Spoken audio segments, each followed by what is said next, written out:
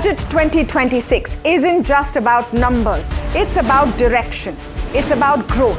And at NDTV Profit, we are tracking it from the ground up. We bring you market-moving insights with the most credible voices. It's about your wealth. We bring clarity that will define your financial future. From the heart of the capital to the pulse of the streets, we decode the budget for you, for your profit. Budget 2026, the growth agenda. A very special moment for us as we announce NDTV Master Stroke, the NDTV Art Awards. M3M presents NDTV Master Stroke Art Awards.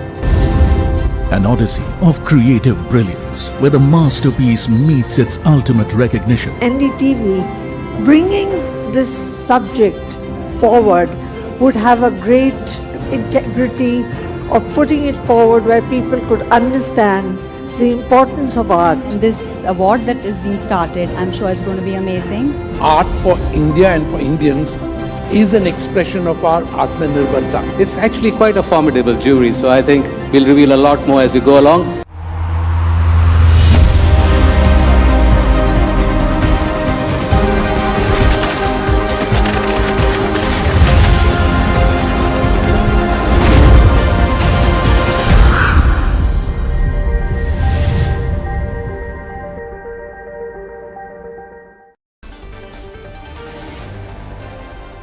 US markets close mixed with S&P 500 hitting a record high ahead of the Federal Reserve's interest rate decision and earnings reports from major tech companies. Futures trade steady as the Fed is widely expected to keep interest rates unchanged in today's decision.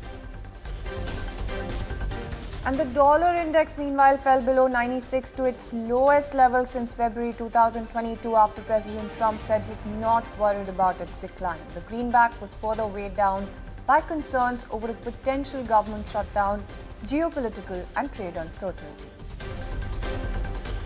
And smart recovery in later hours of trade back home helped Nifty climb 300 points even as the Wall Street eyes cautious trade ahead. Nifty closed in green and above 25,150 with broader markets too mirroring benchmarks. EU deal pain seen in auto counters. And coming to the deal that I mentioned, the India-EU deal, then investors and policymakers alike will try to decode what changes in India and European trade landscape. The changes are set to reshape parts of India's import market over the next decade. And one-time cost weighs on Asian Paints in the third quarter, even as Vodafone Idea trims net loss and sees 3% uptick in ARPU. All eyes are going to be on auto major Maruti Suzuki though, along with TVS Motor, Bharat Electrical, SBI Life and L&T. The budget session of the Parliament will begin today with the address of the President to the joint sitting of both the houses. The session is going to be seeing tabling of economic survey tomorrow and the budget will be presented on Sunday.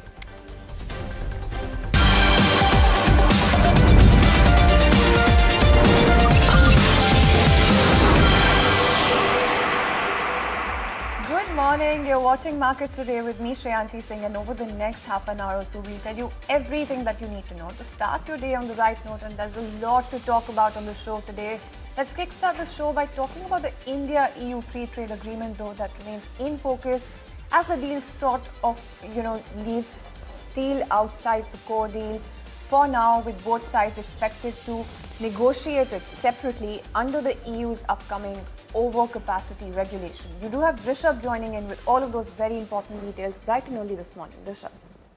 Right, Shreyanti, you had the contours of the India-European Union FTA come out yesterday, but what was a notable exception was the inclusion of steel.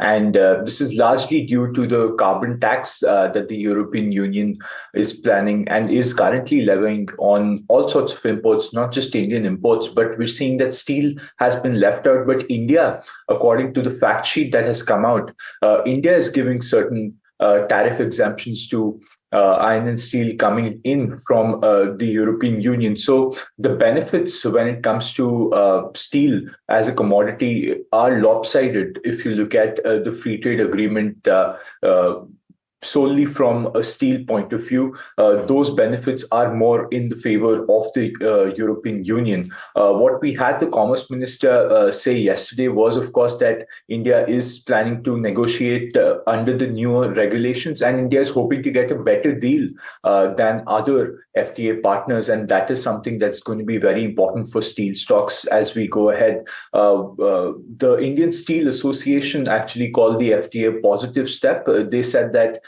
in the new regulations, it can be very well expected that India gets higher quota allocations, and that is being seen as somewhat as a relief during this sort of period of uncertainty where there's no regulation and no sort of clarity on what sort of wins there are for the steel sector when it comes to the European Union FTA.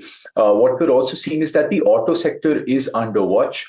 That is something that is currently they're staying cautious. There's still a lot of quota-based tariff cuts that will be coming in, and those pose some bit of long-term questions. But what we will wait for is more and more details to emerge, especially in these two sectors when it comes to the European Union FTA, the auto sector and the steel sector. अब समय है कि हम इस साझेदारी को whole of the society partnership बनाएं। इसी सोच के साथ हमने आज एक व्यापक एफटीए पूरा किया है।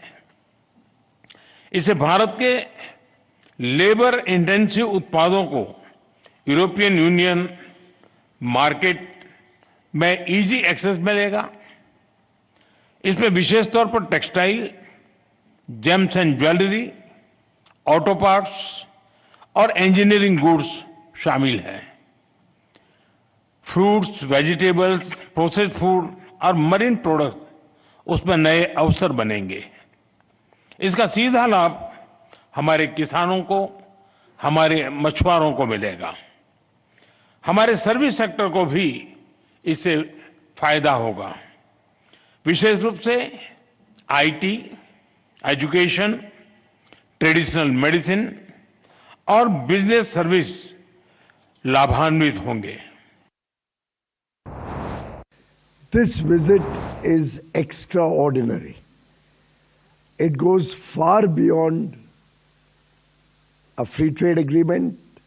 It goes far beyond the humongous potential that is being unlocked with the free trade agreement. It is truly a statement of deep partnership and the strategic intent of the European Union and India. We did it. We delivered the mother of all deals. We are creating a market of 2 billion people, and this is the tale of two giants, the world's second and fourth largest economies, two giants who choose partnership in a true win-win fashion. A strong message that cooperation is the best answer to global challenges. All right, then there you go. That's the key commentary as well coming in when it comes to this particular deal. But let's also take a look at the consumer impact of it all. That entire picture is also in focus because you do have India's new trade deal that is about to make your everyday indulgences a lot lighter on the wallet. So you're talking about imported wine, once hit with a 150% duty that's going to now see tariffs fall to as low as 20 to 30%, making premium bottles far more accessible. You're looking at spirits also getting a big price cut, dropping from 150% to 40% now, as you can see on your screens, giving European distillers a major win and consumers perhaps the reasons to celebrate. You do have beer imports as well becoming cheaper with taxes nearly halved and in your grocery basket. Let's talk about that as well. Pasta, chocolates and even edible oils, essentials for many homes, are going to be going from hefty duties to zero. So the bottom line really is that from your kitchen shelf to your weekend plans, you do have the India-EU FTA that is about to make Europe a lot more affordable. So that's something that you're looking at when it comes to this entire deal. But let's also shift focus onto the Wall Street now, because you do have the S&P 500 that rose to a new all-time intraday high. Apple advanced more than 1% as well. Microsoft is the one that rose more than 2%. So that's largely the kind of picture that you have at hand. Some of the top gainers as well. But let's quickly take a look at the entire picture when it comes to the US indices as well. You do have the S&P 500 notching that all-time intraday high as well. As you can see, that strength coming in as far as S&P 500. Nasdaq also in good shape. What was on the back foot though was Dow. That was something that you were looking at. In terms of US futures also, let's take a look at the picture there as well, because of course, looming this week is the Fed's first policy decision of the year. The central bank is widely expected to keep its key rate at a target range of 3.5 to 3.75%. Traders will search for clues on when the future cuts are going to be coming. But at this point in time, US futures also indicating largely a similar picture as far as the US markets are concerned. So you do have Dow Jones slightly on the back foot, gains coming in as far as Nasdaq and S&P 500 futures are concerned. Quickly taking a look at Asian markets as well, because it's Nikkei that is actually on the back foot there. So largely a mixed set of picture is something that you're looking at. So Nikkei on the back foot, 0.4% decline coming in for the Nikkei, and what's doing well is Shanghai and Hang Seng, with that gain of 0.7% coming in for Hang Seng. But with all of that in mind, and given that yesterday was such an interesting session, especially when it comes to a bunch of sectors, we do have Puneet joining in with the FNOQs. And Puneet, we did have autos on the back foot. Yesterday was quite an interesting session. What do you have in store when it comes to FNOQs today? Well, most certainly, and there was the expiry as well. That was the main contributor yesterday to some of the volatility that we saw across metrics. So, and also very interestingly is that the implied open yesterday indicated a 93-point uptick at the start. We were in the green, but not till that extent. So today's implied open is even lower than yesterday. So it's going to be very interesting what's happened at the start if we are able to maintain this particular implied open on the positive side, to say the least. When you also look at the Nifty, you've also seen that for the Nifty 50, the futures, we've of course seen an increase in open interest compared to yesterday, given that it was expiry. So you saw that increased interest and open interest. But for Bank Nifty as well, that has been an area of strength back above the 59,000 level now. A similar trajectory of increase in open interest yet again for the Bank Nifty as well. The other aspect that the foreign investors have been consistently selling, we almost saw 14,000 crores of selling by foreign investors in the last week. It was a similar number the week before, and yet again we are starting out the week with a 3,000 crore sell number for the foreign investors, while DIIs did plow in considerably given what we've seen for the FIS sell number. So it's been almost 3x of that number for foreign investors, and domestic investors have been plowing in money at this point of time as well. Yet another 3,000, almost 3,300 crores of a net future short position being built up by foreign investors. Now, we did see that 14.29% was the index long yesterday. We are getting into a new expiry now. So yet again, a new level of 11.8% to watch out for. We could see some reduction maybe in terms of pressure being built up on the system before the budget.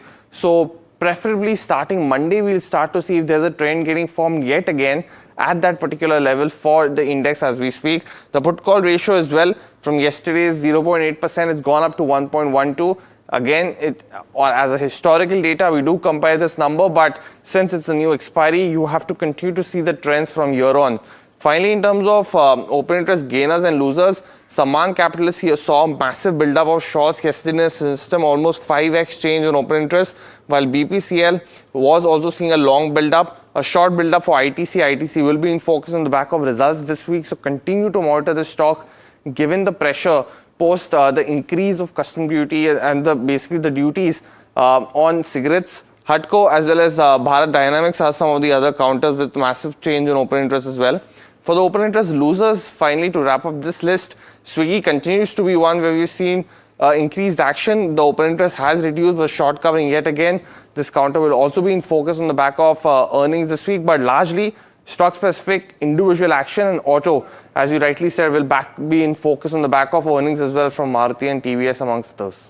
Well, absolutely. And thank you so much, Puneet, for helping us out with that snapshot there. So there you go. That's what FNOQs have in store. Of course, yesterday, it was quite a volatile session, at least as far as the India VIX was concerned, which was hovering close to those 15 levels. Let's quickly take a look at some of the stocks that you should be looking at bright and early this morning. And let's kick off that entire coverage talking about Asian Paints that has delivered a softer than expected third quarter with revenue and profit coming in below street estimates.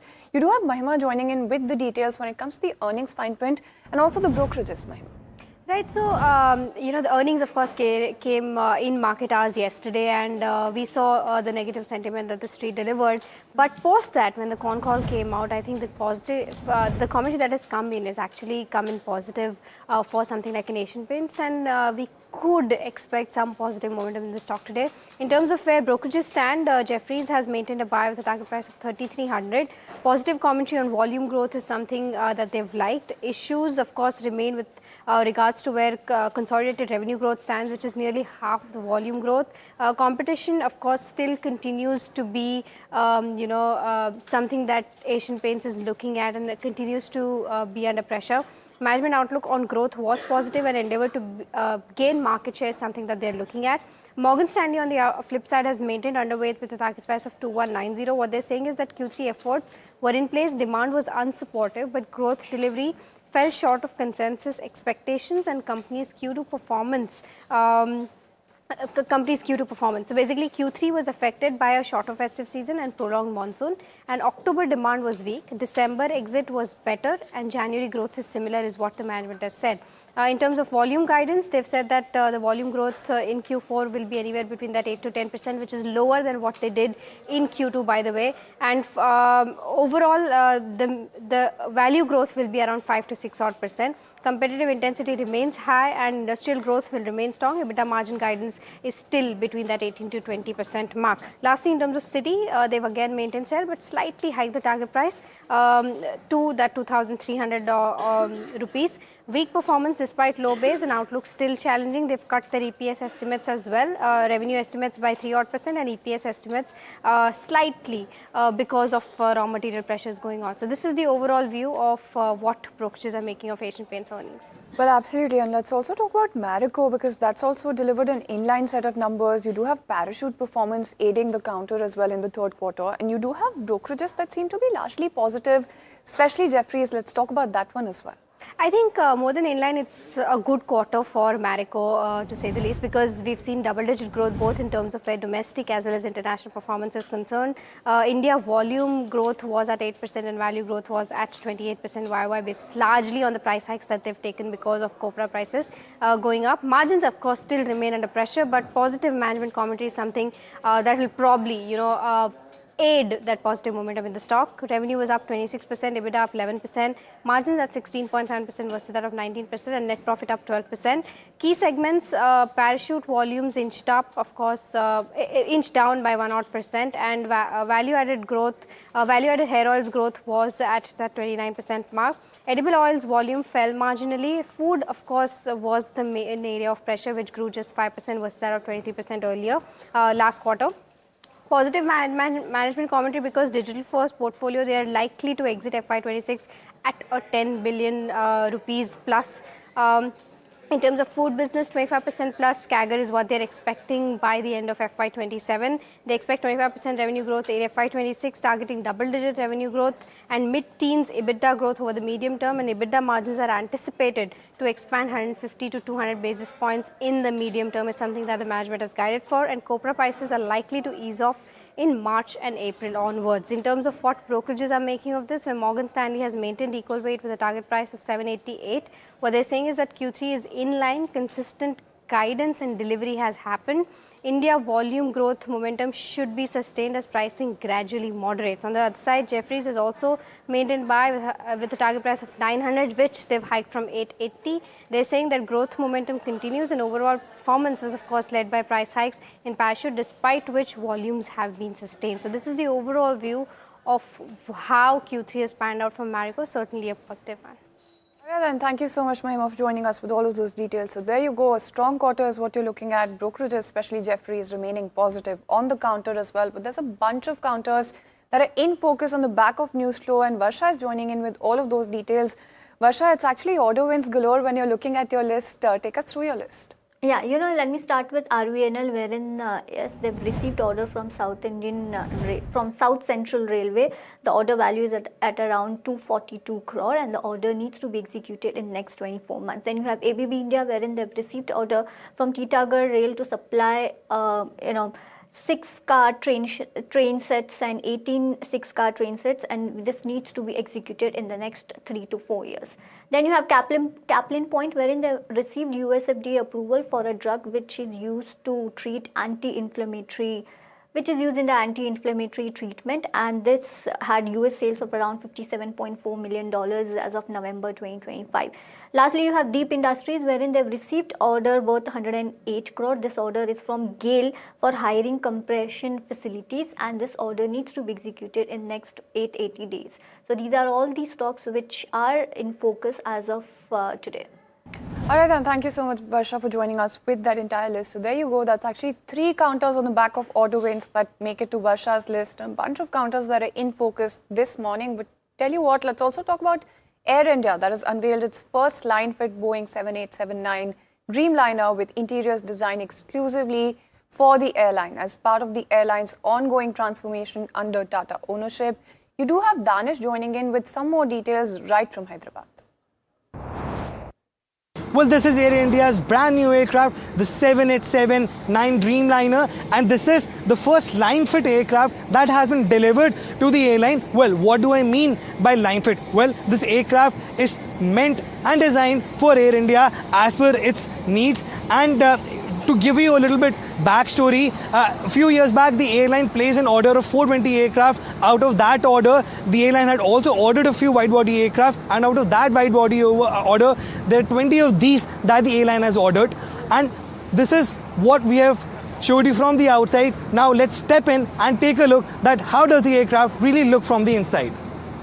Well, Air India's 7879 Dreamliner comes with 3 different cabins. One is business, the other is premium economy, and the third is economy. We are right now inside the business class section. This has 28 business class seats, and apart from that, you can see that the airline has ensured that the latest feature is there present in the aircraft, and you can also see that the entire interiors of this aircraft, especially of the business class, is completely premium and rich. And you can see we can see the colors of Air India on the screen and on the other side as well. But once you take an exit from the business class, you will be walking towards the premium economy section, and in the premium economy there are around 30 seats, and you can see that this is in a 2-3-2 kind of a combination. And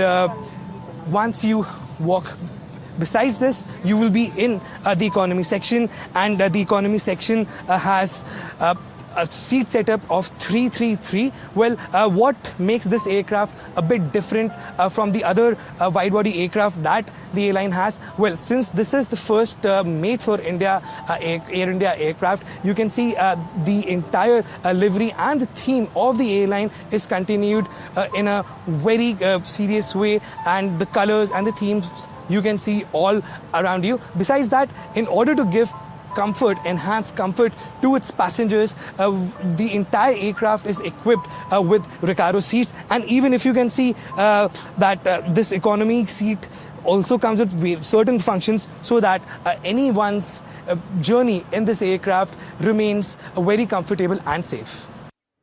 All right, then. Thanks, Danish, for getting us all of those details. But before we wrap on this edition of Markets Today, quick look at some news and updates from within the country and across the globe.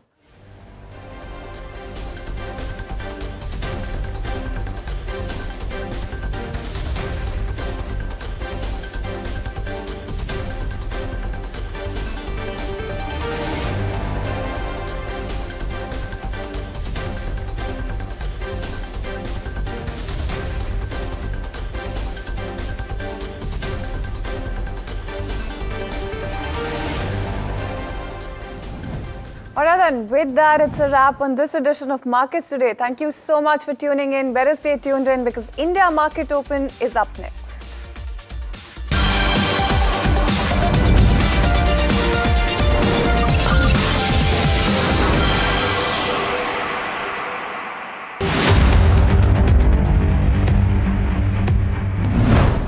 I think not much is expected except people only looking about the changes that will happen on the long-term capital gain. If anything, that is the only thing which the market is slightly watching closely. I think budget is largely become a non-event because throughout the year, government has taken not many initiatives. So I don't expect that budget will be a game changer that the way it used to happen in the past is one of the event. And last 2 years, I'm saying that, it comes closer to that. You have some noise happening on the certain stocks, assuming certain announcement will come. I think there are enough announcement which is there. I don't see that I will like to conclude too much except this the taxation aspect which I talked about. I don't think in market is expecting much from the budget also because government is putting efforts in every direction. So I don't think one should be only dependent on the budget. So it's still one event which will sail through and life will be normal in the first week of February.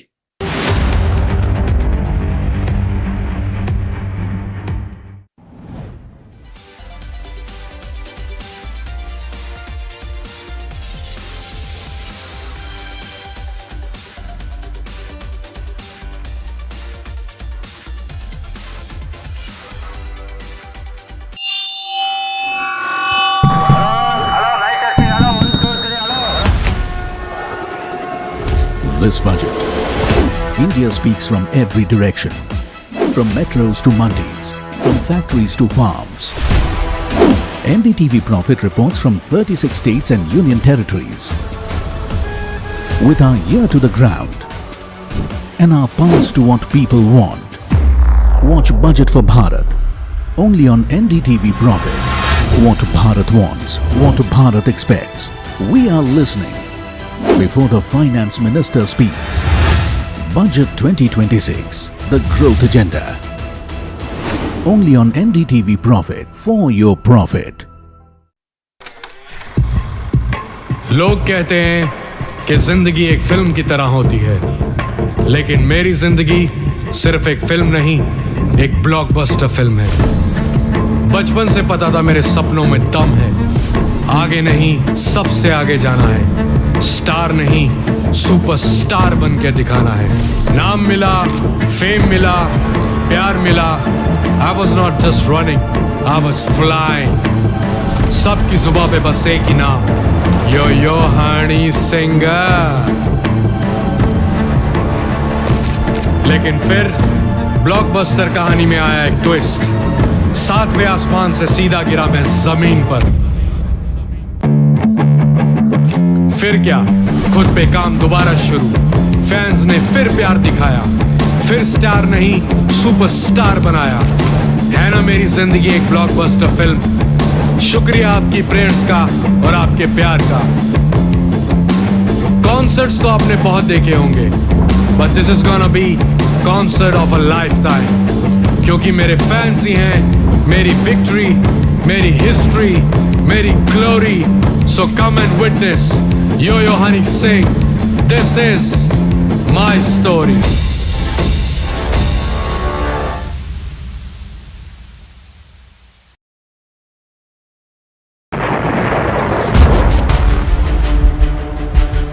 Budget 2026 isn't just about numbers, it's about direction, it's about growth. And at NDTV Profit, we are tracking it from the ground up. We bring you market-moving insights with the most credible voices. It's about your wealth. We bring clarity that will define your financial future. From the heart of the capital to the pulse of the streets, we decode the budget for you, for your profit. Budget 2026, the growth agenda. A very special moment for us as we announce NDTV Master Stroke, the NDTV Art Awards. M3M presents NDTV Master Stroke Art Awards.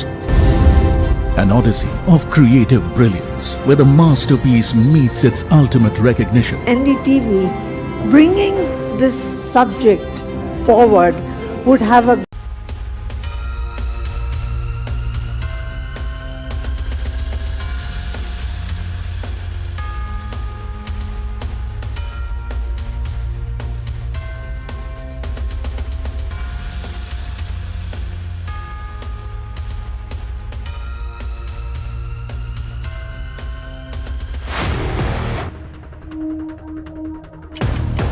You're watching live from the NDTV Profit headquarters in Mumbai.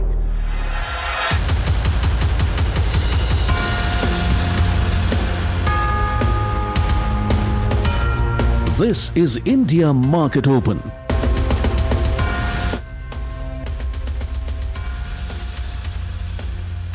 Good morning and welcome to India Market Open right here on NDTV Profit with me, Neeraj Shah, and my colleagues Alex Matthew and Hiral Dadia.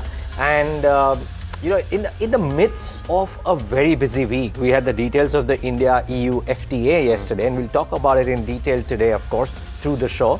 But Fed decision or Fed commentary, if not a decision, to come in, and then we brace ourselves for the budget. So it's a very important next 3 or 4 days, guys. Yeah, I mean, macros it is, I think, across, and the kind of impact you're seeing in terms of the dollar index and the way the rupee has been looking like as well. I think all of this probably is somewhere coming together for the Indian markets. Particularly important yesterday towards the end of trade, right? The last 10 minutes, the vertical up move and the close above the 200-day moving average for the Nifty 50. I wonder if that momentum carries through today. Something that the bulls would be hoping for. We are oversold market. Let's see if that lasts. Yeah, and will this be that pre-budget rally is the question. And that's a piece that Somit will get us as well, that whether the budget is good or bad, how does February actually stack up? Usually in the past as well. So that's going to be the February seasonality. And remember what people said yesterday, no negatives is positive in the budget. I mean, that's the consensus that we're seeing right now. But let's take a look at, what are the global cues that we are watching out for as well, because it's been a pretty mixed day of trade in the US markets, and that's, in terms of S&P 500 and NASDAQ, both of them actually closed in the green. If you see the kind of closure that we saw, a pretty good day of trade. Treasury yields inched higher, and this was ahead of the Fed interest rate decision. So that is something that we will be eyeing in today's session. That is the Fed decision tonight. Interest rates, again, are widely expected to remain unchanged. If you talk about crude oil as well, it's actually surged by around 3%, and this is on the back of the winter storms that actually crippled US crude exports. You're talking about Brent, which is trading nearly $67 per barrel. Again, in terms of commodities, you have no stopping that comes in when it comes to gold and silver. You have gold, which has actually hit record high peaks. We've gone beyond that $5,100 as well. And if you talk about this year itself, gold is up nearly 18%. How much more steam from here on when it comes to gold and silver is going to be the key question. Overall, if you see in terms of Asian markets as well, a pretty good day of trade is what you're seeing, at least when it comes to Hang Seng and Shanghai. Nikkei, again, you're seeing mild pressure to the tune of around 0.4%. So that's what you are watching out for in terms of the Asian markets as well. Dollar, again, as we were discussing, this is at a 4-year low. It's a 5th consecutive session of fall where it's near levels of around 96. And this is the lowest number that we've seen. And again, this will become positive when it comes to emerging markets like India as well. If you see in terms of historical, the highest level that we've seen is around 114 on the dollar index, average around 101, and the lowest is around 89. So we're inching towards those highs as well from here on. Now, what's causing this fall? You have Trump, who's gone out and said that he's not concerned with the dollar's decline. Yen is already putting pressure from there. And you have economies which are trying the dollar debasement trade. So that's what is actually acting out in terms of where the dollar index goes. And in consonance to this, if you look at the rupee, there is more strength ahead probably because you have your India-EU trade deal, which is on the completion edge. This is stronger versus the dollar in the last session as well, if you have to compare the rupee. And the RBI interventions have also continued. So all of this probably is working in favor of the Indian rupee. You have the dollar index, which is coming under pressure. Probably things getting into the right direction, Alex.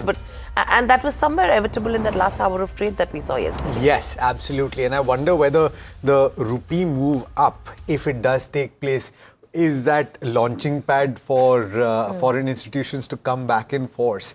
I think the options data suggests that at least they're not as short as they were before, and that's a positive, certainly heading into the new series. Of course, in previous series as well, we've started out in this manner.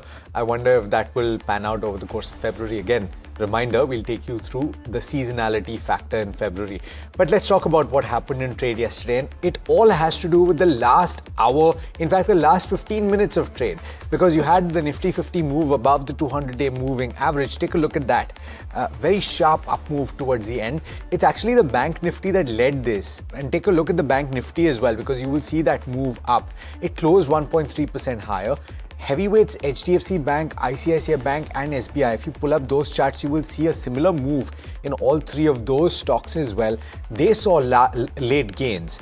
In fact, you had the Nifty 50 that traded in a pretty wide range, 300-point range, and it hit the day's high of 25,246.6 just minutes before close. In fact, so the closing price would have been higher if not for that volume weighted average price. That's how it works, right? The last 30 minutes, the volume weighted average price of all of the trades that take place there is what you see towards the end at the close of trade. India VIX actually cooled off from those intraday high levels of 16 and closed very close to that 14.5 mark. And the broader markets also saw a similar late recovery. Gains for both the broader market gauges were a tad bit more muted though at the end of trade, but they also recovered, remember, from having intraday losses and they ended in the positive. Market breadth, and if we can pull up that chart through the trading session, you will see the kind of swings that took place, and we ended just about with the advances nosing ahead. Auto was the big loser sectorally, and you had M&M which led the losses. It was one of the, if not the top loser on the Nifty 50. Maruti as well as Tata Motors PV also losing ground, possibly on account of the increased competition that is perceived with the signing of this new deal with the EU. Metals and PSU banks as well as defense were the top gainers on the other side of the spectrum.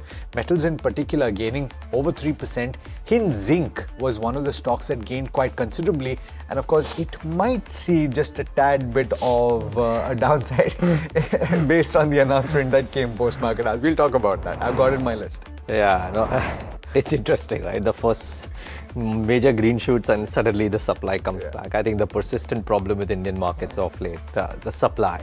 But anyway, I mean, from a markets perspective, I wonder if IT also has a bit of a bugbear today. There was a post from one handle on X. I haven't verified it. I don't know if either of you got a chance, but apparently US consulates have pushed H-1B visa stamping interview dates back to 2027. So I wonder if that has an impact on the IT sector today. But from a trade setup perspective, benchmarks continue to stay in oversold territory. Never mind that bit of a late pull back yesterday, very oversold, and therefore need a trigger. Now, was the EU deal a trigger? Could the budget provide a trigger? I think remains to be seen, but I think that is one thing you got to keep an eye out for. And sectorally, I think if you break it down, FMCG is starting to show some spark. I'm waiting to talk to Parag Thakkar. He's been unequivocally bullish on the FMCG space. I wonder what he makes of some of the numbers. And by the way, the numbers, to an extent, there is a chink in the armor in some fashion or the other. If, as Alex said in GCPL, it was the commentary. Maybe Hiral will speak about one more FMCG name today in Marico, but the snacking companies have come out with good numbers too. So FMCG per se seems to be doing the right thing. And guys, I just did a little bit of reading and thinking about the EU trade deal, right? And what benefits and what does not, and what stands out, if you will, to my mind. And because I think these are not near-term one-day triggers, these are slightly elongated ones, right? So tariffs on jewelry and textiles from India to EU to be eventually cut to zero. So you know that that's one sector which was cramped down because of the India-US issues, gets a leeway. Tariff on furniture, chemicals, leather, metals from India to EU to be cut to zero. So you know that some of those sectors stand to benefit. And on agri as well, both sides, while they get preferential access to each other's markets, but sensitive sectors like dairy for India has been safeguarded, right? Or chicken or beef for EU has been safeguarded. So in some sense, a lot of practicality, and therefore I think the net result seems to be that it is textiles, jewelry and engineering goods. The summation of all the reports that I read this morning, including from HSBC, seems to suggest that these are the three buckets you want to watch out for. And as Ravi Dharamshi said on the show yesterday, that if there are some sectors which are getting hit, fine. You look at sectors which will benefit from this or some other deals and try and bet there, because that's where the money will be made. And in any case, it's going to be bottom up, right? Very much so. Very much bottom up. So I think these are going to be interesting sectors, and let's see if that rally continues on these names as well, as Neeraj was mentioning, because that's where the moat is going to be, which is probably yet not factored in the stocks. I mean, it'll all be fructifying only in the next probably 12 to 18 months. But if you have to look at the factors, as we know that we've managed a spirited 300 points recovery in yesterday's session on Nifty 50. And that also on the Tuesday expiry, the market is remaining pretty much in a wait and watch mode. So the setup is cautious to mildly bearish from here on. Any bounce that comes in will be a technical bounce, and there is no changing of trend that's happening as well. If you talk about your technical indicators, it is suggesting a sell-on rise bias, and this mother of all deals provides a powerful fundamental tailwind as well to the Indian markets. Your FIs have remained net sellers, but the Tuesday recovery was largely fueled by the DII support and the short covering that did come in. Experts are seeing the index stuck in the 24,900 to 25,500 kind of a range, and a fall below that 24,900 could actually trigger a slide towards levels of 24,600 as well. So watch out for these levels pretty closely. And Nifty's closing is back above its 200 DMA, and that is a major psychological win for the bulls as well. In terms of support, immediate coming in at 25,150. So watch out for that one, and then you can see the next support levels on your screens as well. And the resistance hurdle comes in at 25,400. If you talk about Bank Nifty, the recovery has been sharp, and we saw closure above 59,200. It's climbed back above its 50 EMA as well, and it's looking much stronger than the broader markets. So 58,000 is the support and 59,500 is the resistance.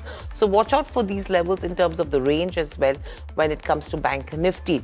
And we're talking about February seasonality already. We'll get into details of that. But before that, taking the new series now as well into consideration and what's happening in the derivative markets, Puneet joins in to tell us what are the cues indicating. Puneet, momentum in the last hour of trade was very strong. We did see a good recovery.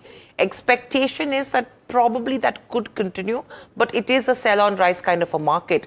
What are your derivative cues indicating? Well, most certainly, and a lot of positions being carried forward in February, as we saw yesterday in in terms of the rollover. But what's also interesting, individual stocks are back in focus, and we'll get to that in just a bit. For the Nifty, yet again, as Hiral rightly implied, that yesterday was a buying session. While the implied open yesterday indicated a 90-point uptick, that wasn't to be the case. Today, the implied open is even lesser, so we'll continue to monitor that aspect at the start of the trading session.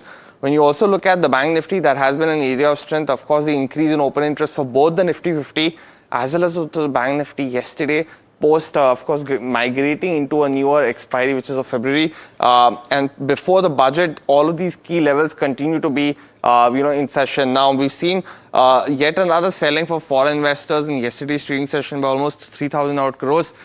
This follows up with the 14,000 crores of selling that we saw in the last 2 weeks each. So 14,000 crores last week. A similar number was there with the week before.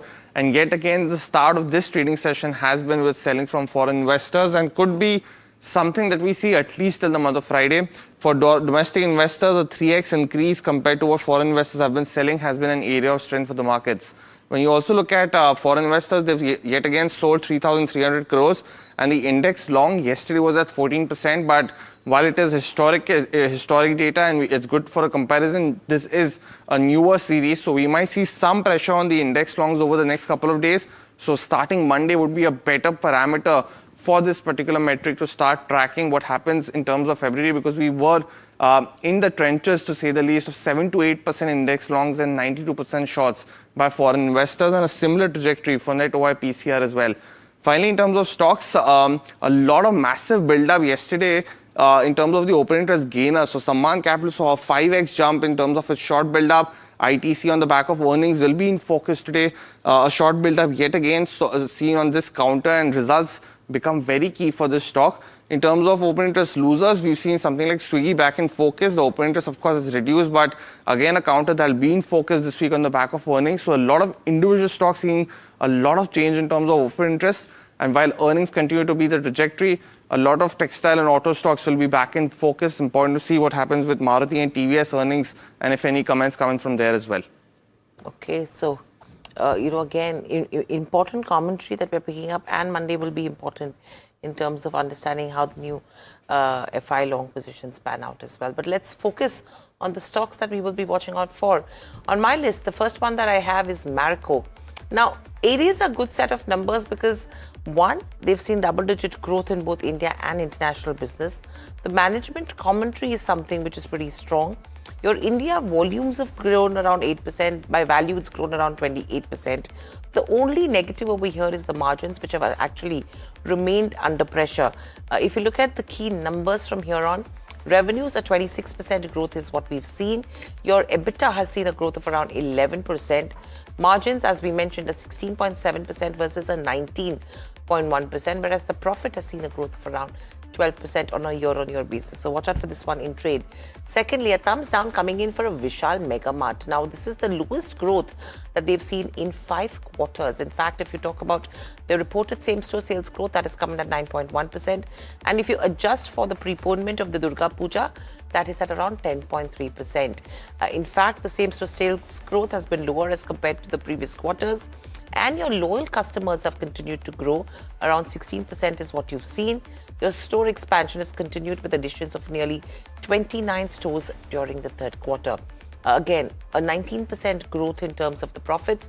Revenues up around 17%. EBITDA up around 20%. Margins at 16.5%. So optically, if you see, the numbers are looking strong, but it's the lowest growth that they've seen in the last 5 to 6 quarters. And hence, I've given it a thumbs down on this one. And third, I'm not looking at a stock, I'm looking at silver, where Citi has upgraded the silver's outlook in terms of the next 3 months, and they have forecasted $150 per ounce from $100 per ounce already. That momentum in silver is likely to continue. So like gold, they're saying that silver is being driven by capital allocation. And it's actually behaving like gold squared or gold on steroids. They think that this is likely to continue until silver looks expensive by historical standards relative to gold as well. So they're seeing another 30 to 40% upside over the coming weeks to $150 per ounce and retracing historical highs, which will be relative to gold. If that happens, they would see silver at almost $160 to $170 per ounce, or even up to $300 per ounce. I think that was that 1979 kind of a number that you're looking at. It's very interesting, and the counter impact that you will see on the Hind Zinc is something that you should be watching out for, and that's the reason why I've picked this one. So it's interesting that you point that out, and I think it's also important that people bear in mind capital allocation just from a broad portfolio perspective, because you hear things about people selling mutual fund units and jumping into gold and silver. ETFs. I don't know if it's such a great idea to over-allocate towards metals that have proved in the past, particularly silver, to have a significant amount of volatility. So as sharp as the rise is, it could well crash that quickly. I don't know if you guys have anything to add to that. It has happened in the past, I think, if I'm not mistaken, from a $50 to a $5 or something was the kind of crash happened. But I don't know. You can't really judge this with the kind of demand that silver has from the usage perspective, and now you're talking about a capital allocation policy for silver. Absolutely. All right. So but bear in mind, it can be volatile. So plan your capital allocation strategy accordingly. I will come to Hind Zinc in a bit. Let me talk about Bikaji Foods. And Neeraj alluded to this. Snacking companies have actually done well. I've chosen to pick this one. Revenue increase of close to 11%, with an 8.4% underlying volume growth, which is pretty steady and stable. Gross margins have actually risen as much as 586 basis points on a year-on-year basis, and EBITDA margins have also risen quite considerably, 466 basis points in fact. Both revenue as well as operating margin have dropped sequentially, but this is likely on account of seasonal factors. I'll come to that in a bit. But gross margins have actually remained within 30 basis points of the recent peak, which is quite substantial. What happened is that packaged sweets during the quarter, you had revenue decline as much as 17% on a year-on-year basis, and the revenue decline is quite a bit sharper on a sequential basis as well, and that's had a bearing on the numbers overall. But all told, it's a pretty decent set. EBITDA is rising as much as 77%, and the PAT number is also multiples of what it was in the year ago quarter at 62 crore rupees or thereabouts. There's also an announcement that they will invest as much as 50 crore rupees in Bikaji Foods retail, where they're seeing a considerable increase in revenue. These are their own stores where they sell their product. Hind Zinc. Now, I know what Hiral has pointed out. and it is long-term positive, the up move in silver, but at least in the near term, you could see a little bit of money being taken off the table. Why? Because more supply coming into the picture. Promoter Vedanta has offered to sell up to 1.59% stake. The base offer size is at 0.79%. That offer for sale is going to take place over the course of today and tomorrow. And there is the right, of course, by the promoter to sell an additional 0.79%, which is why it takes the total to about 1.5, 1.6% or thereabouts. The floor price is set at 685 rupees per share, and this is the operative part. It is at a 6% discount or close to 6% discount to yesterday's close. Of course, with the kind of demand that this counter has seen in the recent past, one would assume that this issue will have a fair amount of subscription. But bear in mind that in the past you've seen these kind of instances as a reason for short-term pressure on the downside. So keep an eye on that. PC Jeweler, this is a thumbs up, and let me explain my rationale for picking this up. The stock is just about 11 rupees per pop. And it's about 8,000 crore rupees of market capitalization. This is a company or stock that has seen substantial erosion in capital and wealth destruction, but this is a third sustained quarter of performance. The quarterly run rate in revenue is what you last saw in October to December 2022. And the 9th month to December performance is also pretty decent. The EBITDA in that period is up as much as 83%, coming in at 681 crore rupees. The fourth quarter, after lifting of interest moratorium by banks, and the interest cost in the quarter gone by is 30 crore rupees versus a peak of 130 crore rupees in Jan to March of 2024. In the comparable quarter a year ago, the interest cost was only 3 crore rupees. So what you're seeing in the numbers is despite the relative increase in interest cost. The company has actually reduced its debt by as much as 68% after the settlement agreement with banks in September 2024, and it intends to very soon bring it to a debt-free company. The board has also approved setting up over 100 franchise showrooms over the course of 12 to 18 months. And these are large franchise showrooms, so bear in mind the franchise model is where they won't have to incur a large amount of capital expenditure to set the showrooms up.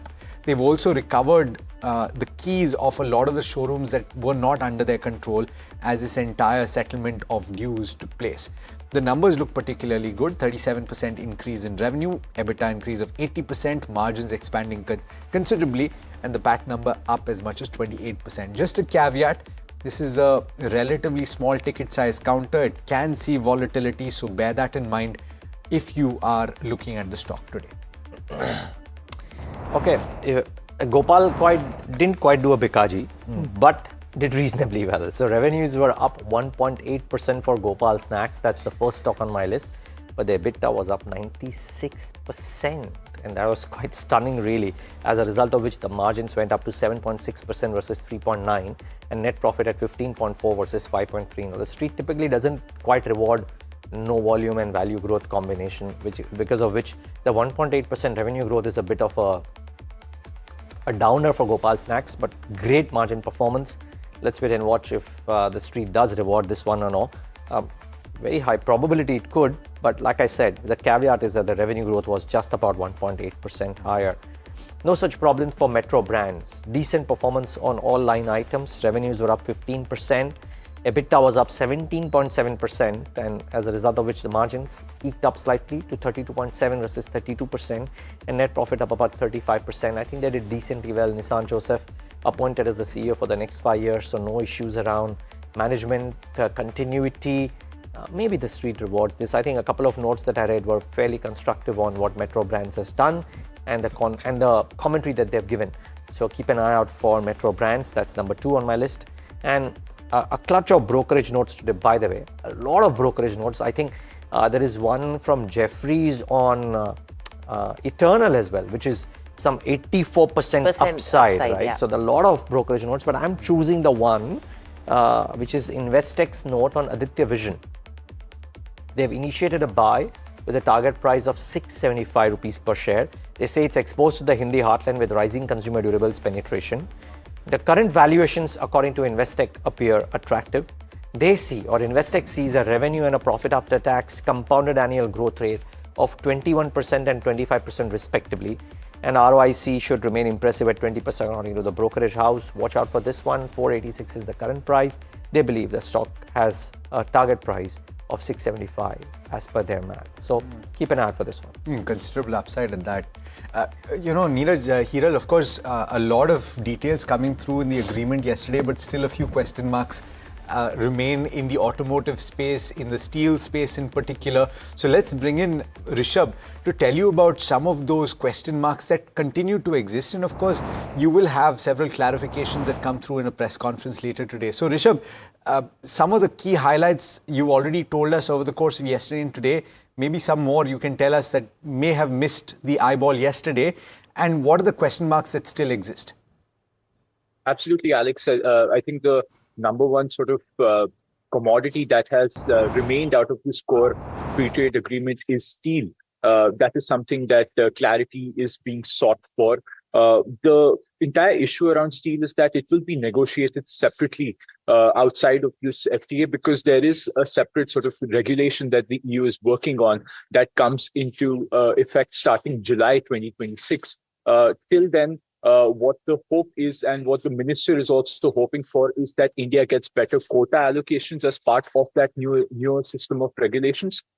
India gets better preferential treatment over non-FTA partners. And that is something that is causing some bit of concern, because India in this FTA has agreed to cut tariffs on EU imports of steel and iron from 22% to 0%. And there's also no sort of clarity on what grade of steel or iron products this sort of tariff elimination covers. So that is where there's some sort of uncertainty that is persisting. There's no clarity on whether quota limits or transitional duties will be there, or what sort of anti-dumping measures could be coming in if something of this sort happens. So the advantage to European Union when it comes to steel is a bit lopsided for now, or at least until July, when the newer regulations come in and we figure out what sort of benefits India will reap as part of the free trade agreement. Another sector that is in some sort of shade is the auto sector.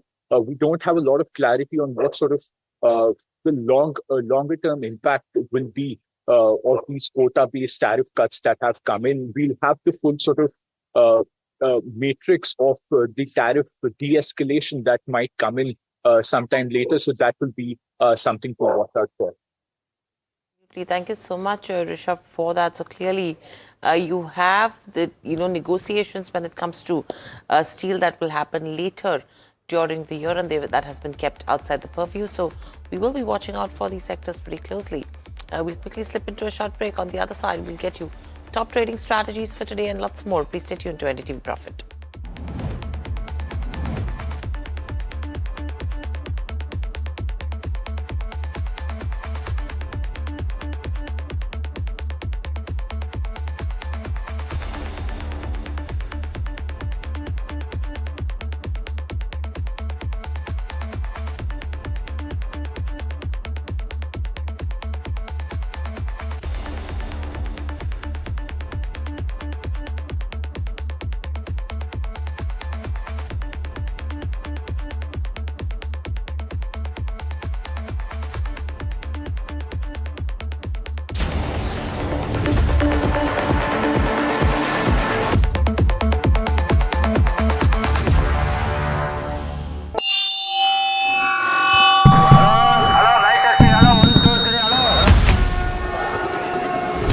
This budget, India speaks from every direction, from metros to mandis, from factories to farms. NDTV Profit reports from 36 states and union territories. With our ear to the ground and our pulse to what people want. Watch Budget for Bharat, only on NDTV Profit. What Bharat wants, what Bharat expects. We are listening. Before the Finance Minister speaks.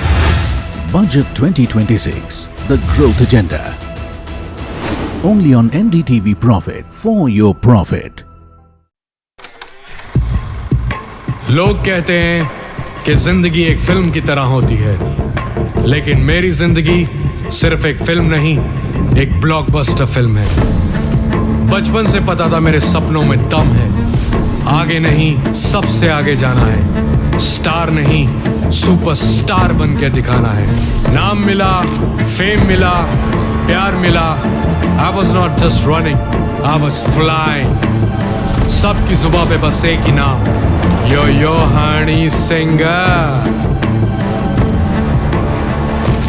लेकिन फिर blockbuster कहानी में आया एक twist, 7वें आसमान से सीधा गिरा मैं जमीन पर। फिर क्या, खुद पे काम दोबारा शुरू, फैंस ने फिर प्यार दिखाया, फिर स्टार नहीं सुपरस्टार बनाया। है ना मेरी जिंदगी एक ब्लॉकबस्टर फिल्म। शुक्रिया आपकी प्रेयर्स का और आपके प्यार का। कॉन्सर्ट्स तो आपने बहुत देखे होंगे, but this is gonna be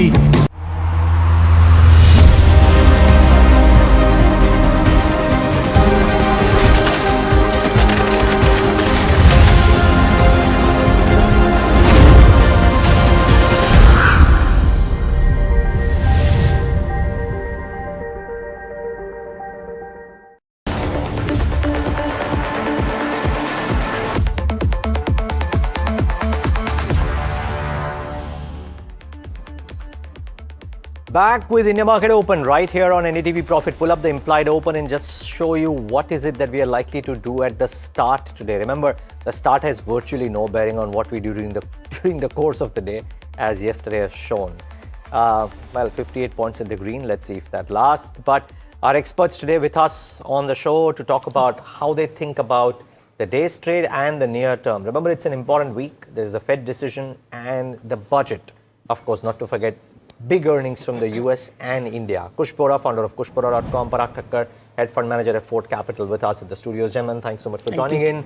And good morning to both of you. Kush, volatility yesterday, but I'm glad you mentioned yesterday that 25,800 is the stop, and until that is broken, don't cut your positions. People would have been well served. Question is, what today if we do indeed start up 40, 50 points higher? Kash 25,800 hota. 24,800. 24,800. The levels are moving so fast, we are all getting it mixed up. I don't blame you, Neeraj. No. But thank you, Neeraj, for highlighting that. देखो, हम ना जब market नीचे आता है ना तो बड़े कन्वीनियंटली एक्सपायरी को ब्लेम कर देते हैं, है ना? Oh expiry move. Why not an up move? Up move, yeah. My point is that yesterday's move can be attributed to expiry to a degree, and should in fact be attributed to expiry for a degree. Now look at the stocks that moved higher. You've had the heavyweight private banks, and by the way, we spoke of this, that HDFC, ICICI, they're at mouth-watering levels, at least from a positional standpoint. And these are the exact stocks that actually did well, pulling the bank Nifty up, even the Nifty up for that matter. So yes, it was a good move. We had a fair share of volatility, but we ended higher. Also regained the 200-day moving average, in the process. So yes, some positives out of it. Is the worst over? Are we out of the woods yet? Not quite, for a couple of reasons. We are still around the 200-day moving average, just above it, but still hovering around that, not in the clear of the 200-day moving average. Also, yesterday's move was a continuation of a lower high, lower low formation, suggesting that while there was an uptick or a green close, we haven't really got the momentum to, close above the previous day's high. So the limited point being that yes, there is still pressure, green shoots, but not enough to call it a reversal. I would still suggest if you have a long position, continue to hold with a stop loss at 24,800. But do you go out and create fresh long positions? I'd suggest wait up. Maybe you could play the the trade for the day if the markets continue to rebound, but don't go and create aggressive long positions. Bank Nifty, a more interesting setup. You've had a bullish engulfing candle on this one on the daily charts yesterday. Resistance around the 250 and the 20-day moving average convergence zone. But remember, we've been speaking about the 2-month trading range of 58,500 and 60,500 approximately. We did briefly slip below that, but we were quick to regain it. Now somewhere close to the middle. You don't create a long position here. If we do come closer to that 58,500 mark, you go out and create a positional long trade with a stop loss at 58,500 or just below that. So more constructive on Bank Nifty than Nifty.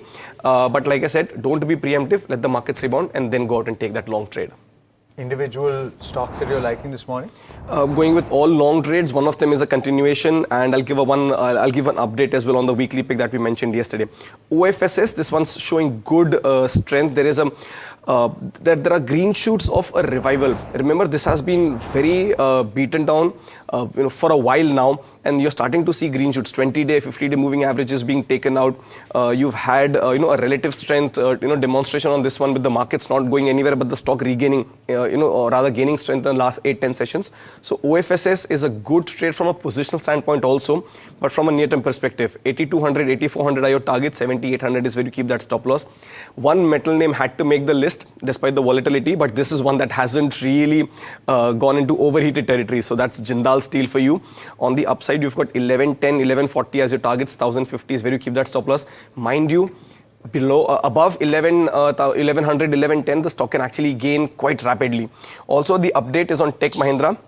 We discussed it yesterday as a long call.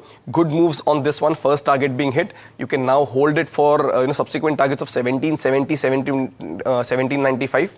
The initiation price of 1710, 1720. That zone now acts as your stop loss. And the final update on Karur Vysya Bank. Very rarely it's happened that a 10% target on the weekly pick has been achieved on the day itself. Yesterday, Karur Vysya for me was a rank outperformer. All targets, first and second being hit on this one. If you have a position, continue to hold with a trailing stop loss at 270. Okay, so those are the topics coming in there. I mean, Karur Vysya last hour of trade also saw that good spike that did come in. Parag bhai, coming to you, I know I'm going to steal Neeraj's question because he wanted to talk to you about FMCG. Please go ahead. I cannot. You are allowed everything. So, we have all of these companies from Marico to Asian Paints, if you have to look at consumption, to Godrej Consumers, all of them that have reported numbers. Somewhere, yes, there has been pressure on margins. There are some pain points. Commentary is seeming to be very positive. I think that was the key highlight that I picked up so far.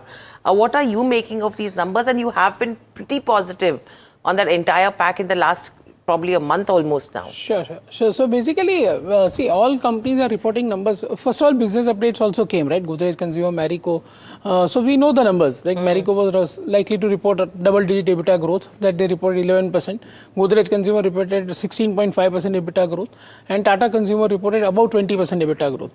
So that was known earlier, and that's why we had bought those stocks, because of the business updates and all.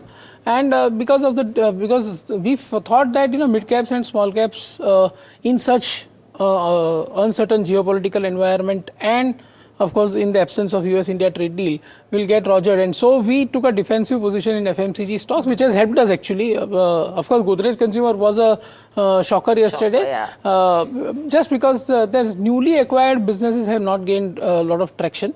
And that's why stock gave up yesterday, but I think it will recover gradually. So I would say, and in Marico, for example, they have clearly said that margins are likely to improve from here on. There are many margin levers actually. Their value-added hair oil portfolio has grown about 20%, and if that sustains momentum, that is a big margin driver. Right? Copra oil prices are also likely to drop. So I would say that the reason for which we bought these stocks, that has played out well.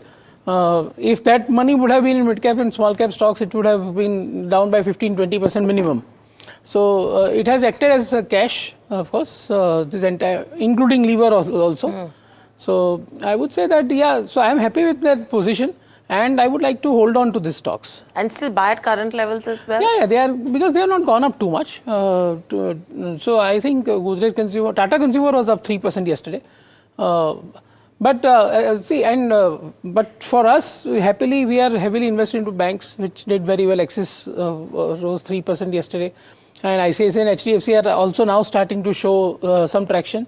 Of course, it can be led by expiry, as Kush said, but in my view, valuations-wise, absolutely, they are at rock bottom. And after the interest rate cut cycle ends, I think they will grow at 15% for sure. Even HDFC Bank, for that matter. If liquidity is provided by RBI, which RBI is continuously putting. Yeah. So then there is no doubt in my mind that even HDFC Bank can grow its EPS by 14-15% from next year. Okay.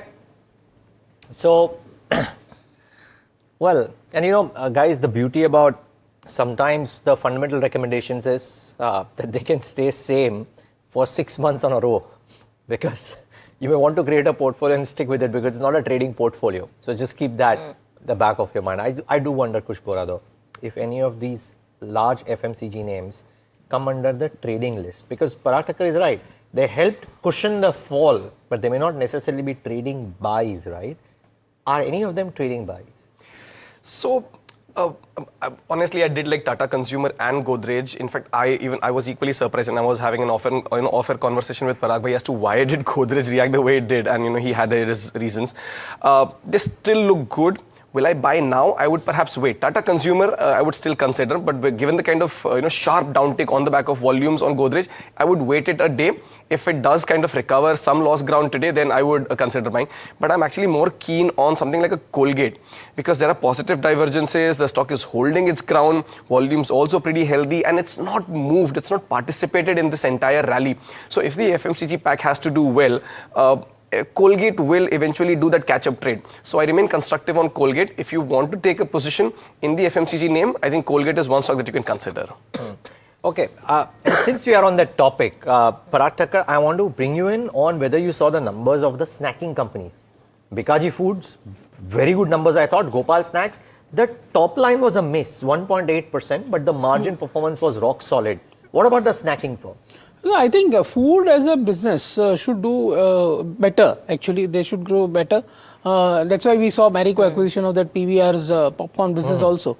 Because food as a category will... And GST cut has also helped the food business more.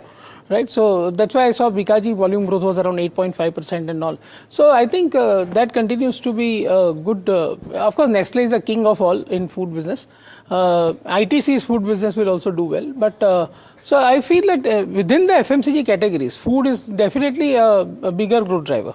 Okay, food is a bigger growth driver. In fact, to add to the two companies, Neeraj, there's Ethnic Snacks also, which has done really well in the third quarter.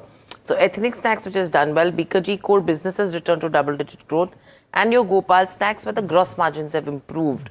So where are we heading is the question. Yeah, well, maybe snacking firms are the thing to be. I bought a private label though yesterday, so there is competition out there for sure. We'll talk about that. But before we talk about the list as well of the other stocks, since we are on this subject, I'm going to keep Alex waiting for just a little longer while I go to Mahima and try and get her in to tell us what brokerages are saying about two of the consumption biggies that came out with numbers, Asian Paints and Marico. Mahima, good morning. What are brokerages saying? Good morning, Neeraj. So I'll start with Asian Paints first. Largely, I think brokerages have maintained whatever the stance was earlier as well. But there's positive commentary that's come in. The street was disappointed with how volumes panned out. But overall, I think positive commentary could kind of have a positive sentiment on the counter today. Jefferies has maintained a buy with a target price of 3,300. They're saying positive commentary on volume growth. But issue still remains in terms of where consolidated revenue growth stands, which is nearly half of the volume growth that they've done. Competition still continues to be, a pain point for the counter, and management outlook on growth was positive. And endeavor to see market share gain is something that they liked for Asian Paints. Morgan Stanley, on the other side, has maintained underweight with a target price of 2194. They said that Q3 efforts were largely in place, but demand is unsupportive.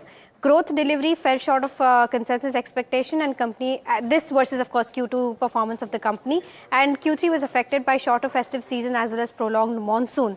October demand was weak. December, however, did catch up, and January largely will be in line with how December has fared, is something that the management said.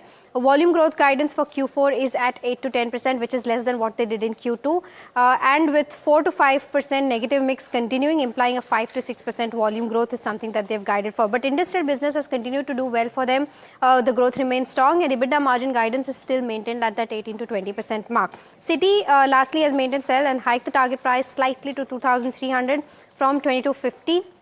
Weak performance despite low base, but an outlook still looks challenging according to them, and they've cut FY 26 to 28 revenue estimates by 3%, but slightly hiked EPS by 1%. In terms of where Marico goes, well, overall, I think here also there is, very positive commentary coming in from the management. Morgan Stanley has maintained equal weight with a target price of 788. Q3 was largely in line. The consistent guidance and delivery is something that they've liked. India volume growth momentum should be sustained as pricing growth gradually moderates, is something that they believe. Jefferies has also maintained buy on this counter and hiked the target price to 900 from 880. Growth momentum continues, and overall performance was led by price hikes in Parachute, despite which volumes have sustained, is what they believe. So this is the overall view of what brokerages are kind of making of Asian Paints as well as Marico earnings. All right, thanks so much, Mahima, for that. And what we're trying to do, of course, is to connect all of the dots and trying to give you a picture on the consumption pack as a whole. But let's look beyond that. We've already talked about several stocks. What else is on the watch list? Let's look at some key developments. On the top of the list, you have ONGC. There's a joint venture with Samsung Heavy Industries. Adani Energy makes it to the list. There is a ratings upgrade.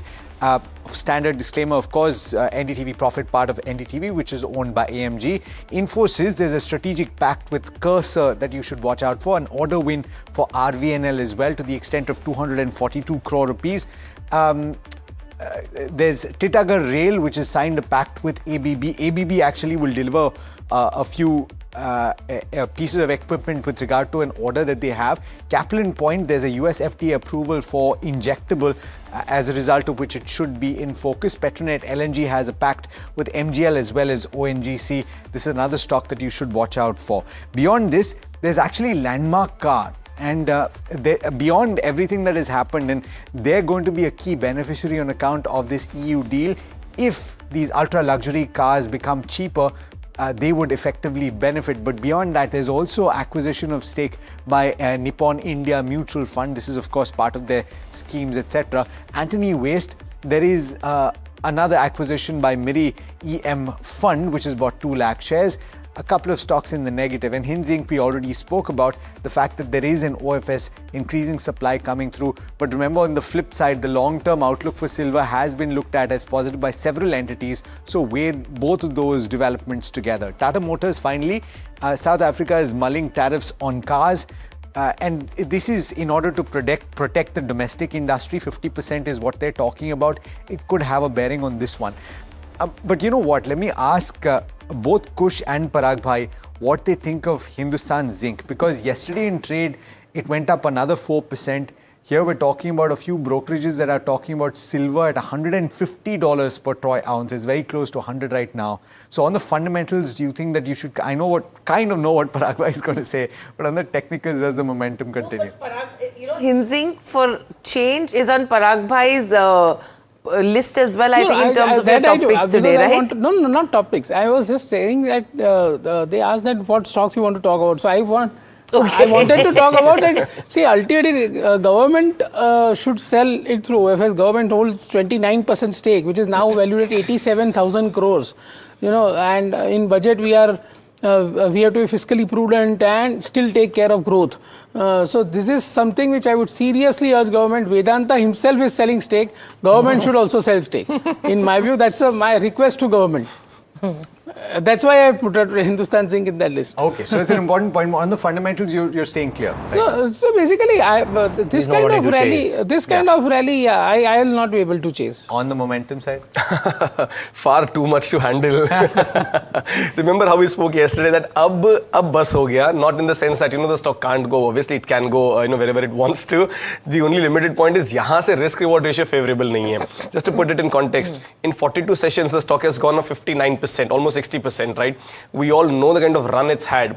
So does it make an interesting buy, a good risk-reward ratio profile from here on? Not really. Should you continue to hold? Yes, you can, because there's momentum, can go higher. And, every time it dips is when you should consider buying. So right now, I would wait for a dip.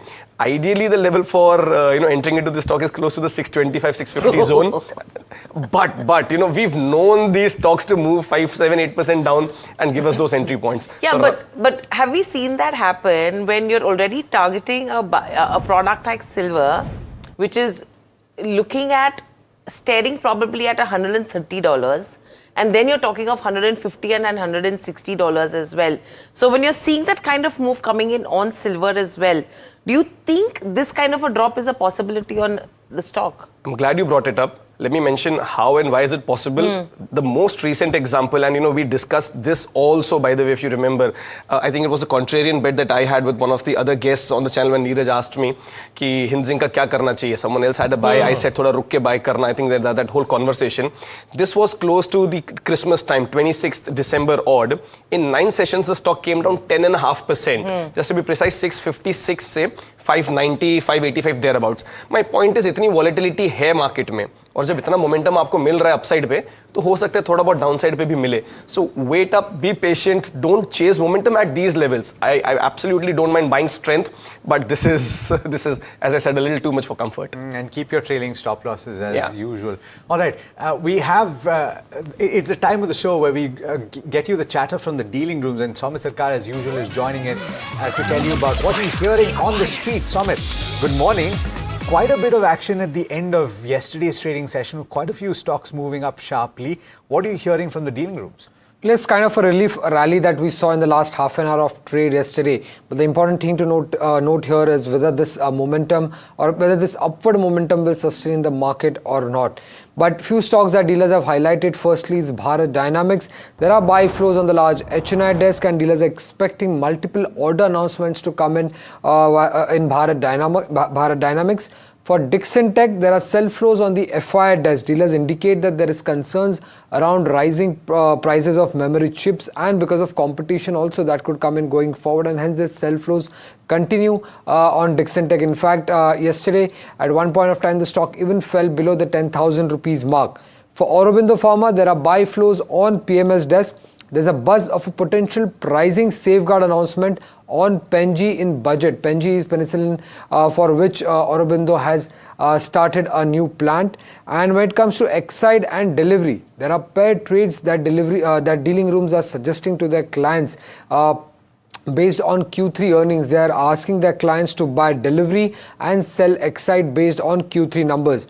And couple of stocks that we did highlight earlier, Asian Paints on January 22nd, where we did indicate that there are sell flows on the back of weak Q3 numbers, and yesterday the company reported a weak set of numbers and the stock fell as much as 5% in trade. And Hindustan Zinc was another counter. On Jan 10th, we did indicate that there's a buzz of a potential OFS that could happen after the company reported its Q3 numbers, and exactly after the company has reported its Q3 numbers, Vedanta has come out with this OFS in Hindustan Zinc.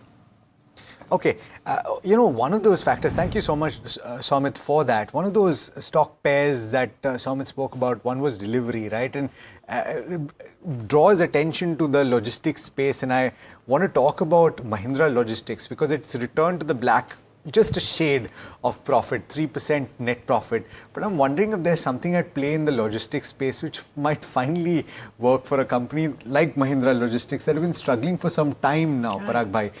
If you were to play the logistics story here in India, how would you play it? So, see, logistic companies generally are B2B businesses, right? So, they don't have pricing power, and that's why the margins are always under pressure. So, you have to have operating leverage. So, if the economy does well due to, for example, GST cuts and the overall velocity and volume improves in the system, logistic companies will have operating leverage. They cannot ask for higher price from their customers, but they can have a higher volumes, and that will give them operating leverage. So basically, all logistic companies, whether it is TVS Supply Chain, Mahindra Logistics, VRL Logistics, that should start doing well. That is my general view. I don't have bought into those stocks, but. Okay. But see, in an extension to this, Adani Ports is doing quite a bit on the logistics side as well, right? With a fleet of trucks now and building that as forward integration to their port handling. Correct. Would you play it that way? So Adani Ports we have in the portfolio. Yesterday also we discussed that from cash profit yield wise, 6% cash flow yield for such a business which has huge moat in terms of its, the core assets are so strong. And the moat is so high that this 6% cash flow yield and it is growing at 15% CAGR. I think any fall in this stock is a good buying opportunity.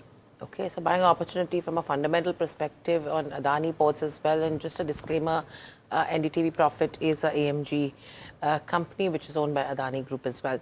Another stock which did see a major up move yesterday was Landmark Cars, which Alex also mentioned. Now, yes, everyone's talking about how it could benefit from the India-EU trade deal, taking the dealerships it has as well from, your view, Parag Bhai, do you think this is something which is really over-exaggerated in terms of benefits that could be coming in? Because, and we're talking about a negative that could be coming in from a M&M as well, and that's what we've been talking about yesterday.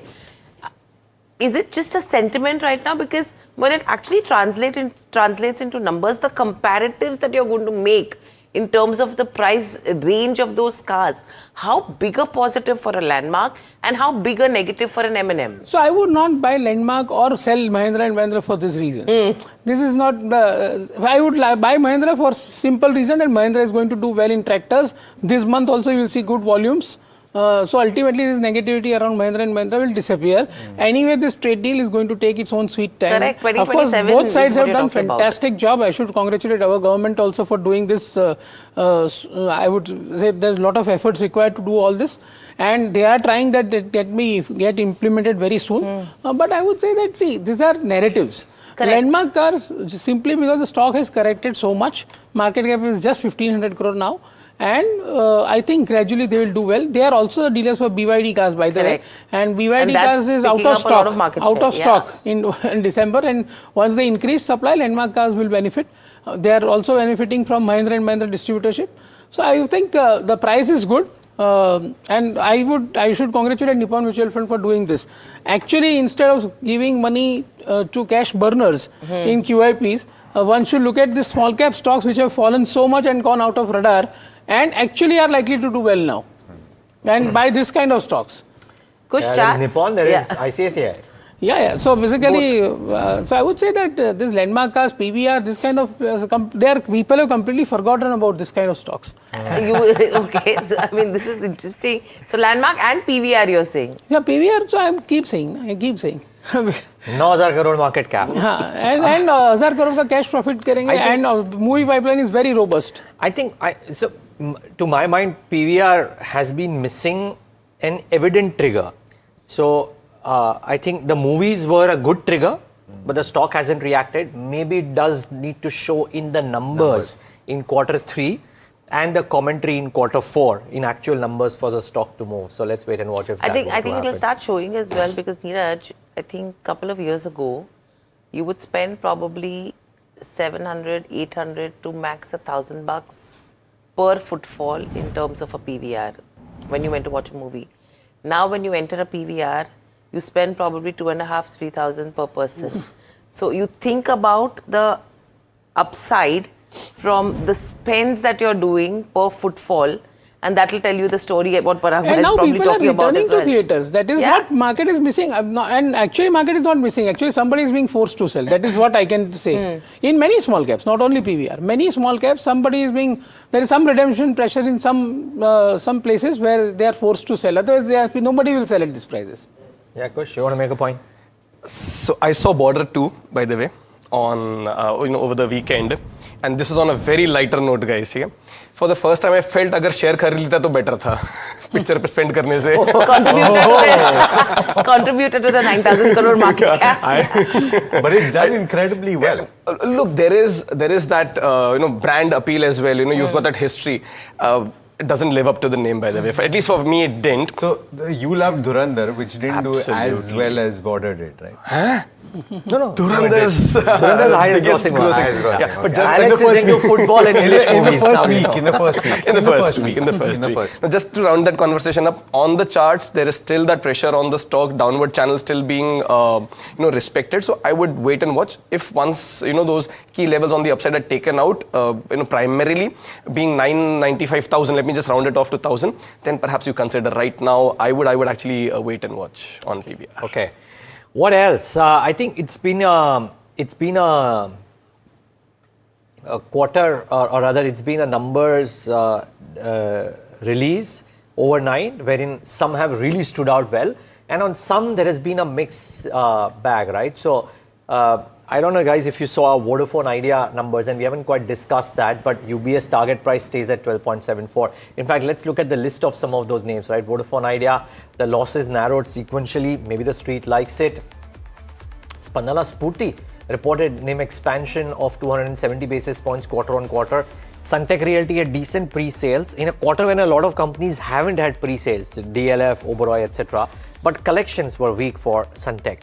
Metro Brands, strong growth in e-commerce projects, e-commerce segment rather. Bikaji Foods, the core business returned to double-digit growth. Mahindra Logistics and PC Jewelers actually saw a bit of a turnaround quarter. And in Gopal Snacks, there was improvement in gross margins. And in IGI, their EBITDA was up about 26% YOY. So a lot of green shoots out there. A lot of greens rather. You just have a RK Forging and RPG Life along with a Vishal Megamart, which are probably expected to be under pressure in terms of trade today.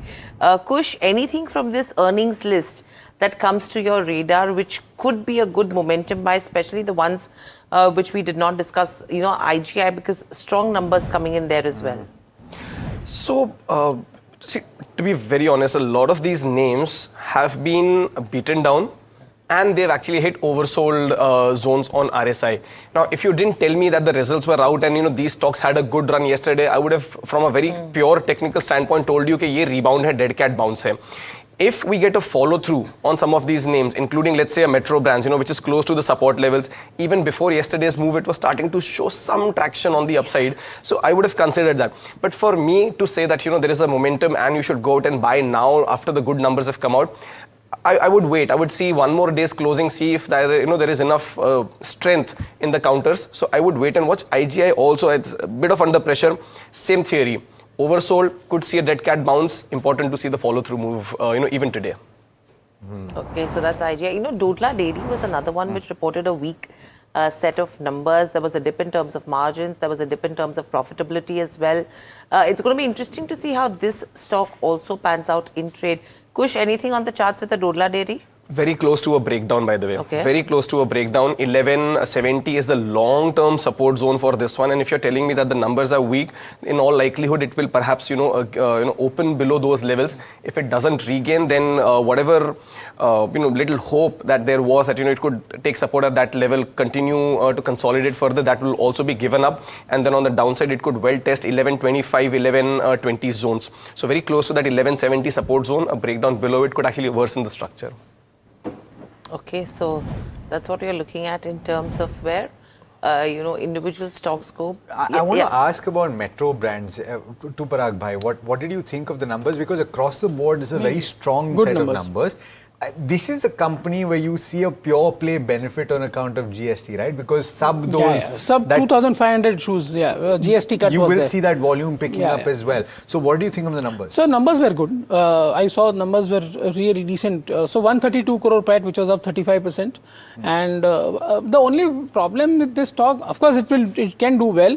The market cap is also 26,000 crores. So on a 35% growth PAT quarter number, if you annualize this PAT, which is also festive led also and beneficiary of GST cut, so actually you should not annualize, but if you annualize it, then also it trades at 50 times. Sure, so some of the stocks became so overpriced in between that even after the sharp fall, still the valuations look expensive in some of the footwear companies. Just to go on this consumption theme, Dabur is one of the stock which I would like to say that, there are news in ET today that Harjeet Bhalla, the ex-Hershey's guy, is going to join as a CEO. I think they have decided it may be, but I think Dabur, if the stock has not done anything from last 6 years, like PVR again, if they get a new energy, because this guy has a 16 years of experience in HUL also. And 8 years in Hershey's. So I think if he brings a new energy, I think Dabur can be another laggard stock which can be looked at. Okay. Okay, by the way, guys, there is some media reports about how South Africa is considering steep import tariffs on vehicles from India and China amidst the rising imports. And I think if you just do the back of the envelope calculation, it is negative for Mahindra and Mahindra, rather Maruti, simply because MSIL has a fair degree of exports to the South African market. Now, if the tariffs rise for all nations, then it's probably equal competition and maybe not as much of a hit. But you do understand that if and this is a big if, we do not know if it will happen or no. This is from a global media outlet. I think Bloomberg has reported this story. But if this indeed turns out to be true, and there's a further sentimental downtick on Maruti today. The auto index, which has been a star performer post the GST cuts, may be primed for a bit of a pull back before which it maybe stabilizes. But for now, don't be surprised if Maruti Suzuki has some interesting moves today. Mahindra & Mahindra did his bit yesterday. Let's see if Maruti has some issues. Chandan Taparia, Head of Technical and Derivatives Research at Motilal Oswal Financial Services, joining us on the show as well. Chandan, great having you. Thanks for joining in and good morning to you. Now, before we talk about the markets at large, Chandan, the auto index really broke down yesterday, right? You saw that first large candle, if you will, if I'm not wrong, in many weeks on the auto index. Maybe some other negatives as well lining up, but what do pure play, the charts and the derivative positions tell you about the auto index and the heavyweights within that bucket? Good morning. Thanks for having me. So yes, the Nifty Auto Index, which was really doing well in last 5 series, witnessed a profit booking decline by more than 5% in the last series. So it has been making lower top, lower bottom on the weekly and the daily chart and gone into the corrective mood. I believe some sort of consolidative nature may be there in the index. However, major trend remain intact, but short-term trend is getting some pause and profit booking visible at higher levels. So if you want to talk about one counter from auto index, I'll focus on Ashok Leyland. However, at the same time, I believe Maruti, M&M can see some profit booking decline. Tata Motors is one of the volatile names. So Ashok Leyland is one counter apart from TVS Motor, which can provide some buying interest. So if I have to pick one counter, I'll focus on TVS Motor with support of 187. It can head towards 203 kind of levels. Interesting, and Chandan Dabari are picking up the CV play, which is very interesting. Actually, Chandan, we'll talk about the markets in just a moment, but I want to bring Parag Thakkar in on this because while autos as a segment is looking slightly wobbly, Parag Thakkar, you've been constructive the CV plays, right? Yes. Now my question is this, at a point of time when the index itself might be under a bit of a cloud, can CV players like Tata Motors and Ashok Leyland outperform? Yeah, it can definitely, because near-term volumes are looking good. Double-digit growth is looking like, and Ashok Leyland is a pure India CV play, so that will do well. And Tata Motors, as I said, Tata Motors CV, to be precise, the stock price is 440, because some people might confuse it with Tata Motors PV. Yeah, we want the CV but play. Tata Motors CV, that is looking very interesting, and it is my table thumping buy from 400 levels, and I maintain it. And it's a large cap multi-bagger in my view. Okay, large cap multi-bagger. He's constructive on Tata Motors CV, and very interestingly, the brokerage call today also has the UBS note on Ashok Leyland, and Sharad Johnson with more details on what is UBS's rationale for Ashok Leyland optimism. Sharad, good morning. Good morning, Neeraj, and you're right, the discussion is on the CV upcycle. Yesterday we spoke with Shriram Finance Management and they also stated that we are in a strong up move.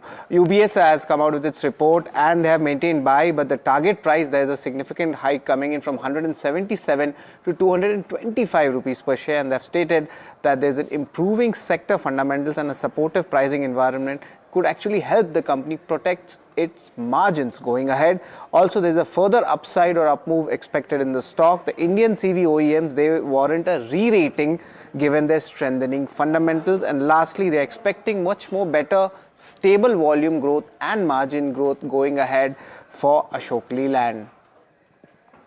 There's also an initiation coverage by UBS on Tata Motors CV. And I'm trying to recall the price target if we can get that, but it's a considerable upside. You've been saying for some time it is. When will you have enough data on this? See, from a very near-term perspective, I can tell you that there is momentum on this, there is upward sloping channel, all of that. So, no reason to be negative on Tata Motors from whatever limited data I have. UBS has a target price of 550 when it comes to Tata Motors. You're still 100 rupees away, and what they've said is that it's the India businesses which is expected to remain resilient, and they are ready for resurgence. This is post the demerger. They're expecting improving trucking volumes in Europe to actually support the margin expansion and bolster the cash flows. And they're saying that CV is a better space to be versus passenger vehicles and two-wheelers as well. And you've seen the kind of upside in the last 3 months itself that Tata Motors CV has seen post the demerger. So it's going to be interesting to watch out for both these counters as well. So, I mean, that's what you're talking about. But let's actually look at Chandan's top picks as well. Chandan, with your view right now in terms of markets, your top picks and, what would you be eyeing in today's day of trade? Yeah, thank you so much. So first it is buy on SBI. We are positive on selective PSU bank, and SBI, State Bank of India, is one of the strongest counter. In fact, it has been making high tops, high bottom on the weekly chart, even after a corrective move of more than 1400 points in headline index. We are witnessing sustained buying interest, and rollouts are also better or in line. So looking for a fresh leg of rally in the counter, one can buy with support of 1030, and this heavyweight PSU name can head towards 1090 marks. Second trading idea, there is buy on Tech Mahindra. Positive on the selective IT name. Most of the IT counter are shifting from their improving quadrant to leading quadrant as per the relative rotation graph. So Tech Mahindra looks quite promising given the consolidation breakout and the open interest built up scenario. Just a couple of days back, we have seen a major surge in delivery volume, which also indicate a considerable momentum in the counter. So one can buy with support of 1710, and this IT measure can head towards 1815 levels. Hear from you whether you're buying the Nifty in the session today or no.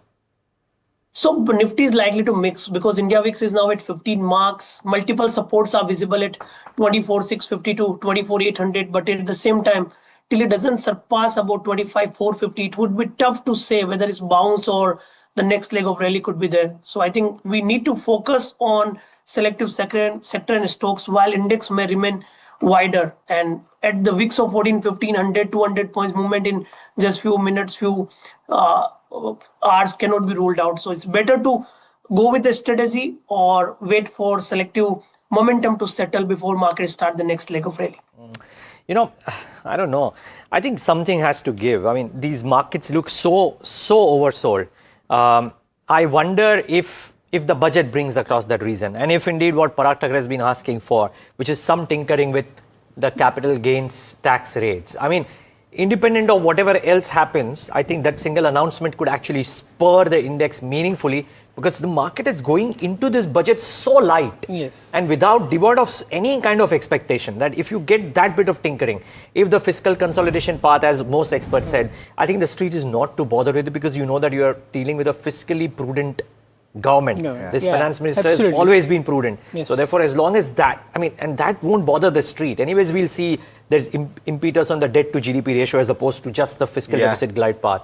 So if something around tax happens, you know, this market could actually spurt meaningfully. So I hope that comes about. My only problem is that the government and particularly FM Sitharaman has stored the line. You are right. She stored the line. You are right. Even during COVID-19, there was no profligacy. There was no extra spending. Of course, they've done a lot on the consumption side, tried to do it through cuts and GST. So there's not enough room, is my point. I mean, I wonder, Alex, if again, I don't think that they will because they've shown this thing that once they've gone on a path of raising taxes over a period of time, they'll not tinker around. But the point being, I think reducing capital gains tax long term by some margin, I don't think will impact tax revenues meaningfully. वैसे भी पैसा बन नहीं रहा है. So I don't think that will and really interesting make conversation. But to add to this, an interesting conversation that I had with Anant Narayan yesterday was where he's trying to make a point that right now the way the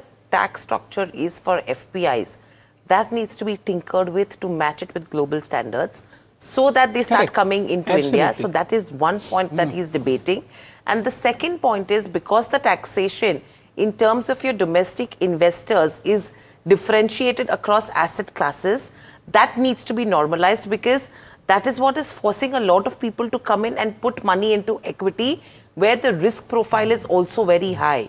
And he's saying if that also becomes little bit, it should not be that you get it on the higher side always. Normalize it, get it equal across asset classes, and probably that will do the trick. So those were two interesting points that Anant made yesterday. Trust Anant to come up with these gems any which ways. But pretty interesting. Okay, as the pre-open rates settle down 9-10, the one stock that is starting off really low is Asian Paints, 3.5% lower, a bigger loser than Hind Zinc as the pre-open rates suggest. Now, 2535 for the longest time looking like a blue chip name which is coming to the value zone, somehow flatters to deceive, doesn't quite rally meaningfully. I wonder if it's giving any kind of a trading play out here. And okay, Kush is nodding a no. Kush, maybe come in. No. So there was a glimmer of hope up until early December as well, but then came that breakdown and multiple supports level being taken out on the back of very strong volumes, big gashes, not what you expect, from a big name like Asian Paints. So I would be a little wary. Couple of saving graces though. 200-day moving average sits close to the 2500 mark. Also with this move, it will come close to the oversold territories. So you could see some consolidation or maybe it holding ground. But is it enough reason for it to go higher? I'm afraid not. So I wouldn't really go bottom fishing on Asian Paints just yet. So Axis Bank is a stock that might just start today as well positive. if the pre-open rate is anything to go by, 2.5% is what it's at. And so if you put yesterday and today together, it is recouped quite a bit of that underperformance. The point is that it's still trading at very close to 2 times price to book on a trailing basis. On FY27. So is it still attractive? Yeah, it can go up to, as I said, if you do just a simple maths, 750 is your FY27 book value. If you just give it 2 times, 1500, and 150 rupees is a subsidiary value. So 1500 to 1650, it has a room to go to, because they have shown fantastic growth in deposits in a deposit-starved market. So, but the point is, of course, I'll not buy at this price, because now it has rallied about 80-90 rupees in last 2 days. I was about to put Parag Thakkar in a spot. ICICI But Bank, Axis, दोनों 1300 पे है. अगर दोनों 1500 जाने वाले हैं, तो आप कौन सा लोगे? At today's prices, after this move, after today's morning's move of Axis, I'll buy ICICI and HDFC over Axis. Okay. See, both of them are 1350. I'm glad that you asked that, because I was trying to get him to say that anyway. But good. Sorry if I stole. No, I'm glad that you did. On the chart, why don't you I'll close buy. the loop? Axis. I'll buy Axis, because if you look at the long-term charts of Axis, 1320 has been the high for this one. It's knocked at those doors a couple of times in the last week alone, and now you're getting a very clear breakout on the back of volumes for good reason. Momentum pe to banta hai. RSI very comfortable, just above 60-65. So I think momentum play to definitely yahan banta hai. Now that resistance level of 1320, 1325 will act as a stop loss. So agar aapka positional bet hai ya le rahe ho, to keep your stop losses around the 1320, 1325 mark. Okay. Interesting. The other pack that I want to talk about as well right now is few of the railway counters, because there is some bit of momentum coming in there. You have a Titagar ABB deal that has come in as well. RVNL has got an order win, so that stock is up in pre-open. Anything on the charts, Kush, in terms of any of the railway names? No, I'd give them a miss. Pretty heavy selling. Maybe these bounces could be taken as an opportunity to exit. So, no. Okay. Chandan, you've heard some of these conversations, some of the stocks that we've talked about. Anything stands out to you? And if there's one stock that you were to pick, 40 seconds left, which would it be? So I'll go with the SBI, with the view that I have strong conviction and selective PSU banks are likely to do well. So here I'm looking for an upside move towards 1090, 1100 marks. Okay, so Chandan's top idea is SBI. We'll take in Kush Bora's top idea, maybe post-market open. I also want to quiz both our guests about what to do with 2 very actively traded stocks, Hindustan Zinc and Vodafone Idea. We haven't had a chance to speak about Vodafone at all. We'll do that post-market open. But here's how the markets are starting off. What, 1/3%? No. It'll change. Okay, let's get the rates up now. Yep. 1/3%, about 100 points, not bad. So it's not a bad start. It's kind of 1/3%, kind of meandering around that level, not bad. The market breadth is positive. Mid caps are up 0.5%. Small caps, I'm sure, are up 0.5%. So this is actually a pretty good start, you would have to admit. Let's get the heat map up on the screen, because banks are participating in this move. Let's see what's gaining and what is not. So firstly, more green, less red. Let's start with the red first, then therefore Asian Paints, 5%. Oh my God. Tata Consumer getting cracking as well. Maruti on that news report, I believe, about South Africa raising tariffs, because South Africa is a key market, export market for Maruti. So no surprise that is cracking. M&M is not, just about 0.5%, by the way. So keep that in mind. There is a distinction that the market is making today between Mahindra & Mahindra and Maruti Suzuki. Okay, what's doing well? Axis Bank, top of the line, 3% higher. Very strong start. ONGC has a couple of percentage points to itself. Bajaj Finance, the leading NBFC, makes its presence felt. Reliance is making its presence felt, as is ITC, about 1.2% higher. TCS, HDFC Bank, I must say, this is a heavyweight-led move. Not that the heavyweights are really rallying, but about 1.5% for the 2 or 3 key heavyweights means that the index is doing what it is doing, about 0.6% higher. Just before I hand it over to Alex, if we can get the points contribution, you'll see Reliance, HDFC, ITC, I presume, in the top movers, not ITC, but HDFC, Reliance, ICICI Bank, Axis. Okay, so Reliance and the banks participating out here in a meaningful way. It's a heavyweight-led rally with Asian Paints and Maruti being the two names which are actually cracking. And SBI, Chandan Taparia's top pick, is just giving you maybe an opportunity. We'll ask Chandan about that. But before that, Alex, what about the broader markets? You know, it's a very interesting move, Neeraj, purely because you saw a similar amount of green on the screen yesterday, but the heavyweights were here, which is why you saw... And you pointed that out yesterday, which is why a different picture today. Let's pull up the sectoral indices and see what's happening, right? Because is it reflecting what you're seeing in the Nifty 50? And that, in fact, there's more green on the screen here. Defense is up and about, energy is up and about, oil and gas is doing well, CPSE is doing okay, private banks is up 1%. Good broad-based move in trade today. PSU banks just a tad bit in the red. I wonder if that will change over the course of the day. We mentioned SBI, and of course it has a significant weightage here. Auto, once again, second day in a row, down about 0.4%. Let's talk about individual stocks. There were quite a few reacting to earnings, and strong earnings at that. From the realty pack, let's talk about Suntec Realty. It has posted strong pre-sales. The stock was up. It continues to be up 4% or thereabouts. PC Jeweler, by the way, in the pre-open session, it had an up move towards the upper circuit of 20%, and it has cooled off just a tad bit at the start, down about 2%. Remember, I told you this is a highly volatile stock, so don't be surprised if it changes through the day. Metro Brand, very strong set of numbers across the board, and the reappointment of Nissan Joseph as well. The stock is up 5%, building on the gains from yesterday's session as well. Bikaji Foods, we talked about the snacking companies, and Gopal Snacks. Both have very strong up moves. Gopal Snacks, despite a pretty anemic revenue growth, a significant improvement in the margin performance is leading to this kind of a performance. So bottom line improvement is quite significant. Even Bikaji is doing particularly well on the bottom line, on the margin performance as well. Mahindra Logistics returns to the black. It is trading higher, 9% higher. We spoke to Parag Bhai about the logistics space, and he was speaking about TVS supply chain. Perhaps we'll have to look at this a little bit more in detail.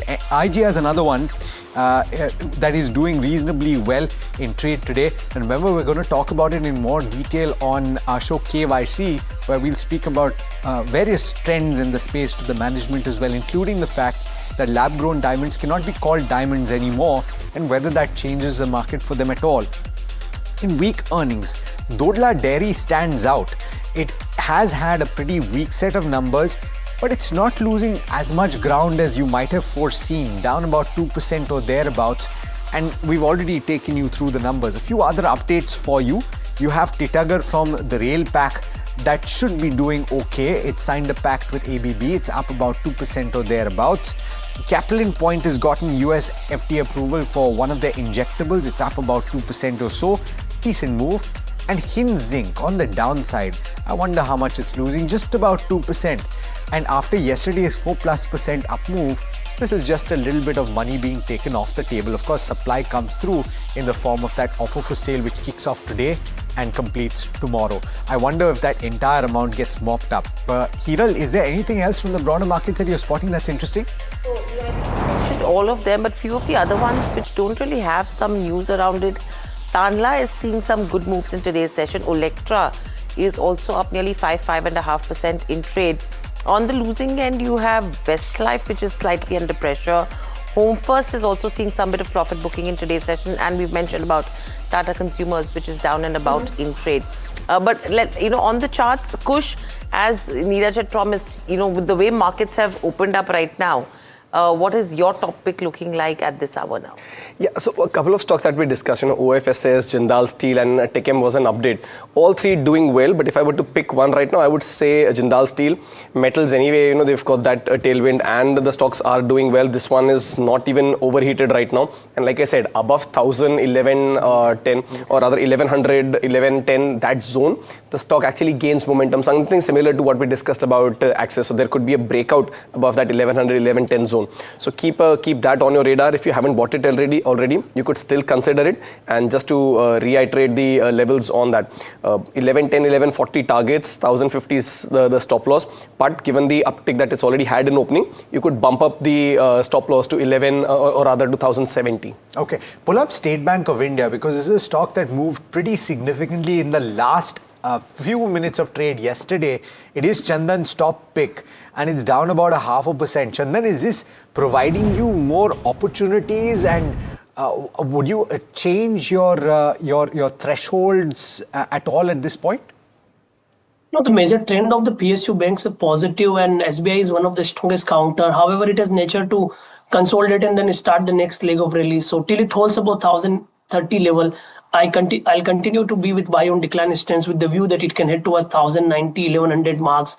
We need to keep in mind that there are very few counter which are holding well, and usually these counter hardly moves with the short covering. They move when the broader market just get the range bound bias. So I think PSU banks are likely to do well, and for immediate point of view till it holds about 1030, I'll continue to stay with the long position and advise to use the buy on decline stance. Buy on decline on this. Okay, Chandan, take a moment to thank you for joining in today and giving us your thoughts. Really appreciate your time. Before we get in, Nirav Sheth as well. Parag Thakkar, since we're talking about banks, private banks, some of them are doing really well today. So basically, my view has been that private sector banks will do very well. After interest rate cut cycle starts, 15% EPS growth is what I'm looking at. One thing up till now which I have not spoken about is that all HDFC, ICICI and Axis of the world are doing very good OPEX control. If you see Axis Bank result also, OPEX control was fantastic. So, and all three are doing that. So you will see benefits of after interest rate cut cycle, the margin will stabilize, the loan book growth will grow, and OPEX control will also there, and credit cost remains pristine. Yeah. So credit cost, so quality, I would say HDFC, SBI and ICICI will have a credit cost of below 50 bips, which is actually a Cinderella time for banks. And OPEX control adds to the profitability. Plus, they are charging us for small services now, so keep that in mind. But Parag Thakkar, Kushbura Janban, thank you so much for joining in. As always, really appreciate your time. Let's get in Nirav Sheth, CEO of Institutional Equities at MK Global Financial Services. Nirav, great having you as always. Thanks so much for taking the time out. Now, the narrative out here in our studios from almost everybody, Nirav, seems to be that the market is oversold. I firmly believe the market seems oversold, waiting for a trigger.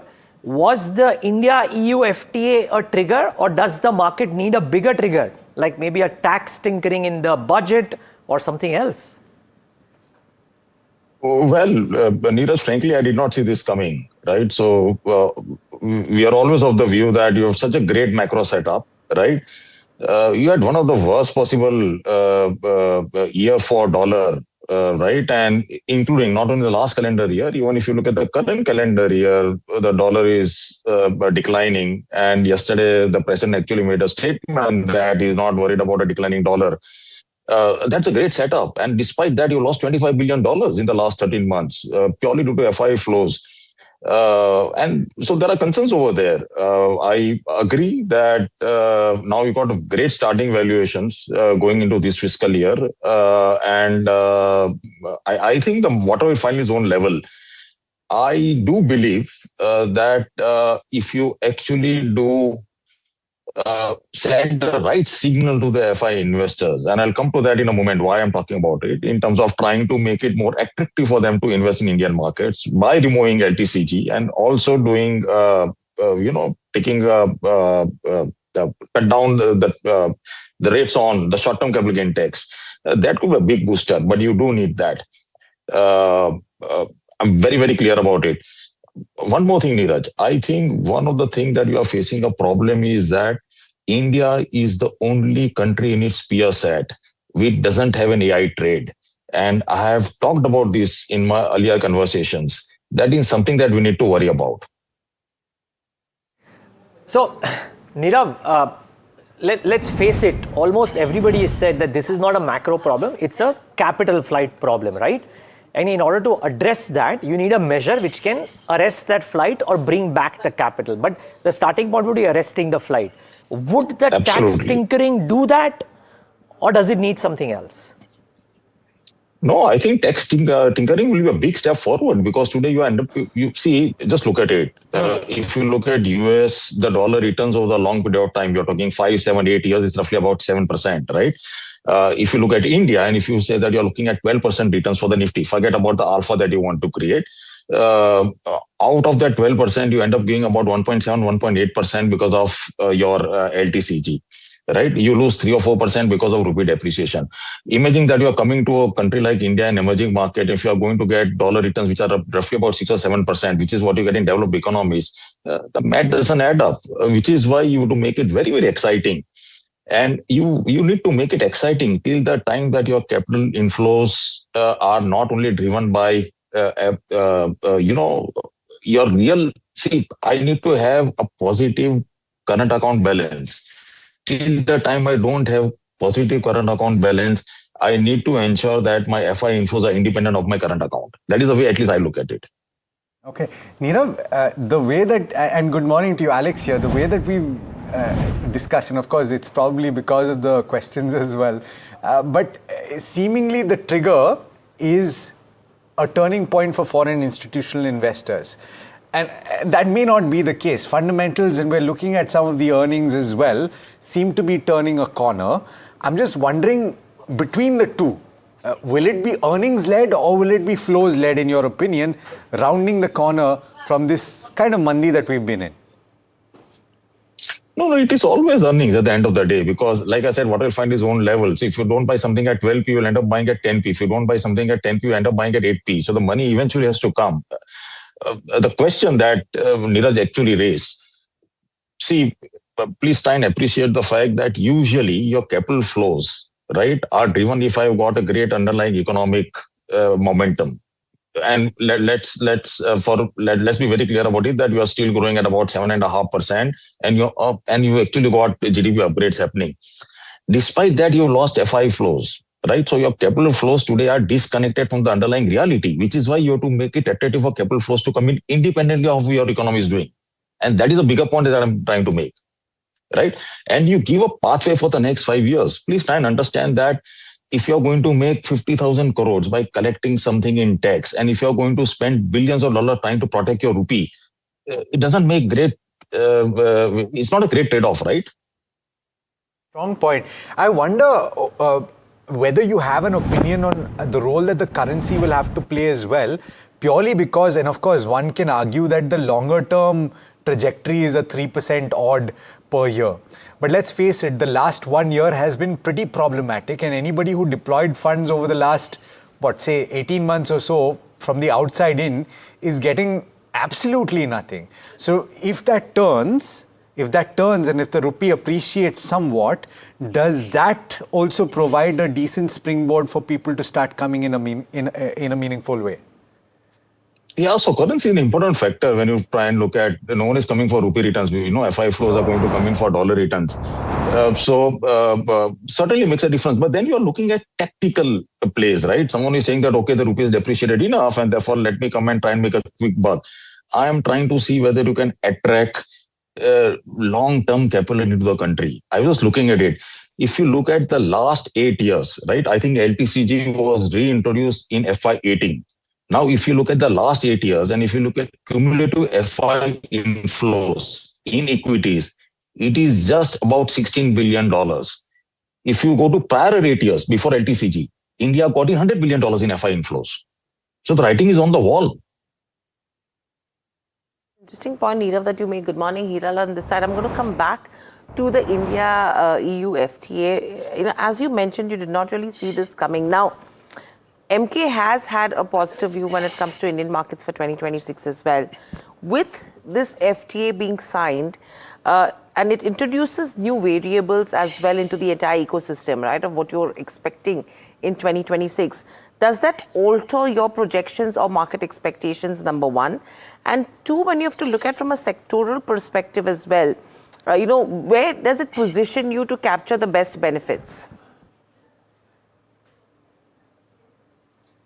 So, but to me, the FTA trade, please understand that you're not going to change your FY27 estimates. You're not going to change your FY28 estimates. Even if now the trade is done, it has to get ratified by the European Parliament, and then it's going to sign. This is going to take about a year, 2 years for it to actually start kicking in, right? So, what it does is it changes the sentiment, right? It obviously, you're making a big statement, right? Because all economies are interlocked, all countries are very, very competitive, right? So we also believe that you're not too far away from a trade with US as well. The disconnect that you've seen between the currency in terms of how rupee has behaved and the underlying dynamics was largely a lack of confidence. what the trade deal does is that it brings the confidence back into the economy. That is a bigger impact that we'll see going forward. Coming specifically to sectors, obviously, I think textiles is a beneficiary, auto ancillaries are going to be beneficiaries. You will also see that some of the companies could be negatively hit. I think Mahindra reacted yesterday to just about that because obviously you'll have cheaper higher-end models coming into it. I have not looked at the fine print, so maybe too early to talk about the sector-specific or company-specific impact. Neera, that's with regards to India, EU as well. Now, in terms of individual sectors, you have been positive when it comes to discretionary, industrials, healthcare, materials. That's what you've been looking at. The view has been negative when it comes to IT for you to some extent. A lot of fund managers have now switched positions to say that 2026 probably will be a year for IT. Anything that changes at your end, seeing the way earnings have panned out for IT as a sector so far, from large caps to mid caps as well, and with valuations where they are right now, does it seem ripe? Oh, I'm very, very bearish on IT services. And we don't know how it's going to play out. I have a very, very simple thesis that if you got something where the marginal cost of product goes to zero, then the competition eventually comes down to price, right? And coding is one of the, it is an established template where AI is being used, right? So some companies have been created which are being valued at $30-40 billion, which are doing this AI-led coding and all. I have had this thesis for some period of time that you've seen the peak employment in IT services sector. And they have become ex-growth as far as I am concerned. Happy to be proved wrong, but time will tell. Nirav, as always, thanks so much for an engaging conversation and look forward to speaking to you really soon, hopefully with good news from Budget 2026. Absolutely. Thank you so much, guys, for having me. All right. Well, let's talk about the sectors that are set to gain and which will be impacted on account of the India-EU trade deal that is in the works. Puneet joining in to tell you about the details. Puneet? Well, thank you for that. It's definitely automotive that's going to be one of the key center stages at this particular point of time, given that there has been a reduction in import duty from almost 110% on some key products priced above $40,000. The reduction is expected to be reduced as well. But views from brokerages like JP Morgan amongst others are also important because they feel that the imports could push higher by almost 1 lakh units. This number is important because the current luxury market is only 50,000 units in India and almost 95% is produced in India. So the imports getting higher will be one key aspect. The other key one is also in terms of what they mentioned is amount of almost just 2.4% of demand. So you'll have to see in terms of the whole landscape as well. Kotak on the other hand has also mentioned that this deal is also effective in terms of calendar year 27 and 28 in terms of growth. They've also said that this could be a long-term hedge against the US tariff policy amongst others. Jefferies has mentioned specifically that they see a minimal impact right now of this EU trade deal, but mentioned that it provides a very interesting opportunity for stocks like M&M, which corrected yesterday. So that's a contribute that we've seen compared to what the share price has been highlighting yesterday. In terms of Citi, they see that this could be a China plus one diversification. So multiple views that we are getting from brokerages. Citi also said that hospitals, chemicals, defense and engineering are the stocks and sectors that you have to watch out for from this trade deal. And finally on Avendus, very interesting report yet again, and they've clearly mentioned that textiles will get a boost because of tariff cuts, so it could be increased competitive positioning in Vietnam as well as for Bangladesh. And for auto specifically, they have highlighted that this could be an interesting opportunity as well, given a newer market for auto ancillary players. So overall, across brokerages, different key points that we've picked from each one of them, but autos, pharma as well as textiles remain one of the key aspects. Okay, so quite the list to talk about. Thanks so much, Puneet, for that. But let's focus in on automotive because really that's what the street seems to be focusing on as well. We've got Saharsh Damani, who is the Chief Executive Officer of the Federation of Automotive Dealers Association, and Vidya Shankar Krishnan, who is the Chairman and Managing Director of Forging. Gentlemen, thanks so much for taking the time. Really, the story is multifold here. So let me start with the OEMs first and the expectation of the impact for a few of these segments. Saharsh, the street seems to be of the opinion that EVs first and foremost, which are slightly pricier, will get negatively impacted. Does that mean that there's likely to be a resilience for the internal combustion engines and most of the challenge will be restricted to 5% of the market, or is it bigger than that?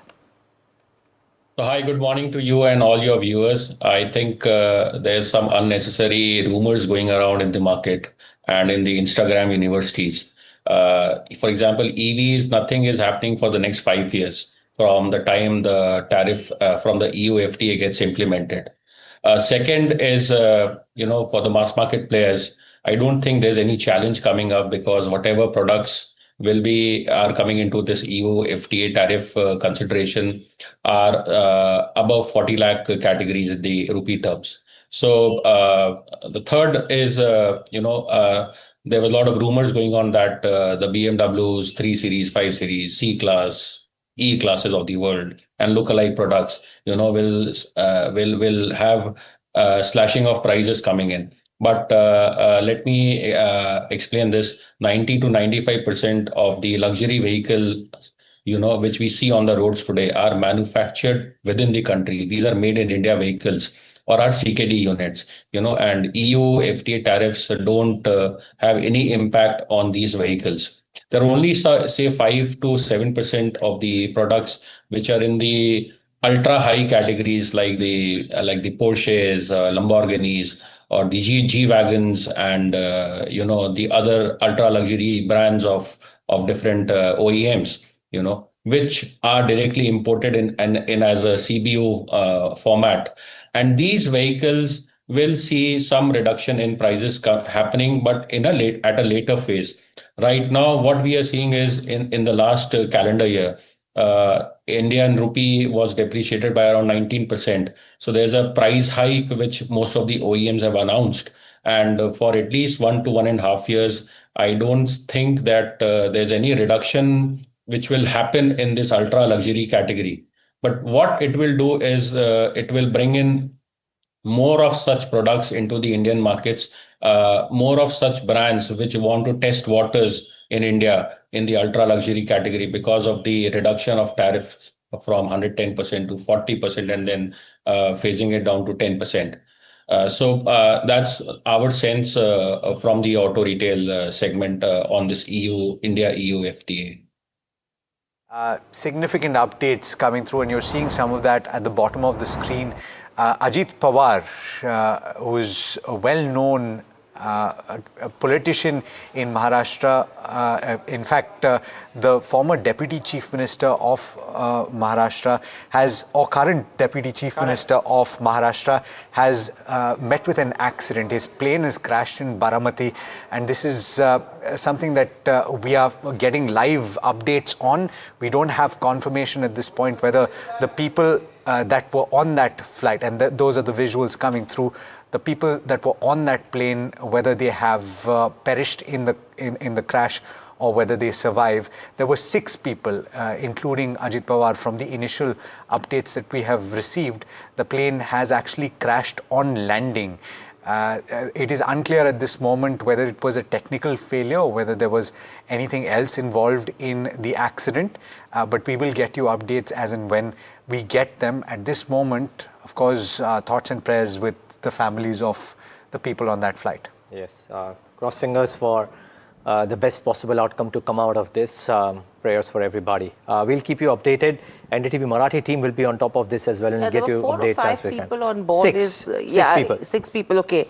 Were on board is what they've indicated. I mean, but confirmations will be crucial from here on. I think we have a network reporter who is going to be available shortly to give us some updates from there, but we should get the discussion forward with the auto conversation so far. We should. Yes, indeed. In fact, let's get in Vidyashankar Krishnan of Forgings into this conversation as well.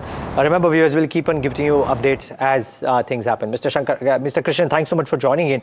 Neeraj here. It's been a long time that we've spoken, but I wonder if you believe that this India-EU FTA brings about a potential of accelerated demand for Indian auto components, because I think that Indian ecosystem is very well feeding into the European OEM ecosystem. Yep. Hi, Neeraj. Morning. Good to see you all here. Yes, you're right. The Indian auto pump ecosystem is quite well integrated with the EU OE base. No doubt about that. OE or the tier one base. But what this means today is a structural shift, Neeraj. We've seen uh, too much of volatility in geopolitical relationships globally. And this is a great arrangement, a deal of the century kind of thing between two large trading blocs, India and the EU, and provides for a huge amount of stability in geopolitical relationships related to trade as well. Because today, geopolitics and trade are too intertwined. So it's impossible to segregate between the two. In the announcements that have been coming in the last 9 months. So in this context, the EU deal gives a lot of stability to the relationship of global trade. And one even thinks that, globalization is not dead. Globalization is back. Okay, so one is the macro impact, and very well put out by you, Mr. Krishnan, about how this is a game changer of a relationship move happening.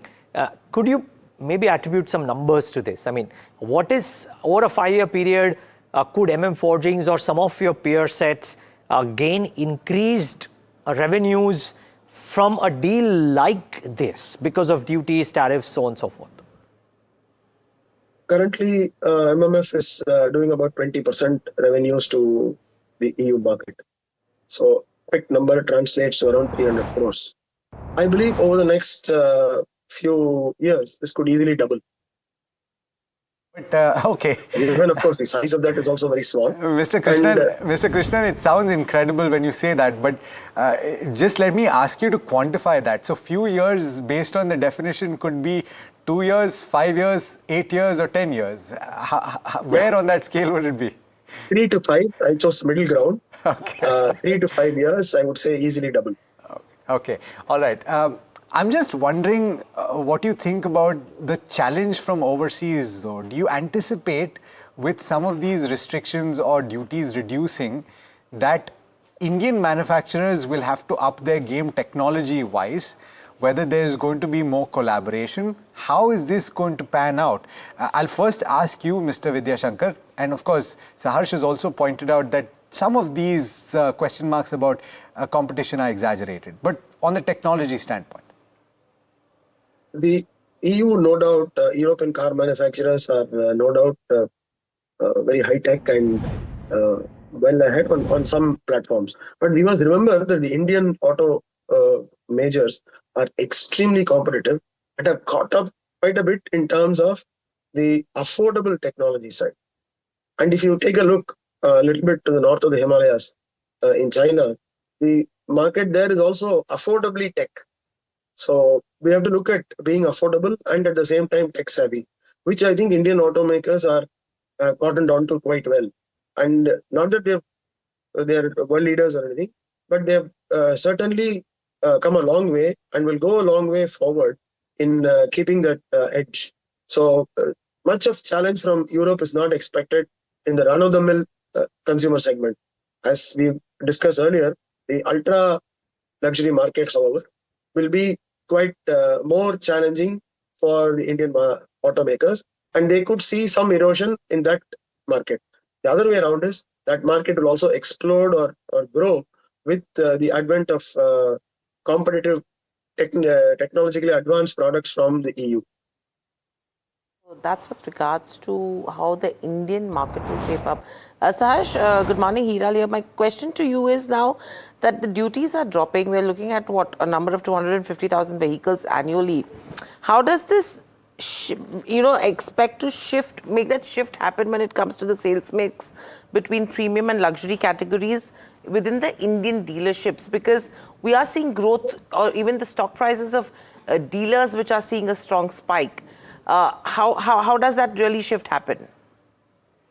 Yeah, hi. So if you see the Indian luxury market right now is some 50-odd thousand vehicles.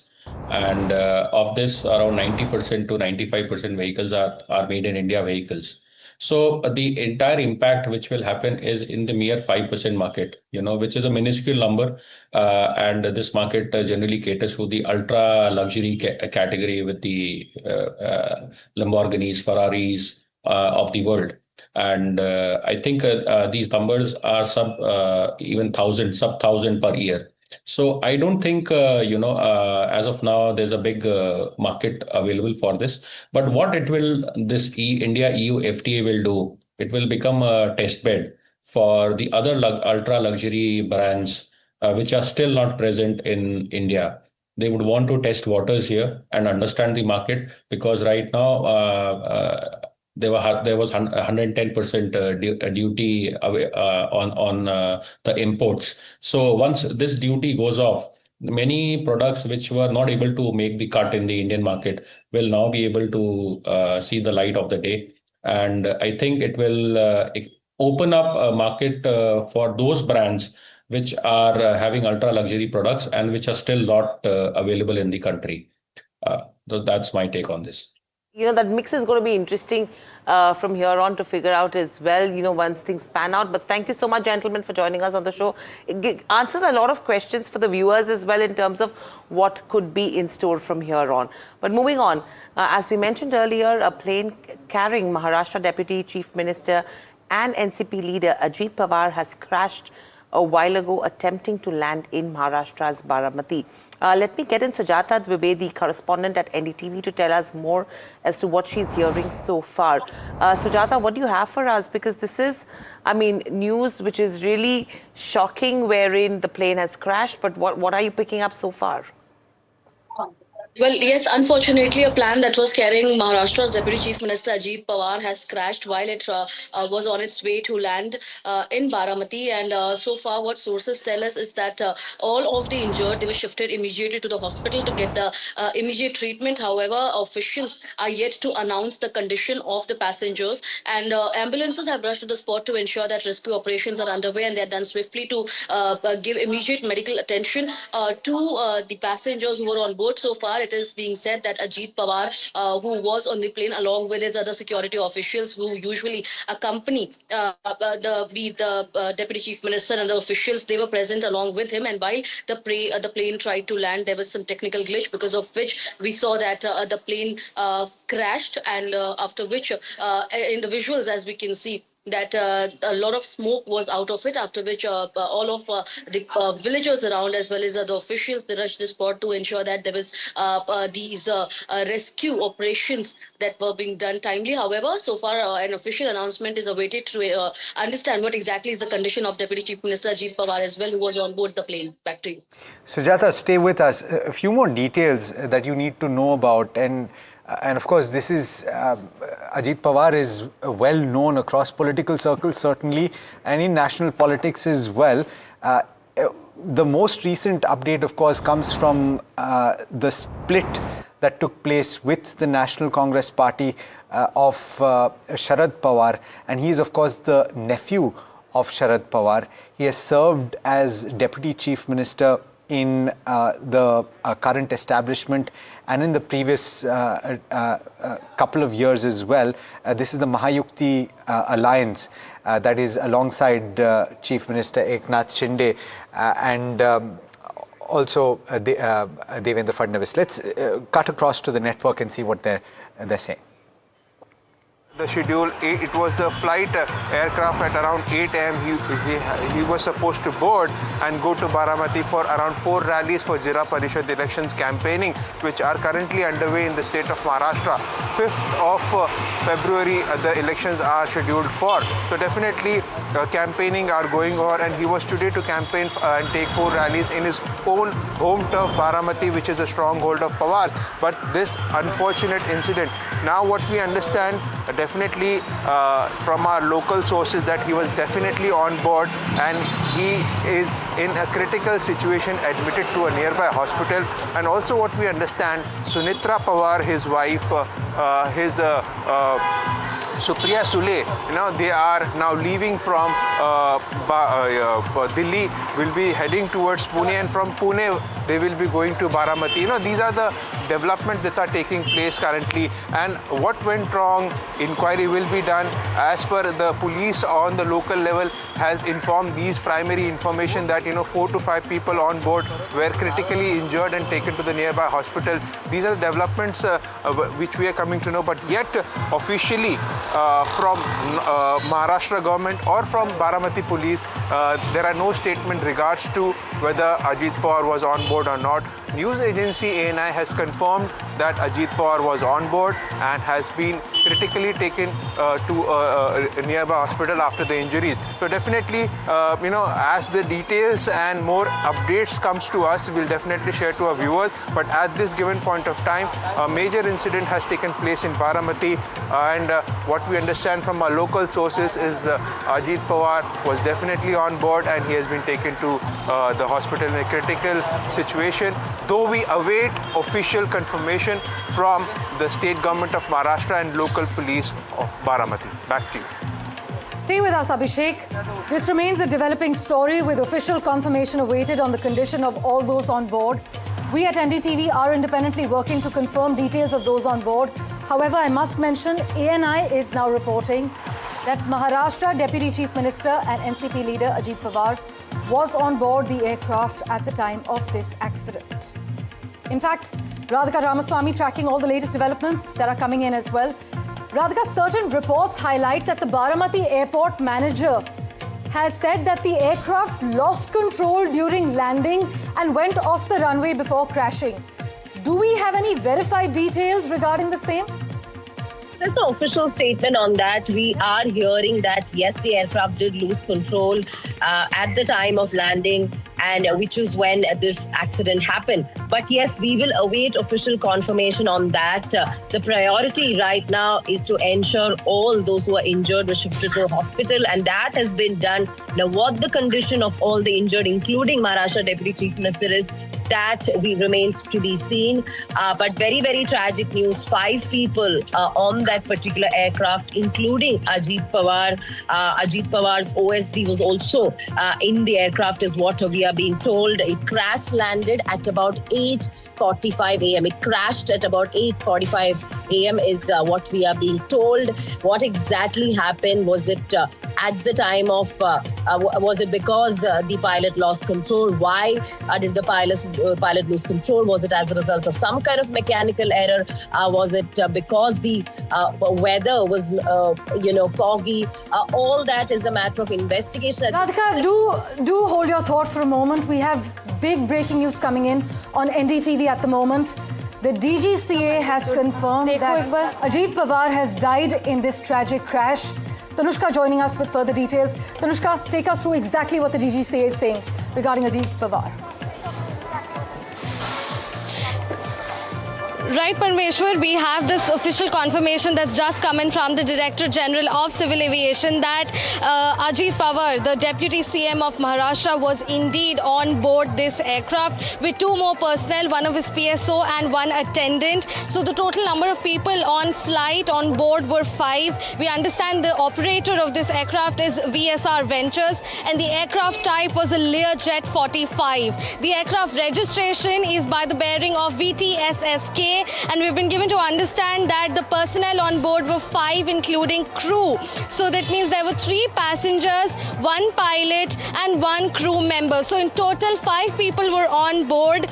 And as per initial information from official DGCA sources, no person on board has survived the crash.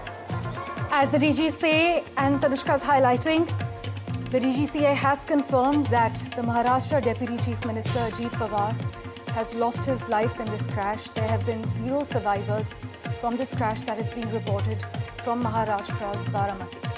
Tanushka, has the DGCA specified the cause of this crash? What happened? What went wrong?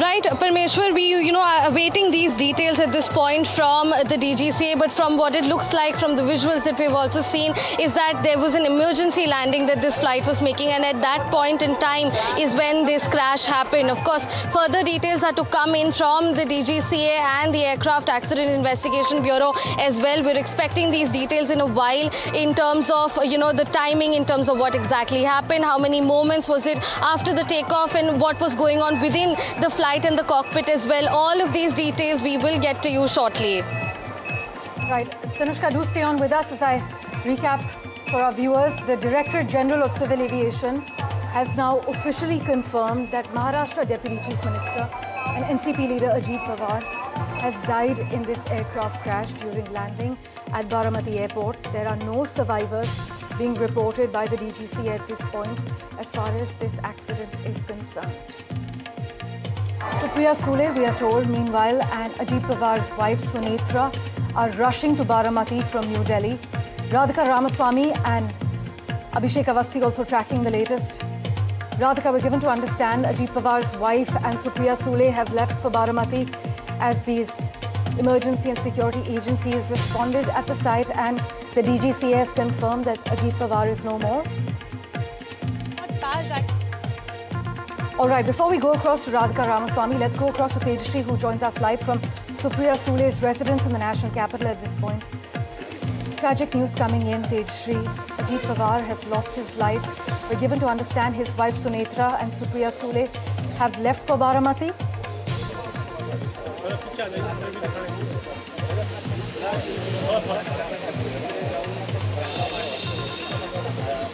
Well, you see, currently we are just standing outside the residence of Sharad Pawar, and inside is the family members of Ajit Pawar, and we'll be showing you the visuals as well.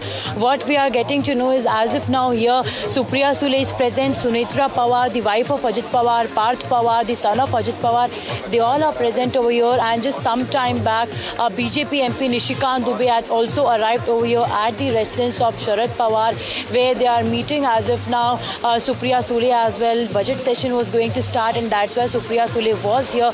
But what we are also being told is that Supriya Sule, Sunetra Pawar and Partha Pawar now will be leaving any time for Baramati.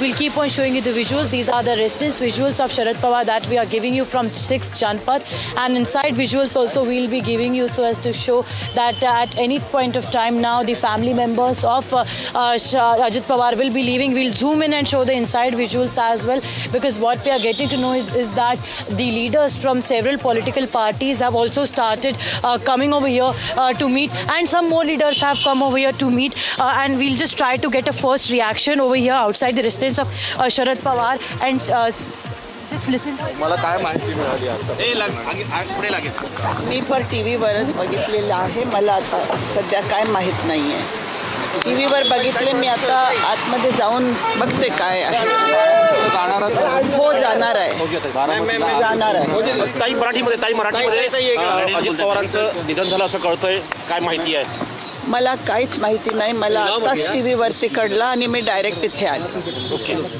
काही माहिती आहे आपल्याकडे madam नाही झालंय या सगळ्या संदर्भात कोणाशी बोलणं झालेलं नाहीये आता मी डायरेक्ट इथे आले आता बघते आतमध्ये काय सुनेत्राताई आणि पार्थ आतमध्ये आहे जी मी भेटते जाऊ ओके चालेल पता चला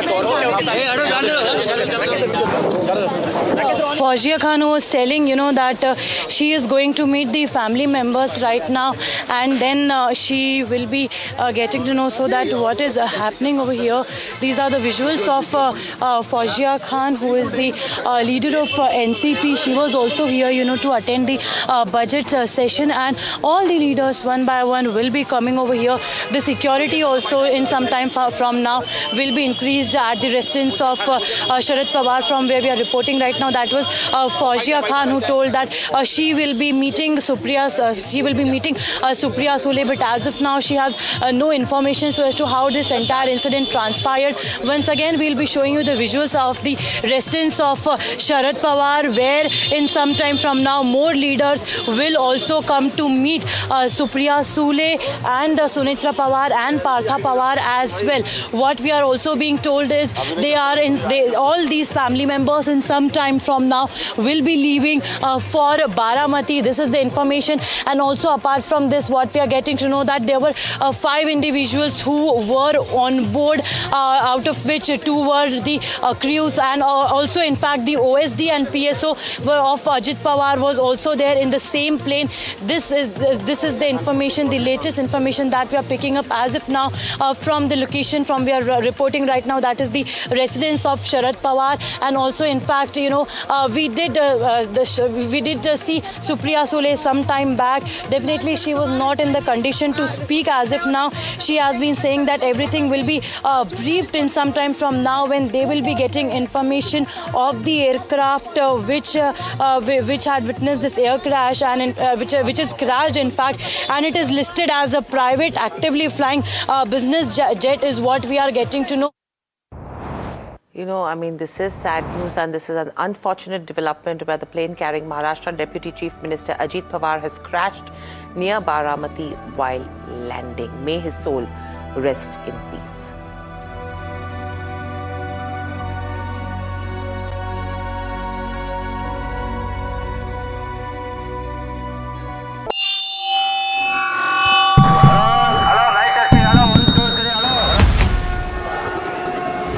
This budget, India speaks from every direction, from metros to mandis, from factories to farms.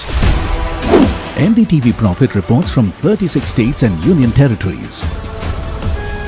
With our ear to the ground and our pulse to what people want. Watch Budget for Bharat, only on NDTV Profit. What Bharat wants, what Bharat expects. We are listening. Before the Finance Minister speaks.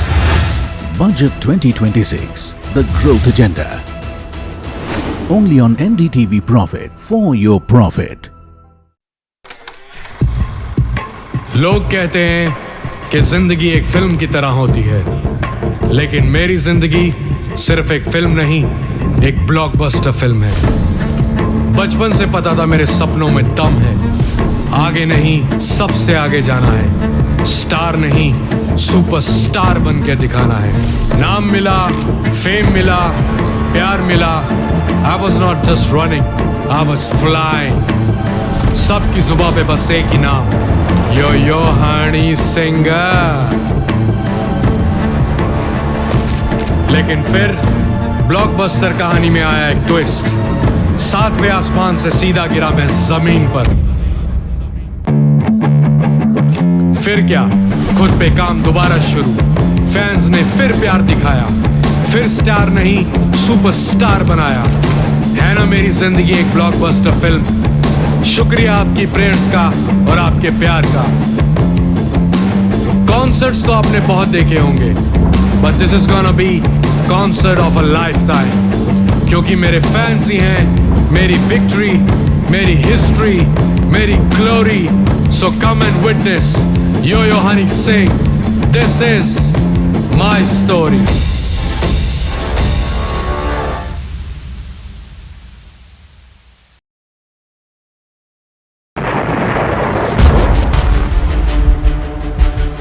Budget 2026 isn't just about numbers, it's about direction, it's about growth. And at NDTV Profit, we are tracking it.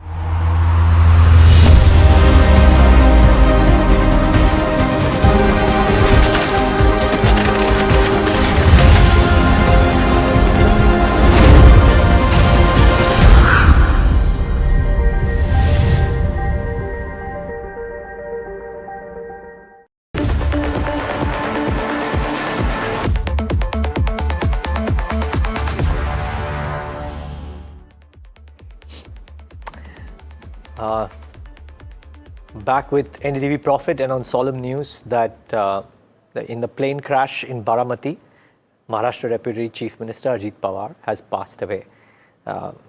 So that's unfortunate, and we'll of course be on top of that story during the course of the day as well.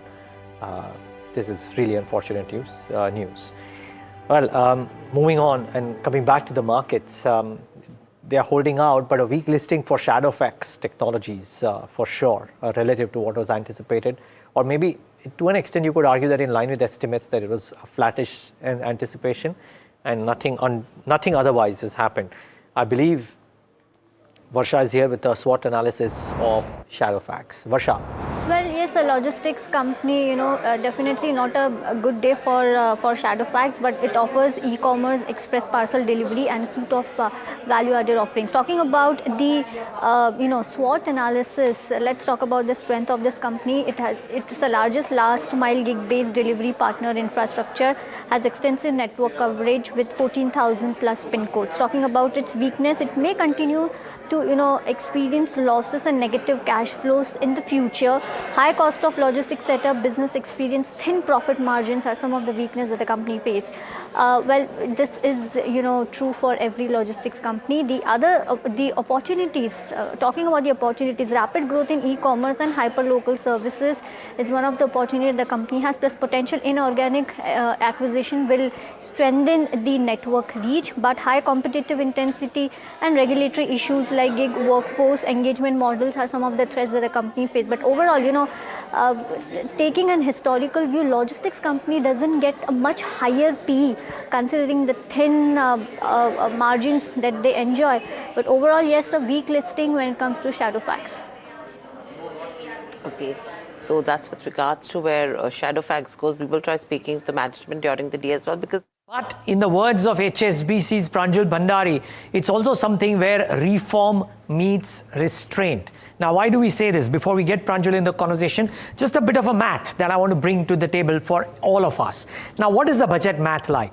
Capital expenditure or CapEx, which has been the big bulwark of what every budget speech and math has been, is this, that we've moved towards numbers of nearly 10 to 10.5 lakh crores, but the revised estimates, at least this year, came out to be lower, and the FY26 budget estimates still forecast a 10% high growth. Will this happen? That's one key question. Let's move on from the capital expenditure math to the tax revenues of the central government. Here too, the assumptions to some people seem stiff, but for a lot of other people, there are multiple ways in which tax revenues could actually get bolstered in the times to come. So let's keep a keen eye out for the number for FY26, more than what the revised estimate for FY25 turns out to be. Moving on from the tax revenues to the fiscal deficit number. Here, you would argue that almost everybody is on the same page. So while the fiscal deficit number jumped up during the COVID period, we've been on a steady glide path post. The expectation is that this 4.4 number could also be met because this government is very, very focused on meeting the fiscal glide path under any circumstances at all. So these are the key numbers with which the budget thing works with. And of course, like I said, capital expenditure remains the big bulwark of almost any budget speech. The question though, to our guest, Pranjul Bhandari, as she joins in the studios, or rather on the show, is whether or not this period of restraint that the government might have to exercise, will it be impacted by the need for reforms? Pranjul, great having you. Thanks so much for joining in.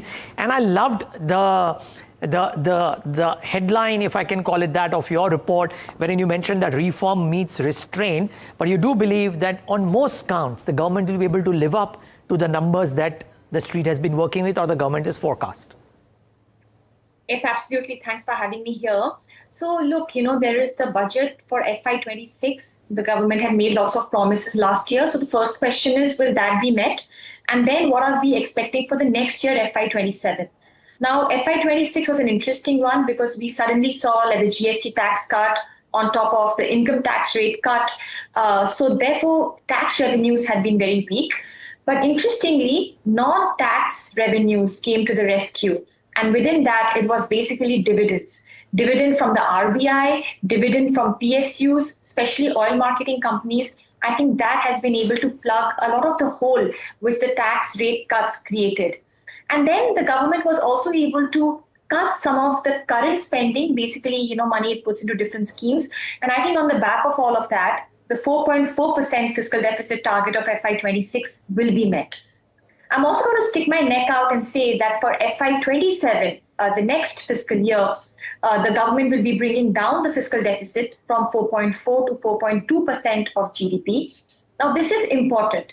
It is important because the government has a public debt target for FY31. Over the next 5 years, it wants to bring down public debt every single year. And from that, we can back calculate what the fiscal deficit should be in order to bring down the public debt. And when we do that calculation, we expect the fiscal deficit to fall from 4.4 to 4.2% of GDP in FY27. I would say this is not a very difficult task at all. In the last few years, we've been bringing down the fiscal deficit by a lot more, like 0.4, 0.6, 0.8% of GDP. The government has had to really cramp expenditure. But this time around, it's only 0.2% of GDP, which I think will happen on the back of some cuts in some of the centrally sponsored schemes. Now, the government runs a lot of centrally sponsored schemes, but unfortunately, in the last 5 years, they've actually doubled in number. You don't want to have too many because then you're running thin and you're too widespread. You want to focus on a few and really do well in those. So I think some sort of merger between schemes is going to happen, and that will help us bring down some of the expenditure, which will help us reach the fiscal deficit target. So all in all, my point is that without too much effort, I think we will be able to tread on this glide path that the government has laid out. And generally speaking, this is good for macro stability. Pranjul, I saw that you said that for FY26, it's elevated non-tax revenue, which will help the government meet the fiscal deficit target. So in the absence of, or will an elevated non-tax revenue be a must for FY27 as well? Or cutting down in these capex schemes that you spoke about, or expenditure schemes that you spoke about, be enough to continue on the glide path?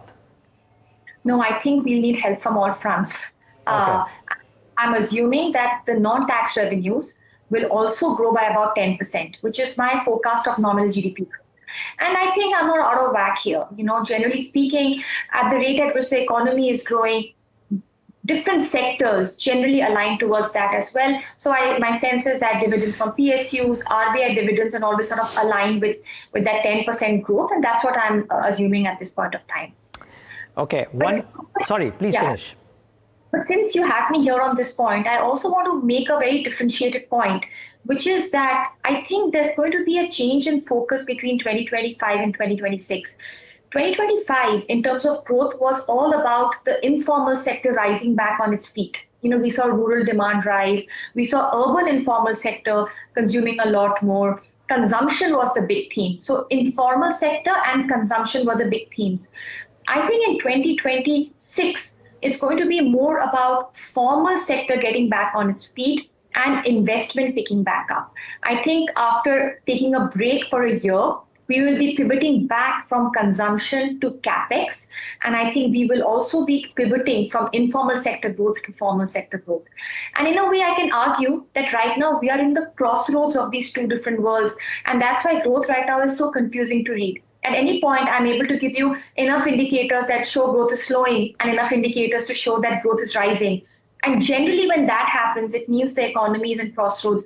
And I do think we are in that crossroads. And from that perspective, my sense is that the capex budget will be kept elevated by the government, when we hear from them on February 1st. So, Pranjul, even if the revised budgetary expenditure for capital expenditure comes off a bit for the current year, you believe that there could be around a 10-12% rise in capex. And part two of my question, is that because the government has done enough on consumption, boosting consumption, income tax cuts, GST cut, etc. Sab ho gaya. Now let's focus back on capex? I think so. Yeah, I agree with you on that. So we are expecting about 10 to 12% increase in capex. Where will this money go? I think the traditional sectors have been road and railways, but more over time, even urban infrastructure is rising, which is very important. And I also think that capex loans to states is also something that will increase. It's a 5-year-long experiment that the central government has done. Every year it has risen this by a little bit. And I think in FY27 also we will see a big increase in capex loans to states. By the way, this is also important because the GST tax cuts have meant that, some revenue losses happen for states. So in a way, you try to compensate from all of these things. And I think capex loans will be a very important one out there. In terms of consumption, I must say that last year, the GST tax cut and all the income tax cut it actually cost the government 0.8% of GDP in revenues. I think that's quite a big number. And I don't see a need or space for that to be repeated this year. So yes, I think there's going to be a pivot in the government budget from consumption towards capex. Okay. And the line on your note says that a slew of reform steps and a neutral fiscal impulse are likely to be the hallmark of the budget. What reform steps are you envisaging? Yeah. So look, I'm not going to say that there's going to be something new and dramatic that's going to change the face and shape of India overnight. What I do want to say is that I think some important things have been announced over the last year, and a concerted push will be given on all of them. On the domestic front, this whole deregulation drive that's happening in central government, state governments, I think that will pick up space, and I'm going to watch out for that. I think, capex will rise. There will be capex diversification. I think there'll be pruning of schemes. Some of the old centrally sponsored schemes will be done away with to clean up, the act to some extent. So these are some of the domestic reforms. And in some of the external reforms, I think we could see a little more subsidies to small firms and exporters, particularly exporting firms. We could see more openness in FDI. I think there's going to be a very big push in right-sizing customs duty, because right now we have a lot of issues like inverted duty structure or too high import duties that is making cost of production high in India. So right-sizing the whole customs duty regime, I think, is going to be a very important one as well. Okay. Pranjul, this government has, shown that they mean business when it comes to trade negotiations and deals as well. Leaving US out, some enhanced bonding with the UAE, potential of mother of all trade deals with the EU. We've seen New Zealand happen. We've seen an FTA with Oman happen, and a lot of others too. Do you reckon that will be the central driving force for the next 12 months? That you do trade deals, you open up sectors for FDI across the line, and try and get in investments to kickstart more manufacturing / other activities? Yes, Neeraj, I agree. I think that's what is happening. The government, in a way, has sort of learned from the past, you can say mistakes in the past, and is trying to align and integrate India more with global trade with the world. And I think here, some of the steps I have liked is some tariff reduction has happened in our own custom duties, and I think more will happen. We've become a little more open to FDI. We are striking trade deals. So I think all of these are good steps. But I would still say that there is one small thing we are still not doing. And that is that we are looking west to sign a lot of trade deals, because the West is the main consumers and the main absorbers of exports. But we also have to look east. We also have to sign FTAs or joint trade blocs with other nations on the east, like ASEAN, because that's where the manufacturing happens. And if we can really integrate with them, then we can become a part of the supply chain that manufactures a lot of goods to then sell it to the West. So we've done the first part. We've signed FTAs with the West, but I'm hoping 2027, 2026, 2027, we also think about right-sizing our relationship with the east part of us, Eastern Asia. Got it. Okay. Pranjul, so one is the budget and the government actions. Two is how is it that people think about it? And I think while the rating agencies' verdicts have been constructive to benign, there is a fair degree of variance in how global agencies of various sorts think about growth numbers for India. Now, you do this via PMIs on a month-on-month basis as well. You would have predictions for what happens over, let's say, FY27 too. What do you think about the variance in these estimates? Is it a factor of how the world is right now, that it is so unpredictable? And what is your own target for the next 12 months or 15 months, as the case may be? Yeah, so for growth, look, it's a very uncertain world, right? Every day the tariff rates for different countries are changing. There's new sort of geopolitical risks. Markets are moving wildly between risk aversion and, risk taking. So these are very difficult times to get a forecast done. But I would say that my sense is that when I look at India, I think right now a lot of the growth is coming domestically. We are not doing very well in exports. We may have done a little well in the first half of 2025 because of front loading of exports, but I don't think we did as well as many other ASEAN countries I follow, like, for example, Vietnam and Malaysia. So we haven't been a very external sector driven growth. We've been more domestic driven growth. What has helped us in the last 12 months is all these tax cuts, RBI easing, and then a lot of exogenous factors. The fact that oil prices suddenly went down, the fact that rains were very good. So all of that has helped our growth, but mostly domestic. My sense is that in the next 12 months, many of the things that helped us in the last 12 months are going to fade in importance, like rain, like oil prices. In a year-on-year basis, oil can't fall dramatically more or as much as it had fallen in the last year.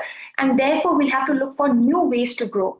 One new way to grow is that there are tailwinds coming from all the policy easing we saw last year. Like we saw the RBI cut a lot of rates, give some liquidity here and there. Credit growth has now started to pick up, and the hope is that it continues to pick up over the next year. So the tailwinds of the policy easing that has already happened may help us grow over the next 12 months. But we are at an interesting crossroads, as in it is possible that some of the green shoots that we are seeing in credit growth or some private capex in a few sectors, they fizzle off, or they gather strength and then they keep going. And that is the level of uncertainty that I have, in my forecasts. And with that, I would say for me, real GDP growth will be somewhere between 6.5% to 7%. 6.5%, if we are not able to really, move on to this whole credit growth and capex story, and about 7% if we are able to move to this new world. Got it. Okay. Pranjul, as we wrap up, I'm going to ask you to do the impossible, and which is try and give us some sense of how can one predict anything in a Trump era with all the uncertainty that comes in. Now, it's a difficult question. You might not have firm views on any of these. But I'm just trying to understand, as somebody is looking at India and India growth and how it may get impacted due to various moves that happen. How do you, when you're writing a report, think of the uncertainties that come in by every decision by a decision that could come in almost every second day?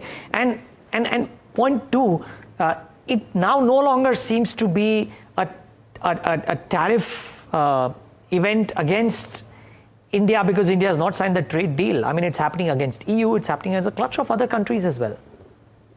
Yeah, I think what helps me keep my focus on my forecast is macro stability. I think it's very important to be in the position we're in which our inflation is fairly low. Our current account deficit is also sustainable, broadly speaking, and we have fiscal deficit that is coming down every single year. And I think that creates some sort of confidence in the economy. Now, look, there are questions on growth. There's a question on timing. There are some times when other themes are interesting, like, for example, AI theme, and a lot of equity money is going there and not coming to domestic economy themes like India.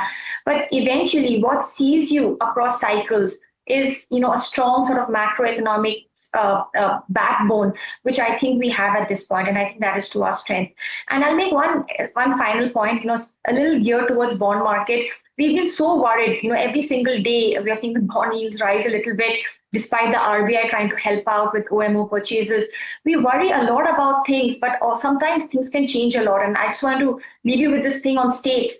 We are so worried about state funding and state fiscal deficit rising and creating very large borrowing. But if you look at the numbers, you'll see that the state fiscal deficit has already reached its maximum number of about 2.9 to 3%. States are not allowed to borrow more from these levels. So at this point of time, states can't really splurge from here. And I think that is going to be news for the bond market in a couple of months down the line that will bring in some comfort that state borrowing may not rise as dramatically as they have been in the last couple of years. So once you're doing the hard work, bringing down fiscal deficit, keeping inflation low, some of these like positive surprises will spring up as time passes. Pranjal, sorry, I'm inclined to ask this to you because you brought this up, and thank you for bringing it up, because a lot of market participants are flummoxed that why is it that with the RBI cutting the way it is cutting, etc., yields are so elevated. You reckon a part of it had to do with the state finances, but that incremental negative surprise is out of the way. If anything, there could be a positive surprise. Is that what you're saying? Look, I think the bond market has been in stress because it's a demand-supply mismatch. There's been too much supply of bonds, particularly from states who have been raising their fiscal deficit quite dramatically. And then there have been some demand issues as well. In the last 12 months, pension funds have been putting a larger amount of their money into equities than into bonds, simply because regulation has changed and they're now allowed to put a lot more money in equities. So I think all of these and some other factors all came together and created a problem.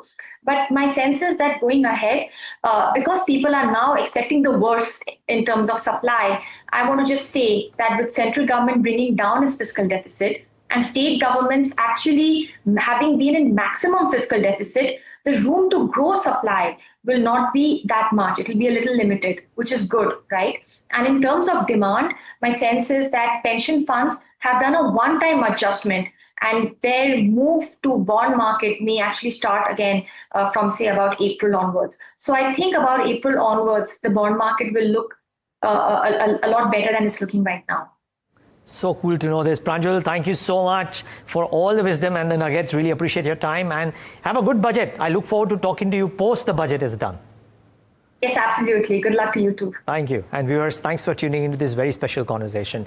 It was lovely talking to Pranjal Bhandari. I hope you got some idea about what the budget and the next few months or next few weeks could look like.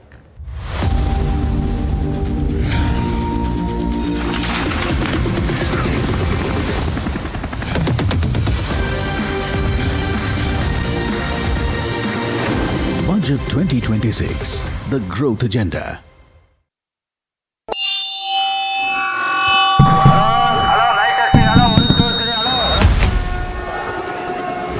This budget, India speaks from every direction, from metros to mandis, from factories to farms. NDTV Profit reports from 36 states and union territories. With our ear to the ground and our pulse to what people want. Watch Budget for Bharat, only on NDTV Profit. What Bharat wants, what Bharat expects. We are listening before the Finance Minister speaks. Budget 2026, the growth agenda. Only on NDTV Profit, for your profit. लोग कहते हैं कि जिंदगी एक film की तरह होती है, लेकिन मेरी जिंदगी सिर्फ एक फिल्म नहीं, एक ब्लॉकबस्टर फिल्म है। बचपन से पता था मेरे सपनों में दम है, आगे नहीं सबसे आगे जाना है, स्टार नहीं सुपरस्टार बन के दिखाना है। नाम मिला, फेम मिला, प्यार मिला, I was not just running, I was flying। सबकी जुबां पे बस एक ही नाम, यो हनी सिंगर। लेकिन फिर ब्लॉकबस्टर कहानी में आया एक ट्विस्ट, 7वें आसमान से सीधा गिरा मैं जमीन पर। फिर क्या, खुद पे काम दोबारा शुरू, फैंस ने फिर प्यार दिखाया, फिर स्टार नहीं सुपरस्टार बनाया। है ना मेरी जिंदगी एक ब्लॉकबस्टर फिल्म। शुक्रिया आपकी प्रेयर्स का और आपके प्यार का। कॉन्सर्ट्स तो आपने बहुत देखे होंगे, but this is gonna be concert of a lifetime, क्योंकि मेरे फैंस ही हैं मेरी विक्ट्री, मेरी हिस्ट्री, मेरी glory. So come and witness Yo Honey Singh, this is my story.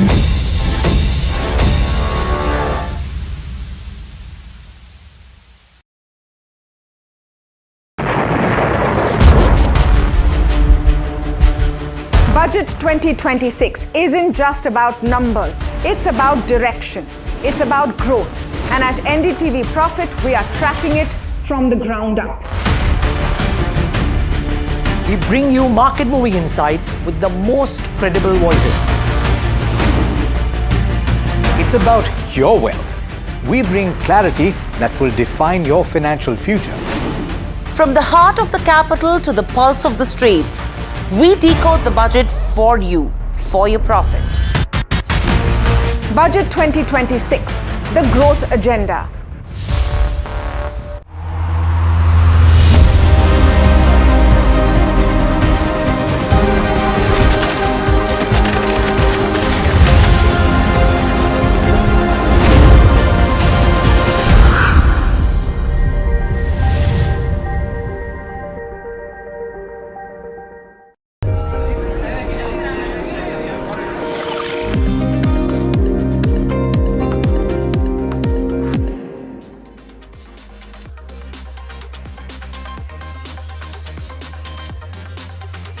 Hello and welcome. You're watching Ask Profit on NDTV Profit. My name is Puneet Zaveri. With me is Mahima Vachhajani, and over the next hour or so, we'll try and solve all your stock-related queries. So do start sending them on the number that's flashing on the top of your screen.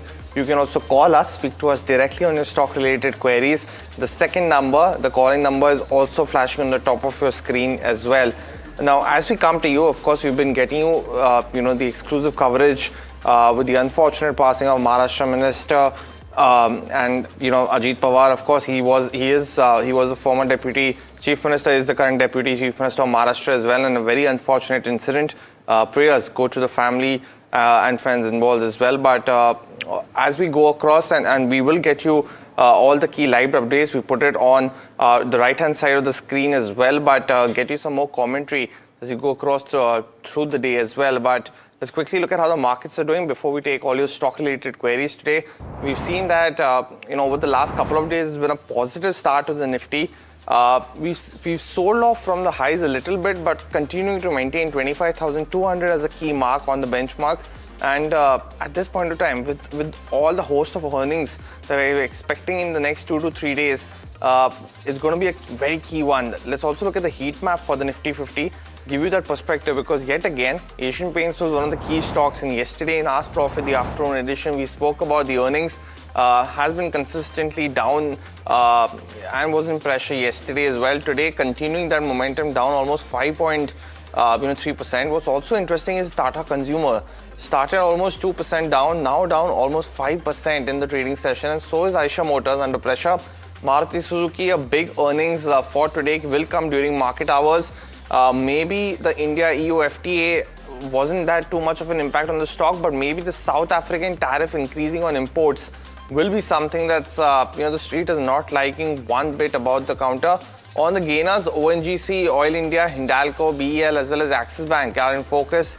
BEL, of course, will also report earnings today, so will continue to be in focus. But when you look at the advanced decline ratio, before I pass it on to Mahima, for the broader markets, it's been a crisscross pattern that we've seen over the last couple of weeks. Today, a very, very clear indication of almost 1,800 stocks that are advancing in trade today. But Mahima, in terms of the broader markets, what are you picking up? Right, so I think that chart is reflective of how the broader markets are doing today. Finally, some green is what we are seeing on both the mid cap as well as the small cap 250. The mid cap 150 is up 0.4%. The small cap 250 even doing better, up by about 0.7%. Quickly, if we can pull up the sectoral heat map and then the BSE 500 to see as to how things are looking like there.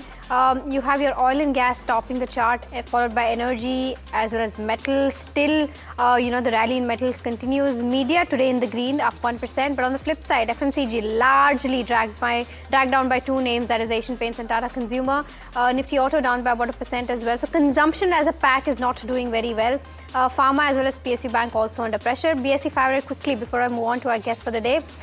Very specific names. Hindustan Copper still continues with its rally, up 8%.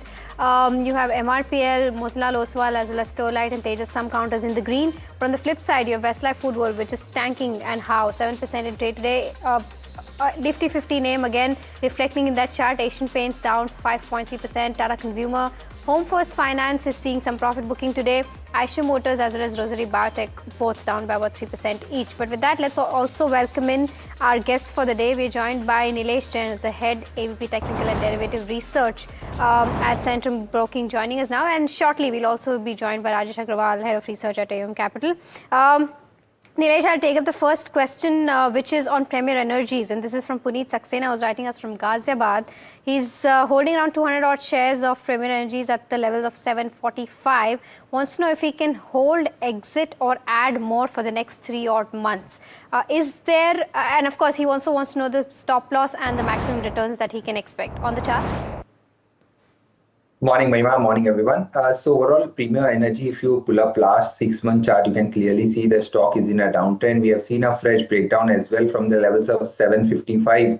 So overall, kind of a sell on rise structure as of now. So if you get any pullback towards 750, there are high possibility of another round of selling might come in this particular counter. So overall, if somebody has already bought into this particular stock, then keep a strict stop loss now, which is coming around 688. So 688 should be the stop loss, and if it breaks below that, then the high possibility that it will slip further towards 660 to 650 as well. And if at all you get any pullback towards 750, use that pullback to exit from the longs. Got the view, Nilesh, and welcome to the show. The next question that's coming in is on a recent listing, Okla India, and our viewer actually has bought it at 730 rupees per share, very close to the IPO price. He bought roughly 20 shares. And, he's currently sitting on a loss since the counter is trading at 572, a counter that's been consistently under pressure since listing. But Nilesh, I know a limited time frame in terms of history since listing, but anything on the charts specifically that you can tell about Okla India, what would you recommend? Well, I have a very limited data because the stock got listed in November month, and after the listing, we have seen a continuous decline. Counter is forming a lower top and lower bottom formation. So looking at the structure, looks like we may see another leg on the lower side towards 560 to 540 as well. So it's an avoid taking any contraband at current level. If somebody has already bought into this stock, then keep a stop loss at 560 and use the pullback to exit if bought it purely from a short-term perspective. So that's the view coming in on Okla India. The next question that we have is from Suman, who's writing us from Kolkata, asking about Zaggle Prepaid. She's got 30 odd shares at a price of 309. Wants to know if she can buy more. And is this a good company to continue to hold from a long-term perspective? Rajesh, a very good morning to you. I'll come to you on this one. Your view on Zaggle. Good morning, Mahima. Good morning, everybody. I don't think Zaggle is the kind of stock which one should hold for a long-term portfolio. At best, it's like a swing trade. Whenever there is some amount of momentum, one can enter and exit. At this point of time, I think one should wait for any upticks to exit at around 290, 295 odd rupees. At this point of time, it's a hold. Got the view, Rajesh, and of course, welcome to the show as well. The next question that's coming in is on CSC. Now, Gautam, who's a regular viewer, dials in from USA. Thanks so much for that, Gautam, and sending across your query. He's sitting at a profit of almost 1 lakh rupees on his investment in CSC. He's bought it at 130, stocks trading at 142. He's asking if he should continue to hold or switch out and buy PFC at this point. Rajesh, coming back to you, what would you recommend? See, depending on your time horizon and risk appetite, I think one can continue with CSC. The company is doing very well. It's one of the major power distribution company. The power distribution company of Calcutta and some parts of Rajasthan like Bharatpur and all. Power demand is going up. The company has been doing well. And if you compare with peer group companies, the valuations are very reasonable at this point of time. One can even add to CSC. Even PFC is a good buy for a long term the kind of scenario which we are witnessing into. Power gives a lot of hope. So companies like PFC, REC, they give out good dividends. They are on a good valuation. So both are a buy from our side. So if you are having CSC, continue to hold. If you want to put extra fund, then you can buy PFC. Rajesh, but the first caller for today, and this is Krishna dialing in from Bengaluru. Krishna, very good morning. Welcome to Ask Profit. What's your query? Hi, very good morning. My query is, see, I had purchased around 225 of Tata Motors share at the price of average price of 525. Okay. So currently it is somewhere around 340. And this is sorry to interrupt, Krishna, but this is Tata Motors PV or Tata Motors Limited? PV. Yeah. Passenger vehicle. When I had purchased, it was just a Tata Motors, but after demerger, of course. And are you also holding the CV business right now? CV, it was auto moved 99 shares to CV, but 225, 99 plus another somewhere around 124 I had purchased. So total 225 I am holding in PV. Okay. CV, it is going good. CV, Okay. I have 99 shares, that is going good. Got it. But in PV, passenger vehicles, I have 225 shares, average price 525. Currently lost somewhere around minus 41,000. So my question is, should I hold or what should I do? That's what my question is. Got it, Krishna. But Rajesh, coming back to you, because after the split, a lot of people have gotten both the shares of the companies. Tata Motors PV, he's holding at 525. What would you recommend him to do for the passenger vehicle business? He's quite happy with the CV one right now. CV as it is doing very good, and we think the numbers that have been put out on monthly sales numbers are also very exciting. As far as PV is concerned, I think at these levels, at 320, 330 odd levels, one can continue to hold. If it falls to around 310, 300 odd levels, one can even add. The numbers have been very disappointing last time because of the JLR numbers coming down because of various reasons. But going forward at these valuations, I think all the negatives have been discounted. Even the EV business, which have been stagnant for some times now, has started seeing some positive numbers. So maybe a target of 400 odd rupees in the next 12 months is quite possible. At this point in time, it's a hold. So that's the view coming in on Tata Motors passenger vehicles. The next question that we have is from Siddharth Chaturvedi, who's writing us from Jaipur and asking about a lot of these textile exporters, that is Pearl Global, Gokul Das as well as Arvind. He's saying that are these good counters to remain invested or maybe buy at the current levels, considering the India-EU trade deal that has just happened yesterday? Rajesh, there are two angles to this. Of course, one is the India-EU trade deal, but there's still, an overhang with regards to where the US-India trade deal stands. So would you be a buyer of these counters right now?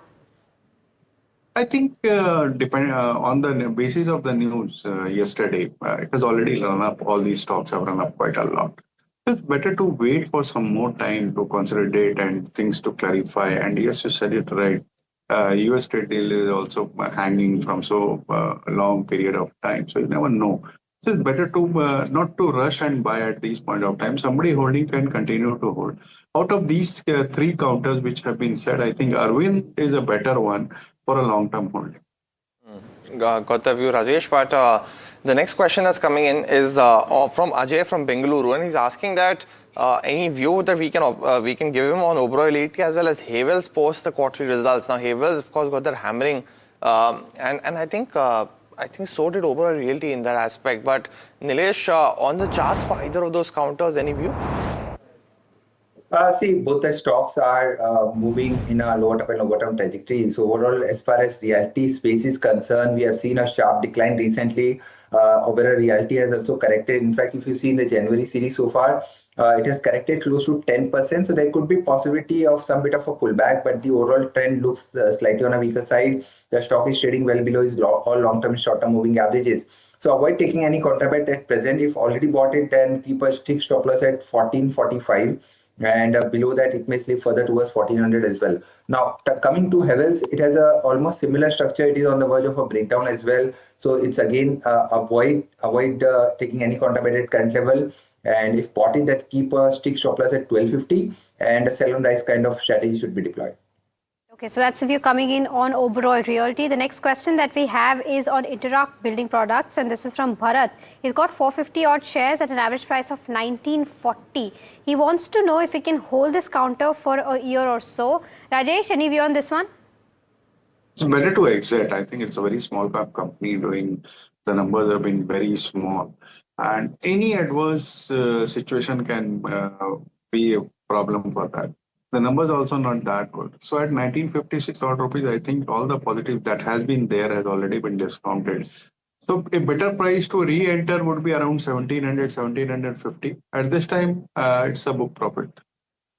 Got the view, Rajesh. Rajesh, coming back to you on the next query as well, it's an interesting one from Kokila because she wants to invest 50,000 rupees in M&M or Hyundai.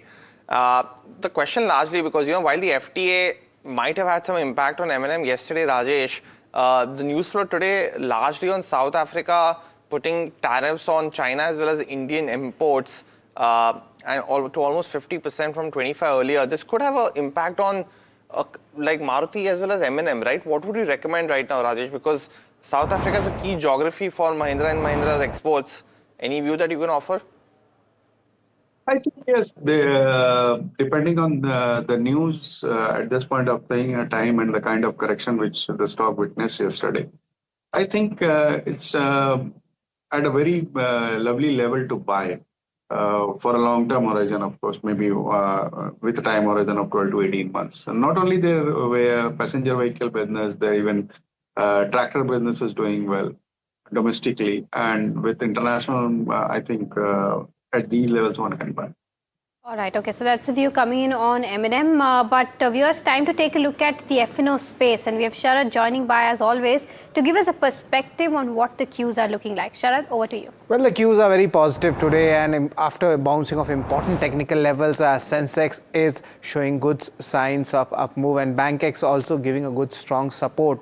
Amongst the gainers, we have BAL, Axis Bank. Remember, BAL comes out with its earnings also today, and majority of the stocks are in the green. What's not working, that's where the significant cuts is happening, is Asian Paints, Maruti, and also HCL Tech and Titan making it to the list where they are in the red. But looking at the overall contract setup, it's still looking like some better positions are being made on the bull side.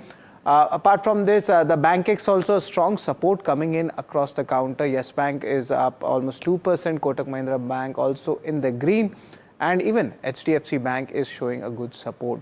Also, let's look at the stock-specific counter moves, and a strong long build-up is happening, especially on the Brent crude prices. They are going up, and because of that, two beneficiaries are there. Good volumes for both Oil India and ONGC, and all the oil and gas segment stocks are buzzing in trade. Short covering for HAL and Bandhan Bank, that has actually intensified over the last 10 to 15 minutes for both the counters. And long unwinding, these are the two stocks, Tata Consumer and Marico. Earnings impact is something which we are seeing on the screen. And last one is short build-up. Asian Paints, for the second straight day, we are seeing a big sell-off happening in this counter as well. And Eicher Motors also, as we pointed out, Puneet had mentioned the reason as well. So these are the important stocks which are buzzing in the F&O space. Okay, Sharad, thank you so much for getting us those details with regards to where the F&O snapshot is concerned. But moving on, the next question that we have is from Murthy, who is writing us from Vizag, asking about IDBI Bank. Wants to know if he can go ahead and buy this counter at the current levels or not. Nilesh, I'll take this up with you. What are your views with regards to where the charts are concerned? Well, Mahima, we have seen a recent correction in this stock from the levels of 115, 116, all the way it has currently reached to the levels of 98. Now it has very important support of its long-term 200-day moving average that is placed at 93 levels. So keeping 93 as a stop loss, yes, long position can be initiated at current level because there could be possibility of some bit of a pullback move towards 105 to 110 on the upside. So yes, one can go long, but keep a stop loss at 93.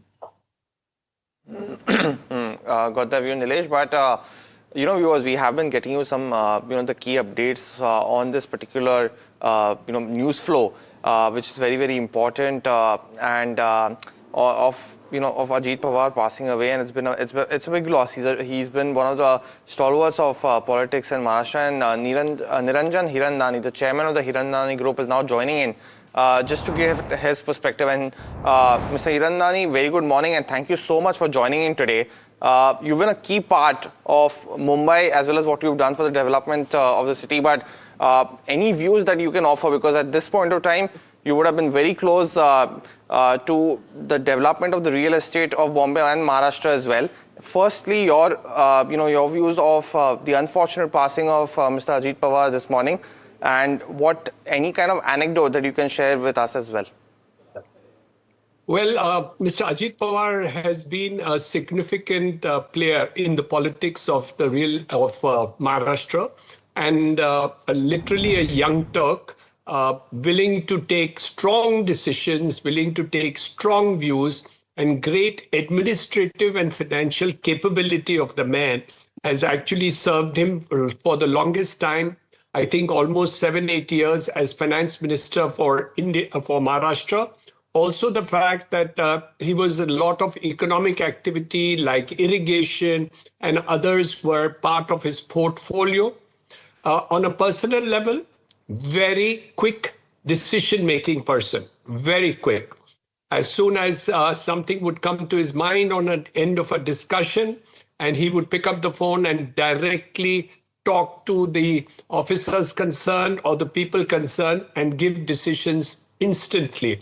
I think that capability is with very few people, having a broad view and an intense capability of taking early decisions. Also, the fact that as a leader of his party, I think there will be a big setback at this point of time in his party because there are not so many big players in his party who carry such a statewide or national brand and name. And so I think there will be a very big setback as far as his party politics is concerned within the MNS. And also the third is that we will have lost a man which has set an example of great discipline in his work in the financial side of the state exchequer. As you know, there are a lot of pressures today in terms of the financing situation of the state of Maharashtra, especially in view of the social policies which had been issued about Ladki Behin, etc.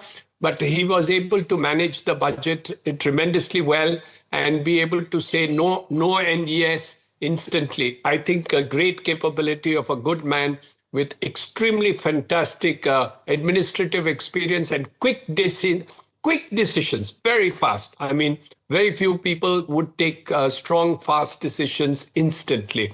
Mr. Ajit Pawar was one such man. All right, Mr. Hiranandani, thank you so much first for, of course, for taking our time. Everybody, right now is trying to understand as to, what this actually means for the Maharashtra government in terms of the loss that has occurred. And, earlier we were just discussing as to how life has actually become so uncertain, right? Recently we saw the Air India crash where we lost Vijay Rupani as well.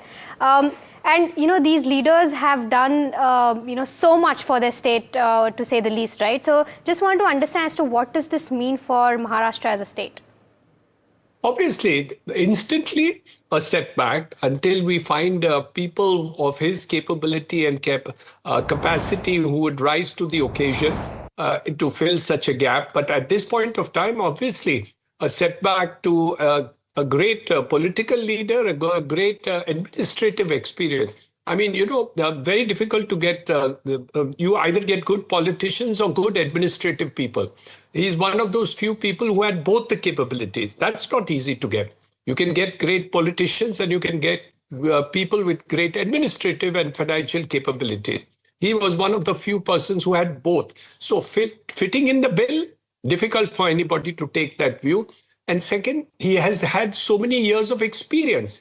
He got elected as early as 1991 to the Maharashtra Legislative Assembly. And of course, in the Pune-Baramati belt, he made his niche happen. But he was a state leader of great eminence and great capability. So I think we're going to miss a very good and capable person in our state. All right. We're also joined by Manan Shah, who's the Managing Director at Man Infra MICL Groups, of course, joining us now. Mr. Shah, thank you so much for joining us on the short notice. We were just discussing with Mr. Hiranandani about the great loss that we've heard today morning. Just wanted your views on how, how this is a big loss to the nation as well as to the state. Good morning. So see, in fact, as the Deputy CM, he also managed, finance, excise, and multiple other ministries.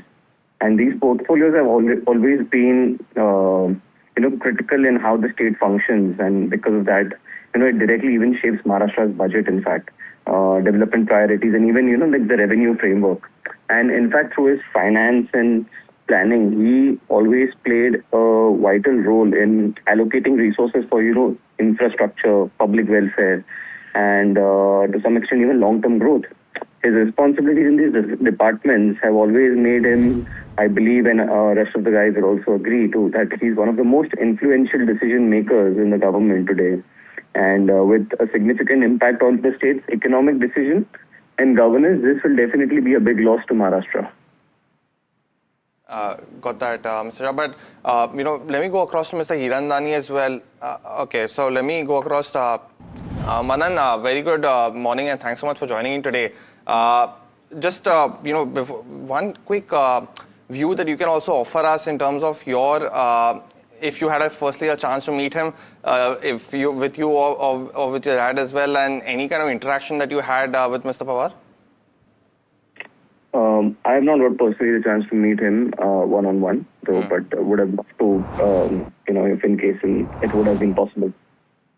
One final thought before we let you go as well, in terms of what you actually feel that this is of course a very big loss to the state of Maharashtra because of the contribution of Ajit Pawar to the state of Maharashtra as well. In terms of the sectors that you are also present in, infrastructure is very, very a big backbone in terms of the contribution to any particular state. Anything that you can offer on that aspect as well of what you think in terms of your conversations in terms of with leadership amongst others that you think could be one of the key aspects to watch out for? See, whether one agrees with him politically or not, Maharashtra would undeniably lose a leader of immense experience. His administrative strength was great, and his deep understanding of state's development needs was crucial, especially connecting the rural and urban developments, the infrastructure stories which have been in his political career. And, of course, his absence would leave a significant void in the government and, of course, in the public life as well, I feel. All right, Mr. Shah, thank you so much for taking out the time at such short notice and, of course, giving us all those views and, of course, thoughts and prayers to his family as well. But viewers, time to step into a very, very short break. We'll be right back answering all your queries on the other side, so do stay tuned.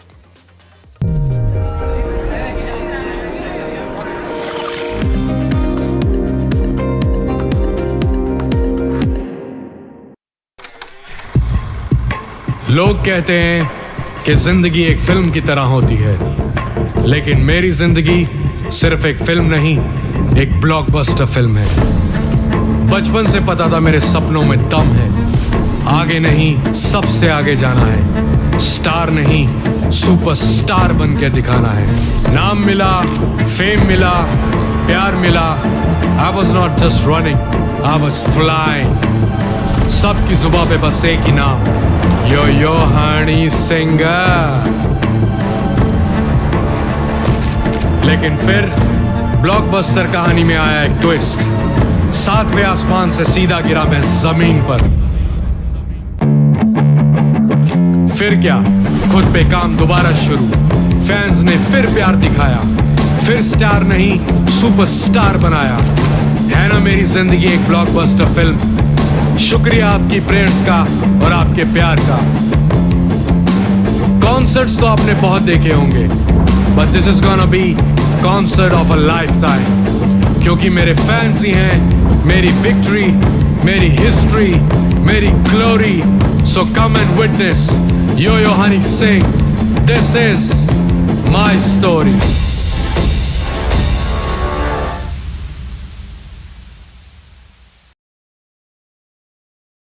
First February 2026. What will change? Will costs be more handy? Will my essentials get cheaper? Will my business grow bigger? Will I get richer? Will loans get easier? Will shopping be more fun? Will the prices drop? So I get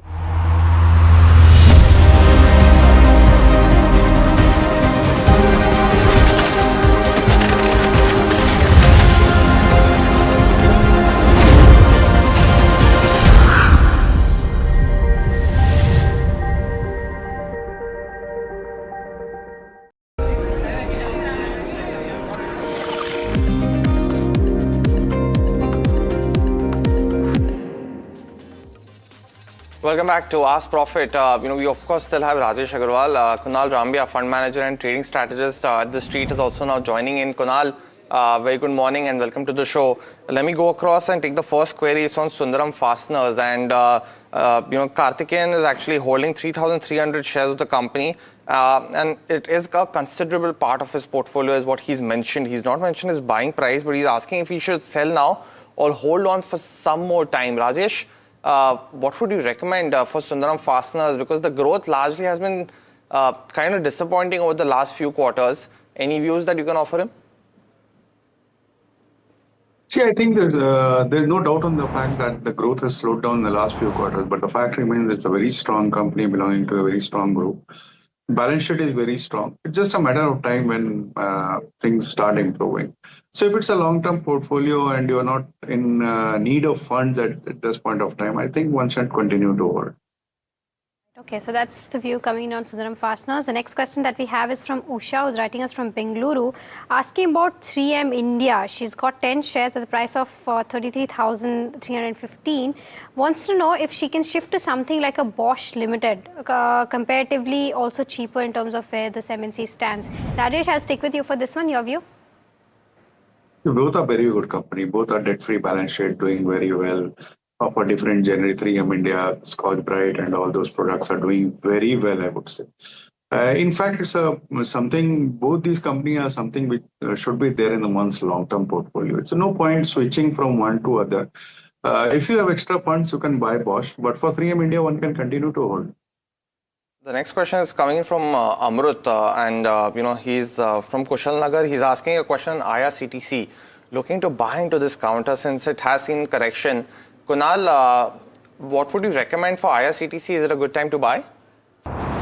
See, overall, this counter has not done much. In fact, from September 21, this counter has held on to the bottom of around 580 levels. Recently, it's trading at 610. And after correcting from 1100, it's now come down to those 610 levels. If this counter consolidates near this level, I think it can offer good opportunity to enter. But as of now, it's a wait and watch. Wait for some kind of consolidation. And if at all the counter reverses from here, with the stop of 585, 590, one can certainly initiate a buy. All right, okay, so that's the view coming in on IRCTC, and we also have visuals of President Draupadi Murmu's address at the Parliament. You can see that on your screen right now, and this is just ahead of the Union Budget is what we are seeing. She's going to soon address the session as well. We'll wait to hear as to what she has to say just before the Union Budget kicks in on 1st of February. But moving on to the next question, which is on Anant Raj. Jayaraman from Mysore is asking this question. He's got 200 odd shares bought at the levels of 598. Wants to know if he can continue to hold this for the next 6 months or maybe let's say for a year as well. Kunal, your view on the charts for Anant Raj? See, broadly, again, sideways consolidating counters, and in the recent correction, almost all the counters have come down significantly, right? And so this counter is also down. The strong support on this chart is right now at around 440 levels. Counter is trading at 485. As of now, it's clearly downward trending. If the counter manages to hold this 440 levels, 445 levels, then I think one can initiate a buy. But as of now, it looks like a falling knife. So let's wait for the counter to consolidate before initiating a fresh entry. Kunal, one more question for you is on Vari Renewables, and our viewer actually is holding this particular counter for a short-term view. Bought at 1121 rupees per share. So he is currently sitting on a loss, and he's holding 150 shares. Any recovery that you've seen in the short term, Kunal, is what his question is. See, Vari Renewables has seen the correction of around 35-40% from its high of around 1350. It has now reached the previous bottom itself, where after the listing. Kunal, sorry, we just have President Draupadi Murmu speaking, so we'll have to cut across to that. She's addressing the Parliament ahead of the Union Budget. Listen in. 150 बसों होने पर पूरे देश में समारोह आयोजित हो रहा है। सभी देशवासी इस महान प्रेरणा के लिए ऋषि बंकिम चंद्र चट्टोपाध्याय जी को नमन कर रहे हैं। मैं आप सभी संसद सदस्यों को बधाई देती हूं कि इस पूर्ण अवसर पर संसद में विशेष चर्चा का आयोजन किया गया है। माननीय सदस्यगण, इसी दौरान देशवासियों ने श्री गुरु तेग बहादुर जी का 350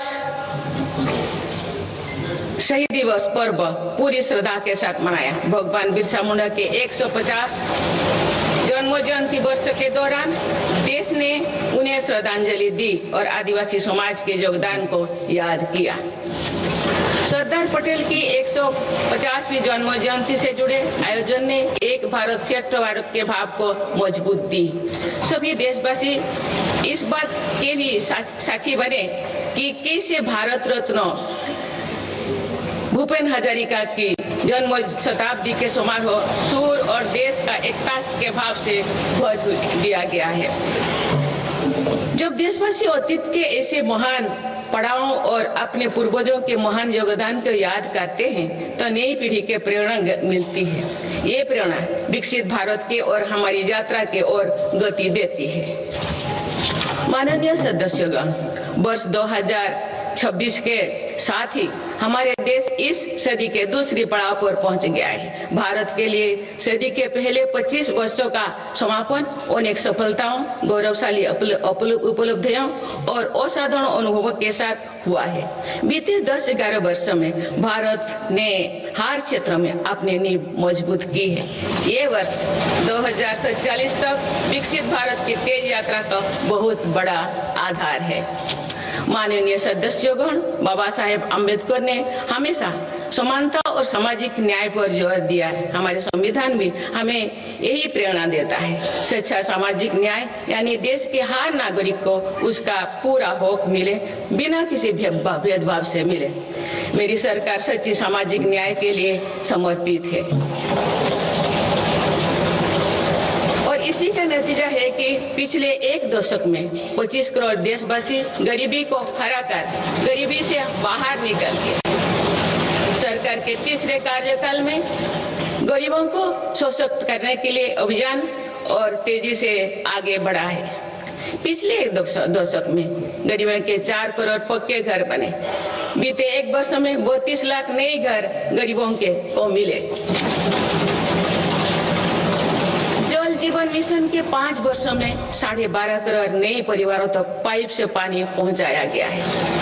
बीते एक वर्ष में करीब 1 करोड़ नए परिवार तक नल से जल की सुविधा पहुंची।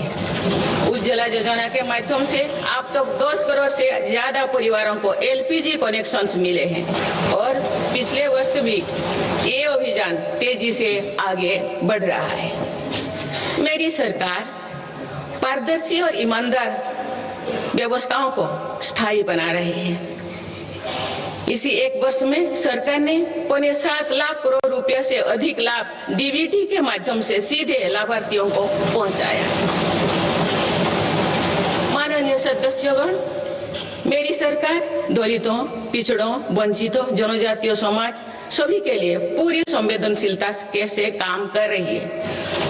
सबका साथ सबका विकास का विजन देश के हर नागरिक के जीवन में सकारात्मक प्रभाव ला रहा है।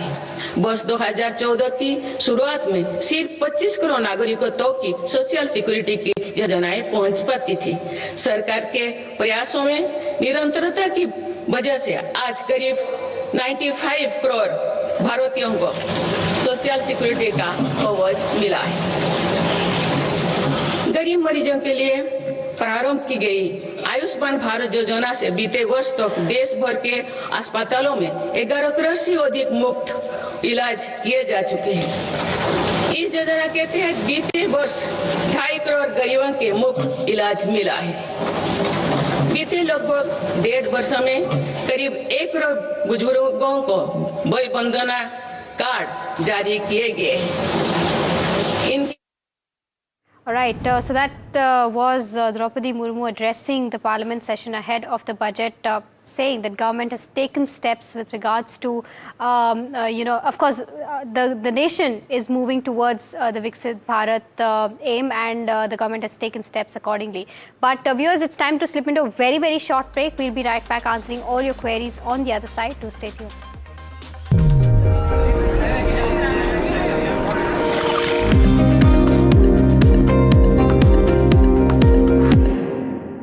First February 2026. What will change? Will costs be more handy? Will my essentials get cheaper? Will my business grow bigger? Will I get richer? Will loans get easier? Will shopping be more fun? Will the prices drop so I get more? What will happen? Union Budget 2026 on NDTV Network.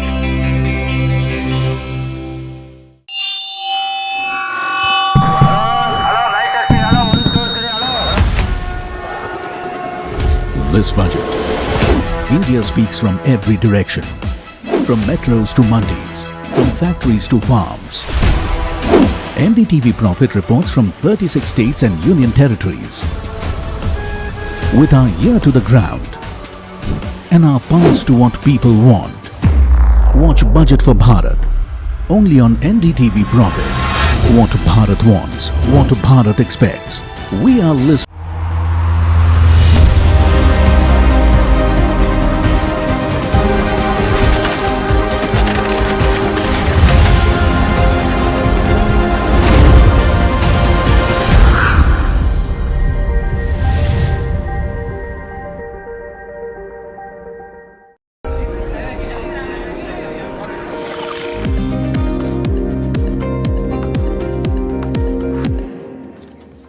Welcome back to Ask Profit. Kunal, apologies for cutting you there, but you were giving your view on Wari Renewable, bought at 1121, 150 shares. What would you recommend? So now on this counter, actually this counter has come down by 35-40% from its highs, and now it has reached the levels where post IPO the counter started its debut, right? So this 860, 870 levels seems to be the strong support. Counter is making good bottom formation on the intraday charts also. So with the stop of I think around 880, one can certainly initiate a buy. If our viewer has already bought, I think this is a level to average out, and if there is a bounce near 975, 980, one can exit the newly initiated trade, hold on to the old trade. Okay, all right. The next one is also for you, Kunal, and this is on APL Apollo Tubes. The viewer Neha from Bengaluru has bought at the levels of 15-17. She wants to know if she can continue to hold this for the next 1 to 3 months, and please suggest the strategy as well as the targets for this particular counter. What's the view like, Kunal? Interestingly, this counter is an absolute positive trend since August 25 so far. It's clearly making higher top, higher bottom form. Something which I like about these counters is that they are trending in nature, and so unless the previous bottom is broken, one can certainly continue to hold this. As of now, it's at 2085. The stop loss is 1950. If the counter slips below 1950, please revisit our channel and ask someone who is available. But otherwise, keep trailing the stop loss. This counter can surprise on the upside with its huge volumes on the recent times. I think 2250 to 2300 is very likely in the time to come. Got the view, Kunal. But the next one is on Kaveri Seeds, and this question is from Solochana from Vishakhapatnam. She's holding shares at roughly 1190 rupees per share. So currently sitting at a loss and holding 500 shares. Rajesh, the last 1 year hasn't been that great for the company, almost flattish move, but even on a 5-year basis, it's underperformed the Nifty. Any view that you can offer on Kaveri Seeds of what Solochana should do? Yes, no doubt it's a slow mover. It has been underperforming the Nifty since a long period of time. The numbers have been decent, I would say, and with the government's focus on rural infrastructure, rural development, and the monsoons being very good this time, I think it can touch 950, 960 odd rupees in the next 1 year.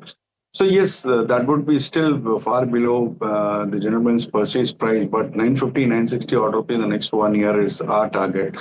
So one can continue to hold. All right, so that's the view coming on Kaveri Seeds. The next question that we have is on Tata Power. Sunitha from Hyderabad wants to know if she can continue to hold the counter. She wants the short-term targets on this one. Her buying level is 345. Kunal, what would you recommend?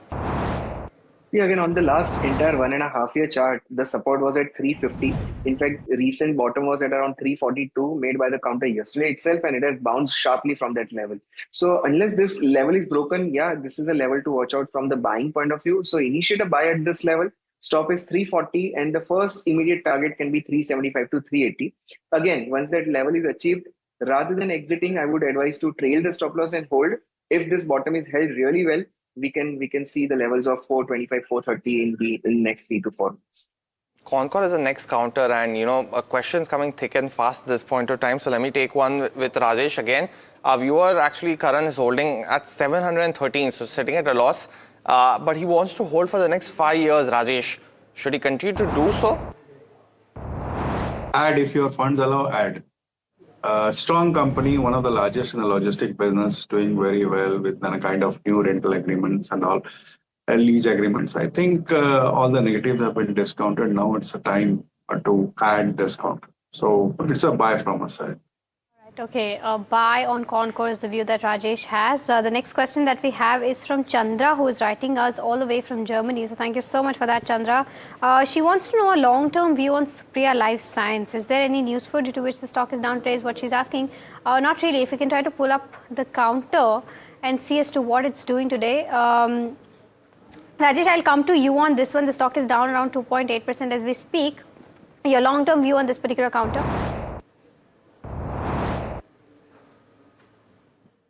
Rajesh, I think you're on mute.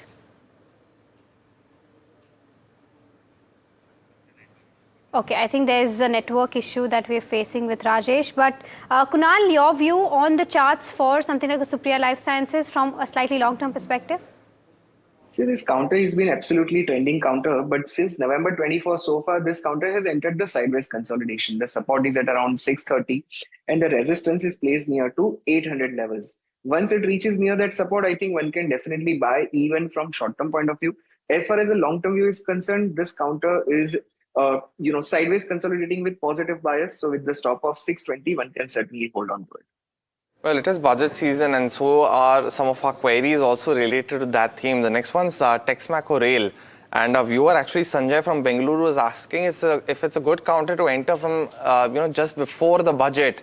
Kunal, I know definitely a very short-term target is what he's asking, but your short-term view on Texmaco Rail and what he should do?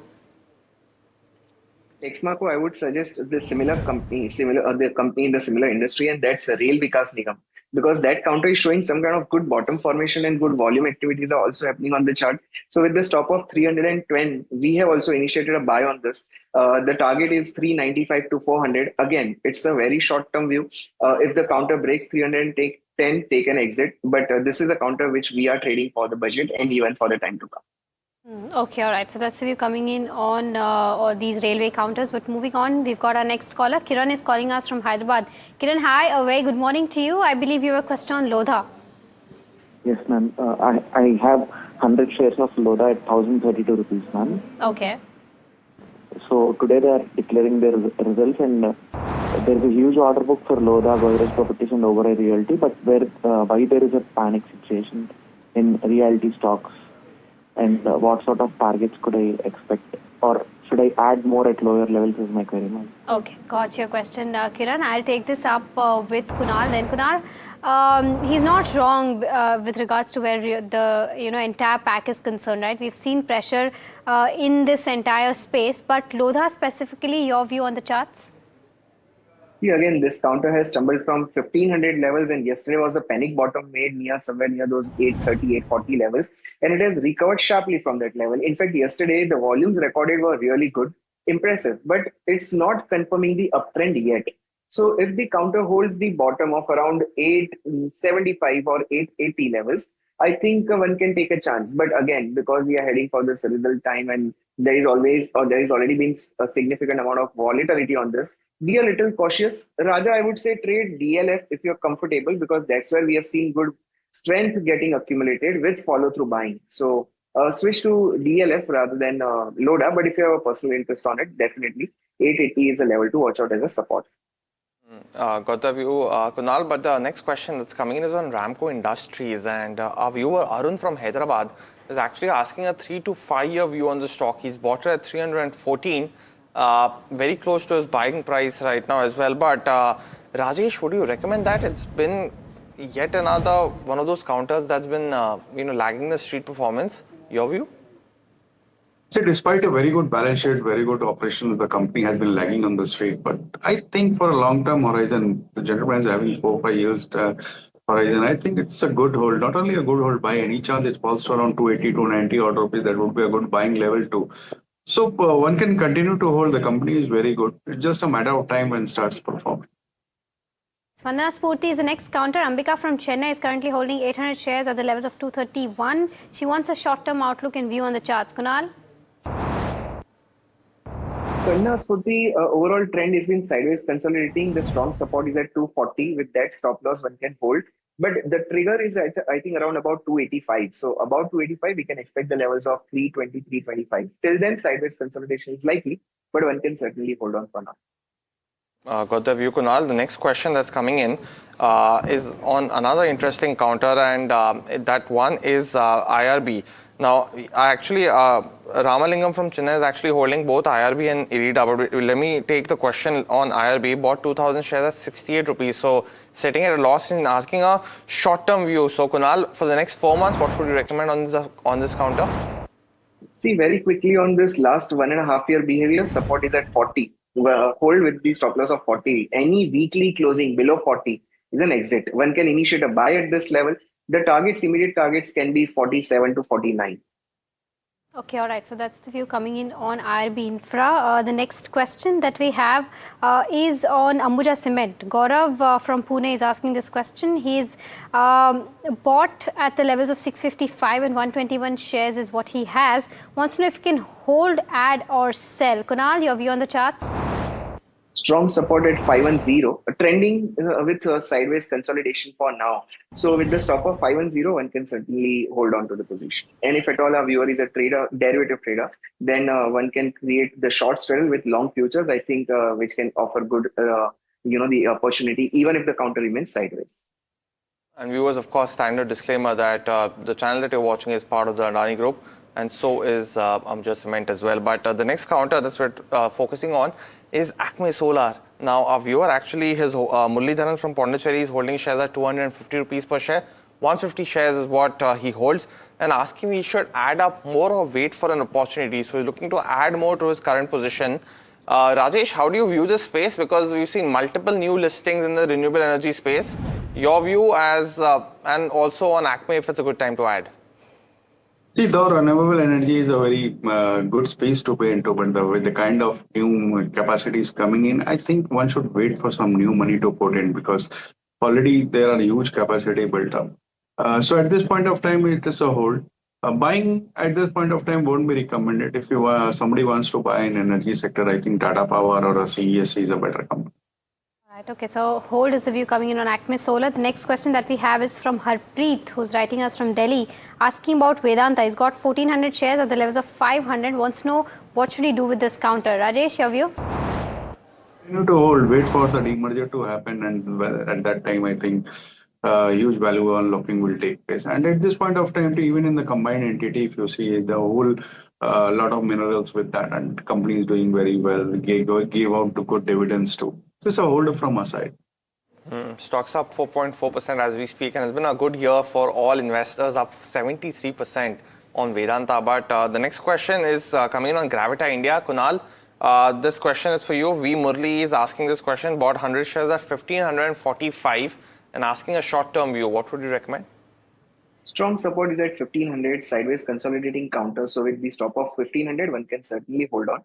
But the momentum is missing. I think momentum will pick up only above 1,550, and then the targets can be 1,750 to 1,800. So hold for now. Hold is the view coming in on Gravita India. The next question that we have is on Hindustan Copper. Sunil from Mumbai is asking this question. I think, Kunal, a lot of people who are invested in Hindustan Copper wants to know this right now as to what are the technicals indicating. He wants to know the short-term target and stop loss that he should put on Hindustan Copper. He's not given his buying price or quantity, but looking at the charts, do you think the momentum is there to stay? Certainly, yes. Even look at today's volume, the counter is up by 8.5% and the volumes are really inspiring. So, these trending counters, one should learn to trail the stop loss and hold the position. I don't know what can be the targets on this. We can, randomly put the numbers of 840 to 850 also. But rather than doing that, I think one should trail the stop loss and hold. As of now, the trailing stop loss is at around 575. That's the previous consolidation bottom. Consider that as a good stop loss. If the counter keeps moving up, keep coming to our channel again and keep asking the guest who is available for the trailing stop loss rather than target. These counters are ready for a big surprise on the upside. This counter is ready for a big surprise on the upside is the view coming in on Hindustan Copper from Kunal. But viewers, time to take a rapid fire round. Kunal and Rajesh, you both know the drill. Try to keep your answers as short as possible. The first question that we have is from Jaya, who is writing us from Bengaluru, asking about Railtel, whether this is the right time to make an entry or not. Kunal, your view? Certainly, yes. Near to the support itself with the stop of 320, one can buy. The next one is PCBL, bought at 361 from Somic. Kunal, you are one of our best advertisers now of this show, so I'm going to come back to you. What would you recommend? Yeah, it's consolidating near the support with the stop of 250. It's a buy. Okay, Newland Lab is the next one. Prasad from Kolkata wants to know if this is the right time to make that purchase. Rajesh, would you recommend that? Yeah, one can add. Narayana Rudralala is the next one, and Kanan is actually asking if it's a good time for a short-term view. Kunal? It's consolidating near the support itself with the stop of 1725. It's a buy. Okay, Bank of Maharashtra or IDFC First Bank, where would you recommend a fresh entry? Kunal, your view on the charts? I'll go ahead with Bank of Maharashtra because it's trending with positive bias with the stop of 64. One can initiate a buy. Satvik Green, Rajesh, I know it's a recent counter, but any view that you can offer? It's a void. All right, Elecon Engineering is the next one. Kirti from Hyderabad has bought 200 shares at the levels of 566. Wants to know if she can continue to hold or not. Rajesh, your view? Continue to hold. Bajaj Finance is the other one. Suresh from Kerala is asking at 920, should he continue to hold, Rajesh? Add. Okay, DCB Bank is the next one. Satya from Hyderabad has bought in 2023. He wants to know if he can hold, exit, or what should he do? Kunal, your view on the charts? Keep trailing the stop loss right now, which is at around 180. So hold with the stop of 180. GMR is the other counter, and Sumanta is asking if he should continue to hold for the next 2 to 5 years. Rajesh? Continue to hold. Okay, Sterlite Tech is the next one. Raghuram from Bhubaneswar is asking whether he can continue to hold this from a long-term perspective. He's got 1,000 shares at the levels of 118. Rajesh, your view? Try to exit around 110. Paytm bought at 1348. Rajesh, should she continue to hold?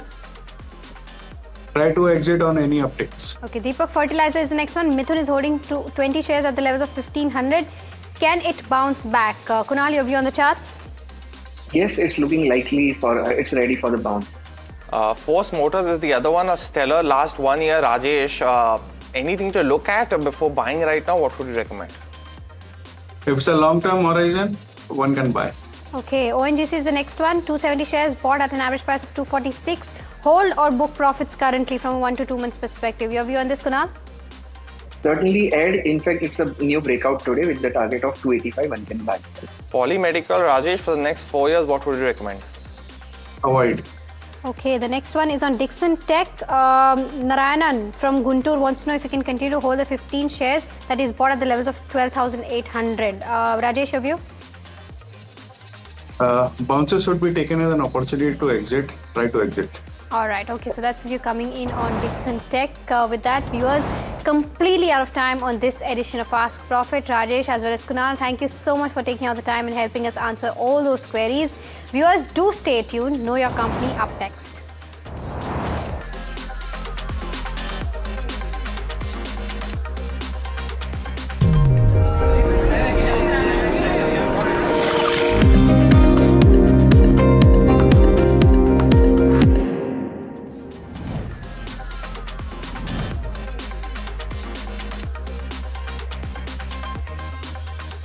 AU savings account में मिलते हैं amazing benefits, paperless banking and higher interest, वो भी हर महीने। Money money money money every month. सोच बदलो और बैंक भी।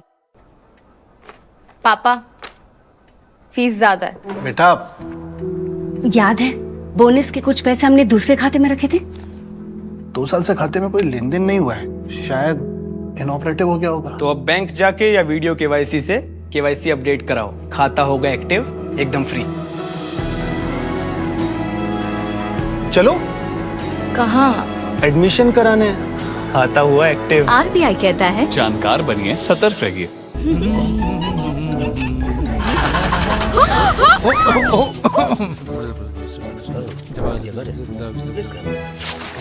This is the 4th time.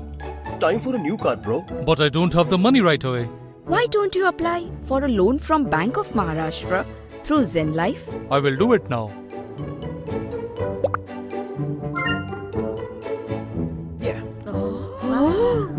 So simple. Zen Life. Get instant loans with Zen Life. Making life simpler with Zen Life by Bank of Maharashtra. रश्मि, ये madam बड़े शहर से छोटे शहर बसने जा रही है, बताओ। अंकल अंकल, इंडिया के छोटे छोटे शहरों में ही तो है बड़े बड़े अखाड़े। नए नए दावपेच सीखेगी और फ्यूचर में मेडल जीतेगी। और बेटा इनका फ्यूचर? बड़े पापा, SBI लाइफ से इनका फ्यूचर सिक्योर है। तभी तो इसकी जीत का इरादा पक्का है। करो पूरे अपने इरादे, अपनों से किए सभी वादे। SBI लाइफ अपने लिए, अपनों के लिए। Presenting iSIF by ICICI Prudential Mutual Fund. Launching two distinct strategies, iSIF Equity X Top 100 Long Short Fund and iSIF Hybrid Long Short Fund.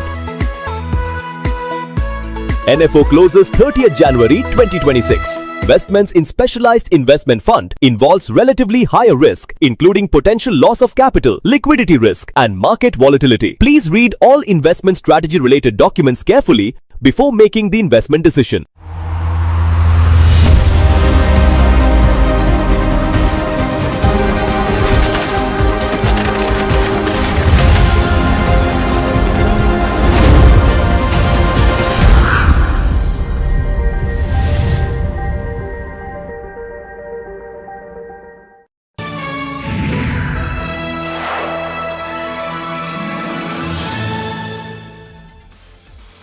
Hello and welcome to KYC. I am Sharad Dubey and you are watching NDTV Profit. And today for the KYC show, I'll give you some hints for which company we are going to talk about. Of course, the earnings season is on, so definitely we'll be talking about the earnings as well. But the first hint for the company which will be coming in KYC is that the company is a company which certifies whether the diamonds are natural or lab grown. क्या असली है, क्या नकली है? That's what they will be looking at.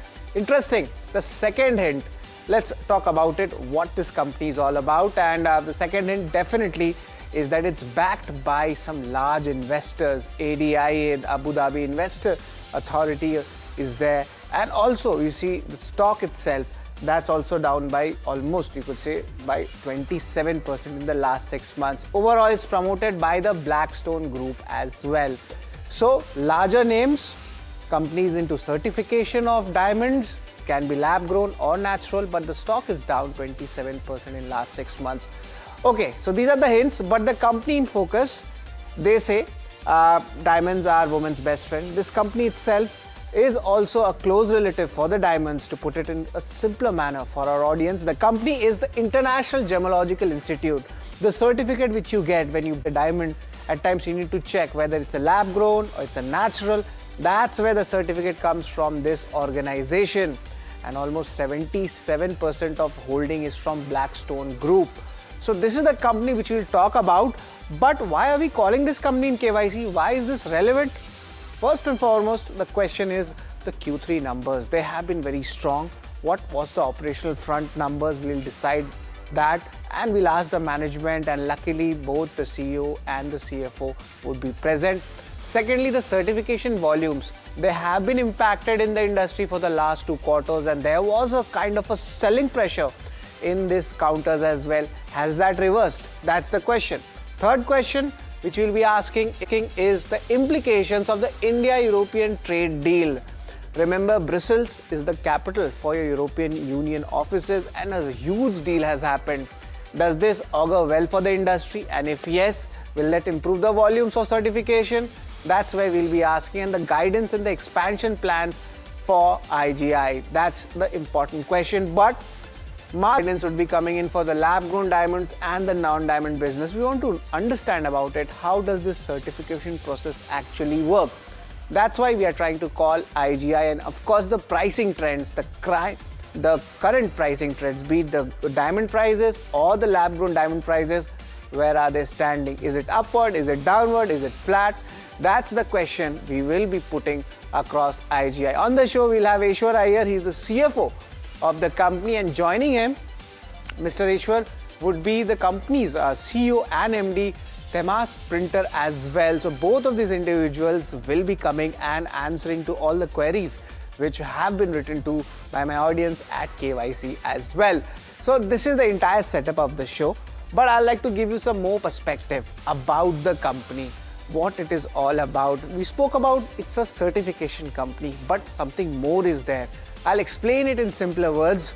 And about the company, they are an independent certification and accreditation services provider. That's something which we like to point about. They are dealing with diamond, gemstone and jewelry. It's just not diamond, there is gemstone also, and this segment is doing well. 65% market share they have in LGD. LGD means lab grown diamond. Also, apart from this, 42% market share in studded jewelry certification, and this is an important data to track. Apart from this, they have around 55 to 90% market share, and they are dominating the industry certification volumes. So if you are wearing a diamond or a lab grown diamond, and if it is certified, it's mostly coming from this company. The services offered: quality evaluation, grading, educational programs. That's the entire gamut of services which IGI has. About the company, they're having 31 labs, 81 schools, and they're present across 10 countries. That's pretty much interesting, and we will ask Ishwar and Tasam about the expansion plans as well. The global presence, they're enabling to capitalize the ongoing transformation which is happening, and that's where the expansion comes in. 10 countries as of now. Promoters of Blackstone, one of the largest PE players in the world, 77% stake. And also there are other large names also which I had spoken about. Government of Singapore has roughly 2% stake, and ADIA, Abu Dhabi Investment Authority, the Monsoon Fund, that's around 1.33% stake as well. So very strong stakeholders and promoter backing, but the concerns are there. And remember, when we are judging this company is following a calendar year format. The fourth quarter, the total certification volumes, that's down 7% on a sequential basis. That's where a little bit of concern definitely comes in. But net, the numbers have been strong. We'll discuss that in our ratings. The average realizations, that has gone up by the price of 11% on a sequential basis. So this is the entire picture I've put for IGI, or as we call it, International Gemological Institute. But now let's show you what the format of the show is, and there are 8 parameters where we will judge the company in KYC. The first one is, of course, the income statement. I will be adding the Q3 numbers as well, which were on the stronger side. Then we have balance sheet, cash flow, return ratios. These are the basic ratios which you should track while investing in a company. Apart from that, shareholding, how much institutional movement has happened, or has it actually not happened? That's a query. Street cred, how the stock has rewarded the shareholders. Remember, there's a limited history because it's still a recent listing of 1 to 2 years only. Valuations, we'll try to compare it, right? What were the peak valuations and what the current numbers are. There isn't a peer to it, so we'll be comparing it with its historical data. And last but not the least, the industry outlook as well as the company outlook. That's what we'll be talking about. But let's move on and go into the first category, and that is your income statement. And let's see what the numbers are suggesting. Last 3 data, it has been significant up move. And the first column is the revenue. That's around 36%, 30%. EBITDA and PAT, that's also going up almost 30%. So historically, the company has done really well. But the Q3 numbers, they have also done well as well. The margin trajectory, that itself has kind of plateaued. That's coming in at around 60%, but still on a higher side for a business model like this, and it's technically asset light, so it works in its favor. Q3 numbers also strong, revenue up 21% on a year-on-year basis. And if you get in the other numbers, EBITDA, that's what I'm looking at, that's up 26% and a strong growth coming in. PAT numbers also, if you could flash, that's where you're seeing it's a high margin business, almost 60% to round it off.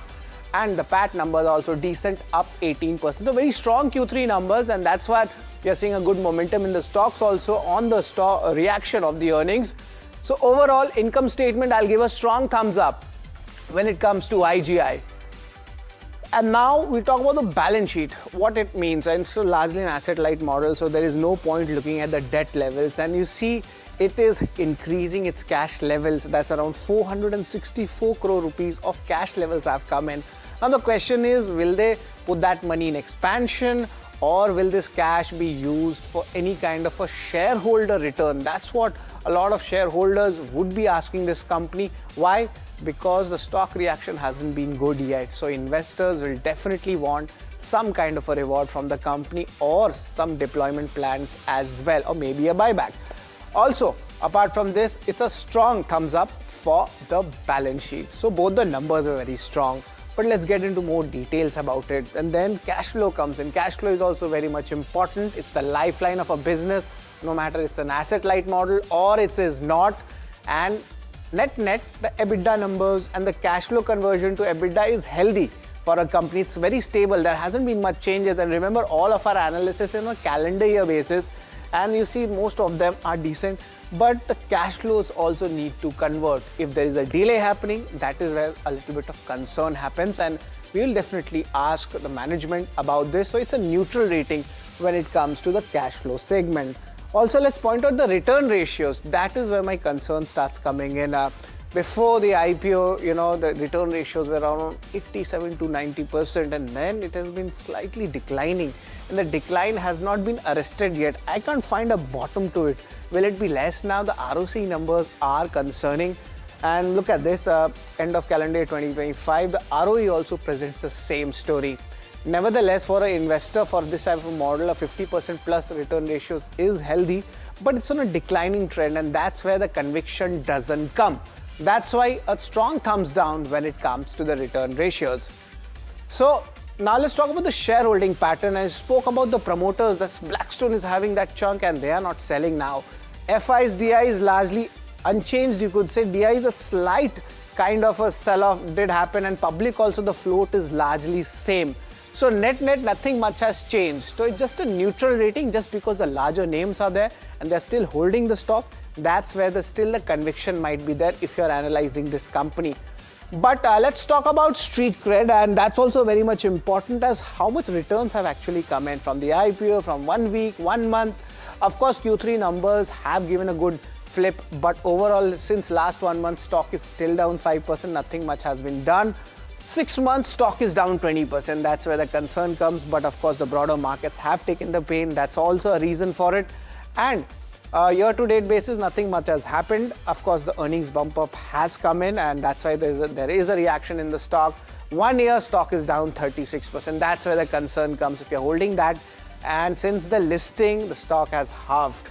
So for the long-term, medium-term shareholders, this has been a bummer. So net, it is a negative rating, or you could say a thumbs down when it comes to the street cred. And let's talk about the valuations. The peak valuations for the company that stood at 41 times. But you must be wondering, what's the current P? Let's show you the current P. And the movement has happened, and current P has corrected almost 40-50% correction. So valuation wise, it's looking attractive. And remember, it's a 12-month, you could say, trailing P, which I'm talking about. So overall, because of the stock price coming down, valuations have become attractive, and I've given this a strong thumbs up. So we have spoken about 7 of these parameters. We have judged them, be it financial or the non-financial parameters, but outlook is very much important because lab grown is a futuristic concept. It's slowly getting imbibed in India. We'll talk about the market also, how big is it. The lab grown diamond is at an inflection point now. There might be a multi-year visibility going ahead. And yes, if you are traveling across the diamond shops, if you are going to bade diamond showrooms, there are chote lab grown diamond showrooms also coming up. The structured tailwinds, this coming across the diamonds, that's what the management claims, but maybe take it with a pinch of salt. The industry is still on a downward trend, at least for last 2 quarters, which I've tracked. Volume growth, pricing, stability, and operating leverage, that's correct. That's what we saw in the EBITDA numbers. So yes, the management is walking the talk. The government has issued a standardized terminology for LGD. So if it is a lab-grown diamond, you cannot call diamond. That's an interesting take, but will it impact the businesses, or at least the certification business of IGI? That's what the main question is. But net, it's a neutral rating in the outlook segment. So let's revise the KYC ratings which we have given for IGI. Out of 8 ratings, what we have given. And remember, the income statement balance sheet has shown a good strength, but the concern starts coming in when I talk about the return ratios. Nothing much has happened for the shareholders. That's why I have given a thumbs down for the street cred segment as well. If you could just show the other rating parameters as well. Yeah, so that's what we talk about. The valuations have become cheap. Outlook, it's good, but is it very convincing? The ground reality, is it a bit different? That's what, that's the query which we'll be posing to management. So net, totally, I've given 4.5 out of 8 for IGI. It's a decent set of rating in our average ratings which we generally give.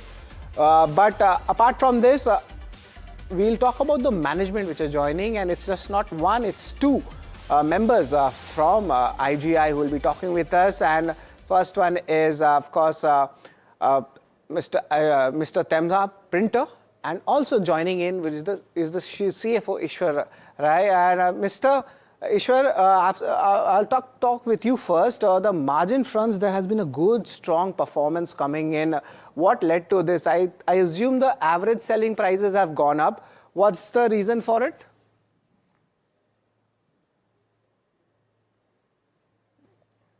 Thanks for having us on the show. The company has delivered some exceptional results during the course of each of the quarters this year. I think from a margin standpoint, we've delivered 60% EBITDA margin versus 57 that we ended 2024 with. It's been a combination of a lot of factors, but two important factors is the volume throughput that's continuing to happen from the lab-grown segment side, and the value accreditation that happens from growth in ND. So this year we've had a very strong ND performance as well. When I talk of ND, it's ND loose stone certification.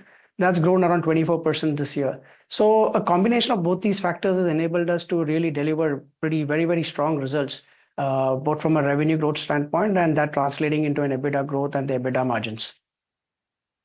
Temas, Sharad here. Good afternoon to both of you. And Temas, the question is, largely just looking at the industry perspective, the overall certifications, that volume has not picked up. It's declined sequentially as well. I know for the last 2 quarters, the pressure has been there. Will this continue in the industry? Because there seems a kind of a downtick in the industry as well. See, the thing is, first of all, I would like to add a little comment on the ASP, which has been increasing. ASP is not price sensitive. It is value sensitive. It's driven by the product mix and the service depth that we offer. So that is the main reason why our ASP has gone up. Secondly, to answer your question, the volumes of lab growns have increased dramatically. And in fact, if you see on the natural front also, we have increased our market share by 45%. So we are on a good roll. And see, the most important factor here is transparency and education and awareness of creating of diamonds. It's not natural diamonds, man-made diamonds. We at IGI grade diamonds, and we give you the origin, which is the most important factor in today's date, to signify whether it is a natural diamond or a man-made diamond, which is called laboratory grown diamonds in our parlance. Pretty interesting take. Ishwar, I have a question for you. I was looking at the cash balances. They are on the higher side. And of course, their stock price movements have not been that welcoming for the company of the last 1 year itself. Is there a chance of a special dividend or a buyback? Or are you using this cash for some kind of an expansion? There is a significant chunk of cash. Yeah, of course. I think we've addressed this in the past as well. I think the company will endeavor to obviously make dividend payouts as well. But as we mentioned earlier, there's also the company continues to evaluate various mergers and acquisitions that's available in the other geographies, etc. So yes, the funds that we currently have will be put towards a dual purpose. Could be a payback in terms of dividend, etc. to the investors, plus also expanding the business. Right. So we cannot rule out either of them. And that's the query which was one of the most asked from our viewers who keep tracking KYC even on social media. Temas, another query is on the industry specific. And recently, India and European Union's trade deal has been completed. I presume European Union's, a lot of main offices are in Brussels. And when I talk about Brussels, definitely it's the diamond capital of the world. And there might be something positive coming in. Any print read-through coming in for the industry? And if yes, how will it impact the industry and maybe the company as well? Temas? Okay, so the diamond capital is actually Antwerp. Brussels is the capital of Belgium. The thing is, we initiated IGI in 1975, 50 years ago, now 51 years ago actually, in Antwerp, to grade the diamonds as a European laboratory. Okay, today the tariffs have been reduced to zero. So obviously all the vendors and all the manufacturers and all the suppliers in India are looking towards Europe, which has become from 4% to zero. So this definitely adds value and interest to cater to the European community. And can you quantify that, Temas, if there is a kind of an increase in the business which you are kind of expecting after this trade deal completion? This is very, very recent. Okay, so we will need a little time span to see how it pans out. But however, it is very indicative to growth with the European economy. Right. Ishwar, apart from this, Ishwar, there's a queries there coming in on the margin profile. Generally, the company doesn't share what certifications you do for the studded, LGDs or the natural diamonds. If you could give us a breakup, if possible, what kind of, margins come from these businesses? And if not, then at least studded and non-studded, if you could give, and a blended margin profile. I think the company actually measures this in totality. We don't have a separate measure of what each segment provides us, but each segment provides its own strength. The lab grown is a volume business, so that enables us to scale up and provide great leverage into the bottom line. As I mentioned earlier, the natural diamond is far more value accretive. And then the jewelry business is a large volume business with obviously a lower price point.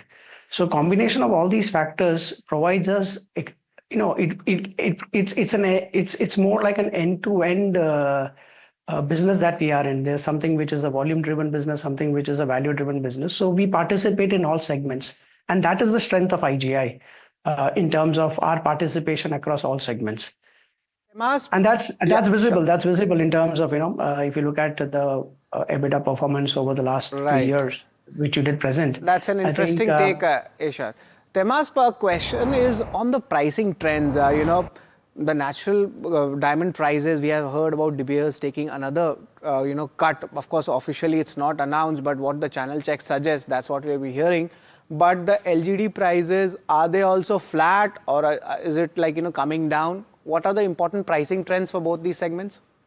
See, at the moment, currently since the last 1.5 years or 18 months, the LG prices have been stable. People know, the growers and the manufacturers know that, below this line, it becomes unviable, and there is a lot of growth potential in the lab-grown sector. So today, the growers are adding more and more facilities, more and more reactors to increase the throughput. And we are also increasing our infrastructure and gemological capabilities to augment this growth. Lab growns is actually in its inception stage. There's a long way to go. And what we need to do is to give transparency to the end consumer. That is the most important factor. We have the trust and we give transparency to the end consumer that both are diamonds. One is natural, the other is man-made.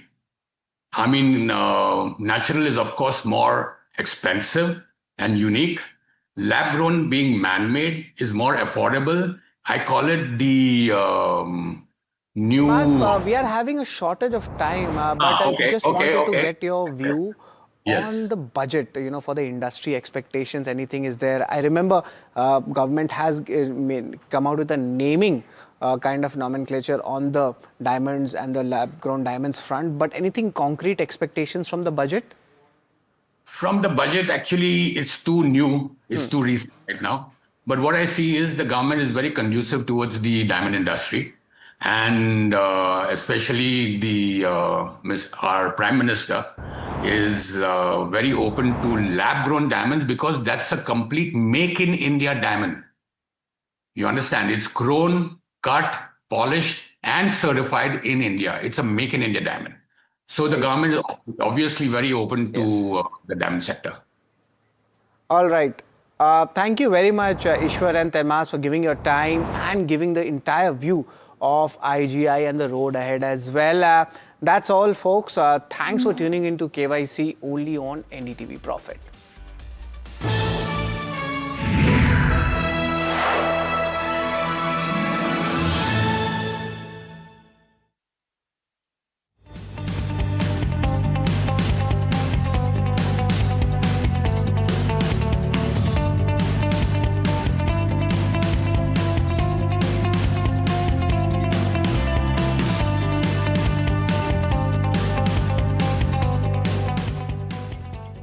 Agarwal Packers and Movers Limited. Man with the cap. Not 300, 300, 300. जब से दुकान खोली है मैंने तब से bank का ही तो काम कर रहा हूँ। लो बन गया ना चपरासी। Not banking with AU. AU? AU current account के साथ मिलता है free UPI QR overdraft facility और एक ही ऐप से बैंक के सारे काम। AU? हाँ जी शुक्ला जी, सोच बदलो और बैंक भी। रश्मि, हाँ? ये मैडम बड़े शहर से छोटे शहर बसने जा रही है, बताओ। अंकल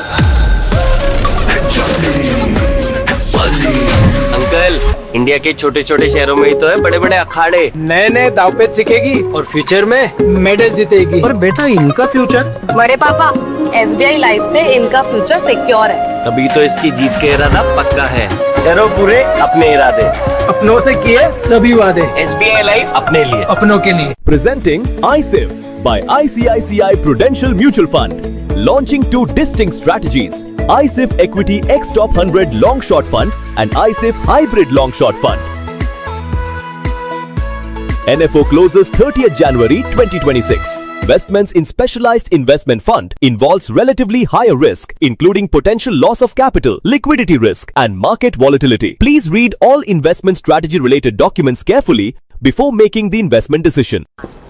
भाई कोई कूल बैंक बताओ ना जिसके लिए हर कस्टमर इम्पोर्टेंट हो। SBI कूलेस्ट है। What?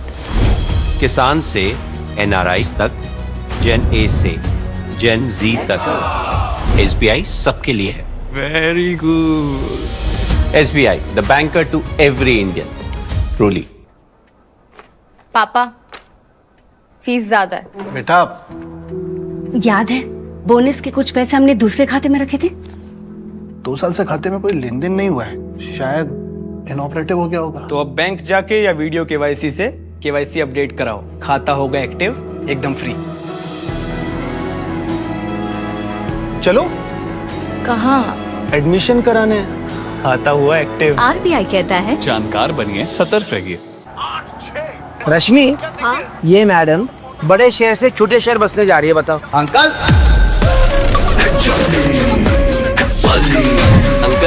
इंडिया के छोटे छोटे शहरों में ही तो है बड़े बड़े अखाड़े। नए नए दावपेच सीखेगी और फ्यूचर में मेडल जीतेगी। और बेटा इनका फ्यूचर? बड़े पापा, SBI लाइफ से इनका फ्यूचर सिक्योर है। तभी तो इसकी जीत के इरादा पक्का है। करो पूरे अपने इरादे, अपनों से किए सभी वादे। SBI लाइफ अपने लिए, अपनों के लिए। 1st February 2026. What will change? Will costs be more handy? Will my essentials get cheaper?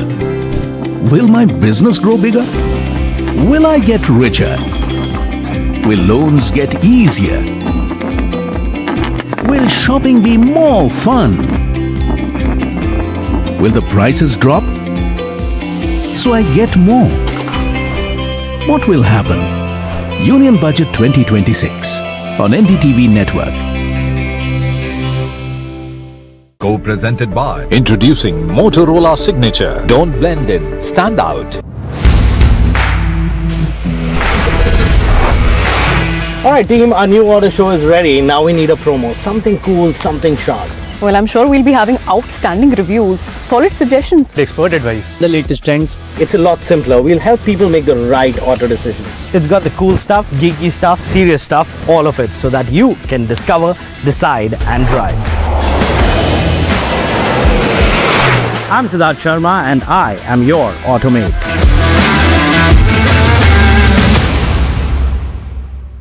Presenting the all-knowing, all-powerful Tech Guru. Whoa. Guru? I'm no guru. Okay. I'm just a guy who loves his tech. A show where the mysteries of megabytes and motherboards shall be unraveled. Bro, nobody talks like that anymore.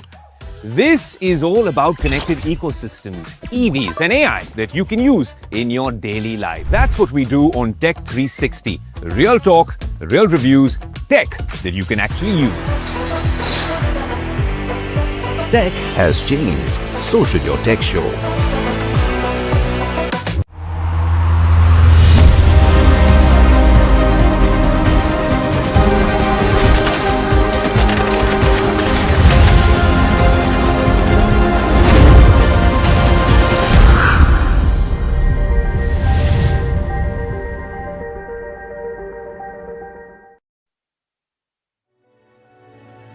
Tributes pour in after Maharashtra Deputy Chief Minister and NCP leader Ajit Pawar passes away in a plane crash. Ajit Datta, as he was fondly known, died along with 5 others when the plane crashed while trying to make emergency landing near Baramati. India-EU deal lends support to sentiment on the Lal Street. Nifty manages to stay above 25,300 while Sensex jumps more than 400 points. Energy, oil and gas lead the gains and metals shine. FMCG auto on the back foot today. Coming to India, EU deal, investors and policymakers alike will try to decode what changes in India and the European trade landscape. The changes are set to reshape parts of India's import market over the next decade. Asian Paints under pressure after Q3 disappoints the street, subdued demand, one-time exceptional loss, low decorative business volume drags, and Vodafone Idea trims net loss and sees 3% uptick in its ARPU. All eyes on auto major Maruti Suzuki along with TVS Motor, BEL, SBI Life and Larsen & Toubro.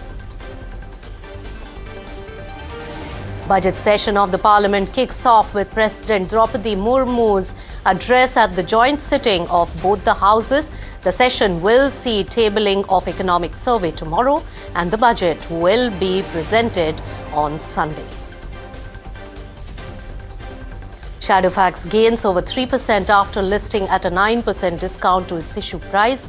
Company plans to use the fresh funds to strengthen its logistics network.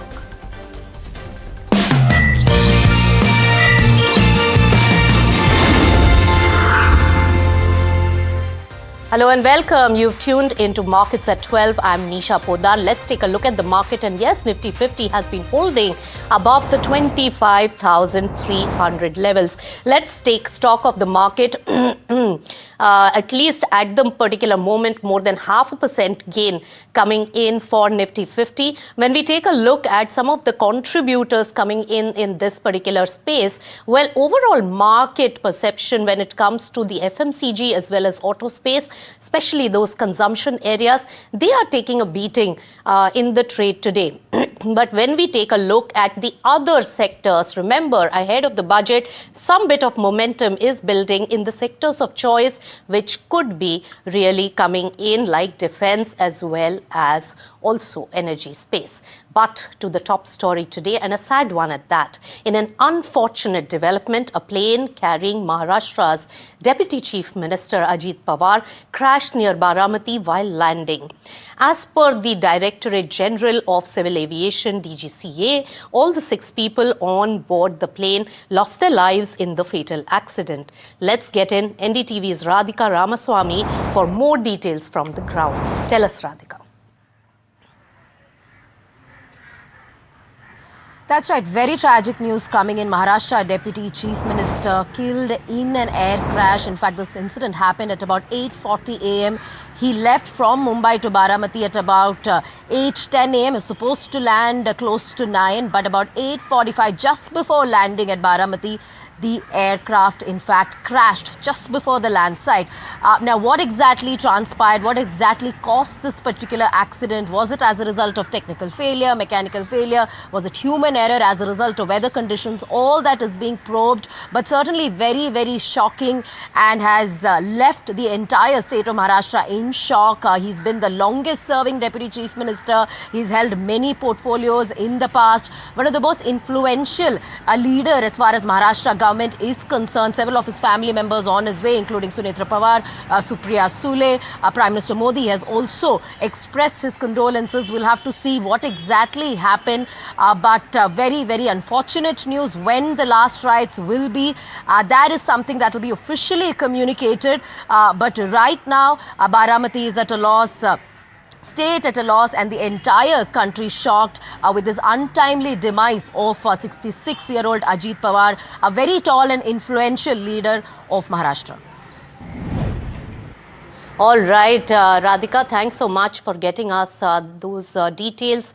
And of course, quite a sad state of affair, and the entire country is really condoling the death of Ajit Pawar. Asian Paints delivered its numbers. My colleague Mahima caught up with the management. Let's go straight to that.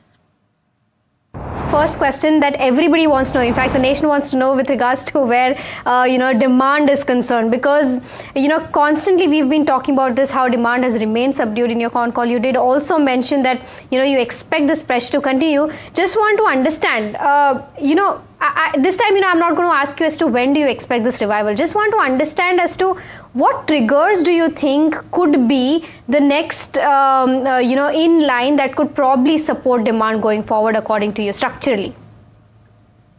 So overall, when we see, I think in the quarter, what we saw was definitely demand was stretched. We had a shorter festive season, a prolonged monsoon. I think despite that, overall coatings, we've registered about a 4.4% value growth, a decent volume growth of about 8.3%, and very strong margins. PBDIT margins are at, all-time high in terms of what we are seeing in terms of the overall business. As we see going forward, I think we've seen some demand pick up in November and December, which were decent months overall. As we go ahead, I think the focus has been very strongly that we are looking at focusing from a point of view of B2B business, especially catering to a lot of areas in terms of looking at, government expenditure in terms of infrastructure, which is happening. Government is becoming a very strong area in terms of where we are focusing, given the whole focus with respect to infrastructure development projects, which are kind of coming. And that is something which we are focusing our attention very, very strongly. Second, the industrial businesses, whether it is the auto refinishes business or the auto OE business and the general industrial business, is something which we are looking at in terms of concentrating in that direction. And the third direction would be in terms of upgradation, in terms of what we keep on looking from a point of view of moving the market towards a little bit of premium luxury products in terms of going forward. So we would see that possibly going forward, I think the axis of demand and looking at focuses would be in these directions. Interesting. Okay. And since you mentioned, government contracts, just want to understand, because budget, is set to come on 1st of February. And this time, analysts are expecting that this is going to be a budget that's going to be focusing more on capex-led growth rather than consumption-led growth, which was, very much the focus in the last budget. But if that is the case, right, capex-led growth, I think that is going to augur growth for paint companies as well. So just want to understand your views on this and your expectations from the budget. Yeah, definitely. I think what we see is that I think we are looking forward to the government pursuing the whole area of focusing on infrastructure, on development more and more. We are seeing the kind of investments which are taking place in terms of the whole connectivity of the country, the ports, airports coming in, and is at the same time really getting a lot of industries, new technologies to kind of really invest, which kind of really is a very strong focus which the government is bringing in terms of the private capex literally kind of go up. I think all these augurs very well for us, both from a point of view of our B2B business as well as the industrial businesses in terms of going forward. And we would really expect that the government continues to kind of really accelerate this whole area of infrastructure and development, so that possibly that is a new direction, that is a new focus which we continue to kind of really embrace. Understood. Okay. With regards to where margins stand, and I'm sure that you get this question a lot. You've guided a range of that 18 to 20% mark, but this time it has come at the higher end of that range of guidance that you've given at the 20% mark. Just want to understand that if raw material prices continue to remain lower, do you expect some further improvement in terms of margins, or do you think at 20% your margins have peaked? So what we see is that, today we have, other than the deflation of 1.1%, what we have seen in the last quarter, what we have done is a lot of work from a point of view of our cost structures, looking at in terms of our fixed costs and how do we kind of really want to kind of take that. We've also done work from a point of view of a lot of areas regarding to material efficiencies, whether it is sourcing, purchasing, and formulation efficiencies to that extent. We feel that possibly, I think from a margins point of view, that we have been able to elevate the margins to the level currently of 20.1, which is a good high in terms of what we are seeing to that extent. Going forward, we are expecting that we will continue our investments, whether it is from the point of view of building the brand, or it is from the point of view of investing in the market in terms of innovation, new technologies. We also want to invest from a point of view of AI-led technologies, which will come in, and a lot of new chemistries, which we want to kind of really put into the market. So our focus from that point of view will continue in terms of what we want to kind of build the market, even in terms of bringing newer areas of distribution in terms of what we want to put place. I think those would be the investments which we are looking forward to, other than the capexes which we have already underway in terms of what we are putting. So I think our margin guidance would continue in that 18 to 20% at this point of time as we go ahead. Okay. All right. With regards to where competition is concerned, in your constant con call comment, you've continued to say that, competition still remains a concern. But from what my understanding is that despite of, this heavy capex that competition had come with, it's not been able to make that dent in terms of where the market share stands. So just want to understand as to why do you think that competition is still very intense? One thing. Secondly, what are the, kind of initiatives that you've made this quarter specifically in terms of where you are trying to fight that competition, and when do you think that competition will start to ease out going forward? So see, the nature of the industry is that, I think, competition will continue. We have now paint consolidation also happening, apart from the fact that there are many new players in terms of to that market. So we believe that possibly that kind of competition intensity will continue in terms of more and more players, more consolidation, which is going to happen as we look at it. Our focus has been more from the point of view of looking at what is the innovation index which we are able to bring with respect to newer products in the market. What are the areas in terms of what we can look at accelerating the premium in the luxury segment in terms of going forward. We have also kind of really looked at the whole area in terms of how we are able to kind of galvanize some of the businesses like the waterproofing construction chemicals which are there, which can give us a leeway in the market in terms of going forward. So all right, Asian Paints management there. The stock is under pressure post its Q3 performance. With that, we'll slip into a short breather on markets at 12. Come back with more details and earnings of the day.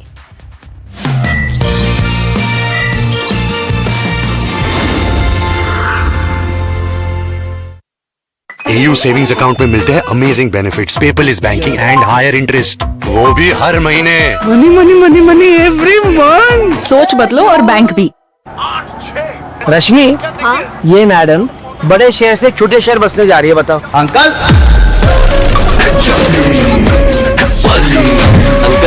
India के छोटे छोटे शहरों में ही तो है बड़े बड़े अखाड़े। नए नए दावपेच सीखेगी और फ्यूचर में मेडल जीतेगी। और बेटा, इनका फ्यूचर?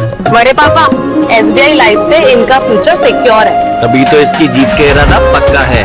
करो पूरे अपने इरादे, अपनों से किए सभी वादे। SBI लाइफ अपने लिए, अपनों के लिए। Presenting iSIF by ICICI Prudential Mutual Fund. Launching two distinct strategies, iSIF Equity X Top 100 Long Short Fund and iSIF Hybrid Long Short Fund. NFO closes 30th January 2026.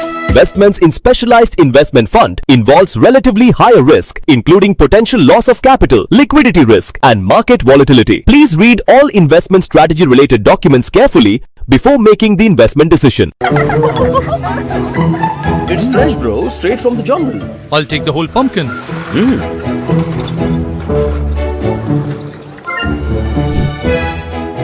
Make seamless UPI payments with Zen Life.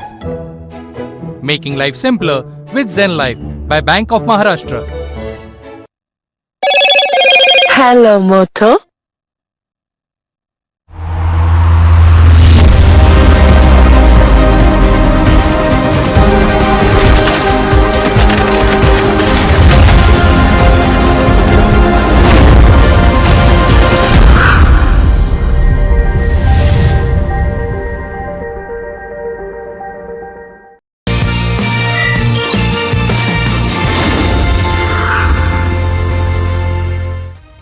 Welcome back. You're watching Markets at 12, and another important earnings of the day that we are pouring in is the FMCG player, the consumption player Marico, which has delivered an okay set of numbers when it comes to the profits as well as revenues.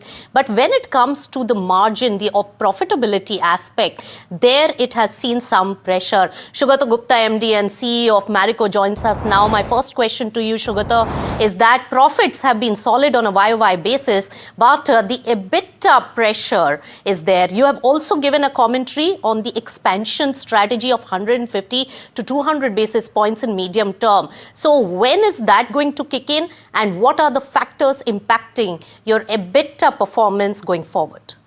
I think we just lapped a very high inflation cycle. As you know, that one of the biggest input cost, which is copra, had a significant inflation as high as almost 100%, which forced us to take a 60% price hike in Parachute.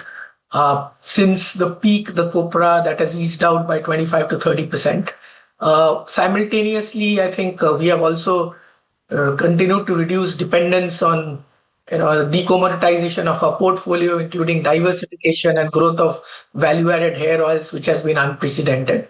So therefore, a combination of easing out of inflation, continued mix improvement, as well as profitability improvement of the diversified part of the business, which is foods and digital, will happen as we move into next year. So YOY next financial year, we can expect definitely a 150 to 200 basis points improvement in margin, which roughly translates into at least a mid-teens bottom line growth as a base case.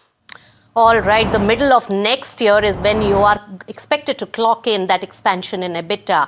But most of the brokerages are of the views, Shogato, that volume growth needs to be really continued because the pricing pressure will continue. How's the demand? How's the outlook? And of course, in revenue, you're on track with the 25% that you have estimated for this year. So I think we are already 3 quarters down when we are at 26%, and therefore 26-27%. So this FY25 numbers are definitely possible. As far as volume growth is concerned, yes, I think the sector consumption is looking up. A combination of various things, whether it's in terms of the GST, which has been transformational in driving affordability in a lot of categories, whether it's food or some of the personal care items where GST went down from 18 to 5. Consumers want brands, aspirational brands, and therefore the affordability will drive consumption. I think the rural demand has improved quite a bit, and we have seen this trend over the last few quarters. The monsoon and the agricultural sowing season has been okay. So we believe fundamentally there are multiple vectors which will aid the consumption growth, and therefore we expect the FMCG volumes. We are in the early season of, in terms of the earnings season. And if you look at the trends, there has been volume improvement all around. And as far as we are concerned, we have been delivering high single digit volume growth over the last 4-5 quarters. And we are extremely confident of continuing to deliver this as we move into next year. All right, in food business also, Shogato, your company has just made an acquisition of Zia Maize from PVR. What are the synergies, the impact to your overall portfolio, and when is the performance from here start showing up on your results? So look at 4700BC. It's a very we are very excited about this recent acquisition. If you look at our overall foods journey, it has been focused on, most of it has been health and wellness. There was a gap in our portfolio in terms of premium gourmet snacking, and this is something which is driving a lot of consumption tailwinds because of whatever growth in OTT, people having in-home consumption of gourmet snacks, and they are better for you snacks. I think this brand has significant, in terms of headroom for growth. It will continue to be, available in PVR cinemas, but that is a small part of the business. A large part of the business has been online. I think with Marico, access to the Marico GTM, whether it's modern trade or some part of the premium food outlets, it gets access to GTM. There will be significant cost synergies with the Marico system, as well as potential synergies with True Elements, which is again a better for you clean brand which operates in the premium space. I believe this will accelerate both True Elements and 4700BC's in terms of the path to breaking even in a very accelerated manner. And also, I think we will have monies to invest behind the growth of these brands. And I'm extremely confident 4700BC in the next 3 years will become a 500 crore brand. We are currently having an exit run rate of around 140 crores. That's right, Shogato, but also it's the digital era right now. So digital first portfolio, what is the outlook as well as growth propensity? Will international market give you that kicker in this particular segment? As far as the digital first portfolio is concerned, we believe that it can have the potential to become 2.5x with a EBITDA of 10% plus over the next 2 years. And if you look at it there, we participate in different segments. We still have some gaps to plug, but we now have a broad-based play. We operate in premium male grooming in Beardo. Beardo is what I call a Harley Davidson of male grooming. It's around 300 crores with a double-digit EBITDA. We have Just Herbs. We have a brand, as you talked about, is True Elements, and Plix. Plix is the largest and the fastest growing brand in our space. It plays both in the nutraceutical segment as well as in the hair and skin food. And it's also profitable. And I believe that next year, Plix is expected to almost touch 1,000 crores. Now we have 4700BC. And as I said, there could be 1 or 2 still gaps in the portfolio. I think we strongly believe we are one of the very few incumbent FMCG companies that has been successfully converted itself into a digital consumer company. We are, today number 2 in terms of size as a digital FMCG company in India. And this, we also believe, has potential, this digital business model in some of our international businesses, where some countries where internet penetration is very high, e-commerce penetration is very high. So this is a capability we have honed. We have done it very innovatively, where we have taken majority stakes, let the founder run it, learn the business from them. Because at the end of the day, I think there's a lot to be learned from the founders, except that we also choose founders who have a mindset of build to last as opposed to build to sell. And they are interested also in leaving a legacy. And for us, that is important. Also, Shogato, consumption space is very critical for the economy and the growth, and budget is just around the corner. Of course, GST reforms have added some propensity and boost to consumption. But what would be your budget expectations to boost demand and consumption? If you look at last year, whether it's the tax breaks or the GST 2.0, both have been transformative in terms of driving consumption, especially in the middle class. And I believe this will play out over the medium term. I think there has to be continuous focus on investing behind infrastructure, generating employment, rural upliftment, and the government has done a fantastic job in that. And obviously, long term, it is important to also ensure fiscal discipline. The very fact that India has been extremely, proactive in doing a lot of FTAs in the recent times, and I believe that we will continue to be the fastest growing economy in the world. The momentum is good, and it is extremely critical that we continue to actually generate infrastructure, investment behind, expansion of capacity and generating employment, which is critical for maintaining this momentum.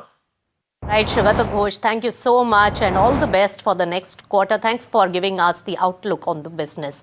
All right, that particular stock slightly under pressure in trade after the results and has picked up a little bit on the management commentary.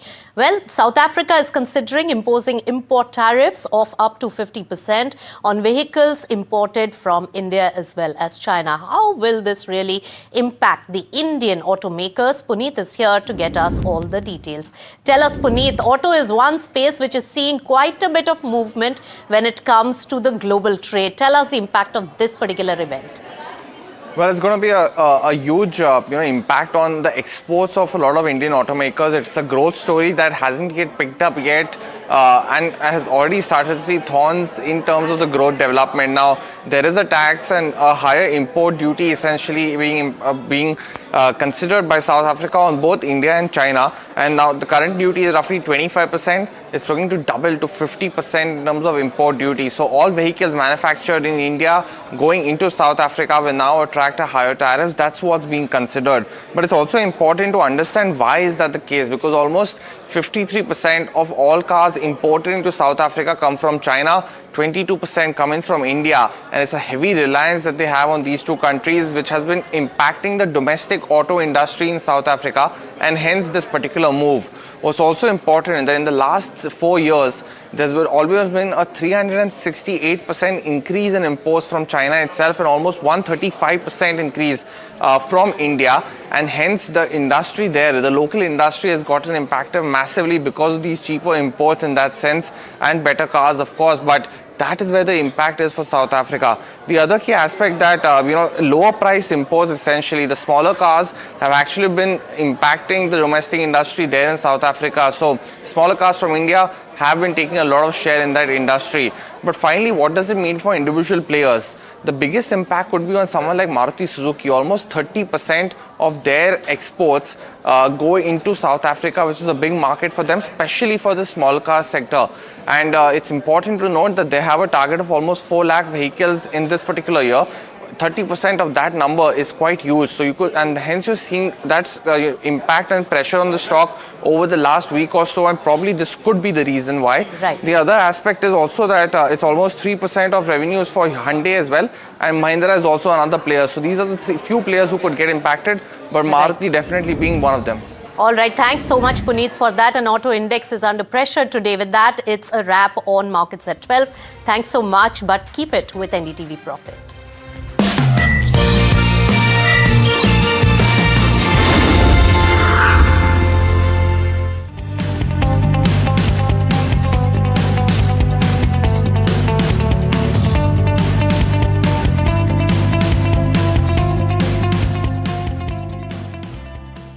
First February 2026. What will change? Will costs be more handy? Will my essentials get cheaper? Will my business grow bigger? Will I get richer? Will loans get easier? Will shopping be more fun? Will the prices drop? So I get more. What will happen? Union Budget 2026 on NDTV Network.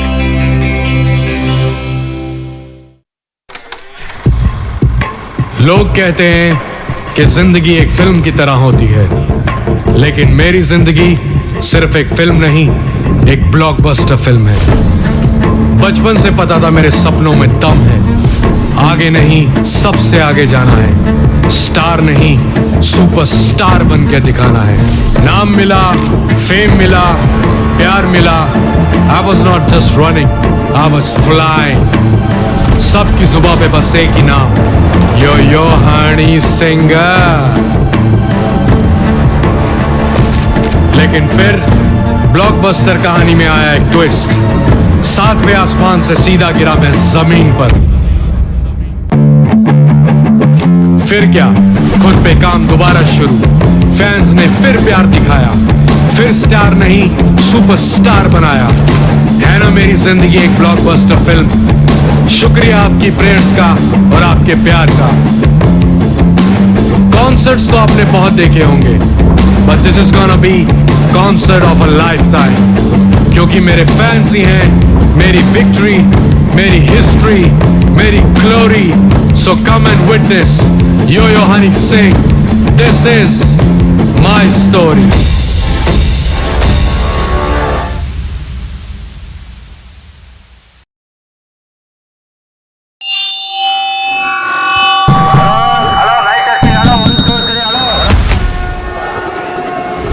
This budget, India speaks from every direction. From metros to mandis, from factories to farms. NDTV Profit reports from 36 states and union territories. With our ear to the ground and our pulse to what people want. Watch Budget for Bharat only on NDTV Profit. What Bharat wants, what Bharat expects. We are listening. Before the Finance Minister speaks. Budget 2026, the growth agenda. Only on NDTV Profit, for your profit.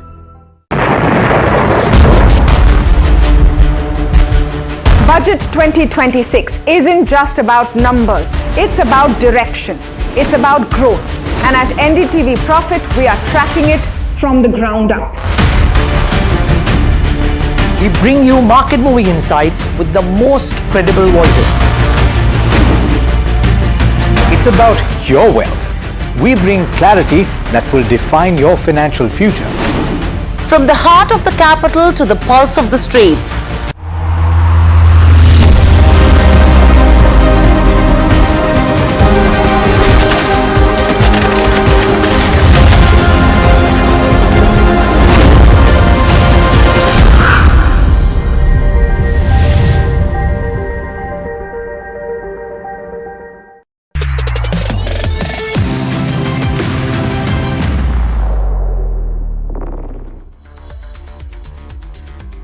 Hello and welcome to NDTV Profit. This is Heeral Dadia bringing you our all-new offering, Trending Stocks. And with me is Sharad Dubey standing at the NDTV Profit Market Pit with all the action in the markets today.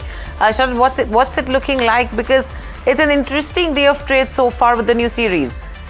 Well, it's a very strong start to the February series, and Hiral, the markets, of course, yesterday we saw good up move in the Nifty and Nifty Bank in the closing trade, but today also we see largely it's in the green. Of course, some gyrations are happening, but net is still in the green, almost 100 points up. Let's see what Nifty Bank has in store for us, and lastly, let's pick up how the movement has happened. This has been a technically much better setup, a slight kind of correction happening in the last 15-20 minutes, but nothing to be concerned about. The key technical levels have been respected, but I would like to take you to the important triggers for the markets at 12:30 right now, and the first one is of course the Nifty. It has showing strength, and the February series that's also started on a really strong note. Now how much it'll pick up, especially with the budget online, that's something which we'll look out for. The 200 DMA levels, that important levels, the key support has been made. That's something to watch out for. But the next attempt, where will that be? That's the 100 DMA levels. That level to watch would be 25,612. So there is a gap right now. So that's what we'll see if a good momentum comes in the market. The strong technical setup is looking like for a positional trade as well. And this is for a Nifty Bank, which we had told earlier also to you. Apart from this, option data is also suggesting that a bullish momentum might continue on a positional basis. As this is the first day where the trades are being made in the series. Broader indices are showing better performances. That's a relief for the small cap indices as well, and even the mid cap indices. On the other hand, strong buying is coming in three sectors. The energy pack, spoke about the metal pack, and also the footwear stocks. That's pretty much interesting, though they are low volume counters on back of good earnings, and a declining dollar is aiding the market sentiment with rupee strengthening as well, and that is what the key takeaway is coming on this day of trade. Over to you, Hiral. Thank you so much. In fact, I'll pick it up from there, and that's the reason why our watch list looks like that. ONGC Oil India, on the back of the rising Brent crude prices, strong moves coming in on both these counters. That will be on our watch list, followed by Metro Brands, where they've seen a strong growth in the e-commerce business. Marico, the volume growth has been in line. However, the margin pressure is what is a concerning area. Commentary pretty strong. Strong numbers coming in from IGI as well, and the rally continues on an MCX when you talk about Q3 numbers. Moving on, we have Mahindra Logistics, where it has been a turnaround quarter. Spandana Spurti has expanded its NIMs, and that's the reason why that's in focus as well. And you have dynamic cables on the back of earnings that is in focus. Hind Copper, they've tendered for the copper block in MP and strong moves there. And you have a Motilal Oswal where the wealth and AMC business has led the growth for them, and that's the reason why you're seeing some strong moves. Maruti M&M, a South Africa tariff impact coming in on that one, and Asian Paints. Most analysts continue to remain bearish, though the commentary is strong. Tata Consumer, Kotak has downgraded the counter, and you have a RPG Life where the margins are down over 600 basis points. Vishal Mega, lowest growth in 5 quarters. Home First, strong volumes, and Westlife seeing strong volumes. So this is on our watch list today. But let's head across to Sharad once again to take us through the rapid fire with Saumil Mehta of Mirae Asset Share Khan. So over to you, Sharad. Thanks a lot, Hiral, for that. Good afternoon, Saumil, and this is our rapid fire segment. And the first stock or the group of stocks I picked up is ONGC and Oil India. Both of the stocks have it their 1-year levels as well. Saumil, important technical levels for them? Oil India positive, ONGC positive. ONGC next target on the upside in the very short term would be 273, which is the previous swing high, and 301. 300 levels target in the medium term outlook for ONGC. Oil India definitely positive, a breakout for both the stocks. Target on the upside for Oil India would be 527, and above that would be 590 levels at the second target in the medium term outlook. Saumil, the next stock is MCX. Second straight day of good buying coming in on back of earnings. Absolutely positive. Keep a trailing stop loss. I'll not suggest to fresh buying at this point of time, but keep a trailing stop loss at around 2,246, which is the previous swing low, and keep the position open and keep trailing the stop losses. And Saumil, what about Dynamics cables? Of course, the volumes at times are lower in these counters, but is there any positional bet coming in this counter? Dynamics cables.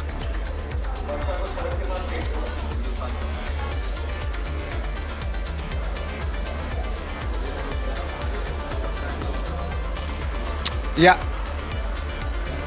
Saumil? Okay, so dynamic cables. I'm not so positive on this stock at this point of time. It is a breakout would be above 356. I would not suggest to trade in the very short term. If it goes above 356, then I think it will be a breakout and trade in the medium to long term outlook, which is on the positive side. The next target would be around 480 to 490 levels. And the metal space has been sizzling over the last, you could say, a few months. But Hindustan Copper, interesting corporate development coming in. What's your view? Hindustan Copper, definitely a buy at this level as well. A small triangle pattern has broken on the upside. Looks great to me. The stop loss is a little deep, 524, but it's a great stock to be in. I think the next level in the medium term outlook would be 700 as a target. Interesting. Saumil, what about Home First Finance? The volumes have also picked up here.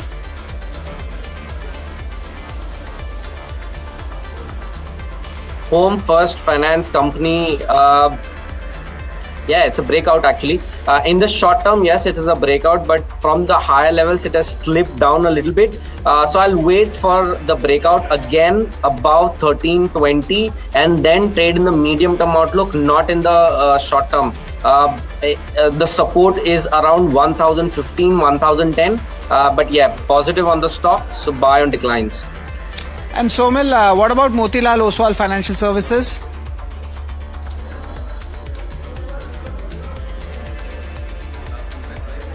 Motilal Oswal, I'm not too bullish at this point of time. My view would be neutral. Avoid this at this point of time. 200 daily exponential moving average is around 880 levels. Above that would be a good buy. And also your views on Westlife Food World. Westlife negative in the medium term outlook, but in the short term I'll be expecting a sharp bounce till 527 and 560, so that will just be a bounce. So if there is a position, if anybody has a position, can get out of the stock, but no trading at this point of time. All right, that's the view coming in from Somil. Thanks a lot, Somil, for giving the entire perspective in the rapid fire. Over to you, Hiral. Thank you so much for that. So interesting stocks that we're discussing so far. But moving on, RPG Life Sciences has reported numbers. If you pull up that counter on the screens, the EBITDA margin has been slightly weak, which has been impacted by higher cost of material. You have that's come in at actually 36% versus a 32%. The stock down nearly 9% in trade. It's the lowest profit that they've reported in the last 5 quarters as well. And the increase in employee cost is something which has led to the EBITDA impact. In fact, if you're talking about an exceptional item which has been prevalent in this quarter, which has impacted the profitability of RPG Life as well. Let me actually get in Ashok Nair, Managing Director at RPG Life Sciences.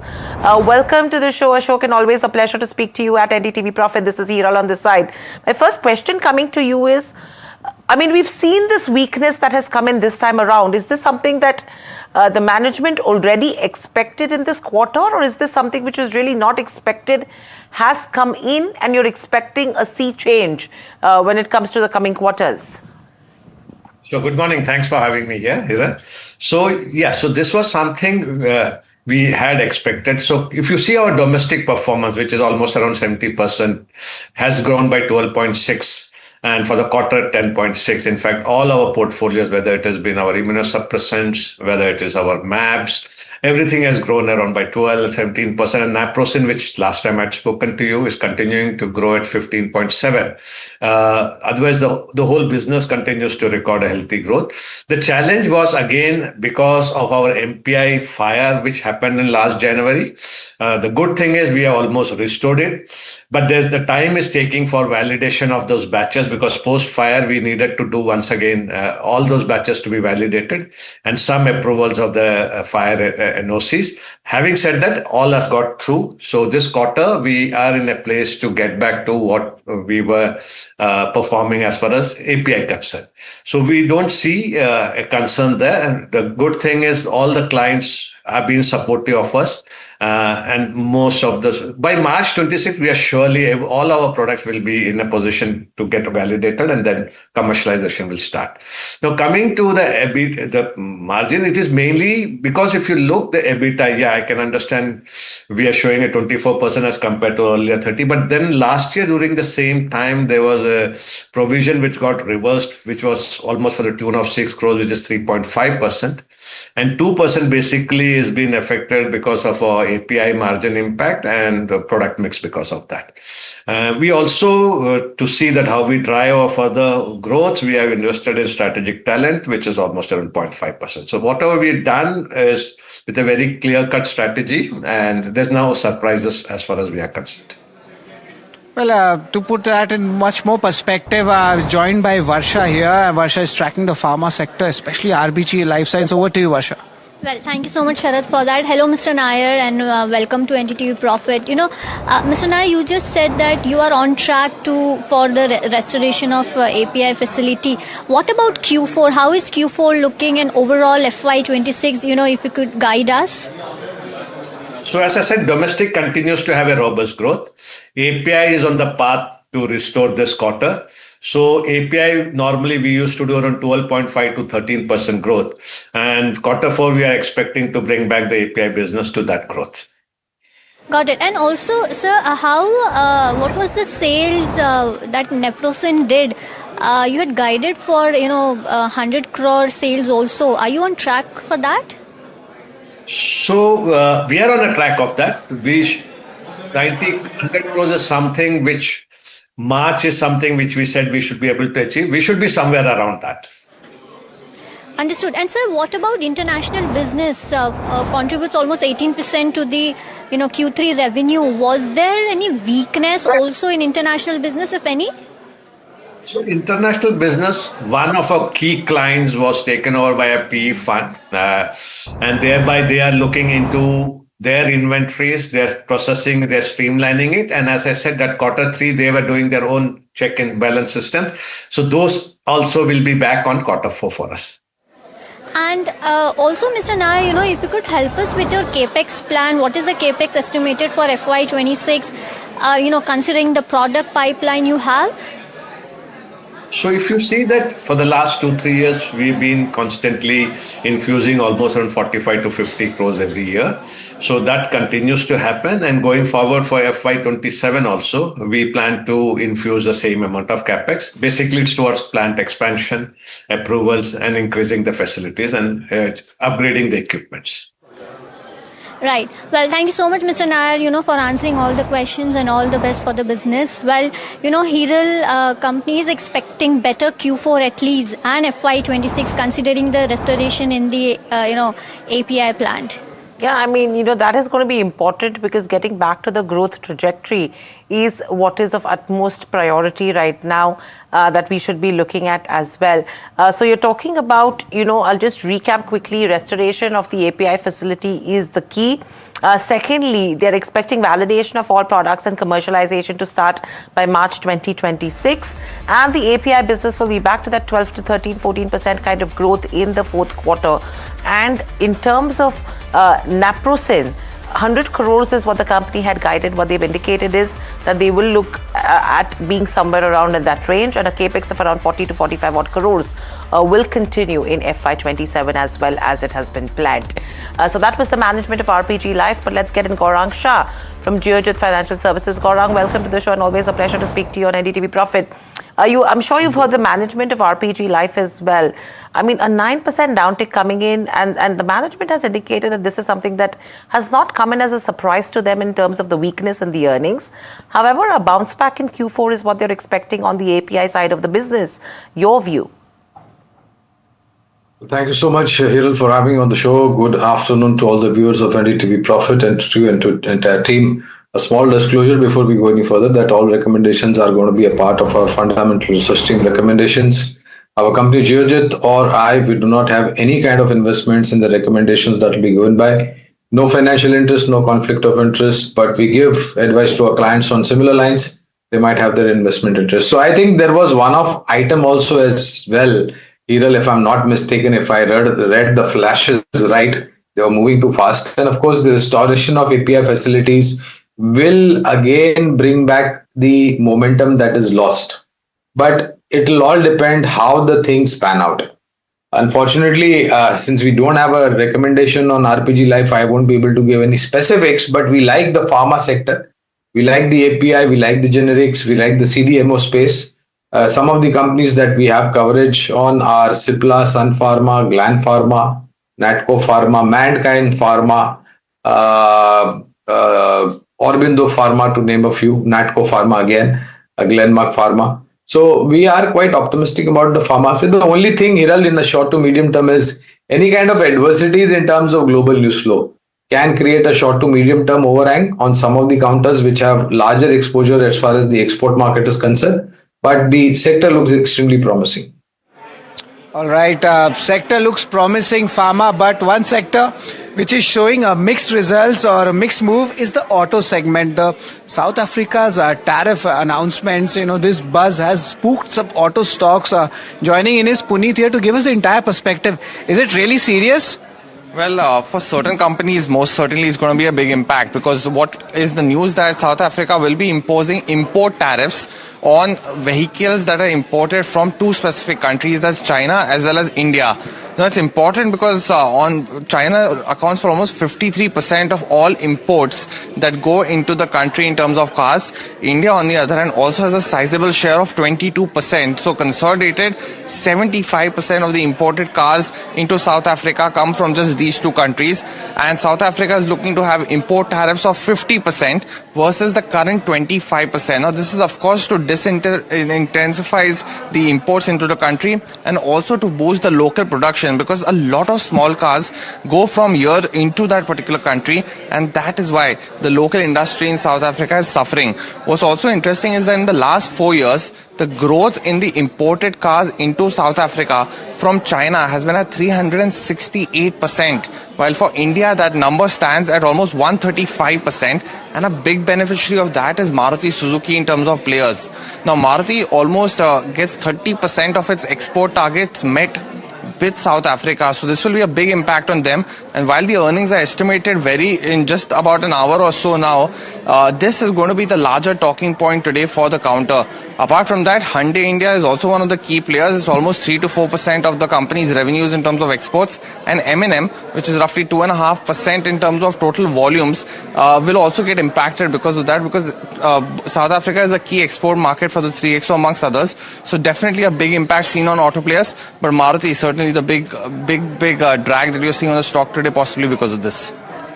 Well, thanks for that, but please keep the engine on. We'll be coming back to you again on the Maruti Suzuki preview. Gaurang, a lot of stocks Puneet discussed, especially with the South Africa's exposure. As if you look at M&M, and even Bajaj Auto also has some kind of exposure in Africa. So any kind of stocks you could see as some kind of pressure, because the export theory of the export story, I mean to say, of India was also playing out.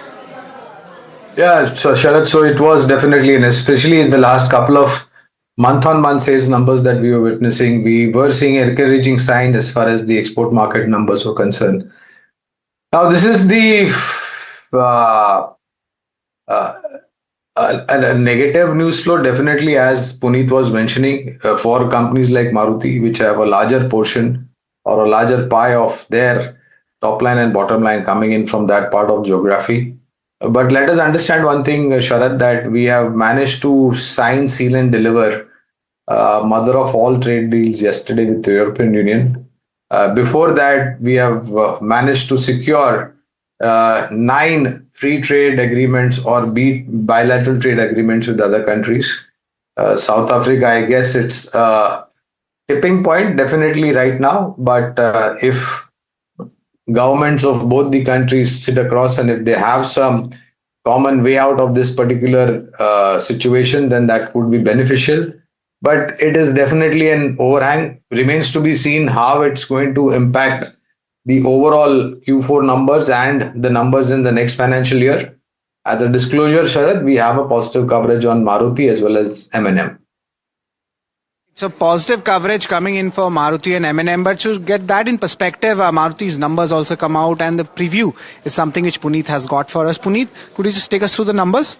Well, it was a strong quarter this time around, but of course, the news on South Africa will be key. But almost a 24% revenue growth is what we're expecting for this company in this particular quarter. EBITDA will be up 11% with margins at 11.7. It's something that the street will take with both hands at this point of time.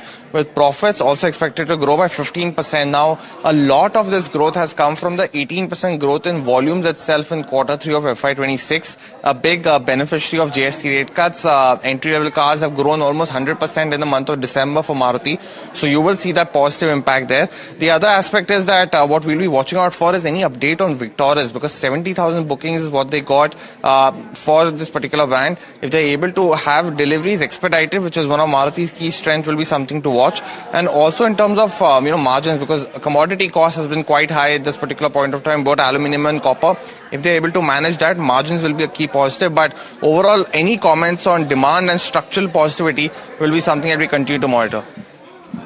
Thanks a lot, Puneet, for that. And Gaurang, we spoke about the Maruti Suzuki as well earlier. Anything else apart from that, especially in the CV segment? Is it looking attractive here? Because there were some broking reports also coming in, like Ashok Leyland or a Tata Motors CV. So Tata Motors CV and Tata Motor PV, Sharad, is under review right now. I won't be able to give you more specifics on that because it's under review. Ashok Leyland, Eicher Motors, incidentally, also, along with Royal Enfield motorcycles, they manufacture Eicher trucks. They also have a JV with Volvo, and all those, Volvo buses that you see running up and down the highways are a part of joint venture between Eicher Motor and Volvo. Other than that, we have a positive coverage on a pure EV play called Electra Green Tech. And yes, more than the passenger vehicle numbers, more than the PV numbers, CV numbers were very encouraging for the last couple of months. All right. So pharma we have done auto, but another space which is keeping Mahima busy is the consumption space. Lot of earnings coming in, lot of reactions. Mahima, what's there? So I think the way the stocks have reacted was not the expectation ideally, but overall I think Tata Consumer gave a good set of numbers, but some pain points of course were there to stay, and probably that's why we're seeing the stock tanking. Overall EBITDA margins expanded 325 basis points. Growth in overall business was also at 29%, but I think something that the street has not liked probably is the plantation revenue that dipped around 16 points. International business faced margin pressure, as well as coffee prices remain uncertain going forward as well. Non-branded EBITDA also plunged by around 26% year on year on a constant currency basis, and all of these reasons are probably why the stock is facing pressure. Plus, we've also seen a run up in the counter. Asian Paints is the other one where probably demand continues to be subdued and is expected to remain subdued, and competition intensity is here to stay. These two takeaways from the con call are probably putting pressure on the counter. Q3 of course was affected by shorter festive season as well as monsoon, and overall decorative business volumes were lower as compared to Q2. So that is also one of the reasons as to why the stock is tanking. People had more expectations. Lastly, Vishal Megamart, lowest growth in the past 5 quarters is what we've seen on this one. The same store sales growth came in at that 9.1% mark adjusted.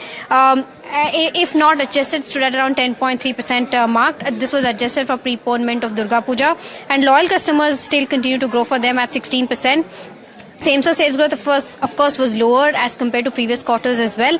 And the store expansion, however, continues for this one at 29 store additions this particular quarter, no store closure. So I think expansion for all of these tier 2, tier 3 players, retail players is on the cards, but we'll have to see whether the kind of revenue growth that they've seen, whether that continues or not. Of course, on a high base as well. Thanks a lot, Mahima, for that, giving us the entire consumption pulse. But Gaurang, just a view on that. The stocks which Mahima discussed, Asian Paints, Tata Consumer, on the other hand, are falling in trade. Other side, the footwear stocks are also buzzing in trade. Anything good in the consumption space which is looking nice? Well, so Tata Consumer, Godrej Consumer, Dabur, Marico, Britannia, Nestle, HUL, ITC features in the entire FMCG related investment themes and ideas. On Vishal Megamart, we don't have a coverage, so I won't give any specifics out there, but we have a positive coverage on Avenue Supermart, that is DMart. We're positive over there. In terms of the footwear related sector, and of course the positivities that will emerge from the FTA that has been signed with European Union, we have an accumulated stance on Bata India. So that's with regards to where Bata India as well. A few of the other names that we need to look at is Spandana Spurti. Pull up that one. The loss has actually narrowed to a 95 crores versus a 440 crores is what you're tracking on this one. The NI actually has gone down by 57% when you talk about Spandana Spurti. The contraction in terms of where AUM goes is on the back of elevated write-offs as well. The stock seeing gains of nearly over 7.5%. Now, strong growth commentary is what you're seeing from the management. They've said that the MFI segment has actually stabilized quite a lot. They've said that most of the legacy write-offs have been done. And the portfolio yields are expected to improve on the back of the new book. Your view, Gaurang, when it comes to Spandana Spurti, because it's a very interesting take that's coming in from the management as well, and they're sounding absolutely optimistic. Well, the MFI segment remains to be a little bit sticky, Hiral. If you actually go to see, there has been a lot of concern in terms of the run rate for principal and interest coming back to the balance sheet. We like the sector, the MFI sector, small and microfinance related players. Spandana Spurti is something that we don't cover, but we have coverage on AU Small Finance and Credit Access Grameen. If you compare the two balance sheets, all the three balance sheets in fact, then compared to Spandana Spurti, I think AU and Credit Access stands out a little bit taller.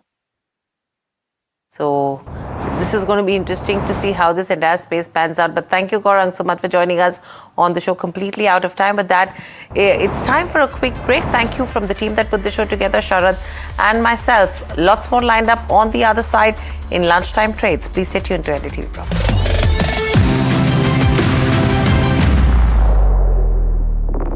1st February 2026. What will change? Will costs be more handy? Will my essentials get cheaper? Will my business grow bigger? Will I get richer? Will loans get easier? Will shopping be more fun? Will the prices drop so I get more? What will happen? Union Budget 2026 on NDTV Network.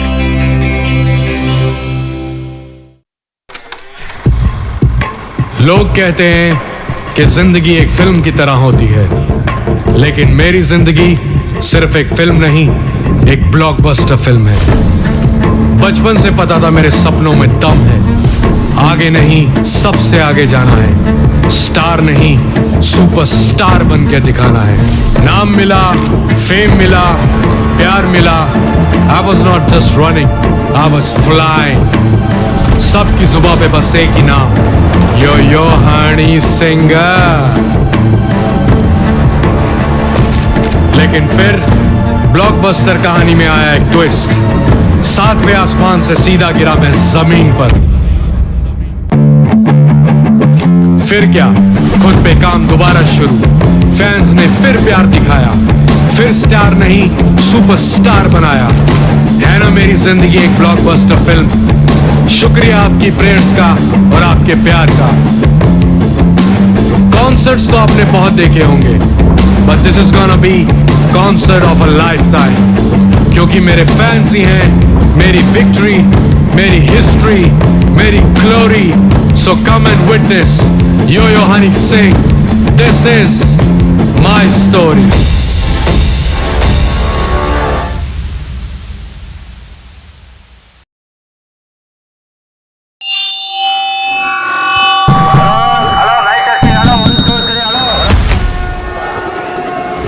This budget, India speaks from every direction, from metros to mandis, from factories to farms. NDTV Profit reports from 36 states and union territories. With our ear to the ground and our pulse to what people want. Watch Budget for Bharat only on NDTV Profit. What Bharat wants, what Bharat expects. We are listening before the Finance Minister speaks.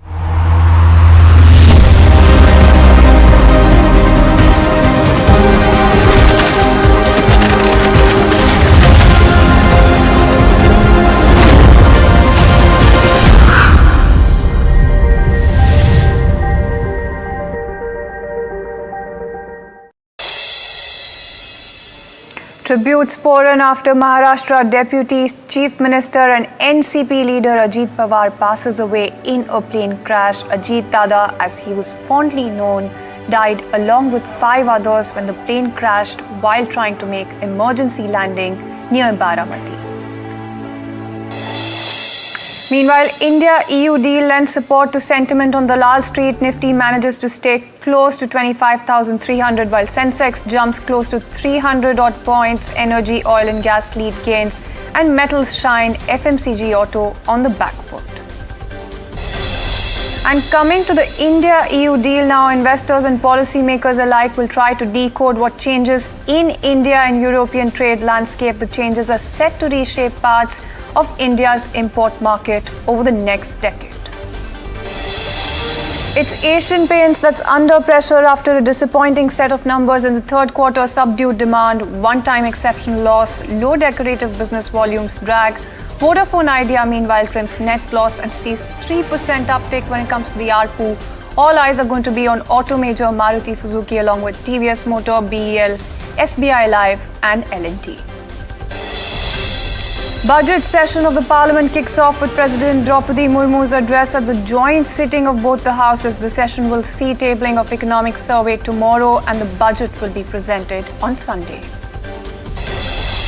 On to primary markets then, Shadowfax jumps more than 3% after listing at a 9% discount to issue price. Company plans to issue the fresh funds to strengthen its logistics network.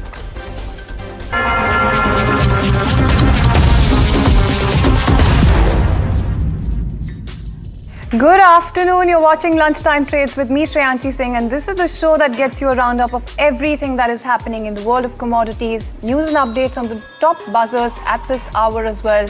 all while you grab lunch. But let's quickly take a look at what the markets are up to. You do have Nifty as well as Sensex that have paired some of their earlier gains. So Nifty that's up about 80 odd points right now as we speak, and Sensex also up about 200 points. Let's quickly take a look at some of the sectoral gainers as well. So it's actually India Defence, Energy, Oil and Gas, exactly in that order that are leading gains. Metals are shining, and you do have media also in good shape right now. What's not doing so well and is on the back foot when it comes to sectors is FMCG, auto, consumption, pharma and IT, exactly in that order. Quickly, let's also take a look at some of the Nifty losers as well. It's actually Tata Consumer that is under pressure, 5.5% downtick coming in on that one. Home First Finance, 4.5% downtick thereabout. Vishal Mega Mart earnings impact also coming in with that 4.5% downtick coming in. Asian Paints down after that mixed week, largely weak set of numbers. In fact, 4.5% downtick coming in on that particular counter. What's holding up quite well from within the Nifty 50 pack, in fact, is a Hind Copper with that impact coming in when it comes to the continued surge in silver prices. ONGC up about 7.8%, Hindalco, Coal India, Eternal, BEL, as well as Power Grid, some of your top gainers when it comes to the entire Nifty 50 pack. But let's talk to you about the world of commodities now, because that's where the spotlight should be. With that sparkle when it comes to gold prices, gold has managed to eke out yet another record high. Let's talk about the key tailwinds also coming in when it comes to gold prices. Anuj Gupta, who's a commodity expert, joins us on the show now. Mr. Gupta, very good afternoon to you. Good afternoon. You know, it is a good afternoon for gold, and one can say that it has been for a while. Let's talk about the key tailwinds here. See, the safe haven demand is the major, the supportive factor where we have seen that gold and silver prices making a new high, testing a new high. Gold, tested a high of $50 to $85 per ounce, and silver is also tested the new high of $117 per ounce. So the safe haven demand and the weakness in dollar index, which is a major, providing support to the gold and silver prices. However, the geopolitical concerns, tariff concerns are definitely supporting the factor. But yes, the demand, safe haven demand is the major factor where we have seen gold and silver prices attracting customers a lot. Absolutely. And Mr. Gupta, a couple of more things that we're looking at when it comes to key tailwinds. So there's, of course, central bank buying that I wanted to try and understand a little bit more about. But what do you think about the entire geopolitical risk premium before that? Do you think it's all baked into the pie right now, or do you think there's more when it comes to geopolitical uncertainty also helping gold prices? See, geopolitical tension definitely is there, and there is no, not looking that it will, resolve easily, because Trump, Mr. Trump is, trying to solve the issues, but not able to, resolve the issues. That's why we have seen the demand is shifting from dollar index to gold and silver. Dollar index almost trading around 96, which is, the 4 months low level. And gold and silver prices making a new high. Another thing is that they are looking to cut more interest rate in US by the Federal Reserve, and they are he's also looking to change the the Federal Reserve chairperson. So that is also impacting a negative on the dollar index. So geopolitical concern is there, and even the political uncertainty is also there. So both are adding value to the gold and silver prices. Well, absolutely. And Mr. Gupta, now that you have concerns around independence of the Federal Reserve, do you think that the debasement trade is also taking shape here? Yeah, definitely. I think he's saying that they will change a candidate as early as possible, and the new candidate will, take a decision on interest rate and keep interest rate lower side. So that will also adding support to the gold prices, and that will create uncertainty between US administration and Federal Reserve. So there is always a question on the Federal Reserve independence, and I'm sure that that will create again a fiasco between US administration and the Federal Reserve. And like I said earlier also, it's actually the central bank buying that entire piece of the picture is actually quite interesting, because last year there were some concerns that 2025 was a landmark year, yes, for central bank buying, but that was one-off. But we're seeing in 2026 as well some of that also continue. Do you see a continuation of this particular trend when it comes to central banks? See, last year, if you check in December, November, Chinese central banks, adding almost 70 ton of gold in their portfolio, and even small economies also adding the gold and silver in their portfolio. And even we have seen not only the economies, but a few corporates, few in industrial metal usage companies are also adding silver in their portfolio, gold in their portfolio, copper in their portfolio, because after the rare earth metal history, they are adding rare earth metals, all industrial metal in the portfolio for the further usage. So the demand of metals, in spite of they are, it will be the precious or base metal, both are adding by the central banks or also by the corporates or by the usage for in the future perspective, as they are expecting that the demand of industrial metal and the precious metal will increase, and the correction in the dollar index providing support to the gold prices, and that will shifting of the investment also. So the investment demand is there, safe haven demand is there, and also the central banks buying is there. Well, absolutely. And there's actually more tailwinds than headwinds here, Mr. Gupta. But when you talk about silver as well, you do have a bunch of brokerages that are actually quite bullish, especially when it comes to the near term. The next 3 months, they're looking at $150 an ounce when it comes to silver prices. Some are even penciling in much higher than that. Is that the kind of sense that you also have when it comes to silver prices? See, the physical demand is there, industrial demand is there. In spite of, we can say that the demand supply mismatch is there.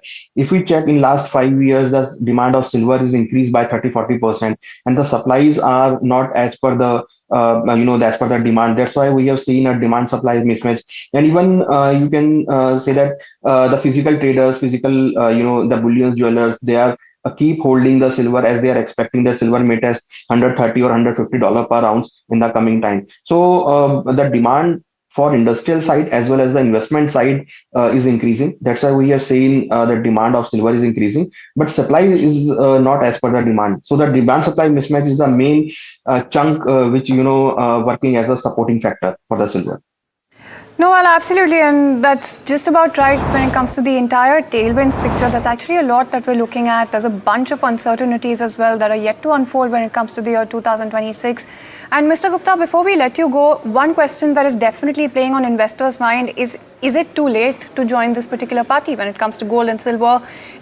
What do you think about that as well? And do you think ETFs are a good way to be betting on it, to be stepping into this entire picture?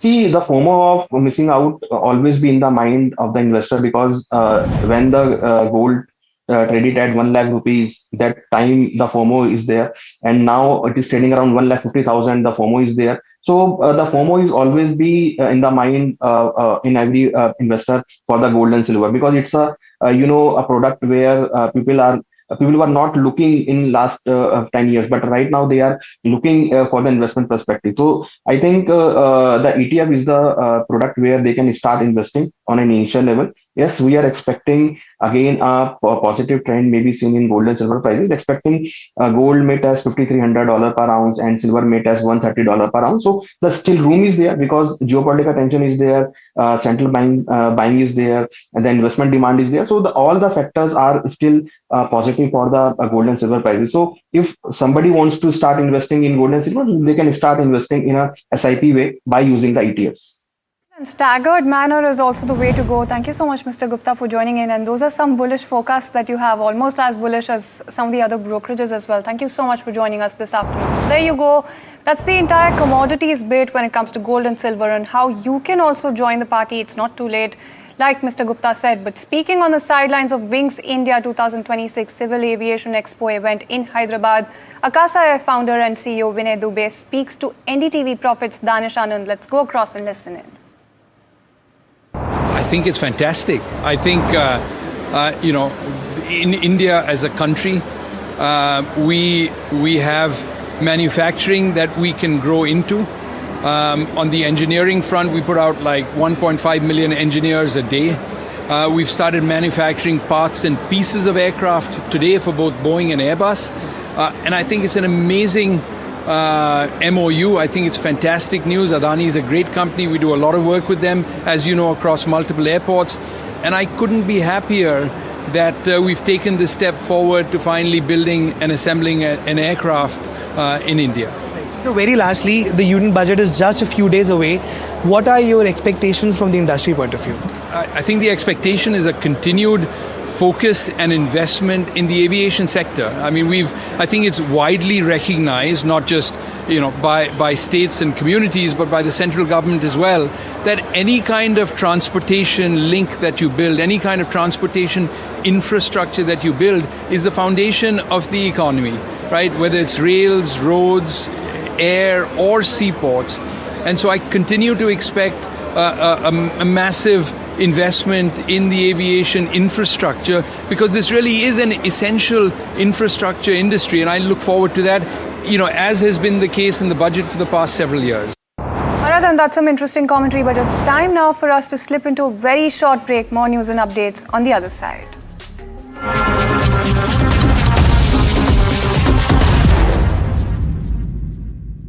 First February 2026. What will change?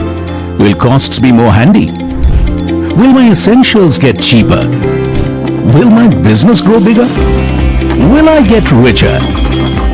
Will loans get easier? Will shopping be more fun? Will the prices drop so I get more? What will happen?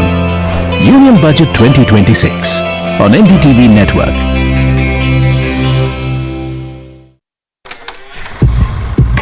लोग कहते हैं कि जिंदगी एक film की तरह होती है, लेकिन मेरी जिंदगी सिर्फ एक फिल्म नहीं, एक ब्लॉकबस्टर फिल्म है।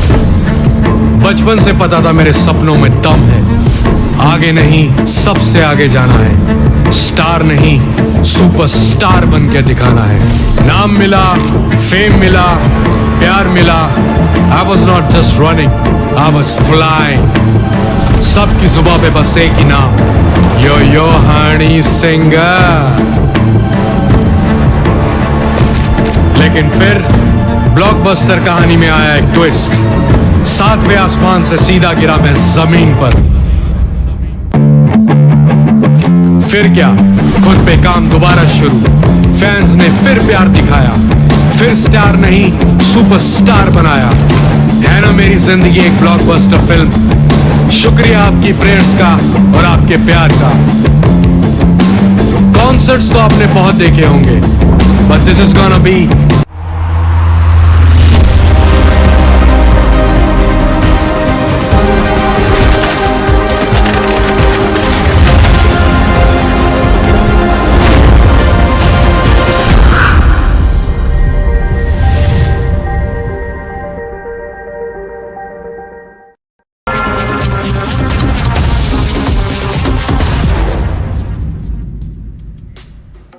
Welcome back. Thank you so much for staying tuned in. It's time now to put the spotlight on an unfortunate development. A plane carrying Maharashtra Deputy Chief Minister Ajit Pawar crashed near Baramati while landing. As per the Directorate General of Civil Aviation, all 6 people on board the plane lost their lives in the fatal accident. Jitendra Dikshit, Executive Editor of NDTV, joins in with some more details here. Jitendra, this is a legacy that spans decades. Lots to talk about there. Over to you.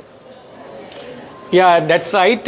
See, this morning we got the unfortunate news of Ajit Pawar's demise. Actually, he had flown from Mumbai. His plane, which is a chartered aircraft, took off from Mumbai Chhatrapati Shivaji International Airport at around 8:10 a.m. and it was about to land at 8:45 a.m. At Baramati Airport. But before landing, the pilot reported low visibility to the air traffic control, and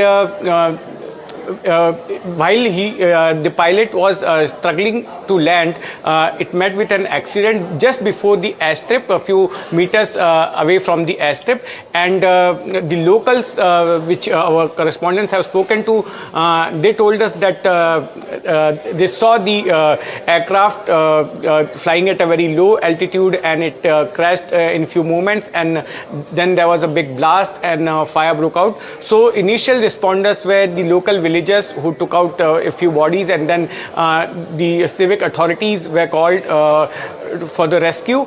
And what we know so far is that all the people on board were brought dead to the Baramati hospital. And now Air Accident Investigation Bureau is conducting an investigation. A 4-member team has left Delhi to reach Baramati. Apart from Air Accident Investigations Bureau, DGCA will also be conducting an inquiry and will be able to know what exactly caused this accident. But the preliminary information suggests that it was due to bad weather, because when this plane was about to land at Baramati airport, the atmosphere was very cloudy, the weather was not good, and as I said, that the pilot reported to ATC that there was very low visibility. So primarily we believe that the accident happened due to bad weather conditions. Well, absolutely, and that's something that we're looking at. It's actually a very sad day. It's a big jolt to Maharashtra politics as well. But when it comes to next steps for the NCP, what's the sense that you gather here as well? That's right. Now there are 4 big questions after Ajit Pawar's demise. The first question is, who will be the new president of NCP? Will the person will be from somebody from the Pawar family? Will Ajit Pawar's wife Sunetra Pawar will take over the charge, or one of his sons, either Parth Pawar or Jay Pawar, will be taking the charge of president, or somebody outside the Pawar family will be appointed as the president of NCP? There are few names, Praful Patel and Sunil Tatkare. They could be also appointed as the new president of NCP. The second question is, will both NCP merge now? Because just before the civic polls, we heard from both the parties, top leaders from both the parties, including Supriya Sule and Ajit Pawar, were talking of coming together. They were hinting that both the parties are about to merge, and this was substantiated with their alliance in Pune and Pimpri Chinchwad municipal corporations. And apart from that, the Jilla Parishad elections, which are going to take place next week, even for those elections on all 12 Jilla Parishads, both the parties had forged an alliance. So all these things, all these developments give weightage to the speculation that both the parties are going to merge. Then thirdly, third major question is, will the NCP under new leadership continue with the incumbent Mahayuti, or will it switch to Vikas Aghadi? So that is a big question, because just before the municipal corporation elections, we saw that there was a lot of acrimony between Ajit Pawar's NCP and Sharad Pawar's NCP. Ajit Pawar openly spoke about BJP. Even he alleged that BJP was involved in a scam when the party first came to power in Maharashtra in 1995. And there were several bitter statements given by BJP leaders as well against Ajit Pawar. So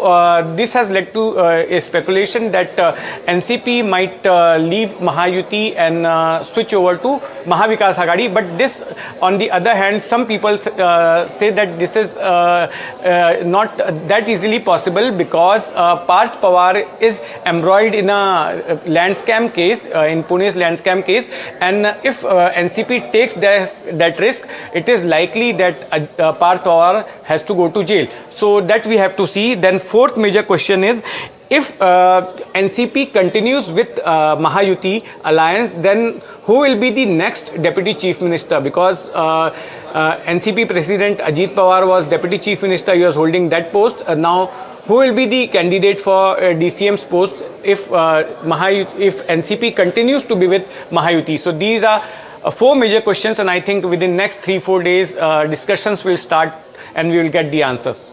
Well, absolutely, and those are answers that are keenly awaited as well. But before we let you go, I quickly wanted to get a sense about his legacy as well, because this is a legacy that spans decades.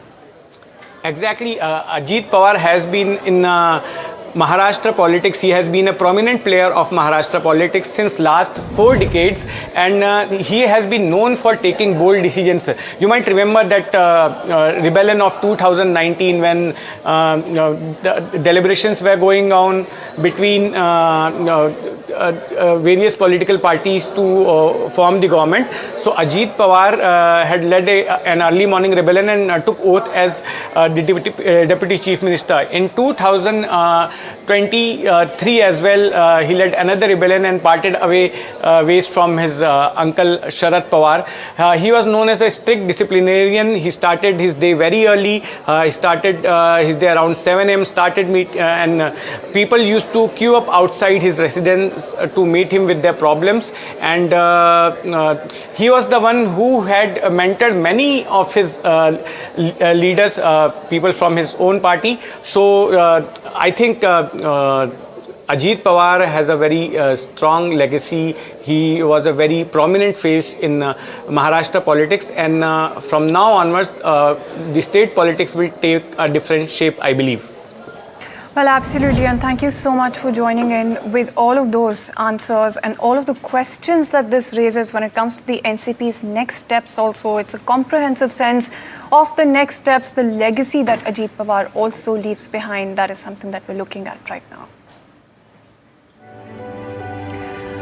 All right, then, so as unfortunate as that is, let's try and move on and try and take a look at TVS Motors that was flashing at the bottom of your screens just a while ago. TVS Motor, of course, reported its earnings, and you do have Puneet joining in with the earnings fine print here. Well, thank you for that. It's the best ever sales, best ever revenue, and best ever profit that the company has reported in this particular quarter. And it's come at a very, very opportune time because it's coming at a very high base as well. So the company has done 37% in terms of revenue growth in this particular quarter. We were working and going on with estimates of about 24% on a standalone basis for the auto entity. So it's beaten the revenue estimates very handsomely. In terms of the EBITDA, that is also up almost 34% in this particular quarter as well. Sorry, the EBITDA is up 51%, and the number that we were working with is 34%, while profits as well have grown in this particular quarter by 52%, coming at 940 odd crores. Now, the number that we were working with in terms of growth was 44%, 891 crores. So, the estimates were building in the sharp growth in revenue, and that's all led by volume growth as well in this particular quarter of almost 27%, 15.4 lakh vehicles that they've sold in quarter 3. But this shows the operational efficiency because you're seeing the operating leverage play out as well to show a 50% growth in profits for TVS Motor in this particular quarter. And this also includes a 40 crore impact of the labor code in quarter 3 as well. So barring that, it would have been another key expectations that were met and beaten handsomely by TVS. And you're seeing that sharp reaction on the stock now in terms of results, but a strong set of numbers. Maruti also is awaited very shortly. Well, absolutely, and thank you so much, Puneet, for joining us with that update there. The stock, as you can see, is trading near the day's high. That's TVS Motor for you after that strong set of numbers in the third quarter. But tell you what, with that, that's all the time that we actually have on the show for now. Thank you so much for tuning in.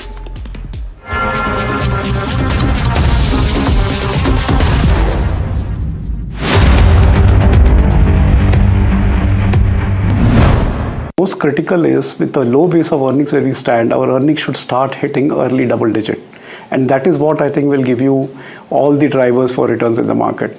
See, budget, for example, a lot of things have always been done even outside the budget to support growth, right? And there is very little which is really left in the budget to really enable, it's more possibly easing more policy and things like that, but there is very little really led to give a push because there's always been a large support to infra. GST has already come about, which obviously has impacts on tax collections, but I think is a structural positive for India. So I think the most important outcome, yes, obviously a year out or so with geopolitical environment normalizes and global growth recovers, which enables our export to recover, it's a big positive or an extra positive.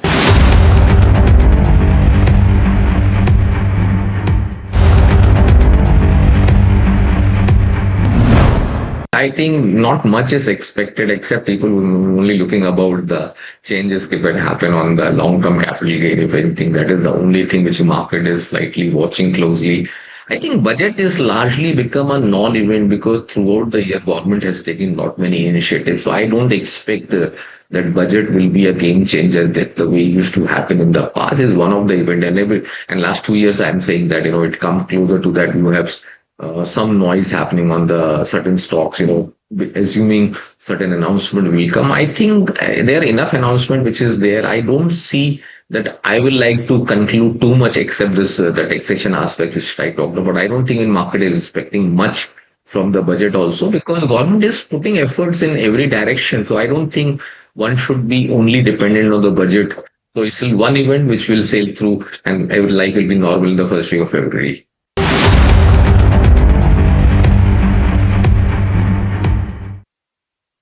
1st February 2026. What will change? Will costs be more handy? Will my essentials get cheaper?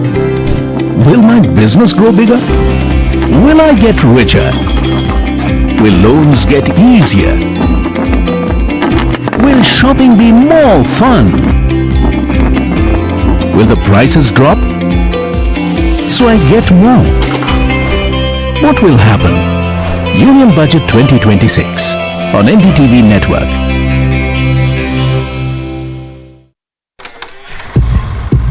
लोग कहते हैं कि जिंदगी एक film की तरह होती है, लेकिन मेरी जिंदगी सिर्फ एक फिल्म नहीं, एक ब्लॉकबस्टर फिल्म है।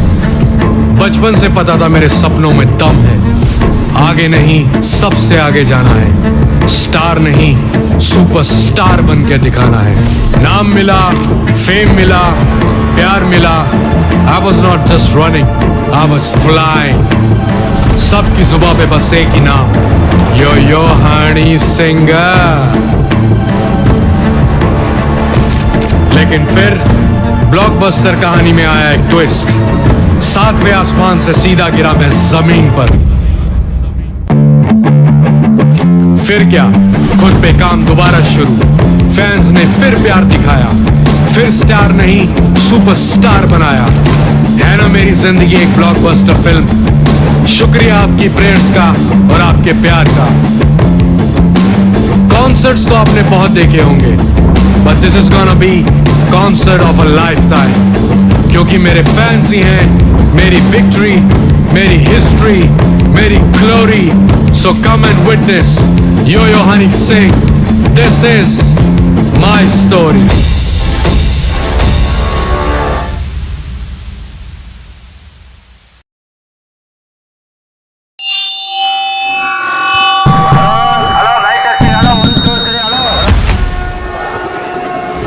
This budget. India speaks from every direction. From metros to mandis, from factories to farms. NDTV Profit reports from 36 states and union territories. With our ear to the ground and our pulse to what people want. Watch Budget for Bharat only on NDTV Profit. What Bharat wants, what Bharat expects. We are listening before the Finance Minister speaks. Budget 2026, the growth agenda. Only on NDTV Profit, for your profit.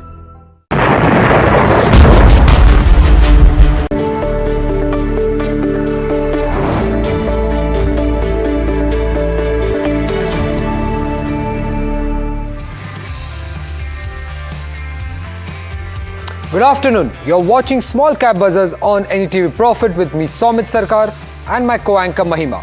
In the next half an hour, we'll take you through the most important small cap stocks that have been buzzing in trade, either on the back of price or volume action. But first, let's see what's on the show today, what's on the Small Cap Buzzers show today. Firstly, we'll be speaking with the management of Gopal Snacks. Now, this is because the company's profit has jumped nearly 191% on a YOY basis, and this is largely because the base quarter had higher raw material costs, which was not the thing in this quarter, that is the third quarter of FY26. But what's the way forward is something that we'll be knowing from the management of Gopal Snacks. Post that, a bunch of stocks that have been reacting on the back of earnings. Firstly, Mahindra Logistics. The company reported profit for the first time after 11 consecutive quarters of losses. So largely a turnaround quarter coming in from Mahindra Logistics. And if you look at the volumes, nearly 100 times its 20-day average. The second stock on the list will be RPG Life Science. Now, profit has dropped nearly 37% on a YOY basis, and this is the lowest profit number that the company has reported in the last 5 quarters. So what led to this is something that Varsha will be letting us know. For Landmark Cars, that stock has been gaining for the second consecutive session. Volumes are nearly 6 times its 20-day average. What's the reason behind this is something that we'll get to know on the show today. And lastly, we'll be also discussing about Spandana Spurti. Now, if you look at the commentary that has come in from the management, it's quite strong. The company is looking at its AUM to grow at a CAGR of nearly 25 to 30%. And if you look at the MFI segment, which is the core segment for Spandana Spurti, that also seems to be largely stabilized in the third quarter of FY26. Now, if you look at the benchmark index, that is the Nifty 50, that has been gaining for the second consecutive session. In fact, the index has moved above its 200 DMA in trade today. Among the sectoral indices is the Nifty Energy, which is the top sectoral gainer in trade, largely led by the PSU oil and gas companies, and the Nifty FMCG, that's the top sectoral loser. Largely, the drag is led by Tata Consumers, Asian Paints, and Britannia Industries. And if you look at the Nifty Small Cap Index, that's up nearly 1.9% in trade. And this is the biggest move that we have seen for the Small Cap Index since May 2025. So what are the stocks that have been gaining in the small cap stocks? Let's get in Mahima with all those details. Right, Sumit, so a lot of counters moving in the small cap space. On the positive side, you have something like an Infobeam Tech, which is up 20%, locked in upper circuit. Something like an STL Network, which is also up 16%. Lot of footwear names, even in the small cap space, buzzing very well. Something like a Mirza International, Liberty Shoes. Mirza is up 15%, Liberty is up 14%. You have something like a Mahindra Logistics, which is also up 14%. Avental up 10%. But on the flip side, you have counters like today's listing Shadowfax, which is down 10% as we speak. RPG Life as Somit discussed, down 8% as well. CRM Silk Mills also down by about 5%. TVS Electronics down 4%. Dhampur Bioorganics, another day of pressure, down by about 3%. And something like a Mangal Electrical is also down by about 2%. So all of these counters, in the small cap space that are buzzing, and that's something that should be on your radar. But moving on and talking about, Gopal Snacks. Overall, if you take a look at the third quarter numbers, it's been a steady quarter, of course. There has been sharp recovery in terms of where the margins stand, and even in terms of overall performance with regards to how EBITDA has grown, how profits have grown. It's been a good quarter. Now, to discuss as to how the quarter has gone by, we are joined by Rigan, who's the Chief Financial Officer of Gopal Snacks, joining us now. Rigan, thank you so much, first of all, for taking out the time and speaking with us at NDTV Profit. My first question to you is with regards to where the margins stand. There's a huge jump that we've seen in margins this quarter. How sustainable is that, is my first question. And overall, from a one-year perspective, where do you expect the margins to stabilize at? What is the range of margin guidance that you would give? Thank you for having me on this show. See, our margins, if we compare year-on-year basis, there has been sharp improvement in terms of raw material prices. So if I take you 1 year back, there was an increase in the palm oil duty in the last year. So that hit us very badly in the last year quarter. That was Q3 of last year. This year, these prices have stabilized. We were able to also pass on to the consumers over a period of time. And in the current quarter, we have started our Murasa Namkeen facility also. So that has also helped us to improve the supply chain facilities or supply chain issues which were there post fire of our Rajkot factory. And we were able to also reduce the trade discounts in the form of which has improved our gross margins as well as EBITDA. So could you give us some trends on what have been the raw material prices of late, and say for the fourth quarter, are you expecting any impact on margins, any sharp movement that you have seen? See, in the fourth quarter, currently, the major raw material in our basket is chana. That is almost stabilized, as in line with the Q3 of the current financial year. So that is not going anywhere. Palm oil, yes, there has been increase somewhere in the last week, but since we are fully booked for Q4, so we are expecting our margins to be in the similar range of Q3. Okay. Regan, with regards to the raw material prices, this quarter, of course, has seen stabilization, and that's been the case last quarter as well. But earlier, because of raw material price hikes, you would have taken grammage cuts. Just wanted to understand, how has that panned out this quarter? Were you able to increase some of the grammages? Have you passed it on to the consumer? Or have you taken any grammage cuts? What has happened this quarter? This quarter, yes, post the GST reduction from 12% to 5%, we have passed on this benefits to the consumer. So this quarter, whatever GST benefit was there or the reduction of the GST was there, that we have passed on to the consumer.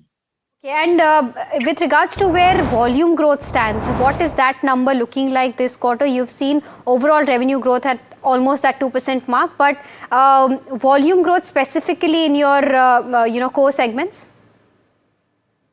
Volume growth overall in terms of quarter on quarter, it has been around 5%. And year on year, it is close to around 4%. Right. The Mudasa capacity, I believe the commissioning of the same was delayed. Is it fully commissioned right now? And what is the kind of incremental revenue one can expect? Mudasa facility, yes, there was some delay on account of some uneven monsoon rains coming in. But that has been now fully stabilized. From 1st of December, that plant has commissioned fully, and probably over the next financial year, we would be seeing roughly around 50 to 60 crores incremental coming from that Mudasa facility. Okay. Just help me understand as to what your capacity utilization is at right now, considering all your facilities, and what is the aim like to take the capacity utilization to in the next 1 year? Currently, our capacity utilization is around 40 to 42%. That we are aiming in for the next couple of years to be close to around 50 to 52%.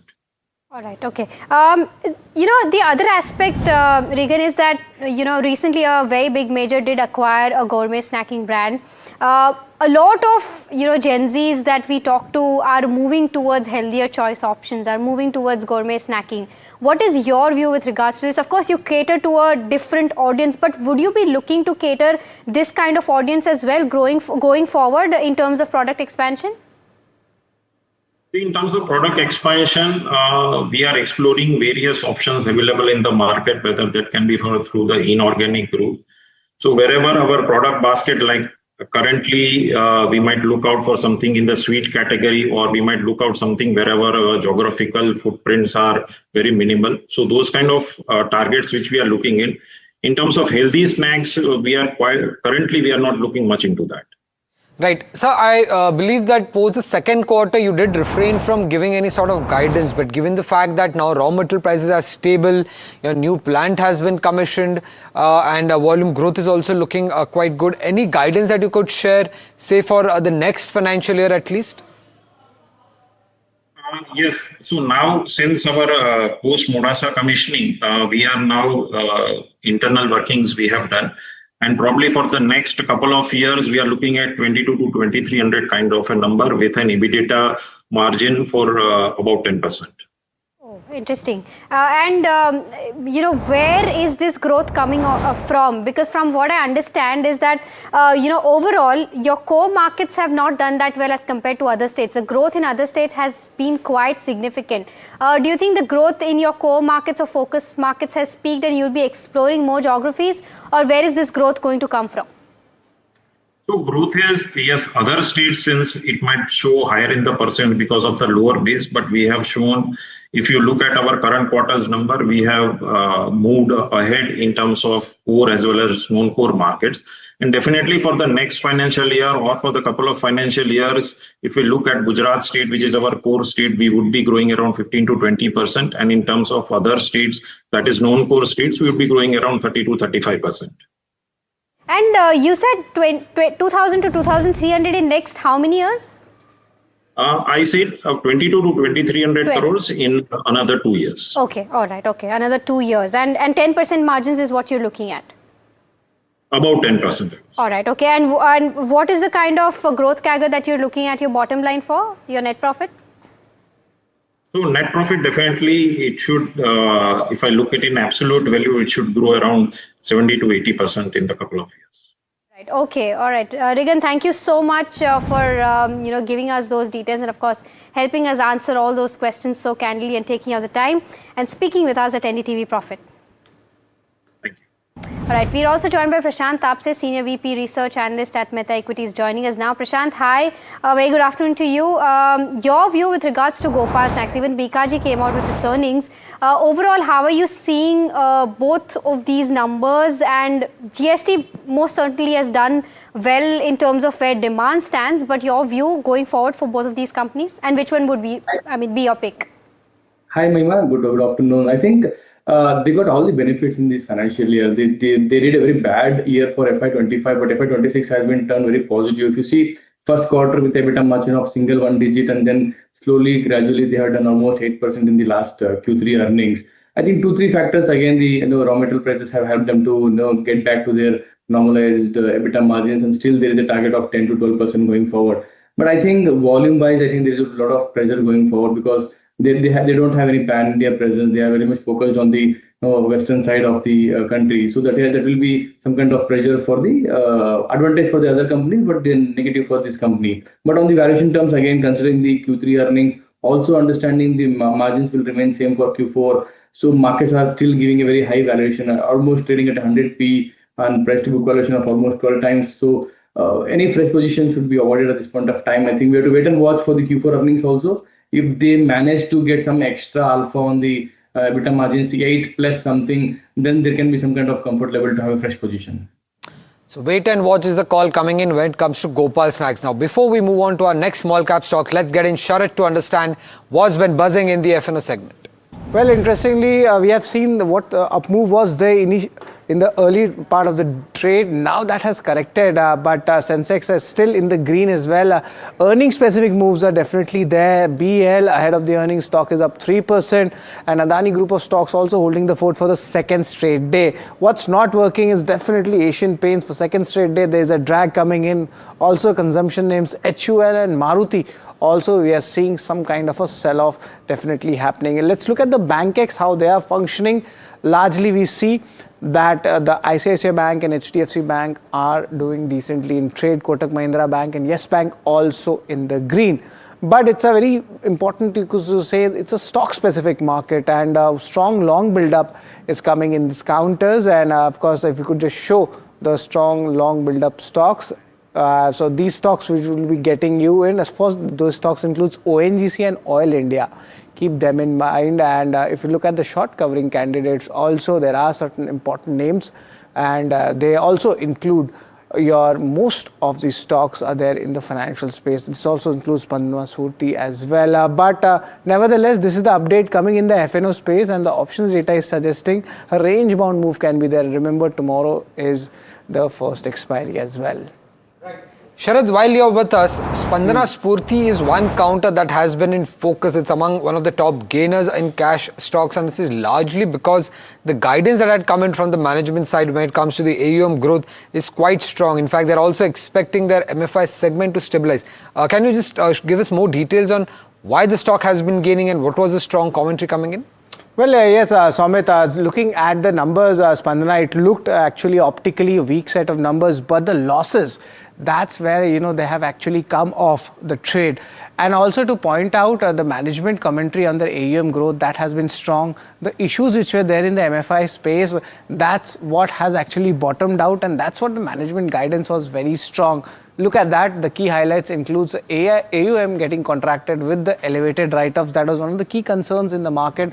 A gradual improvement coming in the assets quality, and also if you look at the other key highlights, these are the ones which are shown in the screen. But what's actually aiding the markets or the stock itself, I would like to give in this important commentary, is a 25 to 30% AUM CAGR growth coming in, and also MFI segment that has largely stabilized. That's a very important point. I think we and Somit had discussed this. The management has indicated most of the legacy write-offs are over. That means a new book will come in, and when new book comes in, you'll have yields expected to be on the higher side as well, and that's what we are talking about. And importantly, the medium term AUM growth is still at 25 to 30%. So commentary of management forward looking is very strong. Right, thank you Sharad for that. Prashant, did you go through the results of Spandana Spurti? Any signs of recovery that you see, and post this run up that we have seen in trade today, would it still be a good time to enter this counter? I think no, not a good time to enter this point of time. I think the gross NPAs and the net NPAs are still elevated. Almost like last 9 months, when we compare it, is almost like 4% plus in terms of GNP, and net NPA would be almost like double from last 9 months to 9 months, from 0.48% to 0.98%. So I'm still having a lot of concern with respect to the unsecured loan book, which they are growing very fast. So there can be some kind of concern in these current markets. And plus, again, the AUM growth, what they're expecting to grow by 20-25%, I doubt, because last 9 months to 9 months, if you compare, there is a degrowth seen in the AUM growth. So management is too optimistic in this sector, but I think we need to wait and watch for more correction in terms of their valuations. Right, okay, so that's the view coming in with regards to where Spandana Spurti is concerned. But the next counter that we're putting spotlight on is RPG Life Sciences. The company reported a weak third quarter with profitability coming under pressure due to higher material and employee costs. Varsha, who tracks this, is joining us with more details. Varsha? Yes, so overall a weak set of numbers, lot of factors which are actually not working for the company. First is the margin impact that you're seeing is led by the higher cost of material, which was 36% versus 32% last year. This is with respect to sales. Then if you see, the increase in employee costs also led to EBITDA impact, and the company saw lowest profits in the last 5 quarters, and exceptional item also impacted profits for the company. But let's talk about the 9 months FY26 update and what's the company is being to. The domestic formulation, if you see, contributed 71% to the overall business, and the new products contribution is improving, which is led by new launches. Talking about the international formulation, there was some weakness in the international business, and one of the reasons why you're seeing the impact in the overall business, which contributes almost 18% to the overall revenue. While API, if you see, contributed 11% to total sales, and growth was impacted due to fire incident in one of the manufacturing blocks, which is on the restoration side, and management is expecting this to get solved by March 2026. Onto the outlook, there are a number of projects which are underway for immunosuppressants portfolio for rupees 200 crores, and also they're focusing on the new geographies, new launches and new pipeline, and they have a target to take one of their brands, that is Nephrosi, into 100 crore band in the medium term. So overall, yes, a weak set of numbers, but management is expecting to come back in Q4 and in overall FY26. Varsha, thank you so much for getting us those details. The stock down 8% as we speak. Prashant, your quick view on RPG Life? I think considering the ratios of this company with respect to ROCs and ROEs, I think they are very healthy, almost like upper side of 25% to 32%. So considering these numbers, I think we need to give them a better time for at least a quarter to come back with their good numbers going forward. So I'm very much positive in their business outlook, but I think this is an opportunity for new fresh investors to look at this company. Right. Landmark Cars is another counter that remains in focus. Second straight day of gains coming in on the back of strong volumes. Does it have anything related to the UK FTA?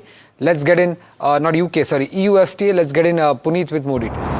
Well, thank you for that. Stocks are 4% as we speak and up 15% since January 23rd essentially. So in the last 4 to 5 trading session, has been an upbeat for Landmark Cars. It started off with the quarterly update. It did get some respite, but the India-EU FTA is a big key update for Landmark, because a lot of imports from EU of Mercedes is one of the key beneficiaries. Now, if you look at what's on the cars, has been that imports of cheaper CBUs, and that's largely going to be a big benefit essentially for Landmark Cars. The other aspect is that roughly the import duty, which used to be between 70 to 110%, will be brought down to 40% initially and then 10%. So this will help incremental demand.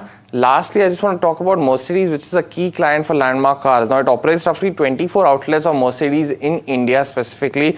16.5%, or almost 16 out of all 100 Mercedes cars sold in India are sold via Landmark. So if they are able to access the high-end luxury models at a cheaper import duty, this will benefit Landmark Cars as well.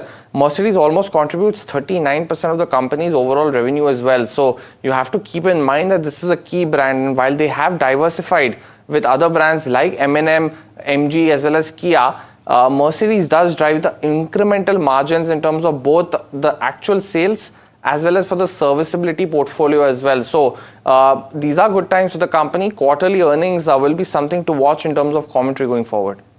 Right, sentimentally positive coming in the India-EU FTA. Prashant, how are you looking at this counter, Landmark Cars? Do you really think that this could actually turn into any financial benefit for the counter? I think too early to say financial benefit. I think if Mercedes wants to explore India as an opportunity after this India-EU EU deal. So I think Landmark Car will get some kind of first mover advantage with respect to expanding to the showrooms as well as sales propositions and the strategies what they're going to do in India. So I think that can very well help for Landmark Car at this point of time. But again, how good the financial benefit could be turned out, I think we have to wait and watch for management comments in the quarterly earnings show. All right, okay, so that's the view coming in on Landmark Cars. But the next counter that we're looking at is Mahindra Logistics, that has reported a profit after 11 consecutive quarters of losses. Has delivered strong set of Q3 numbers. Revenue grew nearly 19% year on year. Jasmeet joins us with all the details. Jasmeet, the stock is up 13%. Is that justified? Well, Ray, thank you for that. As rightly said, yes, the company has reported the profit after 11 quarters of losses and the buzz in stock is justified. If you look at the overall margins, even the margins expanded this particular quarter. Now, here are the key takeaways on the particular result. We see that the company has set a strong set of numbers with a double-digit growth in the revenue. Further, the cost management and optimization will help the company to expand the margins going forward. Further, we also note that the business mix has shifted towards a higher-end pricing model, which has helped the company to gain the overall top line and margin expansion. Further, the company has also focused on the cost discipline, which they have been focusing over last few years and which has finally come to the play, which has helped the company to increase the bottom line and also expand the EBITDA margins. In terms of the overall, what worked in this particular quarter is firstly the direct to consumer and the omnichannel demand has stayed strong. Despite infrastructure challenges the company has been seeing over past few quarters, the company has reportedly gained the top line despite the challenges. Further, them also make a note that the company focused on the e-commerce, where they see that e-commerce is growing in a steady pace, which has helped the company grow. Further, the management also exits the low margin projects and focusing on the high margin projects, which has helped the overall momentum for the particular stock. If we look at the overall stock performance, the stock is a 15%, but over a year, the stock is up about 4%, while the 4% gain comes in after today's up moves. So basically, the stock has given negative returns over the last 1 year, but it's a wait and watch of how this particular stock turns around going forward in coming quarters. All right, Jasmeet, thank you so much for bringing us those details with regards to where Mahindra Logistics is concerned. Prashant, would you be a buyer at this moment for this counter? I think yes, it will be in my watch list. If the company really has done very well in the Q3 earnings, and I will wait and watch for Q4 earnings as well. So if they are turning out to be profitable even at Q4, I think that would be a right time to again relook into this business. I think the supply chain management expertise is in some kind of EBITDA positive margins going forward. Very positive on the segments which they are focusing on in terms of e-commerce, in terms of pharmaceuticals, in terms of consumer goods. I think there is a turnaround story which has been building out at this point of time. All right, the stock's down 5% in the past 12 months, but today seeing an uptick of almost 14% and has held that 14% mark throughout the day. Prashant, with that, thank you so much for taking out the time and giving us your insights with regards to all of these small cap buzzers that we discussed on the show today. We're completely out of time on this edition of Small Cap Buzzers, but do stay tuned. Ask Profit up next.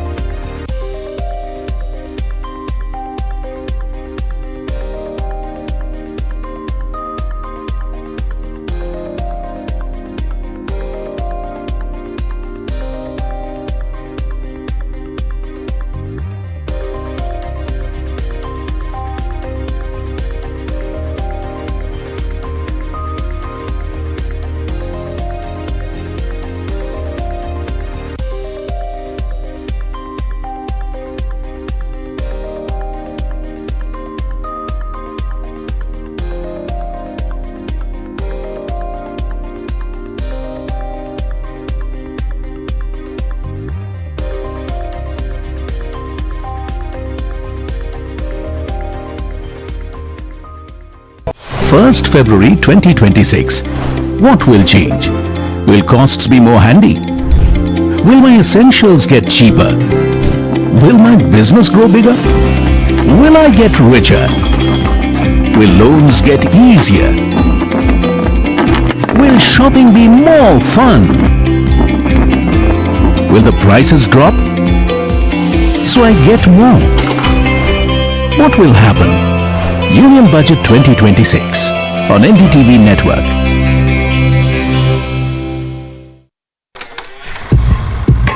लोग कहते हैं कि जिंदगी एक film की तरह होती है, लेकिन मेरी जिंदगी सिर्फ एक फिल्म नहीं, एक ब्लॉकबस्टर फिल्म है। बचपन से पता था मेरे सपनों में दम है, आगे नहीं सबसे आगे जाना है, स्टार नहीं सुपरस्टार बन के दिखाना है। नाम मिला, फेम मिला, प्यार मिला, I was not just running, I was flying। सबकी जुबां पे बस एक ही नाम, यो हनी सिंगर। लेकिन फिर ब्लॉकबस्टर कहानी में आया एक ट्विस्ट, 7वें आसमान से सीधा गिरा मैं जमीन पर। फिर क्या, खुद पे काम दोबारा शुरू, फैंस ने फिर प्यार दिखाया, फिर स्टार नहीं सुपरस्टार बनाया। है ना मेरी जिंदगी एक ब्लॉकबस्टर फिल्म। शुक्रिया आपकी प्रेयर्स का और आपके प्यार का। कॉन्सर्ट्स तो आपने बहुत देखे होंगे, but this is gonna be concert of a lifetime, क्योंकि मेरे फैंस ही हैं मेरी विक्ट्री, मेरी हिस्ट्री, मेरी glory. So come and witness yo Honey Singh, this is my story.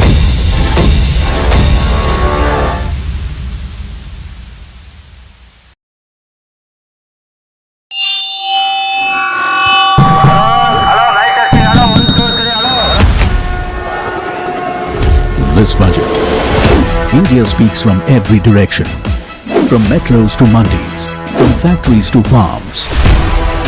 NDTV Profit reports from 36 states and union territories. With our ear to the ground and our pulse to what people want. Watch Budget for Bharat, only on NDTV Profit. What Bharat wants, what Bharat expects. We are listening. Before the Finance Minister speaks. Budget 2026, the growth agenda. Only on NDTV Profit, for your profit.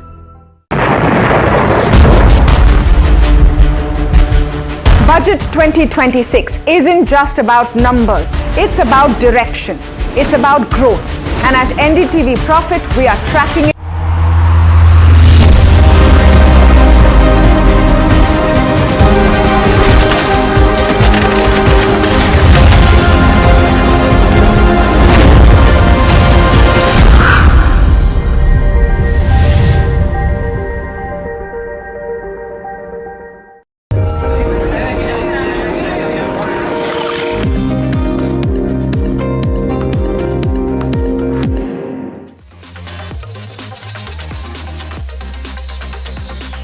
Hello and welcome. You're watching Ask Profit, the afternoon edition. My name is Puneet Zaveri. With me is Mahima Vacharjani. And over the next half an hour or so, we'll try and solve all your stock-related queries. To do start sending them on the number that's flashing on the top of your screen. You can also call us, speak to us directly and solve your stock-related queries as well.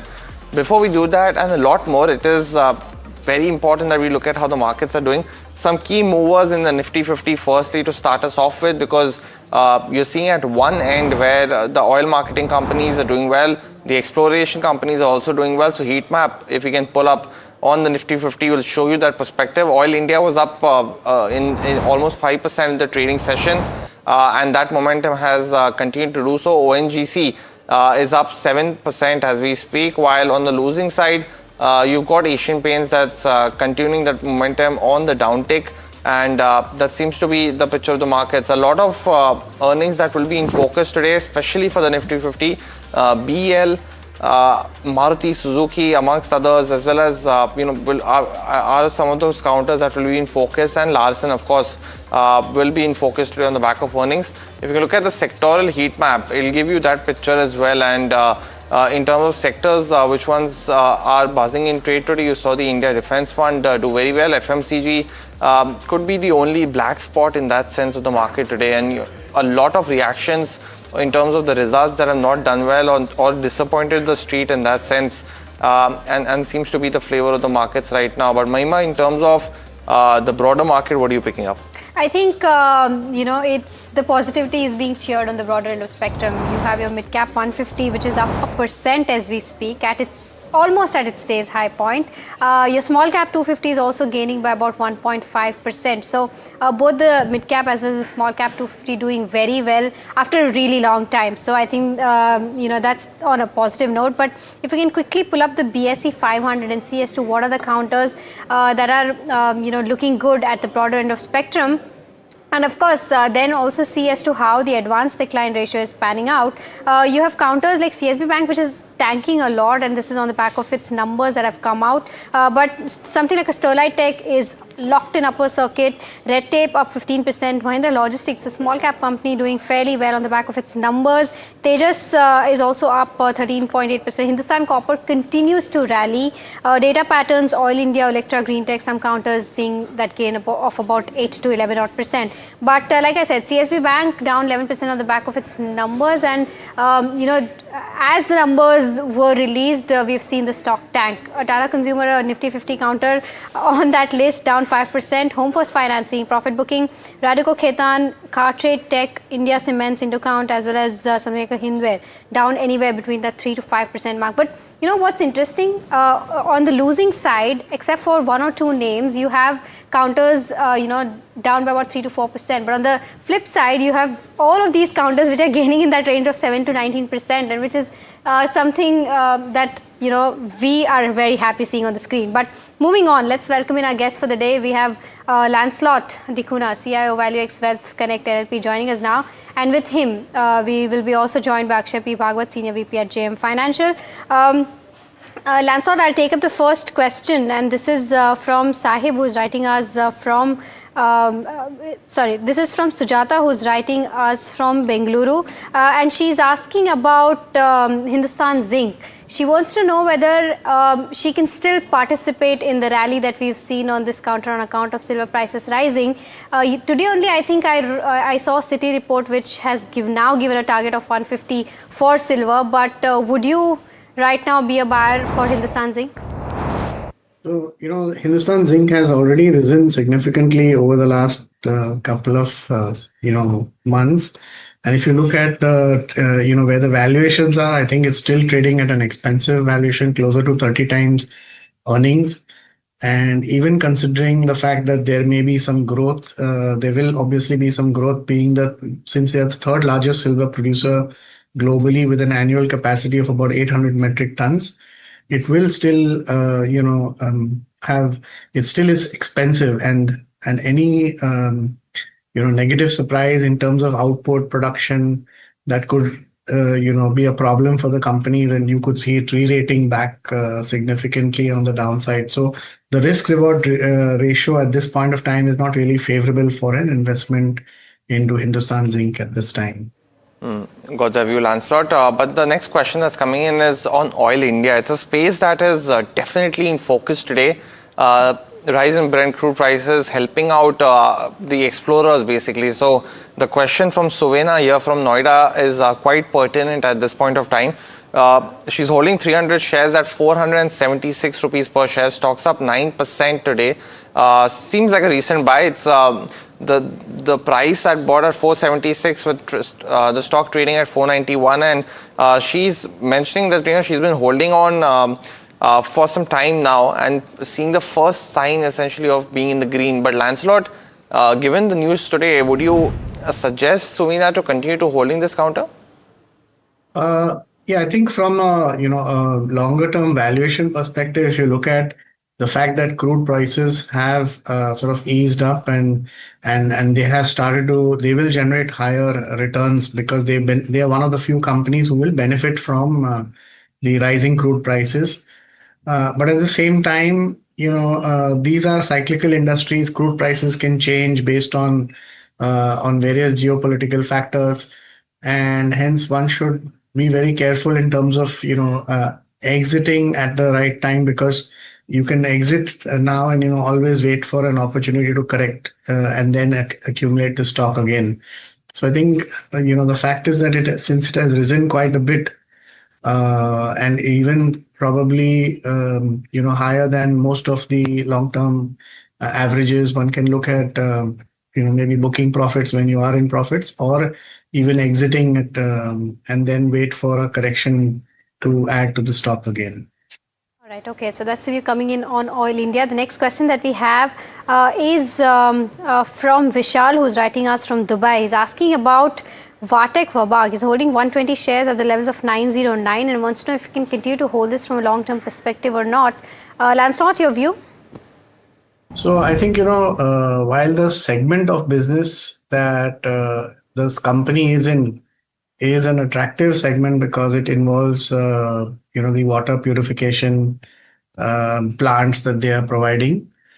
But if you look at profitability in all these projects comes from efficient execution of the projects and a rising order book. So at this point of time, when you look at the order book and the fact that their growth in terms of execution is also slowing down a bit, I think when you consider the valuations, it is a little bit on the expensive side. So one should probably wait for a correction in the price before one can adding on to the stock. But the important result there on the bottom of the screen, Bharat Electronics have come out with their earnings. Stocks flying as we speak. Revenue up 23% at 7,122 crores. We were working with a number of 6,548 crores. So the number is definitely a big beat there. EBITDA coming in at 2,118 crores. Roughly estimates were of 1,750 to 1,800 crores. So another big beat there. And that's why the subsequent margins at 29.7% are really strong, and at almost a 21% growth in profits at 1,590 crores. A lot of estimates baking in 1,400 crores. So definitely a big beat on all four parameters. The key thing was to watch in terms of timelines for the QRSAM orders, and that will be key because a total order book positioning of almost 57,000 crores is what's expected for FY26. But QRSAM forms roughly 30,000 crores of that, Mahima. That's The order book position for 1st Jan has also come in at that 73,000 odd crores is a big order size that we're looking at. But like Puneet said, for all of these companies, execution is the queue, and we'll have to wait and watch out for as to how that pans. But Lancelot, your quick view on Bharat Electronics? Well, I think it's a very positive number, and it's probably going to see a long road ahead for its growth, because the kind of orders that the government is announcing on the front of defense, a lot of it will go to high-tech areas. So I think it's definitely positive for the stock. And if one is already invested, one should be a long-term investor in this stock. Maybe if you are looking at booking profits, then you should wait for a while. And if a person hasn't invested, wait for any kind of correction before adding on to the stock. Got that view, Lancelot. So definitely that some clarity on what's the guidance for FY26 was expected to be 15%. If it gets upwardly revised, will be the other key aspect and kicker in the stock. But let's go across to a caller for today now. It's coming in from Andhra Pradesh, and Ashok has a stock query for us. Ashok, very good afternoon. Welcome to Ask Profit. What's your query? Good afternoon, Puneet and Mahima. Good afternoon, Ashok. Go ahead. I would like to have your advice on PG Electroplast. Okay. The stock has been corrected,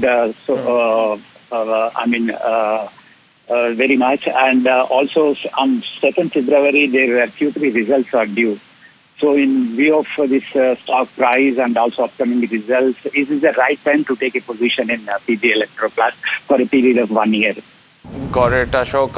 And, very pertinent question. Definitely a stock that's seen correction. But Lancelot, would you recommend that trade, getting into PG Electroplast? It's coming at a very interesting time when a lot of correction across EMS players. But for PG, what would you recommend for Ashok? So, when you look at the valuations of PG Electroplast, even though it has corrected, it still is trading at almost 60 times earnings.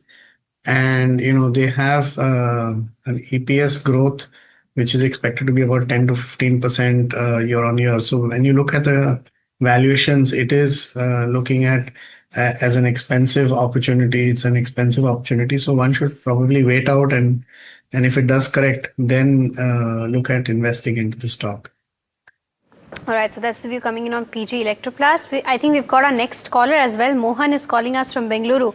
Mohan, hi, a very good morning to you. Good afternoon to you. How can we help you today? I'm still used to the morning Ask Profit edition.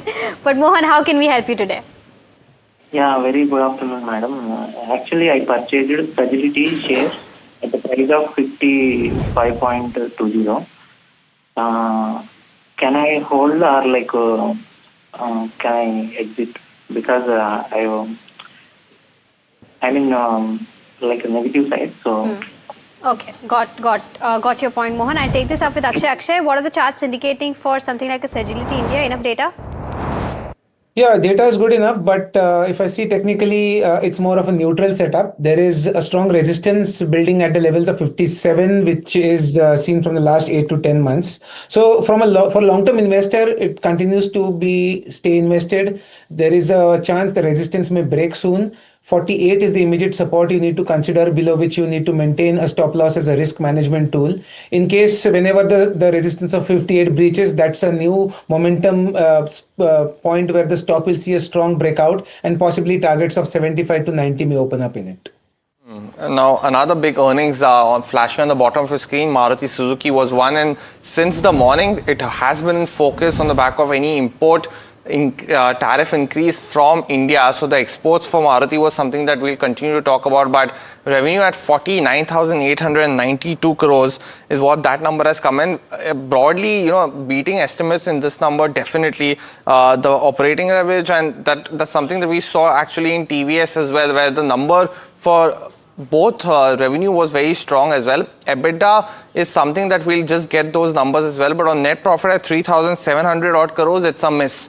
Now it is a miss, and largely I'm looking at if there is any exceptional item, because we saw the labor code impact specifically for TVS as well. So that could be one of the key reasons, but also in terms of higher raw material costs, because this was a quarter where aluminium, copper, both were going to impact the results. So you do see that miss actually coming in on the EBITDA margins at almost 11.2%. It is a miss for Maruti Suzuki on margins, because the expectation was of 11.7%. So it's definitely a miss there. While volumes have been quite strong in this particular quarter, it seems to be that the EBITDA margin has come in below the estimates. You have to understand, because this is the first quarter where the SUV share actually is lower compared to the same time last year because of the revival in entry-level segment. So you could have seen multiple key facets which could have impacted the margins, but you see that stock reacting negatively, that big downtake coming in now. From the morning, what I was actually talking about is that South Africa could possibly increase the import tariff from 25% to 50% on all cars they import, and India has a 22% share, with Maruti alone having 30% of their exports coming in from South Africa itself. So there is multiple impacts that we are seeing on this one. But Lancelot, very quickly, because the margin number is something that the street's not liking one bit. Stock's down almost 5% now. Any quick view that I can get from you on this one? So I think, while margins are also are under pressure because commodity prices continuously rise. I think you've seen it in almost all the commodities that are there, whether it's copper, silver, everywhere the prices have been moving up. So I think taking an increase in the prices of the vehicles that Maruti is selling in the market without impacting demand is going to be a key for it to maintain its margins. Otherwise, margins are definitely going to get impacted. And we're seeing that re-rate, because even at the current level, it's still trading at 30 times earnings. So, which is a little expensive for Maruti. So, yes, there could be some more downside, but over a longer term period, if you can accumulate at lower price multiples, I think Maruti is going to continue to outperform over a longer period of time. Just one quick aspect to point out as well, because in terms of the number for employee benefit expenses, that has risen up quite sharply in this quarter at 2,692 crores. When you compare that on a YY basis, that was 1,779 crores. So it is a material increase. You have to realize that there's also been addition of capacity that has come in. So that new aspect is also impacting and having an impact on in terms of the profitability as well. But overall, we continue to have and monitor this particular number. Margins, yet again, viewers, it is a make or break for auto companies in this particular quarter, because demand side, it did get a lot of boost and stability as well. So we continue to get you more perspective as and when we can, but that one-time impact, which I was talking about, that 594 crores on the labor code impact, that's been one of the key aspects, which is having that drag, exactly that 400 to 500 crore difference. So probably if the management can have some more, in terms of commentary, will be something to watch, because this was something that we're seeing an impact across players. It was almost 40 crores for TVS, and all the IT companies, FMCG companies also reporting that. But Akshay, on the charts, I know it's a very volatile chart right now, but Maruti has seen a lot of correction. And of course, welcome to the show. From almost that high of 16,000, 16,500, is there anything that you can offer on the charts for Maruti right now? Yeah, so initially, yes, there is a lot of volatility, the immediate reaction to the results. But what I see on the charts is that there is a 200-day exponential moving average around the levels of 14,500. 200-day exponential moving averages are known to provide trading supports for the market. So in all probabilities, there is a very high chance that the stock will try to attempt some pullback from the current levels, irrespective of the numbers. So roughly at this time, although it's a bit volatile out there, roughly 14,200, 14,300 can be concluded as a support. Downside licks capped, and there is a good chance there might be a trading pullback from the EMA, which I mentioned. And in case that happens, we're looking for a slight bounce back till 15,400. And definitely, got the view, Akshay, and thank you for that. You have to realize that 12% is something that 11.8, 12% was the margin that you were expecting. So barring that 594 crore impact, and our colleague Somit helping us with that number of 12.4% margins, excluding one-time impact. So I think that will be something that could offer respite to a stock that has corrected. But the larger issue will be, in my opinion, on the South Africa impact, because Maruti has prided itself on a target of 4 lakh vehicles to be exported in FY26. Now, if there's any deviation on that impact, will be something to watch. But we also have Mayuresh Joshi of MarketSmith India joining in now. Mayuresh, good afternoon. Thank you so much for joining in on this very short notice for Maruti Suzuki. But specifically, what do you make of the numbers? Because we are seeing a miss in terms of margins, coming in at 11.2%. We're also seeing a subsequent miss on profits as well. Your first cut essentially of the numbers. No, I think below estimates, and that is the whole construct. So I think how the volumes will play out going forward, looking at GST rationalization, is going to be extremely critical. But margins have been a tad bit below expectations. Going forward, I think what really transpires in terms of the EU deal and what kind of an implied effect does it have on auto numbers and volumes is also to be watched out. In terms of Mayuresh, because the one-time impact that has hit definitely the profitability, 594 crores of a labor code impact. But beyond that, also it does seem to be a miss, right, in terms of the margins as well. Possibly commodity costs is what your estimate goes by as well. In all likelihood, yes, and that would likely continue with the exponential rise that we've seen across the metal prices, base metals in particular, which will obviously have an impact going into Q4 as well. So I think a part impact of that, and partially, I think, yes, the one-time labor cost has hit the numbers as well. Also, Mayuresh, one more key point, which was on employee benefit expenses as well, because in this quarter, it's coming at 2,692 crores. On a YY basis, it was almost at 1,779 crores. So we're almost seeing an 8 to 900 crore increase. Now, I know they've had some capacity additions in this particular year, and hence the YY number. But even on a quarterly basis, it's up at 2,692 crore versus 2,000 crores. So anything that you can offer on this? Because while the capacity could explain this, that's a very big jump in employee expenses. Maybe we'll have to look at that. So not really sure on that. So I think we'll have to wait for the final details to come. And also on finally, because we have that news update coming in, Mayuresh, of that import duty going up in South Africa to almost 50%. Any views that you have on that as well? Because it could have some impact on Maruti, which almost gets 30% of its exports from South Africa. Right. No, I think that will have an impact as well. So let's see how this entire stuff goes through again.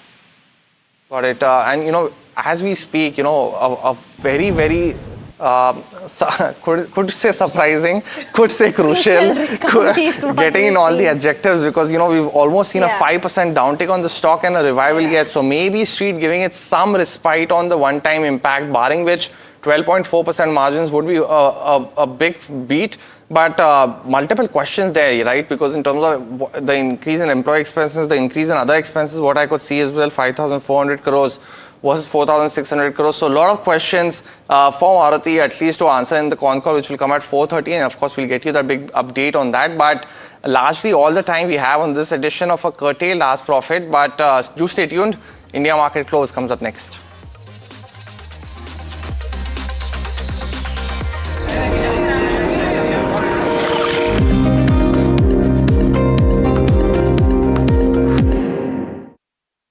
First February 2026.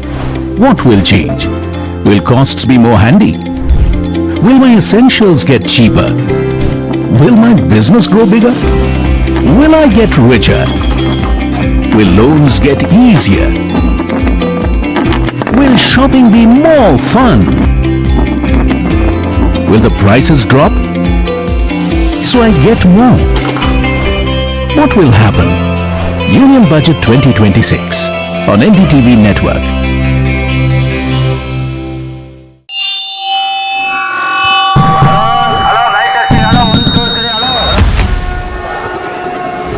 This budget, India speaks from every direction, from metros to mandis, from factories to farms. NDTV Profit reports from 36 states and union territories. With our ear to the ground and our pulse to what people want. Watch Budget for Bharat only on NDTV Profit. What Bharat wants, what Bharat expects. We are listening before the Finance Minister speaks. Budget 2026, the growth agenda. Only on NDTV Profit, for your profit. लोग कहते हैं कि जिंदगी एक film की तरह होती है, लेकिन मेरी जिंदगी सिर्फ एक फिल्म नहीं, एक ब्लॉकबस्टर फिल्म है। बचपन से पता था मेरे सपनों में दम है, आगे नहीं सबसे आगे जाना है, स्टार नहीं सुपरस्टार बन के दिखाना है। नाम मिला, फेम मिला, प्यार मिला, I was not just running, I was flying। सबकी जुबां पे बस एक ही नाम, यो Honey Singh.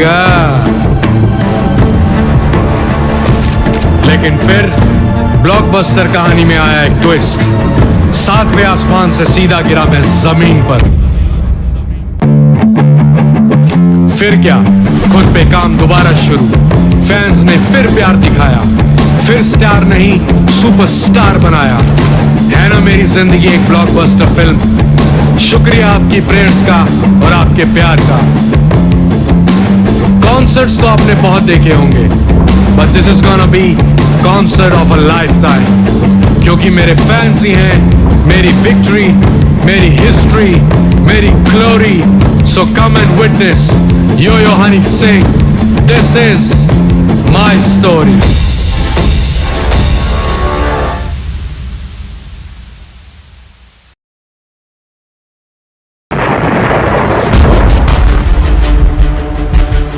Budget 2026 isn't just about numbers.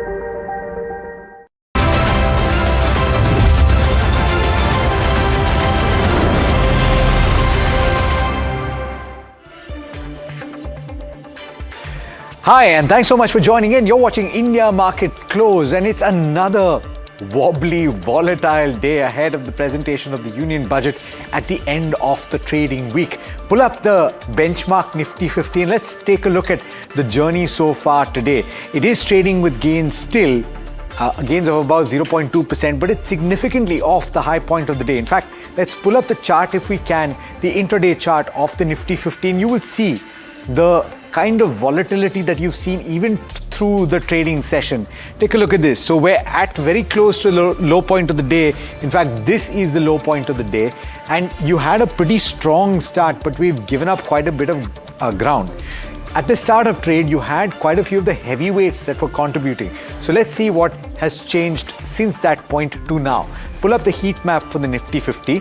Okay, we can talk about this as well. But BEL, Eternal, ONGC, Reliance Industries. At the start today, you had HDFC Bank, you had ICICI Bank, Reliance Industries, as well as Axis Bank. So pull up the heat map and see how much green still remains on the screen. It's a fair bit. But Axis, which was the top gainer, is now just about flat. ONGC has moved its way up about 8% or thereabouts. BEL is at the high point of the day, doing well. Eternal, Hindalco, CIL. So completely different picture from what you saw in the morning. At the bottom of the screen, you have Tata Consumer that is taking quite a bit of a battering. Asian Paints, Eicher Motors, HUL all losing a tad bit of ground. And you have Bajaj Auto, Maruti Suzuki as well that are losing ground. State Bank of India just about 0.2%, HDFC Bank just about 1/3% or so, and Reliance Industries still okay, but off the high point of the day. It was gains of more than 1% at the start, and that is the shift in the picture really for the benchmark Nifty 50. The Nifty Bank also, I would hazard a guess to say that it's come off quite considerably from the high point of the day, but the broader market and the factors. Sharad is standing by. Sharad, a few very sharp reactions to earnings, among them CSB Bank, but what are the factors indicating to you? Well, thanks a lot for that, Alex. And yes, it's earnings specific moves coming in.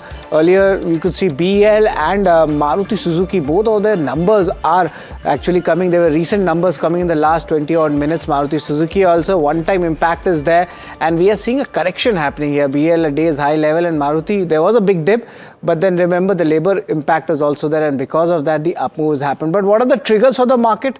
That's what you're looking at. The options data is suggesting a range-bound movement. The markets have turned volatile. Alex had mentioned there was a bit of correction coming in. Yesterday, there was a strong momentum. The Nifty key support levels is the 200 DMA levels, 25,163 levels to be precise. But the stronger technical setup coming in for the Nifty banking play, and the broader indices are performing better. Energy, metal and footwear stocks, they are doing really well in the trade. Of course, earnings impact is there, but a declining dollar is aiding the macro sentiment for Indian markets. The European markets, if they have opened, largely I've seen is that they have opened on a mixed basis. Today, a lot of important macro events are playing out in US. First is, of course, the FMC meet, where the rates are expected to remain unchanged. Microsoft, Meta and Tesla's earnings are also there tonight as well. So we will be looking at these key triggers. But of course, Alex, it's earnings and earnings. Yeah, absolutely. But you know, the thing is, and we've been tracking the markets all day, but the other big headline, and this is obviously a bigger headline than the markets, it is a very tragic accident that took place this morning, where a flight carrying Deputy Chief Minister of Maharashtra, Ajit Pawar, crashed near Baramati during landing. Some of those visuals are what you're seeing on the screen, and all of the people that were on that flight have tragically passed away.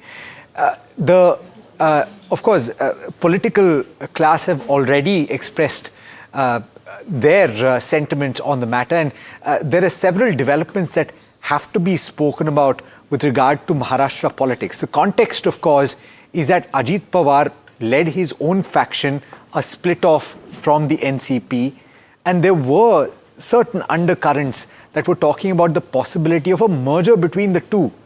Whether that might have taken place or not is now a question that a lot of people are asking. And what happens to the alliance, the Mahayukti alliance, that is in power right now, and quite a few seats that are currently held by the Ajit Pawar faction of the NCP. There is a void that needs to be filled. So we're joined in studio, of course, by Jitendra Dikshit, who is executive editor at NDTV. And we also have joining us remotely Rohit Chandavarkar, who is a senior journalist who tracks the space very, very closely. Rohit, thanks so much for taking the time, but allow me to ask Jitendra to just set the context for us, and then I want to come to you on a few specific issues. Jitendra, just your initial thoughts about the void that is created here. You had the split from Sharad Pawar faction. What is at stake here? See, Alex, now Maharashtra politics is set to change, and after this accident, there are 4 major questions which need to be answered. First question is, who will be the new president of NCP, Ajit Pawar's faction? Will the person be somebody from the Pawar family, Sunetra Pawar, Ajit Pawar's wife, or one of his sons, Parth or Jay? In this scenario, if one of his sons become the president, then Jay Pawar is a strong contender because there is a case going on against Parth Pawar. He has been accused of being part of the Pune land scam. And in case if somebody from outside Pawar's family is being chosen for the president's post, then there are names like Praful Patel and Sunil Tatkare. So they might be given the charge. So this is one thing. And I think in next 3-4 days, deliberations will start happening, discussions will start happening over who will be taking charge of the party. Secondly, will both the NCPs merge now? Will both the factions of the party will merge now? Because during the corporation elections, which happened this month only, earlier this month, both the parties forged an alliance in Pune as well as Pimpri Chinchwad municipal corporations. And now also, right now also, when a campaign for Jila Parishad elections are going on, for all 12 Jila Parishads, both the parties have aligned. Sure. And there have been feelers from Supriya Sule as well as from Ajit Pawar in recent days that both the factions are getting closer, and what we got to know from our sources that in next 10 or 15 days some major development was going to happen and both these parties would have come together. So this is another aspect of this. Then third question is, will the NCP under new leadership continue with Mahayuti or join MVA? Because what we saw during municipal corporation campaign was an acrimonious relationship between Ajit Pawar and the BJP. Ajit Pawar made several accusations and statements against the BJP leadership, and BJP also responded in the similar manner. So lots of hostility and bitterness was going on between them, and there were speculations that Ajit Pawar might quit the Mahayuti and join the opposition alliance of Mahavikas Aghadi. So that needs to be seen. And fourth is, if NCP continues to be part of Mahayuti, then who will be the candidate for Deputy Chief Minister? Who will be taking place of Ajit Pawar? So these are 4 major questions which need answers. And I'm glad that you've posed those questions. Rohit, I wonder if you have answers to any of them, or of course it's too early. And first of all, it must be said that our thoughts and prayers are with the families of those that have lost their lives today. But as is usually the case in politics and in power, vacuums do not stay for very long. So therefore, Rohit, a couple of those questions. One, is there a possibility of a folding back of the Ajit Pawar faction into the Sharad Pawar faction? Or on the other side, is there a possibility of these of this party moving into the BJP? Just ahead of the Maharashtra budget session, Maharashtra Assembly budget session, you have this shocking news suddenly coming and leaving a big vacuum. Jitendra has described very well about the situation within the Nationalist Congress Party, so I'll not touch that part. I will talk about the Maharashtra government. In the Maharashtra government, which is very relevant for your viewers right now, the finance portfolio was held by Ajit Pawar, and we are talking about a leader who's presented 10 annual budgets of Maharashtra government in the last 25 years. So now for the first time, we don't have Ajit Pawar as finance minister when the assembly session of Maharashtra for the budget starts. Who fills that vacuum? That's a big question. Who is going to present Maharashtra's next financial budget, government's budget? Secondly, of course, coming to the political part, there is going to be a huge vacuum left in the NCP because he was, like Jitendra mentioned, he was the president of NCP. two factions of NCP have already shown signs of merging practically, not technically, not on paper, not constitutionally in terms of party constitution, but practically they have merged for the local self-government election, first two phases. Third phase is district council polls where they are likely to fight together. So I think this incident of today's is going to cause some emotional bonding within the party, within the estranged members of the family, and result in their coming closer. I know for sure that senior Pawar, Sharad Pawar, has kind of decided now to take a back seat. His Rajya Sabha term ends in April, coming April. So the big question now is who runs the NCP and how does it run? So my prediction is they will stay in the Mahayuti alliance. They will stay in the NDA alliance with BJP. They will continue in power in Maharashtra government. They will have to find a replacement for Ajit Pawar's face as finance minister. And you will see more bonding within the two factions of NCP, which is likely to work as one unit in the coming years. Last point, once the district council polls are over in February, there are not going to be any major elections in Maharashtra for more than 3 years.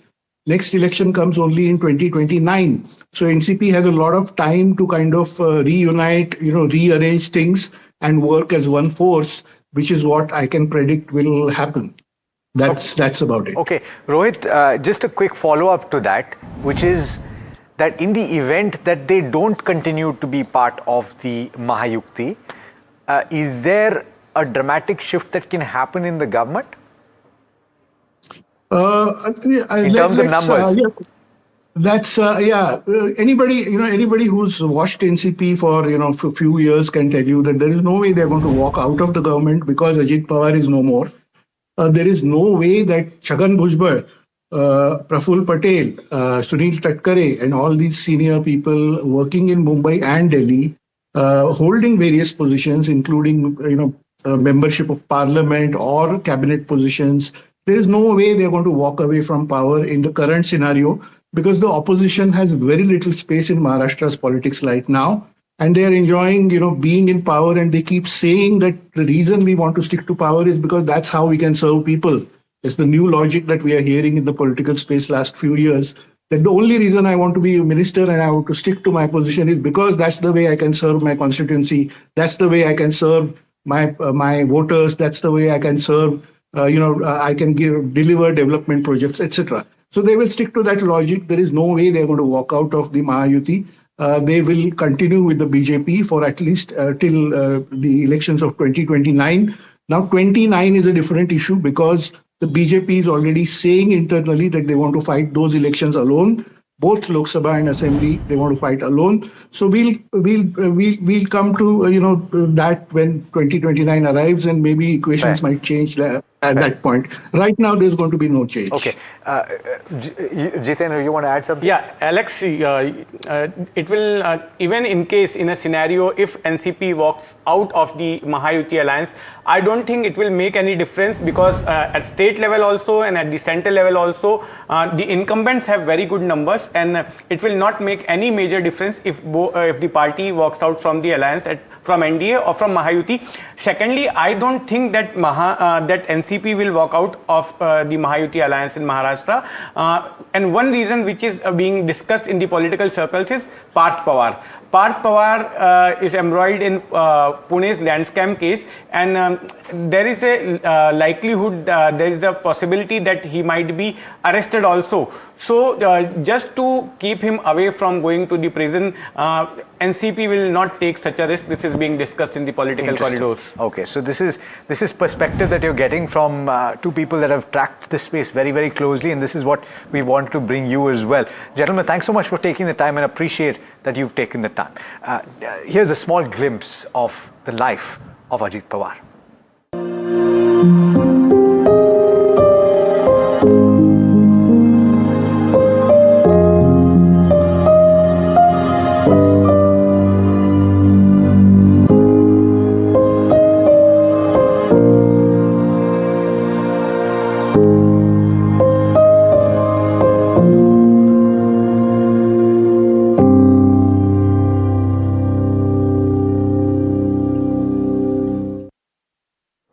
Right. Coming back to the markets, we are joined in by our two guests, Ajit Mishra and Dharmesh Kant. Good afternoon to you, gentlemen. I'd like to start with Ajit first. Of course, the technical setup is kind of wobbly today in the day's trade, but nevertheless, the broader indices are doing well. But technical setup for Nifty Bank is still better than Nifty. What are the key levels to watch out for as we are going towards the budget? Ajit? Yeah, good afternoon, sir. Good afternoon, Alex. So what we are seeing right now is similar to what we were seeing last week. Means last week we were hovering around the 100 EMA mark, around 25,600. Now the tussle is around the long-term moving average, the 200 days of exponential moving average around 25,150. So today Nifty made an attempt to surpass the immediate hurdle around 25,350, but we couldn't sustain. And again, we are inching closer to the long-term moving averages. So this tussle indicates still uncertainty is still on, when it comes to the index. And for any meaningful recovery, we need to surpass this first hurdle at 25,350. Then probably around 25,600 is something that the market is going to test. In case if we break down 25,150 first, then probably we are again set to retest 24,900, 24,750. So as of now, Nifty is in a void. You've rightly mentioned that banking is on a strong footing. So that's the reason why we are not seeing any major damage in the index today. At the same time, we are seeing certain pockets or themes which are consistently doing well. So be it metals, PSU banks, today it's defense. So something on that line is something that you should be focusing on while the index is still not offering any clear or decisive trend. Regards to Nifty as well as Bank Nifty, Ajit, what would your top picks be? Because we're pretty close to the budget as well. So a lot of chitter chatter and movements that are happening with stocks that could be related to the budget as well. Anything on that front that you have? What we are seeing is that sectors which are constantly, maintaining their positive stance, irrespective of the market bias, are likely to continue with this positioning. Even if, let's say, the situation deteriorates further or we see a recovery or rebound in the market. So PSU banks, metal, select auto, that is something that you should be focusing on in run-up to the budget. Among the PSU pack, Canara Bank, which is still holding around its record highs, trading in a very tight range. After this breakout in the defense counters today, we anticipate there could be a possible up move in the PSU pack after this recent consolidation. So here the risk to reward is favorable. It's currently quoting at 156, so with stop at 150, 165 to 175. Positionally something that you can target in Ken Bank. Another stock that we like after almost 3-4 months of consolidation that we have finally seen a breakout, that's ONGC from the energy basket. Strong volume, strong price action. And, all the indicators are pointing towards the retest of the record highs, maybe close to around 300 positionally. You can maintain as a target. So with stop at 254, one can go long in ONGC even at current levels. All right, let's go on to the stock of the day. And just some time ago, the earnings had come in and we're talking about CSB Bank, a big, massive correction coming in the day's trade. And the stock is under pressure. There are 4 important reasons for this. The first one is the numbers which had come in, the asset quality that has deteriorated. If you compare that sequential basis, the higher provisioning, that's what has spooked the street, both sequentially and year-on-year basis. We have seen a big provision being undertaken. Bottom line has missed the street estimates as well. And remember, the stock is up more than 50% in the last 1 year. So profit booking is also coming across this counter. Even the valuations, that's also on the higher side. And nothing much there, to be honest, for CSB Bank. The profit is flat. It was expected that it would be on the higher side, but that's where the analysts have missed their estimates. GNPS and NPS, that's the concern which comes in. The asset quality has deteriorated really sharply. From 1.81% last quarter, it's now at 1.96%. And NNPS also significant deterioration, almost 0.67% coming in. Operating profit, that's around 32%, but still on the lower side from what the street was expecting. And provisions, that's where the concern is. It's up 36% on a sequential basis. And we see the stock tanking in trade, almost 16% it's down in trade. If you just show the intraday chart to give us the entire perspective for CSB Bank, then we'll understand, see the tick coming in. It was a massive fall and it's near its day's low level. Stock is down 16%. Dharmesh, I want to get you on CSB Bank. Of course, there was an angle of the gold loan book also, which they have, and there was a good up move coming in. Management also, the street was very bullish on. A big profit booking. Is it a good time for a buy the dip strategy, or is some issue there? Because asset quality deterioration is really very bad. Yeah, definitely. It seems like there's some issue there because this is looks to be a one-off kind of a banking results which have come through. Till now, at large, whatever, be it private, public or NBFC space, they all have reported a very good set of numbers, particularly on the asset quality front. We have seen across the board there has been improvement in both gross and net NPA with improvement in credit cost and lesser provisioning. And this goes totally in contrast to what others have reported for the CSB Bank numbers. So one has to, analyst call has to be awaited, and after that only clarity will come why this miss and whether this is temporary in nature or it's something which is there in the built-up stage. So anyways, it's a small bank, so there are better choices, far better choices. So why to jump and catch a falling knife? A falling knife. But pull up the slightly longer term charts if we can, maybe the 3-month, 6-month charts, because the stock had risen quite considerably in that time frame, right? There you go. So quite a bit of that ground already getting lost, getting taken off the table. Now just about 2% lower for a 6-month chart. But the question, Ajit, on the charts therefore is a lot of trailing stop losses would have gotten hit today if you are trading stock, and so therefore the question is, what would you do? So Alex, I would definitely wait for the close, because usually we see that the initial reaction turned out to be the initial reaction, and eventually we end on with a clear understanding. In case if we fail to hold to 400 mark, let's say in today's session, which also turns out to be the neckline area of the previous consolidation range and the long-term moving average, then probably I need to take that losses, because we are engulfing the 2 months of up move. And in case if we are breaking below the long-term averages on a crucial day like result day with volume, so definitely this indicates panic. So as of now, I'll definitely stay put. We are very close to that mark, so just 10 rupees from the current levels. In case if there'll be any rebound, let's say around 445, 450 also, then also I suggest to reduce the position and let the stock stabilize for time being now. That's CSB Bank. There is panic selling that's happening as well. But let's, head across to my colleague Somit Sarkar, who joins us with all the chatter in the dealing room. Somit, I'm sure, I think this is the time when you'll be hearing quite a lot of things. I mean, there is action in the market. You have budget, which is just round the corner as well. Well, yes, there is a lot of action. Volume numbers are quite strong for the last couple of trading sessions. So yeah, a lot of stocks that have been buzzing in trade and in dealing rooms as well. Firstly, it's DLF that's on radar. Now, the stock was under pressure of late, if you see. But today, dealers are saying that the selling pressure is largely over, and hence the stock has recovered swiftly from the day's lowest point. It's up now around 2% in trade. Dealers believe that some positive news flow regarding the launch of Dahlia's Phase 2 is expected to come in soon for this counter, and that could be one of the key triggers for DLF. When it comes to Jindal Steel, there are buy flows on institutional desk. Both foreign and domestic institutions have been accumulating this counter in trade today. Even the delivery volumes are expected to be on the higher side. When it comes to Paytm, there are buy flows on the large HNI desk. Dealers are expecting some positive announcement to come in soon for this counter.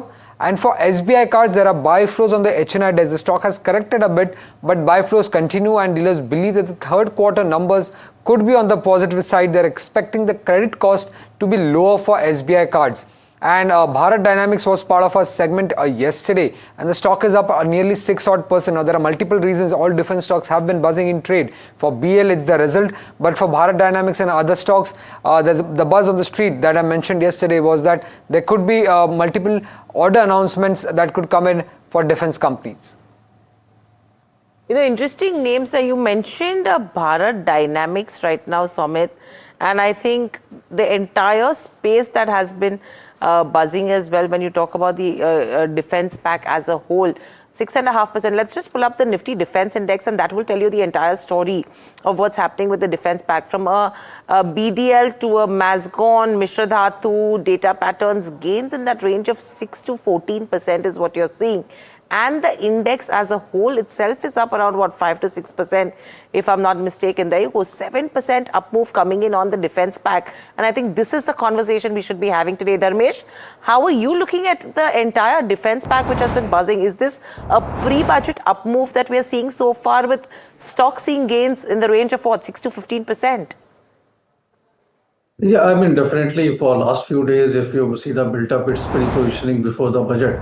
But on the defense, on a structural theme, we have been bullish for almost 2 years now. Last 1 year was lost. Most of the stocks did not do, meaningful upside traction, but at the same time, the downside was protected. I think if you look at the entire space, it's sitting at a, book-to-bill ratio of 5x. So on an average, any company is looking forward, so 4-year, 5-year kind of a revenue built up with 20% kind of a CAGR is already there on the books of most of the companies. And the way the government of India is now aggressive on Make in India, and the content, domestic content requirement getting increased from 30 to 50% and eventually to 65% going forward augurs well for all these companies. BL reported numbers just a while back, and the numbers were excellent. It's not only a 20% kind of a net profit growth, but there was a margin improvement as well. And the structural issues which were there is getting resolved. I mean, HL is the topic out there, where with the supply of GE 414 engines, you will see Tejas being delivered to the Air Force very soon. I mean, 5-6 we are expecting next year itself. That will again boost the entire revenue and the operating profit and profitability out there. So it's not a quarter-on-quarter kind of a sector to look at, but if you are looking on a multi-year kind of a theme, it's a very good sector and a very solid sector to be in. And our topics out there is BEL and HL. Okay, in fact, BEL is kind of on an upper circuit right now as we speak. Ajit, with the kind of rally that's coming in terms of defense names in today's session, what should that strategy be? Someone who's looking to enter ahead of the budget buy, or someone who's holding this is the best time to sell? So it's a very important question, considering that it's been almost 1.5 years now where most of these stocks were either struggling, except a couple of names like BEL and HL, which were holding ground strongly, while the rest of the counters are in the range of, let's say, around 30 to 40% on an average, witness a decline this recent past. So in my opinion, one should not rush into a trade considering a single day move. No doubt today's move is definitely encouraging, considering the kind of move that we are seeing in the defense index also. But at the same time, one needs to be selective. So BEL definitely, hands down, is among the top performing name, and that is what reflecting in the results also. Then comes HAL, BDL, Mishra Dhatu, wherein we are seeing steady traction. But those who are already having long position in the defense-related counter, they should not average down at current level. Let the defense show at least a bit of a stability after this single-day move. Let's say there could be a possibility that the defense index might take a breather around 8,300, 8,400 mark. So around that area, in case if it manages to hold for a couple of sessions and extend the move, then probably they can think about adding their existing position and looking for the newer highs in the coming weeks. All right. Certainly a pack to watch out for ahead of the budget presentation. There's an expectation that there could be a higher allocation towards the defense spend in the upcoming financial year. On that note, Ajit, thanks so much for taking the time and for the advice that you've dispensed today. Pleasure speaking with you as always. Same here. All right, let's talk about the automotive space, and Landmark Cars stands out, particularly in the context of the EU deal that we've been speaking about since yesterday. The implication for a company that sells some of these European-made cars is that a lowering of the cost would make it more attractive, and therefore the business prospects look better. There's also a significant stake that was picked up by a domestic mutual fund. But we've got Puneet joining in to tell you about everything that you need to know about how the business can improve going forward. Puneet, first we'll talk about Landmark Cars, then we'll talk about the earnings that have come through Maruti Suzuki as well as TVS. But on Landmark, what's working? Well, most certainly it's the India-EU FTA, as you rightly highlighted. Now, the reason is that one of the key clients, which is Mercedes, does account for almost 40% of the company's revenue. So if it gets access to more expensive, more luxury cars at a cheaper rate in terms of reduced import duties, that does benefit landmark cars tremendously. Now, it's one effect to have cheaper cars and being able to sell them. The other aspect is the serviceability, and that's where landmark car gets the major beneficiary, because while the new car sales margins are roughly 3 to 5%, the after sales service business does about 18% margin. So that could be the incremental addition and the icing on the cake essentially in that sense to get that benefit for landmark cars. Now, just to put some 3 to 4 key numbers into perspective, they operate roughly 24 stores of Mercedes in India. But more than that, it's almost 16 cars out of 100 sold in the country are through landmark. So you get that serviceability benefit as well. And as I said, 39% revenue for landmark is from Mercedes itself. So that's the key aspect for landmark. For just a quick bit on the results as well, both TVS and Maruti, while TVS was a stellar performance, the highest ever sales, highest ever revenue and highest ever profits, it's backed by a strong operating leverage that the company has gotten. So you will see almost a 37% growth in revenue, but a 50% jump in EBITDA and profits, and hence it's a beat across all fronts for TVS. The story isn't as simple for Maruti Suzuki, because what they've interestingly done is taken the labor code impact in its expenses rather than a one-off, and hence the EBITDA has fallen in this particular quarter by almost 11.2%. Now it will be that the 11.2% barring that impact would have been 12.4%, and we'll have to get some more perspective on how has the raw material cost been amongst others. But that's the major difference, that for Maruti you see such a sharp reaction earlier on and then a recovery in the share price. So that's the key reason the labor code is taken as expenses and not as a one-off. But overall, it's been a strong set of revenue growth, at least for Maruti, and commentary in the conference call will be something to watch. Yeah, certainly the impact of GST as well. Thanks so much, Puneet, for rounding that up for us. Of course, we'll get a view from Dharmesh on the automotive pack as a whole. But first, we'll slip into a very quick break. More on the other side, so do stay tuned.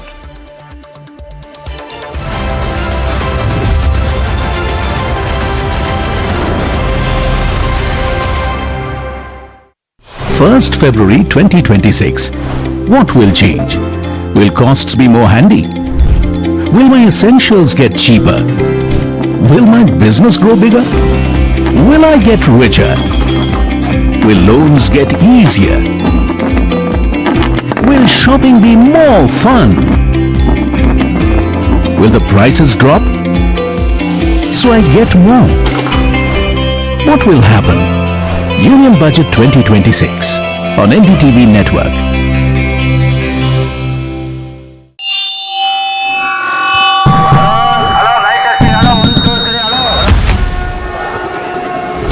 This budget, India speaks from every direction. From metros to mandis, from factories to farms. NDTV Profit reports from 36 states and union territories. With our ear to the ground and our pulse to what people want.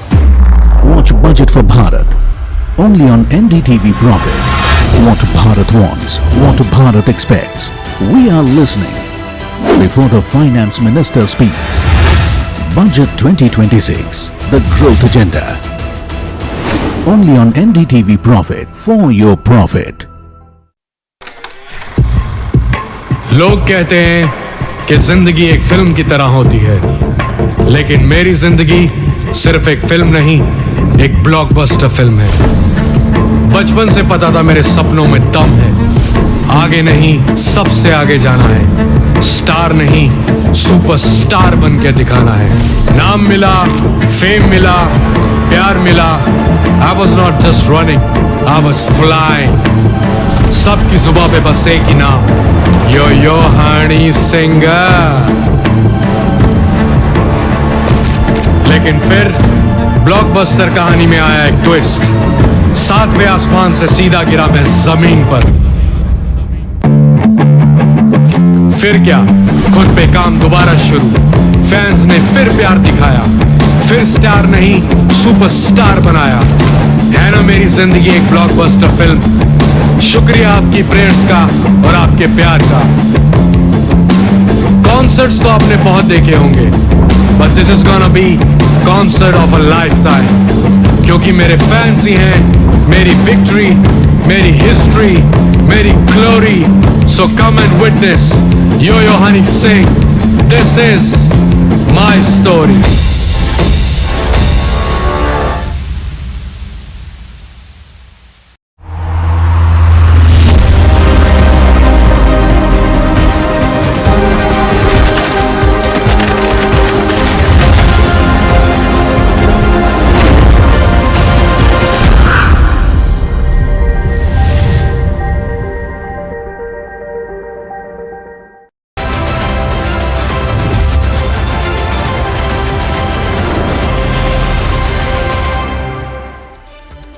Welcome back to India Market Close, and the story of the day seems to be the defense sector, which has been buzzing in trade. The question is, why are the stocks rallying? First up, you have strong Q3 numbers that have come in from BEL, and these were points that Sharad was just putting together as to what's really working for them. The commentary that the HAL management has given out in terms of revenue contribution and the supply chain bottlenecks that they were facing earlier, all of that is seeming to be pretty positive as well, which you can see at the bottom of your screens as well. And the expectation is that probably there could be higher allocation for defense spends in the budget. So there is a pre-budget positioning that's happening. There is delivery-based buying that's happening as well in terms of defense names. And that's the reason why this kind of rally that's coming in apparently. But let's discuss this with Jyoti Gupta, who's the defense analyst at Nirmal Bang. Jyoti, welcome to the show, and always a pleasure to speak to you at NDTV Profit. This is Hiral on this side.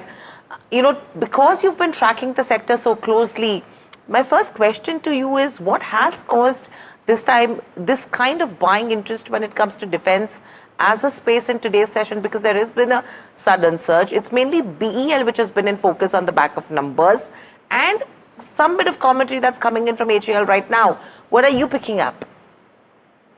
Third and fourth quarter typically for defense industry is good. We should expect some good earnings coming from a couple of companies. HAL and possibly HAL may not may give us similar lukewarm numbers, because I don't think any aircrafts have been delivered this quarter as well, but I think fourth quarter is going to be very good. Overall, the sector would, I think full year we should close with something like a revenue growth of 15 to 17%, and margin should be close to 20-25% for the industry. The second half is definitely good for the overall industry. The third quarter, I don't think it will be a mixed performance from the company. So overall, I just feel it's the sense that India-EU trade, agreement could, it has possibly brought some sort of an agreement structurally positive for the Indian defense industry, primarily through improved market access, deeper technology collaboration, and stronger supply chain integration with European OEMs. Sure. So that's the reason. Jyoti, you're not on the clearest line, and we're trying to make sense of what you're saying, and I can for the most part. I hope the viewer can as well. And so therefore, necessarily, we're going to have to keep the conversation a little short. Based on the kind of gains that you're seeing on the screen today, though, would you say that valuations at this point are challenging? Do they capture the prospects that you've just spoken about? Or do you think there's still room in a few of these pockets? And what would your suggestions be? I think most of the price of the valuation is priced in the. So I don't see a headroom right now at the moment, but definitely after fourth quarter, once we see the results, they should look better. I think some amount of correction is still required in the defense industry. Got it. All right. Jyoti, thanks so much for taking the time. A pleasure speaking with you as always, and for the insight that you provided. Dharmesh, I wonder if you have a different opinion here. You've had the likes of BEL that's upper circuit right now, or close to it. You have the shipbuilders that are 6-7% higher. The entire index is up 7%. Would you advocate caution, or would you say that this is part of a structural move, long-term move higher? Alex, it depends upon, whether it's Alex, it depends upon whether a trader is, coming into a defense play right now, or you're an investor. So if you're an investor and you're having a view of, say, 2 to 3 years, or at least to say, I would suggest it should be 5 years, then it's a structural play. Because if you look at the order book on which all these defense companies. But moving on, of course, we spoke about a lot of defense stocks buzzing in trade, but consumption stocks are also something to look out for. Asian Paints, I think for the second straight day, we are seeing a big downtick coming in, and today also it's down 4%. Tata Consumer also will be coming to Mahima in some time and do this discussion on that. But to just give it a perspective, Dharmesh, for the consumption space, Asian Paints, Britannia, all of them are down in trade. Anything which is looking a bit attractive here, or you would like to stay away from the space? Yeah, sure. I mean, we have stayed away from the consumption space for quite some time, last 6 to 9 months, in spite of GST cut and all. We were away from the sector, and the reason is very simple, because the growth can be, 12 to 15% at best. You can hit 20% in few of the quarters. At the same time, the valuation multiples are stretched, and to our mind, last 1.5 years, how the market has behaved, it's just a valuation resetting is happening. So now the valuation multiples which a company will enjoy will be in line with the growth prospect which is foreseeable in the near future. With that caveat in mind, I think, you can still have a trade. But you cannot have a trending of wealth creator buy from most of the consumption space, because still, in spite of this correction, Asian Paints is trading above 70 times PE multiple, and same is the case with the other in the FMCG space like Marico and all. So the numbers may still be okay types, but the valuation resetting will keep on happening. Okay, all right. By the way, so we've got amidst all of this absolute volatility and all of these stocks moving very sharply, a debut on the stock markets, and that's Shadowfax. It's not had the easiest time of it.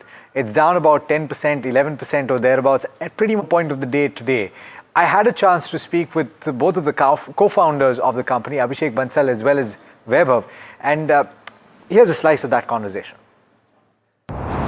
Abhishek, I'll start with you. Shadowfax, the name, for those that don't know, and huge fans of Lord of the Rings, where did it come from? No, I think we are all big fans of Tolkien. I think some of the people that we look after when we were starting, they used to carry over this trend of keeping names based on Tolkien stories. So I think it fit well with the theme that we were looking at. And given we were B2B, we didn't really bother too much about being a customer-friendly name at that time.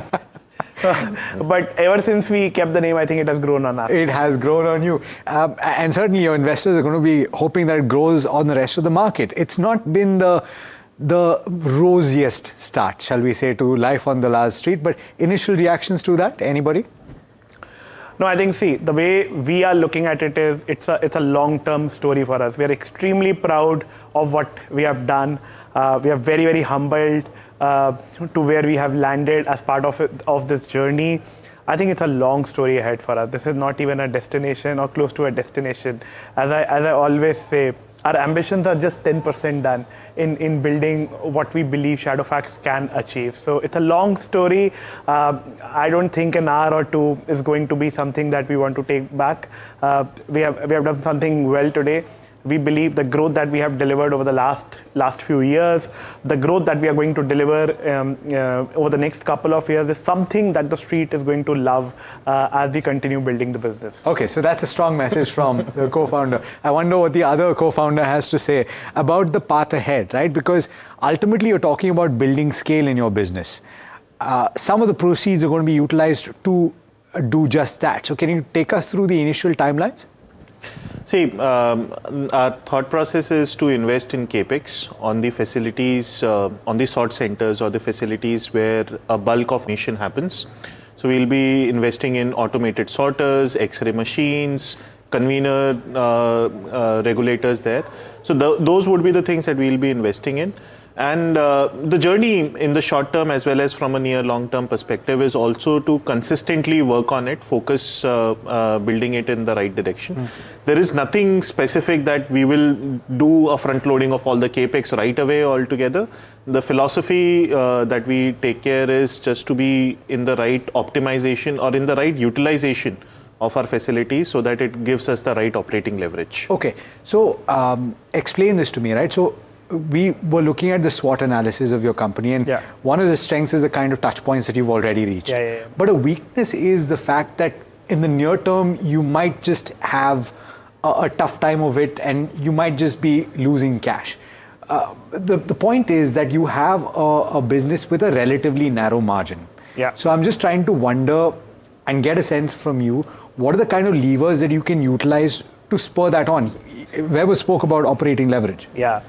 No, I think there's a phenomenal amount of operating leverage in our business. If you look at what we have delivered over the last couple of years, we have grown from -7% EBITDA to 3% EBITDA in the first half of this year. And this is while we have grown from 7,000 pin codes to 14,000 pin codes. Right. So whatever you're looking at, there's a lot of operating leverage in the business that exists. There's a lot of inefficiency because we're still expanding really fast. We are opening new cities, new capabilities, new facilities, and we'll continue doing that. But what we are doing this is from the cash that we are also generating from the business.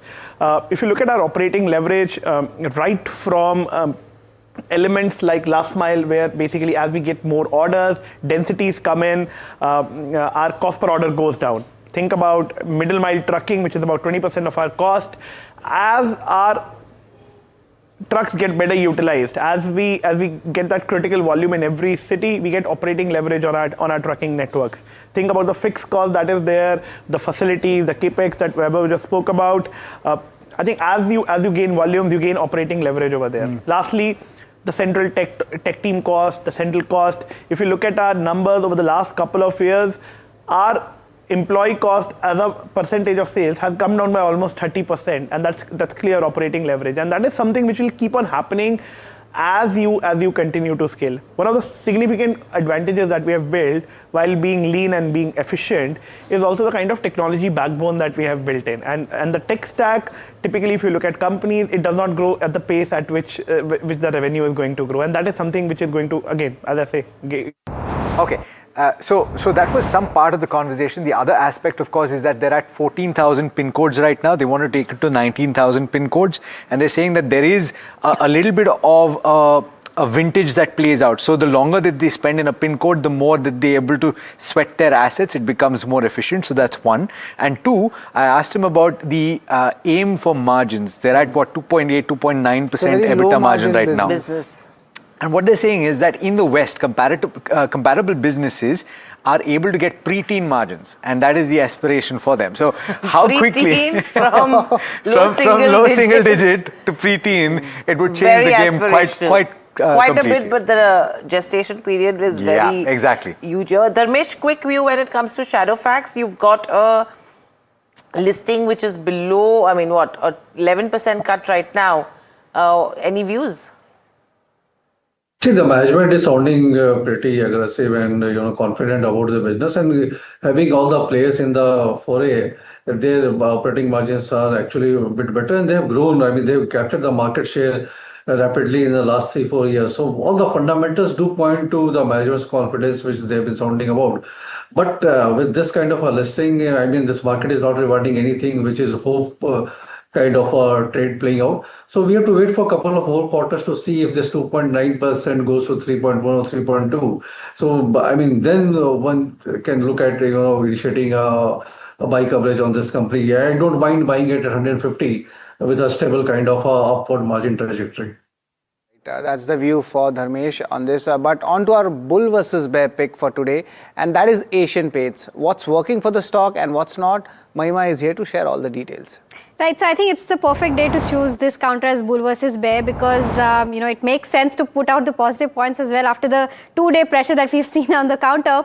But I think if you look at the positive commentary that came in from the management, which was the highlight for me, was that management said that they will endeavor to to try to gain market share from here on. Of course, it still remains a leader in the paint space, but they are expecting market share gains going forward. When I asked the management, he did not quantify that for us because it's difficult, of course, but market share gains is on the cards. On the flip side, the commentary coming on demand was not very positive. They said that demand has remained subdued and will continue to remain subdued, considering if the capex doesn't, the capex growth cycle does not pick up. On competition, of course, management has continuously said that competition remains intense, and they've maintained that tonality in this con call as well. But despite that, we've seen that this time margins have come in at the higher range of that 18 to 20% guidance, came in at that 20.1%, and they've said that this is a sustainable range of guidance that they'll maintain.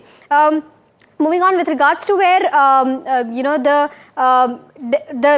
different segments, the two big segments for Asian Paints, while industrial segment has remained strong and resilient, here also margin guidance has been maintained. On the flip side, you have decorative business which have had lower volumes as compared to where it was in Q2. So this is still a pain point when it comes to Asian Paints, and they will have to, and in fact the management has also said that now they're focusing more on B2B. So from here on, I think industrials will be more an area of focus for them going forward. Now analysts are seeing industry revival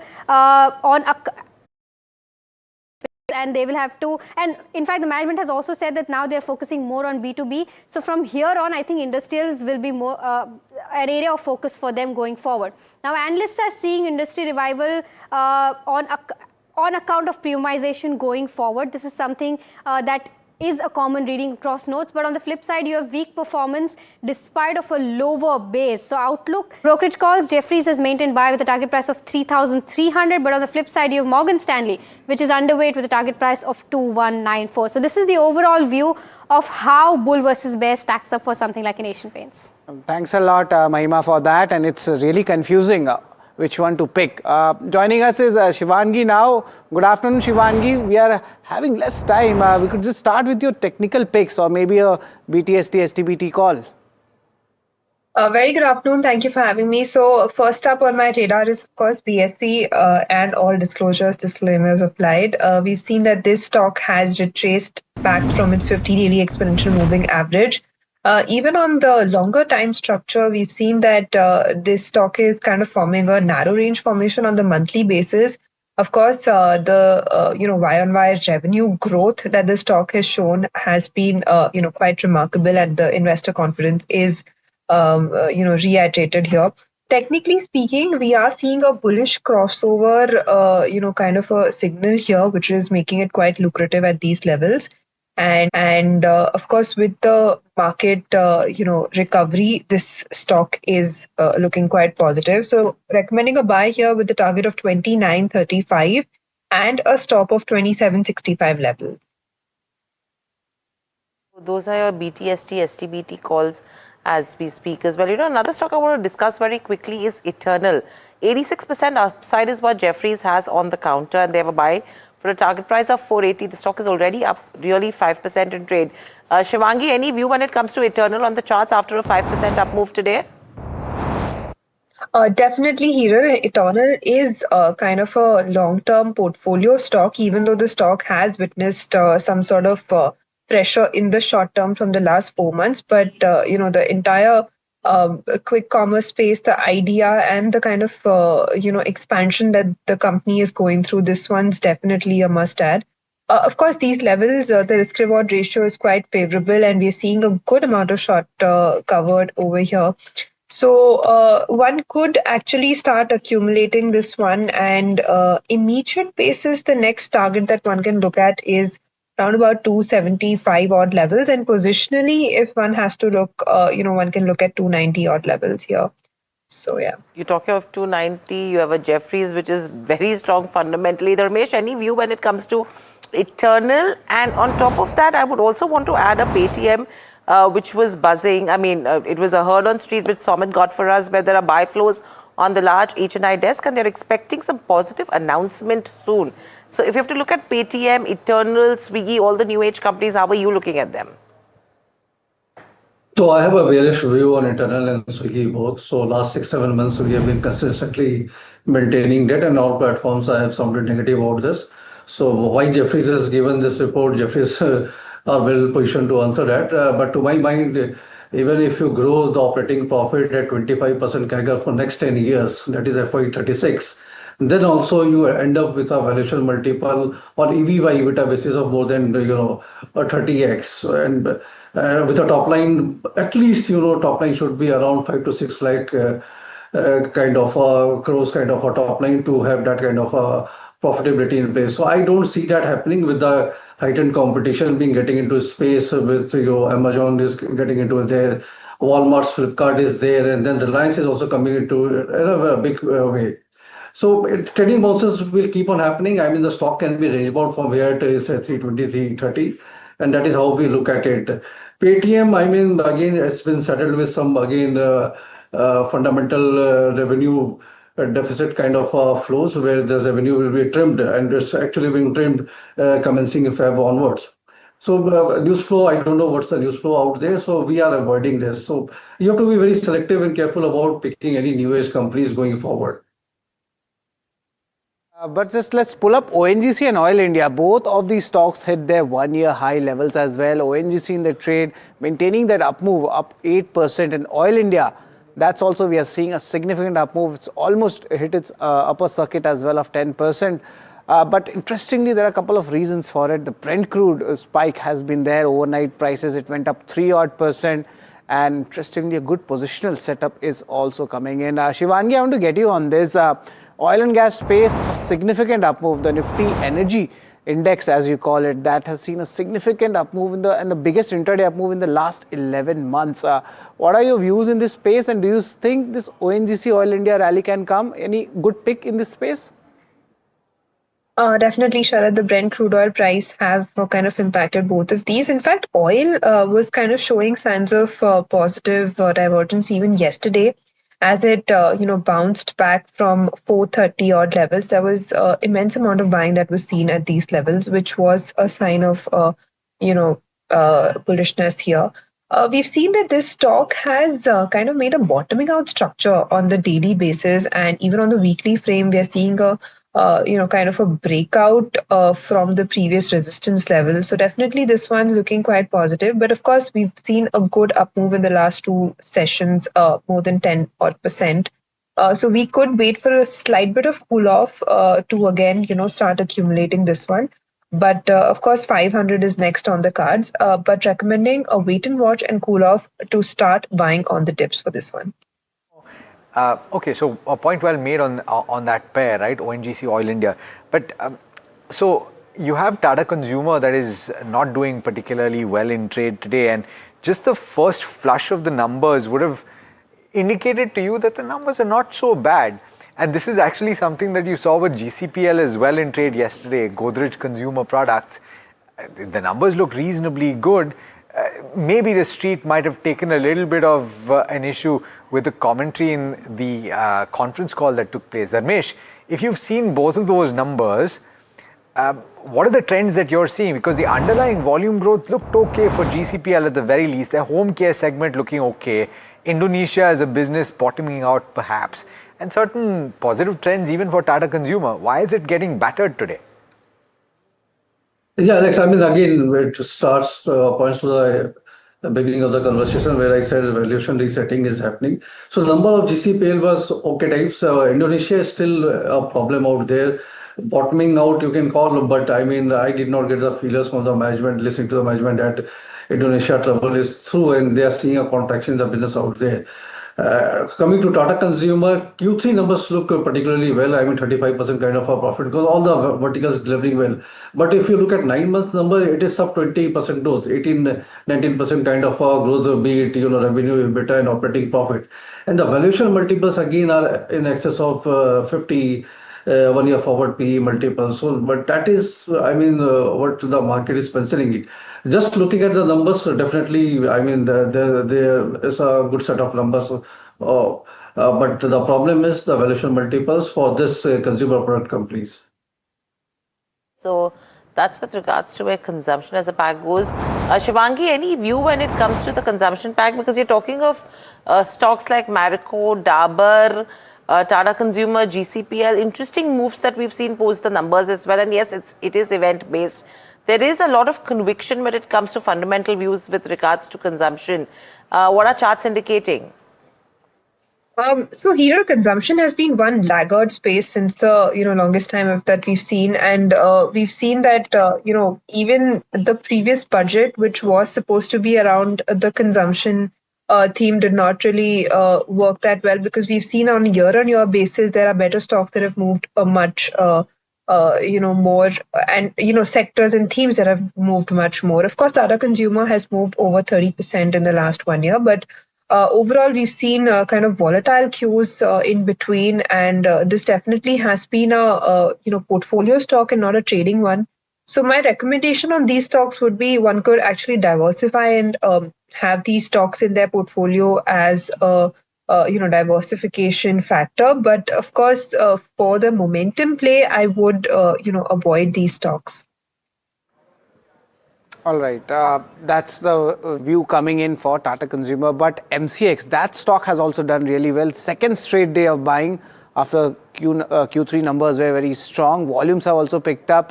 Dharmesh, MCX as a stock, what are your views on it? Because there's a lot of volatility in the major asset classes, and the key beneficiary is what MCX is. That's what the volumes and the numbers say. Yeah, definitely. I mean, next 1 year, this volatility is likely to be there, and we are seeing, a super bull cycle in all the metal space going forward to say 1 or 2 year time frame. So keeping that in mind, and MCX is the main, intermediary dealer out there. So I think as exchange play, MCX, BSE looks pretty well set to reap the benefits of an expansion in the market and the volumes.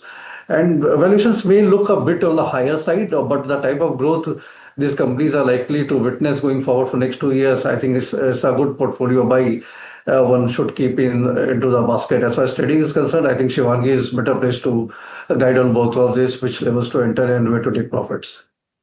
Specific comment on Asian Paints, we've not really referred to it, but the street clearly not liking what it saw in the print on the numbers, Dharmesh.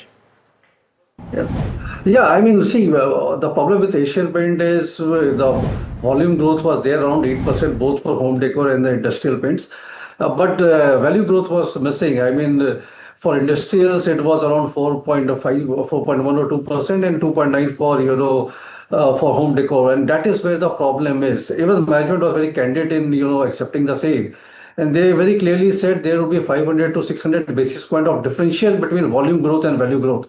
And that is what is, hurting the stock price as of now. Again, the valuations it has enjoyed a higher valuation multiple, but still it is hurting them now, that higher valuation multiple. And secondly, they were very categorically, specified that competition is there to stay, and that heat they are feeling. So industrial division, which is around 9% of their total business, they are trying to fall into B2B segment. So they are walking away from their home turf. So that I think market is not going to take it, very pleasantly. Thanks a lot, Shivangi and Dharmesh, for your time, giving views both on technical and the fundamental perspectives on the stocks. But this is the second straight day we are seeing the ending of the markets going by strength to strength. Nifty comfortably above the 25,300 mark, and a strong recovery coming in across the sector. Nifty Bank also, we see it's up almost 0.7%, almost a foot. Nifty comfortably above the 25,300 mark, and a strong recovery coming in across the sector. Nifty Bank also, we see it's up almost 0.7%, almost a 400-point up move coming in. And if you look at the mid-cap and the small-cap indices, they also have performed really strong. Look at mid-cap, that's up 1.7%. Small-cap index, let's have a look at that. That's up 2%, a significant basket buying coming across the institutions. And we have heard about the small-cap indices opening their NFOs as well. But stock-specific moves, let's see what's happening in the Nifty. We see largely BEL stock up 9%, ONGC Oil India holding the gains up almost 8%, Eternal up 5%. We have seen the Q3 earnings impact also coming in, but largely we have seen a good up move coming from the banking names. But what's not working is Maruti, Asian Paints and Tata Consumer. That's where the selling is happening, but net, the overall markets are cheering, the broader markets are cheering. Let's look at the sectors, what's happening. Defense was a massive up move in the day's trade. It's up 7%. Near its day's high levels. The PSEs are doing well. The energy pack, metals, PSU banking index, all the sectoral indices are doing well except FMCG, pharma and a little bit of healthcare. But net, the advanced decline ratio is clearly in the favor of bulls, and we can see it's almost in the ratio of 4:1, and this is the second straight day when we are seeing strength in the markets. Also, apart from this, let's show you the BSE 500 index where the top gainers are there, and look at it. Majority of them are, you could say, from the defense space, from the metal. Oil India making it to the list. Earnings impact is coming. Sterlite Tech Tejas Networks, the telecom theme songs also doing really well in the trade. But what's not working? CSB Bank, it had actually fallen almost 18% in the day's trade. A slight recovery coming from the management's commentary, but the consumption names taking a beating. Asian Paints down 4%, Berger Paints down 4% as well. CCL Products also, concerns are definitely there. But net a very strong day when it comes to the overall market setup, and there's almost 2 trading sessions left for the budget going ahead as well. Apart from this, let's talk about what are the cues for tomorrow to watch. Remember, there's an India's industrial data out and US Fed interest rate decision. Late night it will be coming. It's expected that the rates will remain largely unchanged. These are the interim dividend you should be watching out for. But board meeting is there of fundraise for Capri Global. Go Fashion is also there. Hoodco's fundraising is also there. Embassy Development also do have a view on that. JNG Electronics 63% lock-in comes out tomorrow as well. Earnings post market hours, these are the mid-cap names which you should be focusing on, as largely the bigger Nifty players have already given out their earnings. L&T is something which you should be focusing on, as the private capex statement is something which the street will be looking out, and it's very much important for the cement play as well. Other companies which will be coming out with their numbers, of course, include Blue Star as well, Colgate, especially from the FMCG pack. Paytm, Voltas also make it to the list, and this is something which you'll be watching out for. But it's a action-packed week when it comes to the earnings, and that's all, folks, for India market close. A second straight day of strength coming in the markets, and this augurs well as we have a run up to the budget. Up next, we're having Market Express by Himangshi. Do stay tuned.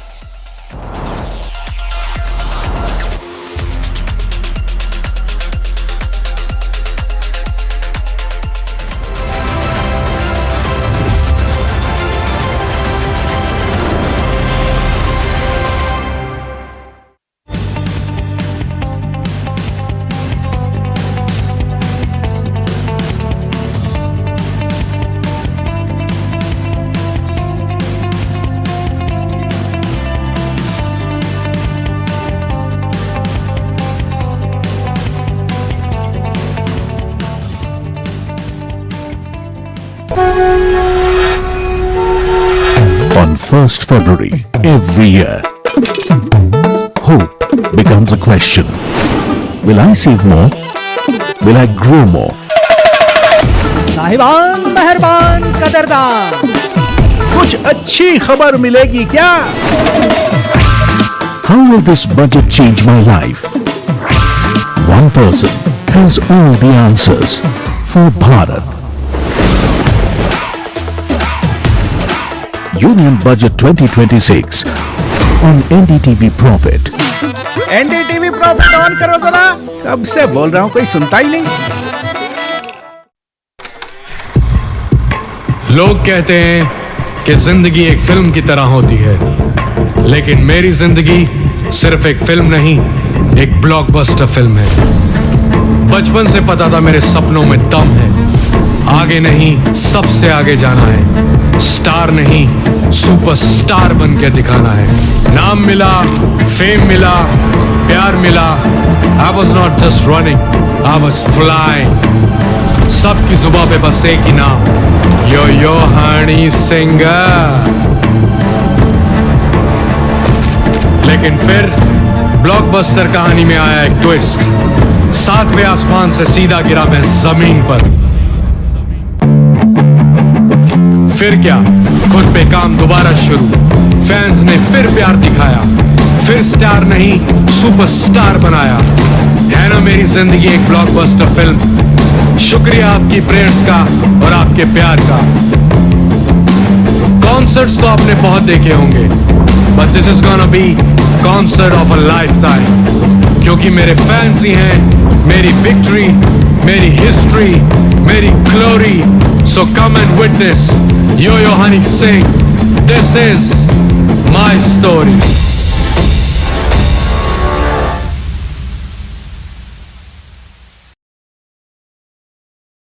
1st February 2026. What will change? Will costs be more handy? Will my essentials get cheaper? Will my business grow bigger? Will I get richer? Will loans get easier? Will shopping be more fun? Will the prices drop? So I get more. What will happen? Union Budget 2026 on NDTV Network. A very special moment for us as we announce NDTV Master Stroke, the NDTV Art Awards. M3M presents NDTV Master Stroke.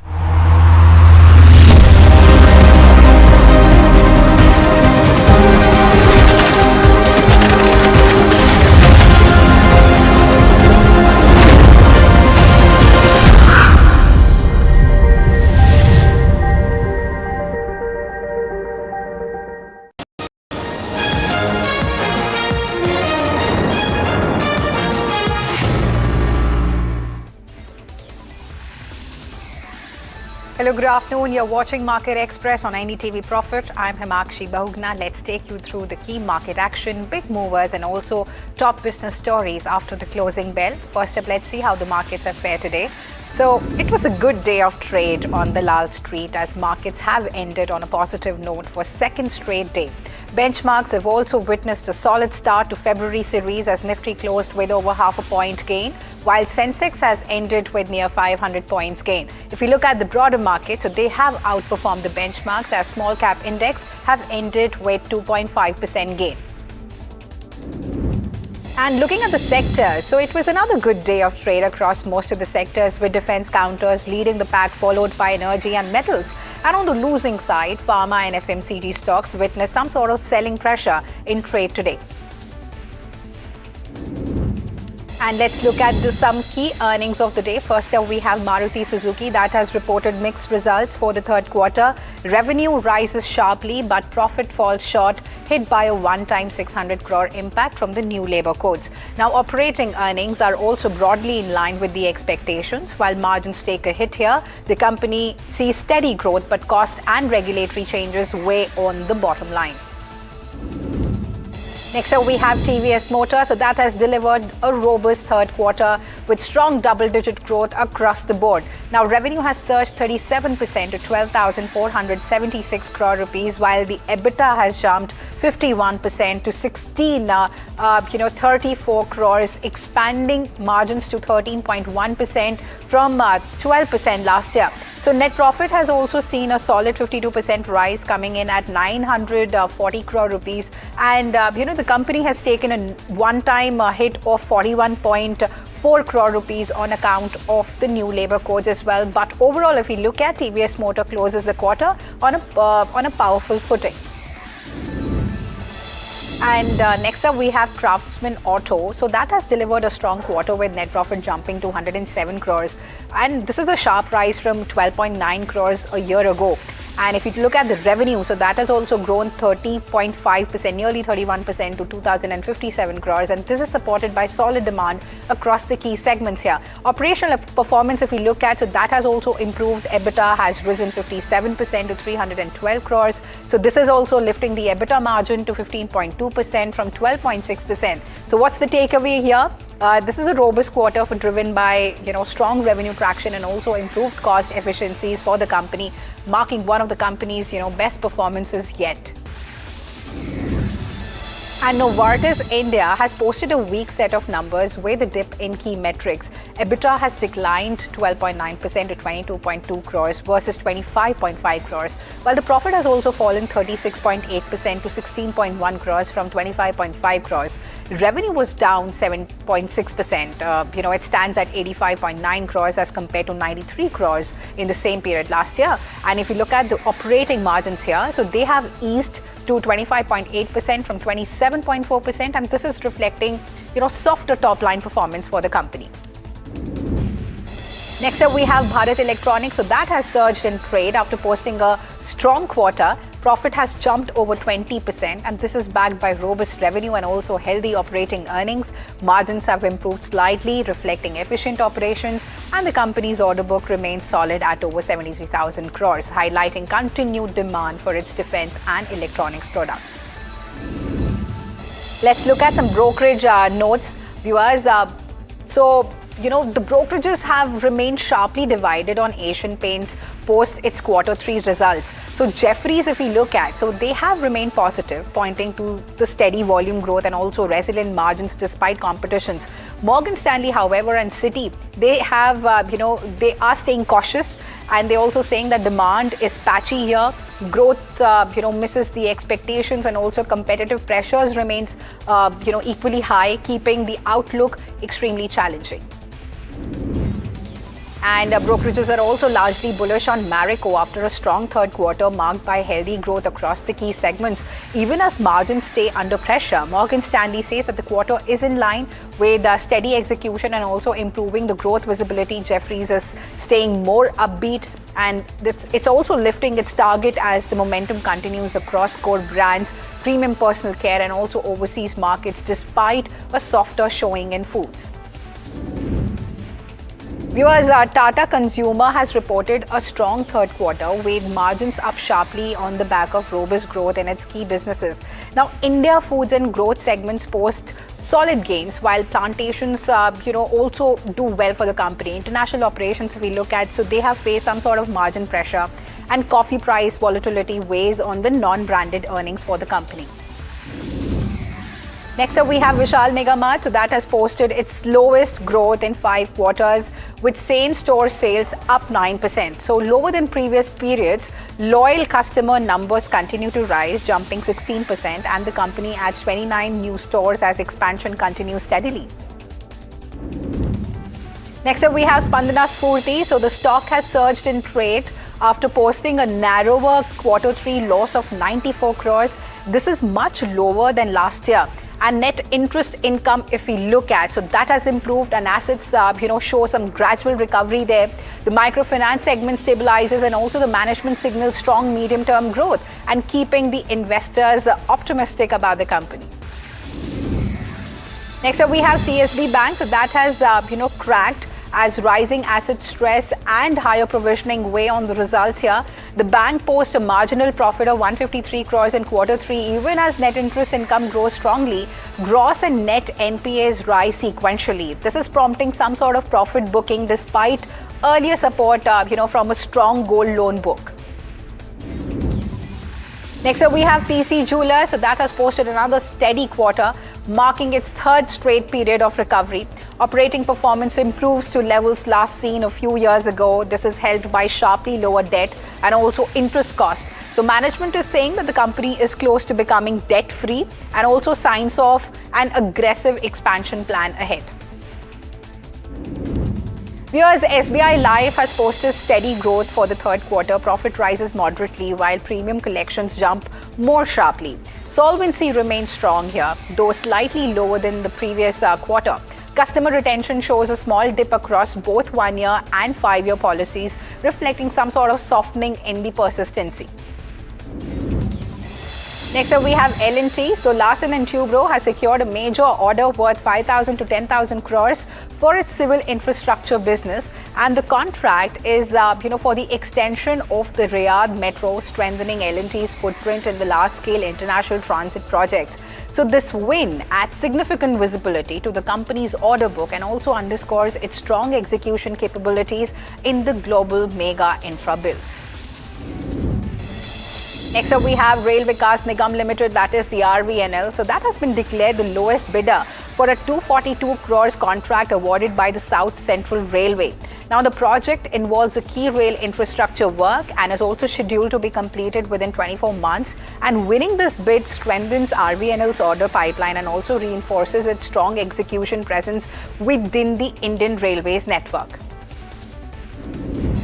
Next counter we have is ABB India. So that has secured a significant order from Titagarh Rail Systems to supply traction and also auxiliary equipment for upcoming metro projects. Now, the contract includes systems for 22 6-car train sets and also an additional 18 train sets, marking a strong boost to ABB's transport solutions portfolio. Now, the execution timeline for the entire order is 3 to 4 years, offering solid medium-term revenue visibility. Let's look at some brokerage notes. Citi is turning sharply bullish on silver, lifting its near-term outlook to around 150 an ounce. And the bank has said that the investor money is driving the move, much like gold, but with bigger swings here. So Citi calls silver gold on steroids and sees strong upside before prices look stretched. In fact, Shadowfax Technologies, which is an Indian logistics solution provider founded in 2016, makes a muted market debut. So the company offers e-commerce parcel delivery and also suite of value-added services, and also its shares list around 9% below the IPO price. This is reflecting cautious investor sentiment before recovering, slightly on the bargain buying. Next up, we have HAL. So Hindustan Aeronautics Limited is moving to boost India's civil aviation sector. Its SJ-100 aircraft will help the airlines tackle supply chain delays, says that the company, CMG DK Sunil. Now, the company plans to start commercial production now, within 3 years, and also aims to lease some planes to domestic carriers. Now, the company is also targeting a tenth of its revenue from civil aviation over the next decade, and this is signaling a big push beyond defense.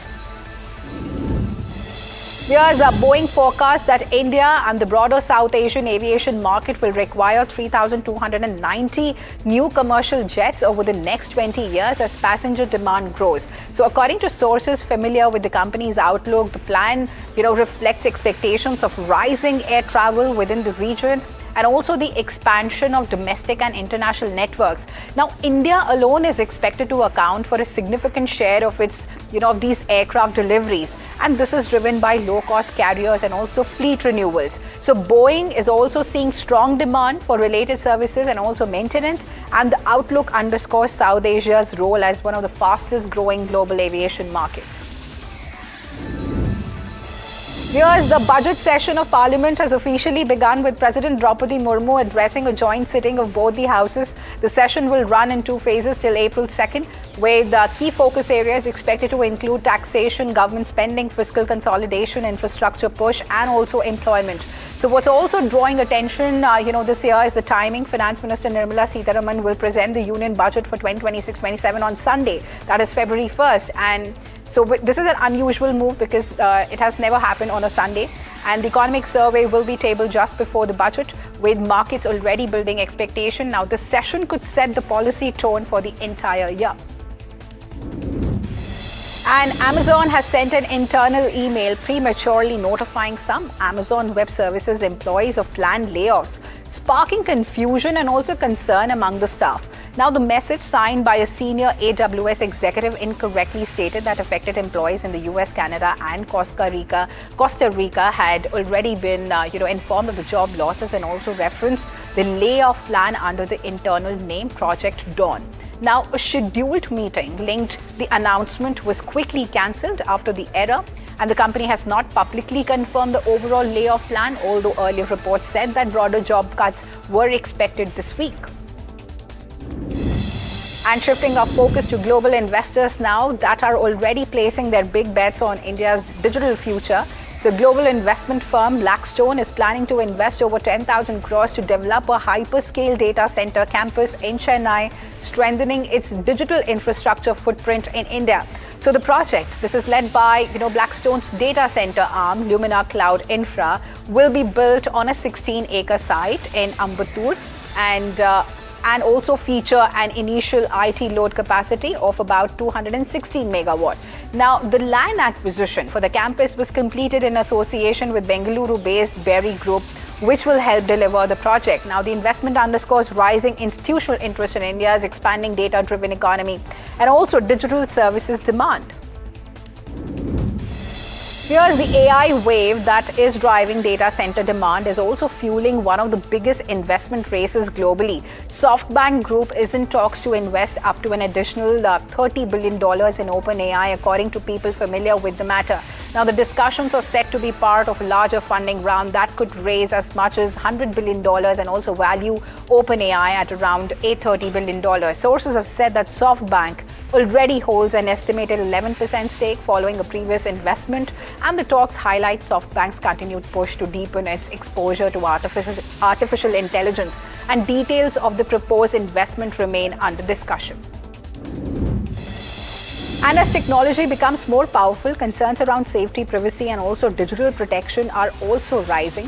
WhatsApp has launched a new high-security option called Strict Account Settings, designed to offer stronger protection for users who may be at higher risk of targeted cyber attacks. Now, the lockdown-style mode, which can be activated in the app's privacy settings, limits the features such as media and attachment sharing from unknown contacts now, and also disables the link previews and also silences calls from unfamiliar numbers. Now, WhatsApp has said that the feature is aimed at people like journalists or public figures who may face sophisticated threats, and also add layers beyond the platform's existing end-to-end encryption. Now, the rollout will take place over the coming weeks and trade some app functionality for enhanced safeguards. Viewers, we've been tracking the day's big corporate and economic headlines so far, but we now turn to extremely tragic news that has shaken the nation this morning. A tragedy that has left Maharashtra grieving, politics stunned, and an entire state grappling with an irreplaceable loss. In a tragic development, Maharashtra Deputy Chief Minister Ajit Pawar passed away after his plane crashed near Baramati during landing. To pay respects, Maharashtra is observing 3 days of state mourning. The senior leader was killed along with 4 others during the landing. Now, the state government has also declared a public holiday, with flags to be flown at half-mast and official events suspended during the mourning period.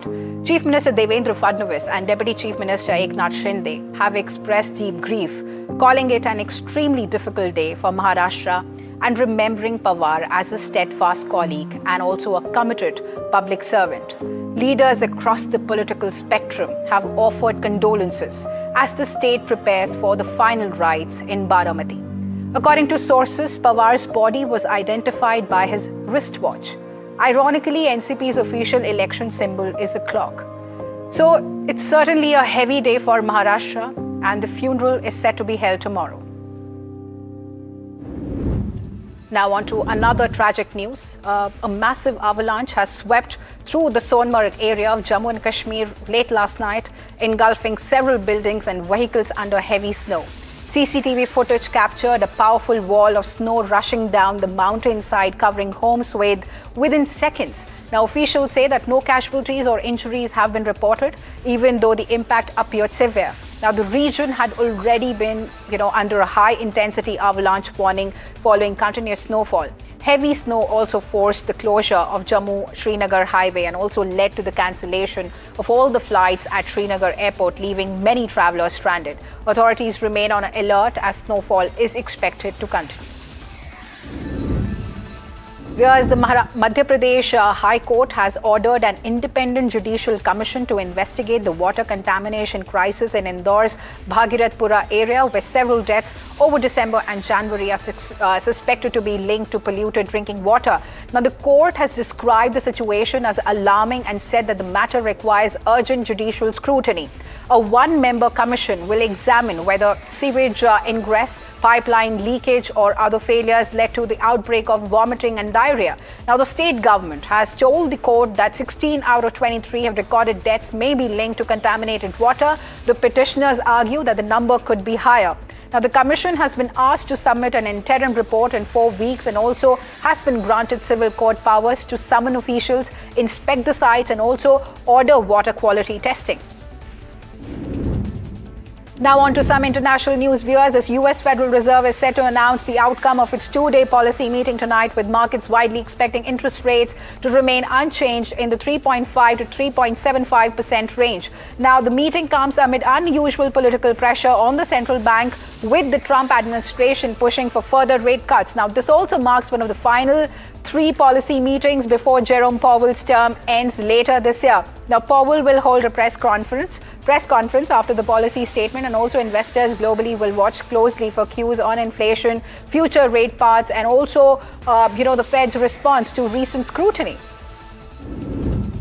And President Donald Trump has said that the United States will work something out with South Korea after his surprise announcement proposing an increase in tariffs on Korean imports now to 25%. So the comment comes the day after he accused Seoul of failing to meet the commitments under a trade agreement reached last year. Washington says that tariff rates were earlier reduced to 15% in exchange for South Korea's pledge to invest $350 billion in the US, expand access for American cars, and also remove certain agricultural barriers. But officials now argue that Seoul has not moved fast enough on the legislation to deliver the promised investment. South Korea, taken aback by the announcement, is preparing high-level meetings in Washington this week as both the sides attempt to, de-escalate the tensions between the countries.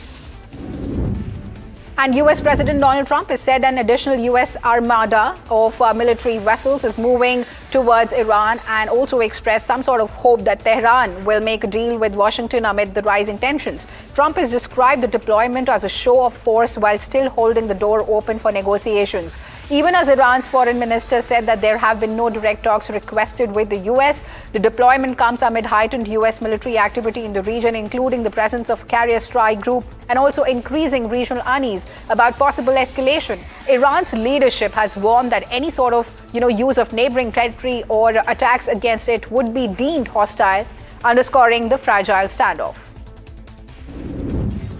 And Texas Governor Greg Abbott has ordered all the state agencies and public universities to halt the new H-1B visa hiring with immediate effect, saying that taxpayer-funded jobs must first go to the Texans. Now, the directive, which lasts until May 31 of 2027, bars state institutions from filing new H-1B petitions unless they receive written approvals from the Texas Workforce Commission. Agencies must also submit detailed reports by March outlining how many H-1B workers they employ, their job roles, visa expiry dates, and also proof that qualified Texas candidates were considered first. Now, the move aligns with an ongoing federal review of the visa program under the Trump administration. Now on to some sports news, viewers. Delhi Capitals skipper Jemima Rodriguez has been fined 12 lakh rupees for maintaining a slow over rate during the team's WPL match against the Gujarat Giants. Now, the sanction imposed under the league's code of conduct now counts as her first offence of the season. Delhi has lost the game by 3 runs in Vadodara, slipping to 4th place on the points table with 6 points and a negative net run rate. The team is now locked in a tight battle for a top 3 finish and also will face bottom placed up Warriors next in a must-win clash. Well, viewers, that's all on Market Express today. Thanks for spending your valuable time with us. Keep watching NDTV Profit for more continuous market coverage.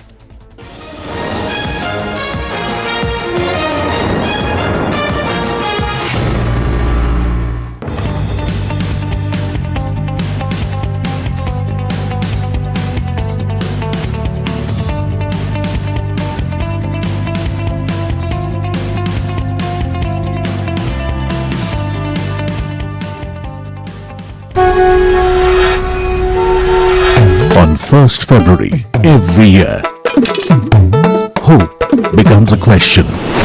Will I save more? Will I grow more? साहिबान, मेहरबान, कदरदान, कुछ अच्छी खबर मिलेगी क्या? How will this budget change my life? One person has all the answers for Bharat. Union Budget 2026 on NDTV Profit. NDTV Profit on करो जरा. कब से बोल रहा हूं, कोई सुनता ही नहीं. लोग कहते हैं कि जिंदगी एक फिल्म की तरह होती है, लेकिन मेरी जिंदगी सिर्फ एक फिल्म नहीं, एक ब्लॉकबस्टर फिल्म है. बचपन से पता था मेरे सपनों में दम है. आगे नहीं, सबसे आगे जाना है. स्टार नहीं, सुपरस्टार बन के दिखाना है. नाम मिला, फेम मिला, प्यार मिला. I was not just running, I was flying. सबकी जुबां पे बस एक ही नाम, यो यो हनी सिंगर. लेकिन फिर ब्लॉकबस्टर कहानी में आया एक ट्विस्ट। 7वें आसमान से सीधा गिरा मैं जमीन पर। फिर क्या, खुद पे काम दोबारा शुरू। फैंस ने फिर प्यार दिखाया, फिर स्टार नहीं सुपरस्टार बनाया। है ना मेरी जिंदगी एक ब्लॉकबस्टर फिल्म। शुक्रिया आपकी प्रेयर्स का और आपके प्यार का।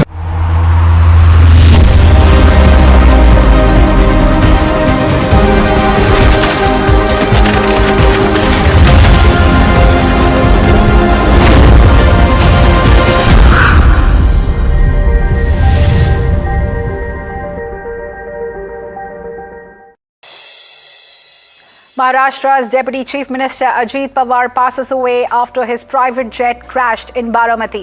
Pawar to be cremated with full state honours tomorrow. The state declares a holiday for today along with 3-day state mourning. Market ends higher for second consecutive day. All sectors barring pharma and FMCG close in the green with Nifty oil and gas as the top gainer. Broader indices finish over 1% higher.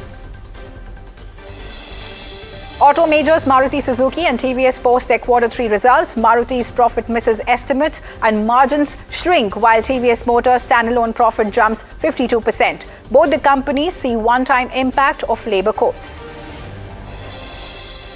BEL gains over 9% after its profit and revenue jump over 20%. Beat the expectations. Order book stands at over 73,000 crore rupees.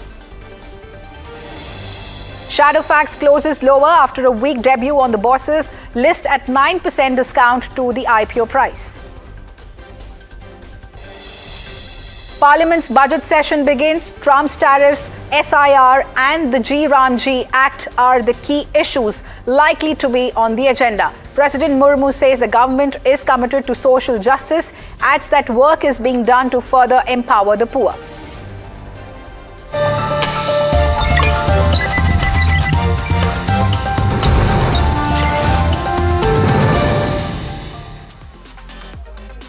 Hello and welcome viewers, this is Profit 360 on NDTV Profit and I'm Himakshi Bhogna. Along the next half an hour, we'll bring you the latest from the markets as well as national and international news. But first up, today, as you all know, that the nation is in shock.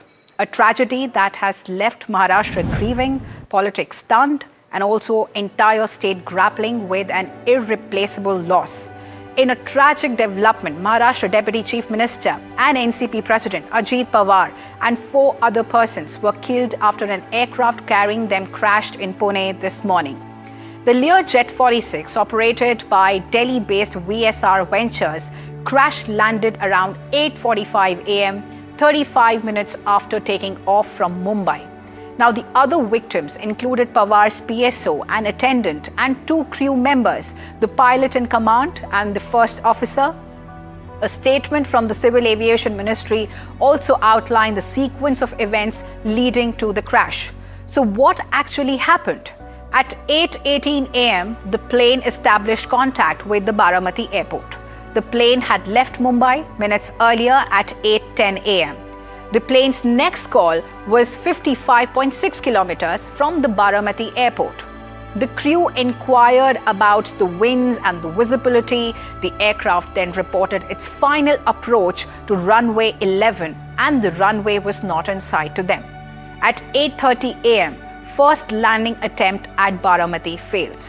After go-around, the aircraft was asked about its position and crew reported on final approach of runway 11.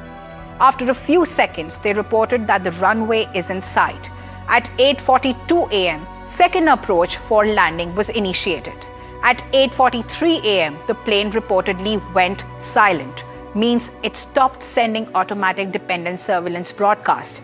Now, the ATC saw the flames around the threshold of runway 11 at 8:44 a.m. What did the eyewitnesses say? Let's listen in. आंखों से देखा है, बहुत दुख भरी, दर्द भरी घटना है।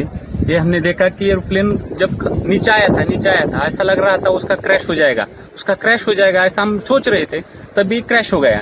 हम देखे कि हमें लगा नहीं क्रैश हो गया है, लेकिन एयर ट्रैप पे उतरेगा ऐसा लगा, उतर रहा है, लेकिन क्रैश हुआ और उसके बाद स्फोट हो गया उसका, जबरदस्त स्फोट होने के बाद वो हम देखने आए पहले देखा तो उसको आग लगी थी पूरे प्लेन को, और उसके बाद 4-5 स्फोट हो गया विमान में उसका। Viewers, for more on this, I'm being joined by my colleague Saurabh Gupta. Saurabh, AAIB team is en route the accident site. What do you know so far as probe is concerned? And as I know that you're on ground zero, what are you picking up? Well, final arrangements now will be made because remember, Ajit Pawar is, of course, Deputy Chief Minister of Maharashtra. He was in position. So obviously there'll be a lot of protocol in terms of last rites. He will be, of course, given a send-off with full state honors. But a tragic, really, incident claiming the life of, a politician who's much loved, especially in these parts of the country, in Baramati, which is really, the pocket borough of the Pawar family. Now, as far as the crash is concerned, everything seems fine because even go-arounds in aviation are pretty common. They're not out of place. But what happened was that when the pilot didn't read back the clearance to land, for example, when the ATC gives the pilot an instruction, the pilot always reads it back to the ATC for confirmation. That didn't come, and just minutes later, the plane was in flames. And that's something that perhaps is now a matter of investigation. What happened? Because whatever had to go wrong has gone wrong in those last few minutes. Otherwise, things seem pretty normal. The pilots didn't report anything, at least as far as any abnormal behavior of the plane or anything was concerned. In fact, they were regularly communicating with ATC. Remember, the Baramati airport, the ATC is manned by the flying club and the others who are there. It's not a fully functional airport. In that sense, it wouldn't have all the modern equipment that an ATC would have. But this was a visual approach, which means the pilot would be visually watching the runway. But the first time around, he couldn't see the runway. There was a visibility issue that was reported. This was the second attempt after the go around at landing, and that's when the crash happened. And now, of course, the tragic news that Ajit Pawar is dead. The top leaders of the state have arrived in Baramati, and there will be state honors, of course, for Ajit Pawar, and of course, a very, very tragic incident for the Pawar family as well. Absolutely, Saurabh. In fact, we were getting to know that, he was identified by his watch, by the wristwatch that he was wearing. And, ironically, NCP's party symbol is also a clock. And so it's certainly a very, very tragic news that has come in. And in fact, leaders across party lines have paid tribute to Ajit Pawar as his sudden demise, came as a shock for everyone. Let's listen in to those reactions. Maharashtra के उपमुख्यमंत्री और जमीन से जुड़े हुए जननेता श्रीमान अजित दादा पवार, इनका एक विमान के एक्सीडेंट में बहुत ही दुखद निधन हुआ है। इसकी वार्ता आने के बाद समूचे महाराष्ट्र में बहुत ही दुख का वातावरण तैयार हुआ है। हम सभी के लिए इस प्रकार के जननेता को खोना एक अपरिमित इस प्रकार की हानि है। व्यक्तिगत मेरे लिए वो एक बहुत ही दमदार और दिलदार इस प्रकार के मित्र थे और हम दोनों ने साथ में काफी संघर्ष का काल भी देखा है। हमारे सहयोगी अजीत दादा पवार जी का प्लेन एक्सीडेंट में दुर्दैवी मृत्यु हुई है। ये हमारे लिए बहुत ही बेहद दुखद है और महाराष्ट्र के लिए भी दुखद है, उनके परिवार के लिए तो बहुत ही दुखद है।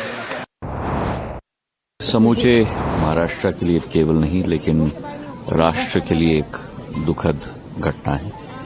पवार साहब का एक बहुत लंबा इतिहास केवल जनसेवा के साथ नहीं लेकिन जनता के साथ जो जुड़ाव उनका था वो बेमिसाल था।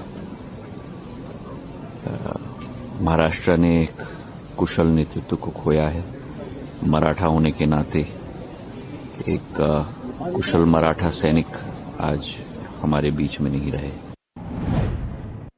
Viewers, as the nation mourns a heartbreaking loss, serious questions are also being raised about the aviation safety, oversight and also preparedness. To help us understand what may have gone wrong and whether this tragedy reflects, deeper systemic challenges, we are joined by one of the country's most respected voices on aviation, Sanjay Lazar. Sanjay, sir, welcome to the show. Thank you. Thank you for having me. Sanjay, sir, this tragic crash adds to a string of serious aviation incidents in India in the recent years, from major airline accidents to regional and also charter aircraft mishaps. From your perspective, are there systemic risk patterns that regulators and operators are overlooking at this point of time? Thank you, Himakshi, for having me on your show. It's a very sad day for all of us in Maharashtra, in Pune, in India, that we've lost Ajit Dada. I had the good fortune of working with him 15 years ago. And, you spoke of his watch being identified. He actually worked by his watch. I've attended meetings with him at 5:30 in the morning, 6 in the morning. And he was so punctual and dead on time. Ironically, I live in the Baramati district. Supriya Sule is our MP as well. So it's very personal as well at some level. To answer your question, yes. It brings to bear a question mark on what, could have happened in this incident. We already know, and as you so eloquently put it, the PIB, press release states that they had a go-around and then the pilot spotted the airfield, did not give a read back to the ATC, and then, of course, disaster struck. That airport, as you know, has been in functioning, for over 25 years. There are 2 flying academies in that airfield. We have the Carver and Redbird as well over there. So it's not unknown to have many flights coming in and out. There have been a few accidents, but this brings to bear the point of view that, though VSR is a very recognized and known name in aviation, a similar Learjet incident happened in Mumbai 2 years ago, and same Learjet 45XL. And that investigation report is still not released by the AAIB almost 2 years later. Now, we do know that the pilot in command here was quite a well-qualified pilot, and the first officer, Sambhavi, was also an instructor at the Madhya Pradesh Flying Club. So it's not that lack of ability. We will need the AAIB to look into what had gone wrong with the aircraft in the dying seconds of this flight, and I would not like to speculate. Coming to the larger picture of the regulator, I have long been a votary for a revamp in the regulatory system. We had a CAA bill, in 2014, which got shelved. It's time that, the regulator is made more independent and more professional than it is already. I have been speaking about this, writing about this, and I will continue to do so because I believe India, is the 3rd largest aviation nation on earth, and we're getting 2,000 new aircraft coming into our skies. We need a more professional and a larger, well-regulated setup. Unfortunately, there's a lot that escapes between the cracks here, and we need to have tighter surveillance. It's all okay to say, this is one odd accident in many, but it's happening too few and far between nowadays, very often, and that's what we need to control about. Please, Sanjay sir, and also, like you said that, these Learjets and everything needs to be more regulated now. That's the ask as per, all the aviation experts and also people in the know. But how can we really reduce the air crash incidents? If you could just shed some light on that as well. Well, we have a robust training program. They have a robust, investigation and vigilance programs into pilot training, etc., across the country. There's no doubt about that. This is not for a minute to say that we are an unsafe country. But what I try to say is that, the DGCA has become a huge superstructure today. And it's time that we looked at regulating the regulator and fine-tuning it so that we could have different wings. It's all goes to one person. There are, of course, 19 different divisions and heads. I could, speak for an hour on that if I had to. But I think the time has come and the aviation ministry needs to understand this is no longer about putting, having bureaucrats in one role and not. You need professionals, long-term professionals who are selected for their skills, not who they know.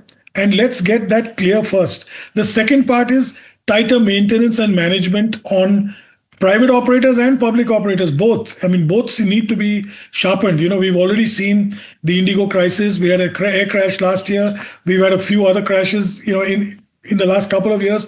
It needs to be tightened up in all aspects. And I think it's time the Parliament also looked at it and revived a CAA bill to make an independent aviation authority, some separate organization that looks after the engineering, the licensing, the training, because the time has come. If we are going to go to 300 airport and 3,000 aircraft, we need to have tighter management.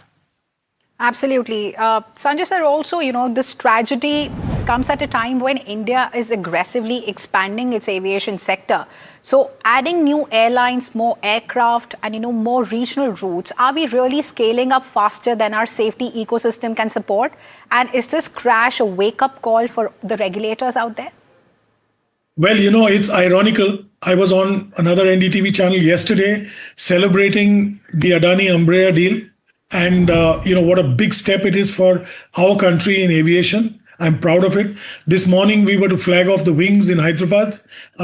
That's another major step. We had the HAL and, the Superjet from Russia being inaugurated last week. So we've had series of instances. We've had growth, unparalleled growth in our country. It's time we also revamp the 1929 structure of the DGCA and the regulator. Let's make this very clear. We are not growing faster than we can control it, but we need to put in place a proper system. And unfortunately, we're all, wearing, blindfolds on our eyes and just going forward as though everything is going to be okay. You don't want to come to a year where you have 3, 4, 5 accidents because things are slipping through the cracks. We've seen the report in the Indigo crisis, talks of systemic failure, etc. But nobody was pulled up within the organization of the DGCA. How could you have systemic failures when the regulators were not keeping their eye on the ball? That's my point here. You need greater accountability. Just yesterday, another newspaper has said that they want to now revisit the FDTL with the airlines, which they've just passed in November. Ridiculous, again. So these are things we need to do for safety in our country, aviation. And listen, there is no price for safety. We've lost one of Maharashtra's tallest leaders today. Let's understand, I'm not saying this was an unsafe accident. I'm not saying that at all. But what I'm saying is, aviation is such a serious business. We cannot trim corners here. That's what we need to look at very strongly. Absolutely. We cannot trim corners here and there should be an accountability. Mr. Lazar, thank you for speaking to us on a day of national grief. Thank you for helping us understand the complexities behind aviation safety and also why incidents like these demand not just mourning but also serious reform. And as investigations continue, what remains clear is that accountability, preparedness and stronger safety systems must become non-negotiable because every life lost to such tragedies is one too many. And viewers,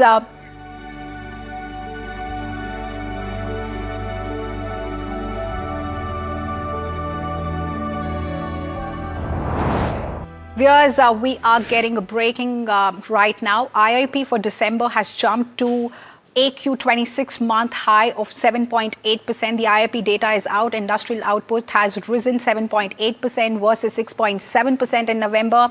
If we look at the industrial output, versus the estimate, so it stands at 7.8% versus the estimate figures of 5.9%. Now, if we look at the mining sector output, so the growth stands at 6.8% versus 2.7% year on year. If we look at the manufacturing output growth, so that stands at 8.1% versus 3.7% year on year. December IIP growth of 7.8% is considered to be the highest in 26 months, is what we are getting to know right now. And also, if we talk about the electricity sector output growth, that stands at 6.3% versus 6.2% year on year. Primary goods output growth also stands at 4.4% versus 3.8% year on year. And also capital goods output growth at 8.1% versus 10.5% year on year. Consumer durables output growth stands at 12.3% versus 8.1% year on year. And also, if we look at infra goods output growth, 12.1% versus 8.4% year on year. And also intermediate goods output growth stands at 7.5% versus 6.4% year on year. Now, I am being joined by Aditi Nair, Chief Economist, Head Research and Outreach, ICRA, on the phone line to decode these numbers for our viewers. Aditi, what are you making of the IIP number that has come out for December? Thank you. Well, certainly the number has been better than what we were expecting, and it has surpassed the figure for the previous month as well, which we had thought was partly boosted by the base effect. Given the fact that exports were did not show a very high growth in this month, we think that this is being led by restocking ahead of, given the consumption during the festive season. So possibly it is a restocking-led effect which has led to the IIP growth being so high in the month of December. Right. So, Aditi, 7.8% IIP is also the strongest print in over 2 years. So how much of this, genuine demand recovery is, versus the favorable base effect? Possibly not so much of the base effect. I think it's a reason that we saw high growth in consumption during the festive period. And it's possibly a reflection of the restocking which needed to be done subsequently. If you look at the quarterly averages, definitely Q3, the quarterly average growth for the manufacturing sector within the IIP has been better than it was in Q2, but not by a very huge amount. And the base effects related to Diwali basically sort of cancel themselves out over the course of the quarter. So that's a better way of looking at it. I would imagine that we will end up with a growth slightly above 7% for the overall GDP. For Q3 based on the IIP number which has come out today. Of course, I'm talking about the current base and the new base could be different materially from the numbers that we've been seeing on the present base that we have. But yes, I think that overall we should be in for growth which would be slightly higher than 7% as far as the current base is concerned for Q3. Okay, Aditi. And also, what does this mean for GDP growth in Q3 and Q4? Also, should the expectations be revised upwards? So like I said, we're looking at a number which is slightly higher than 7% for GDP growth for Q3. For Q4, it's a little premature to say, and of course, we'll be well into the new base year when, by the time Q4 data comes out. So, broadly, I would expect with the base effect and with some amount of pullback in terms of the support from export, Q4 GDP growth should be lower than Q3 GDP growth, both in what we'll be getting for these 2 quarters. Okay, so Q4 should be more than Q3 is what we are anticipating. And also, how sustainable... No, the reverse. Q4 will be more than Q3. Okay. I beg your pardon there. And also, how sustainable is this, momentum given the global headwinds and also weak external demand? So, my view, unless we get trade deals with the US, the growth will be slightly weaker in the coming quarters as compared to the 8% that we saw in H1 and the 20% plus that we're expecting in Q3. Okay, Aditi. And also, if we look at the consumer non-durables, so they have also swung from contraction to strong growth there. So does this signal rural demand, finally turning a corner?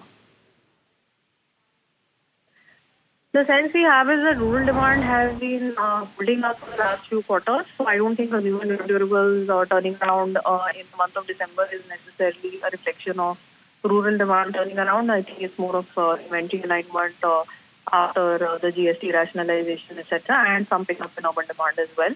What we were expecting was that the initial impact of the GST rationalization would have been on big ticket items, which is what we've seen during the festive. But the more lasting impact of the GST rationalization with a lag, and that's possibly coming through now. All right. Thank you so much, Aditi, for being there with us and decoding, the numbers for our viewers there. Thank you so much for joining us on the show. And viewers, shifting gears now, let's look at how the markets have fared today. So markets have continued to hold on to the positive sentiment as the Nifty ended in the green for the second consecutive day. In fact, Bharat Electronics and ONGC, have led the gains in the Nifty basket. But broader markets have observed higher traction as the main indices from the mid and small cap space gained over 1.5% each. Now, but for a detailed analysis of the winners and the losers in today's trading session, let's go across to my colleague Mahima. So markets have definitely ended on a positive note, well above the 25,300 levels is what we're seeing. The Nifty ended around 0.7% higher. Even in terms of where the broader markets stand, the mid-cap 150 ended 1.7% higher, and the small-cap 250 ended on an extremely positive note, up 2%. In terms of where the Nifty stands, the top gainers included names like Bharat Electronics on the back of strong numbers coming in, and ONGC on account of Brent crude rising. Eternal and Coal India as well gained over 5% on Nifty. Broader markets, of course, did outperform the benchmark indices. CG Power, Oil India gained the most in the mid-cap 150 space, and Tejas Networks and Data Patterns gains the most in the small-cap 250 space. Hindustan Copper was again one of the standouts, gained around 12% in trade today. All sectors ended in green, barring Nifty Pharma and Nifty FMCG. Nifty Oil and Gas among the top sectoral gainer. Nifty Oil and Gas as well as Nifty Media and Nifty Metal gained over 2% in trade today. So this is the overall view as to how markets have panned out today after a really long time on a positive note. Thank you so much, Mahima, for that market roundup. And with that, it's a wrap on this edition of Profit 360. Viewers, stay tuned to NDTV Profit for more news and updates.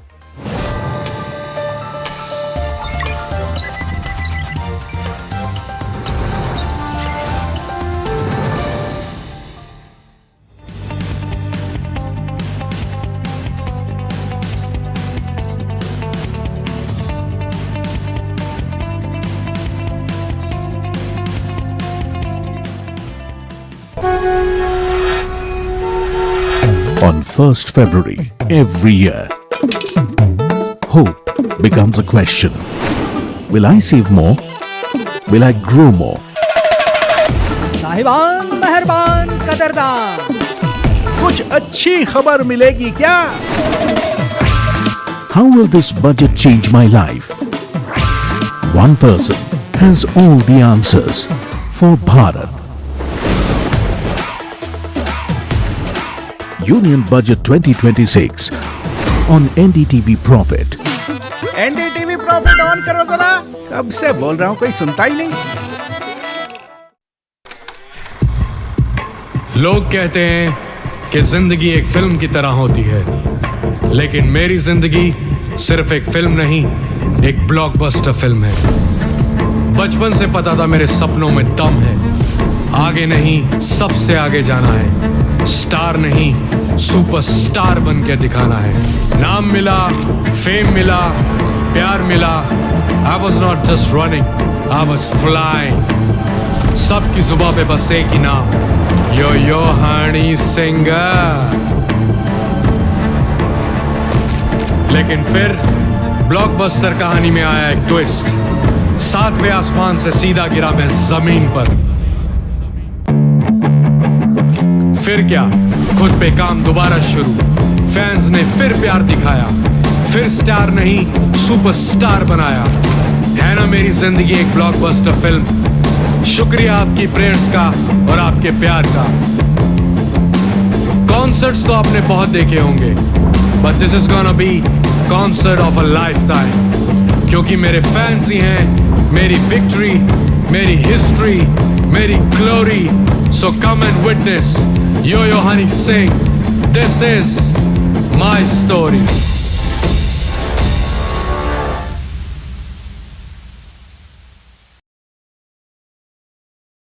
1st February 2026. What will change? Will costs be more handy? Will my essentials get cheaper? Will my business grow bigger? Will I get richer? Will loans get easier? Will shopping be more fun? Will the prices drop so I get more? What will happen? Union Budget 2026 on NDTV Network. A very special moment for us as we announce NDTV Master Stroke, the NDTV Art Awards. M3M presents NDTV Master Stroke Art Awards. An odyssey of creative brilliance where the masterpiece meets its ultimate recognition. NDTV bringing this subject forward would have a great integrity of putting it forward where people could understand the importance of art. This award that is being started, I'm sure is going to be amazing. Art for India and for Indians is an expression of our Atmanirbharta. It's actually quite a formidable jury, so I think we'll reveal a lot more as we go along.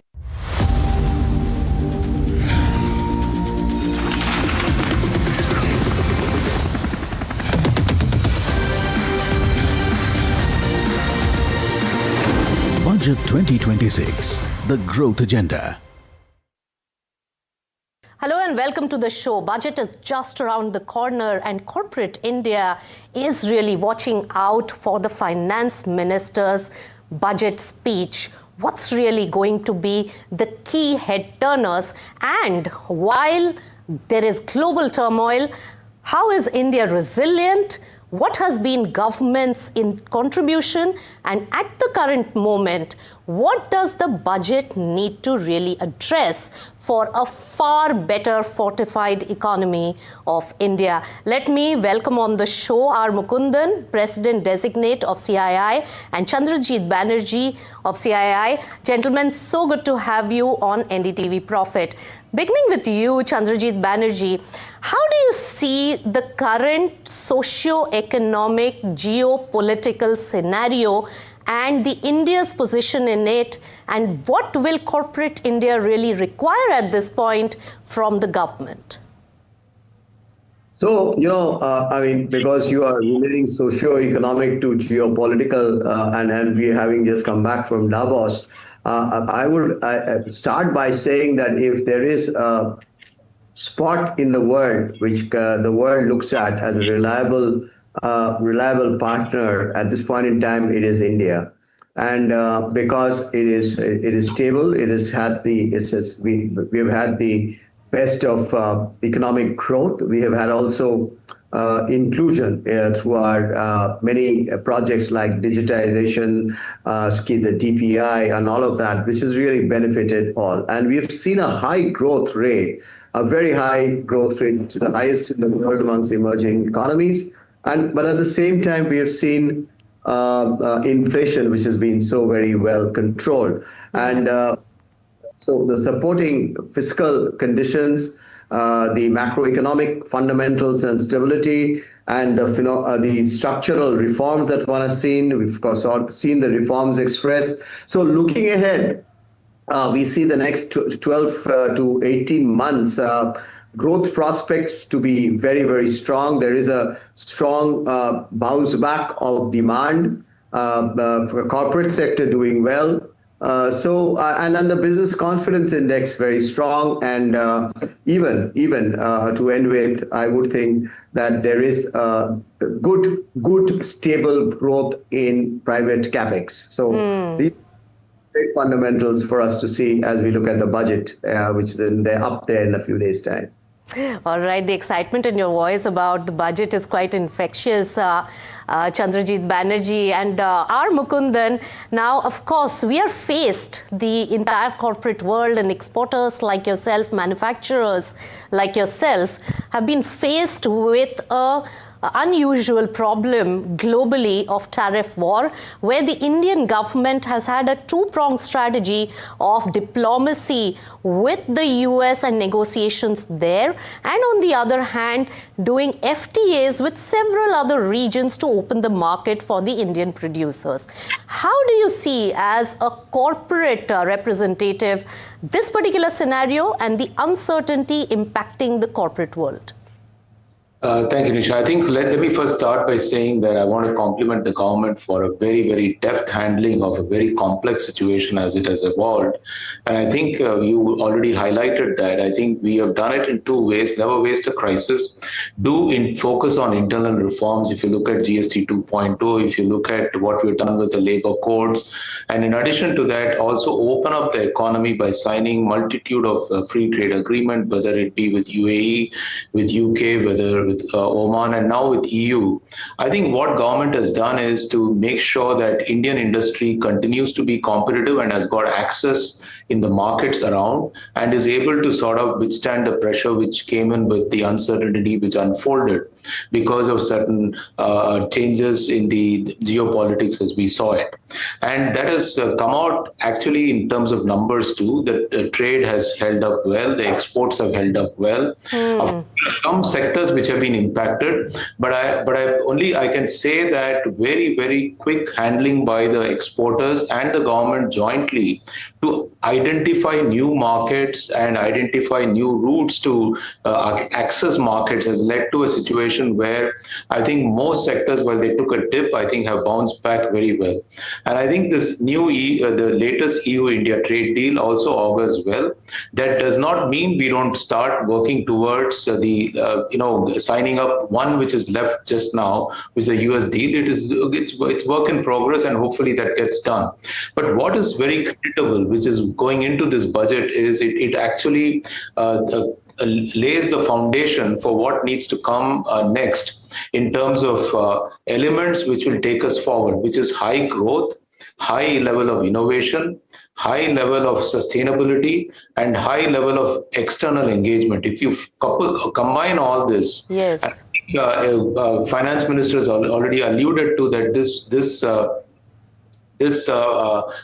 budget, she's going to focus on indirect taxes, which is a very welcome move because some of the things which can be unlocked there are yet to come. In addition to that, I think if we can also access new ways of funding the government to open up and continue its focus on infrastructure and building innovation platforms, I think we would have done excellently well. And that would address one of the core concerns I think we all have as India tries to grow, is the growth of skilling, growth of talent, and growth of what we call sound jobs in a world which is increasingly has to embrace AI, has to embrace digital.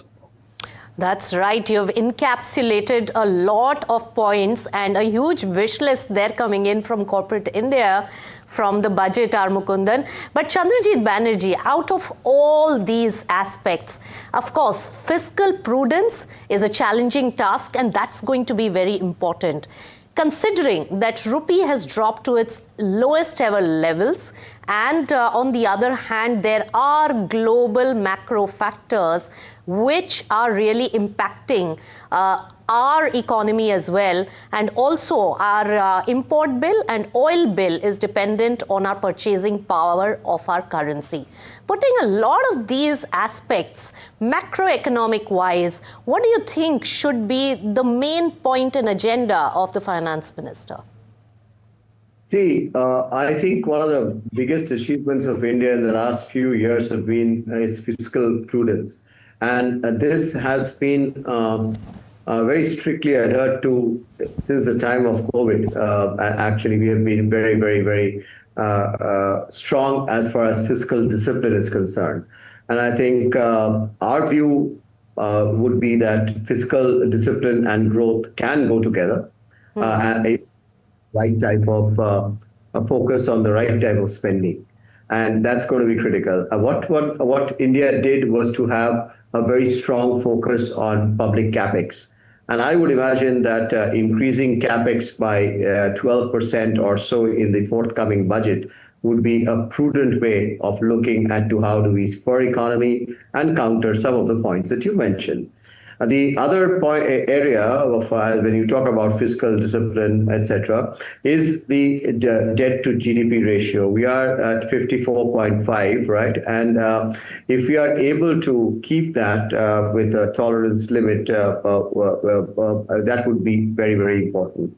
The third part, of course, is the fiscal deficit itself.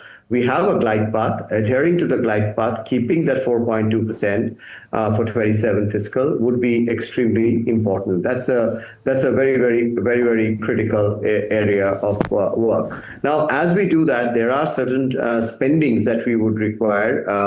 The quality of spending, and so better targeting of subsidies is something that one would expect, and one would expect.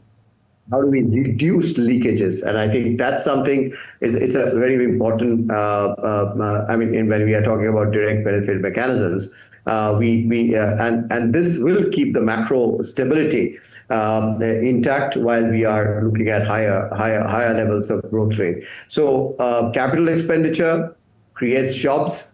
It boosts productivity. It'll of course also crowd in private investment. Yes. I think this is the sort of and one last point on that is state level capex. How do we really focus from moving from the central level capex to seeing to it that the states are incentivized and given more space and even loans for state level capex to pick up? That's right. Very, very critical points mentioned there. But when we talk about capex cycle, with the GST reforms, where a lot of deductions have been done to really boost consumption, and that has been run recently, probably the elbow room for the government to really spend is going to be limited. R. Mukundan, will private capex pick up in a big way? And what is needed for that to really happen? So one of the things, Nisha, I want to highlight is I think the private capex in many sectors actually has picked up.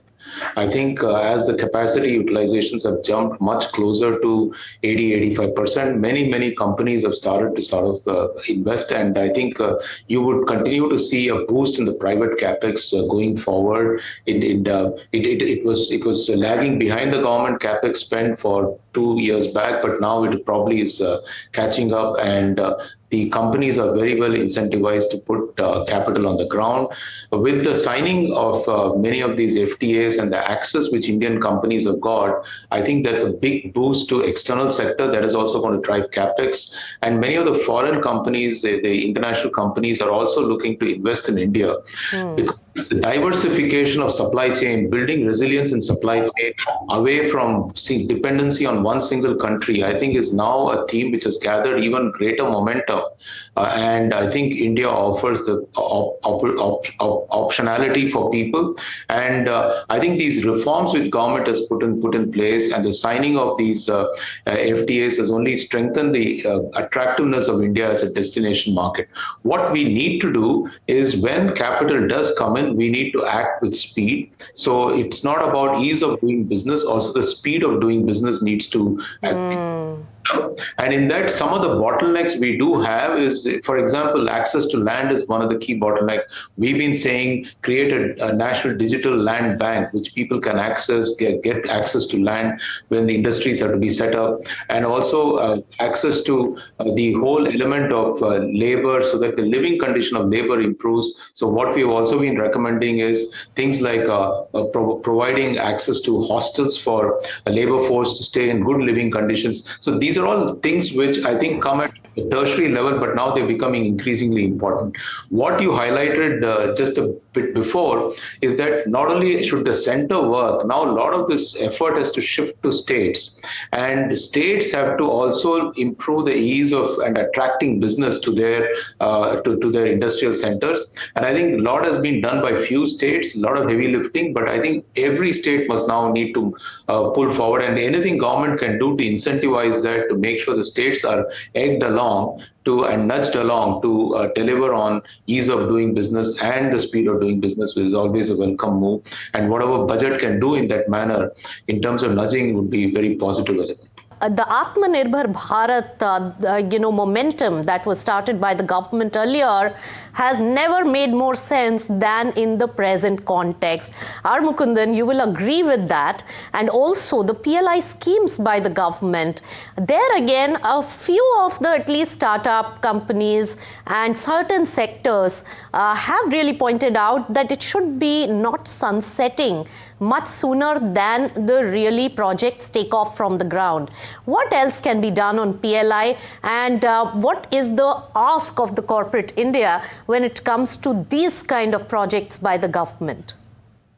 So I think, Nisha, one of the things you highlighted is when many of these schemes start, there is always it takes time for them to gather momentum.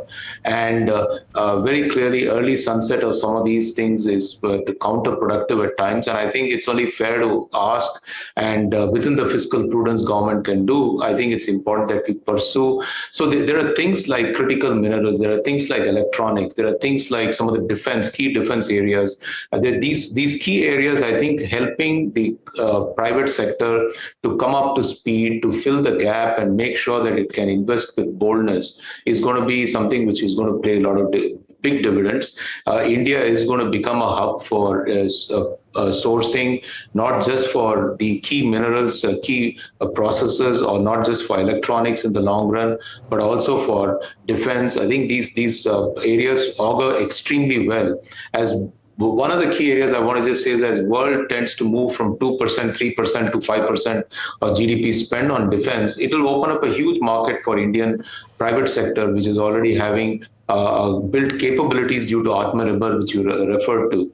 I think same way we've seen the big boost electronics has got in exports, in accessing international market. I think we should double down on that and increase the outcome. Also, one of the other areas, we just tend to not to speak about agriculture and food processing, a big opportunity. Yes. I think the opportunity for Indian food to reach world market after processing is again a big opportunity, which I think we should continue to focus. And bringing jobs here through GCC again is a service sector area, but I think today these GCCs are doing very complex processes, and I think building scale in them is also going to help us. So it's going to be all-round effort, areas where I think there's high import dependency and export opportunity.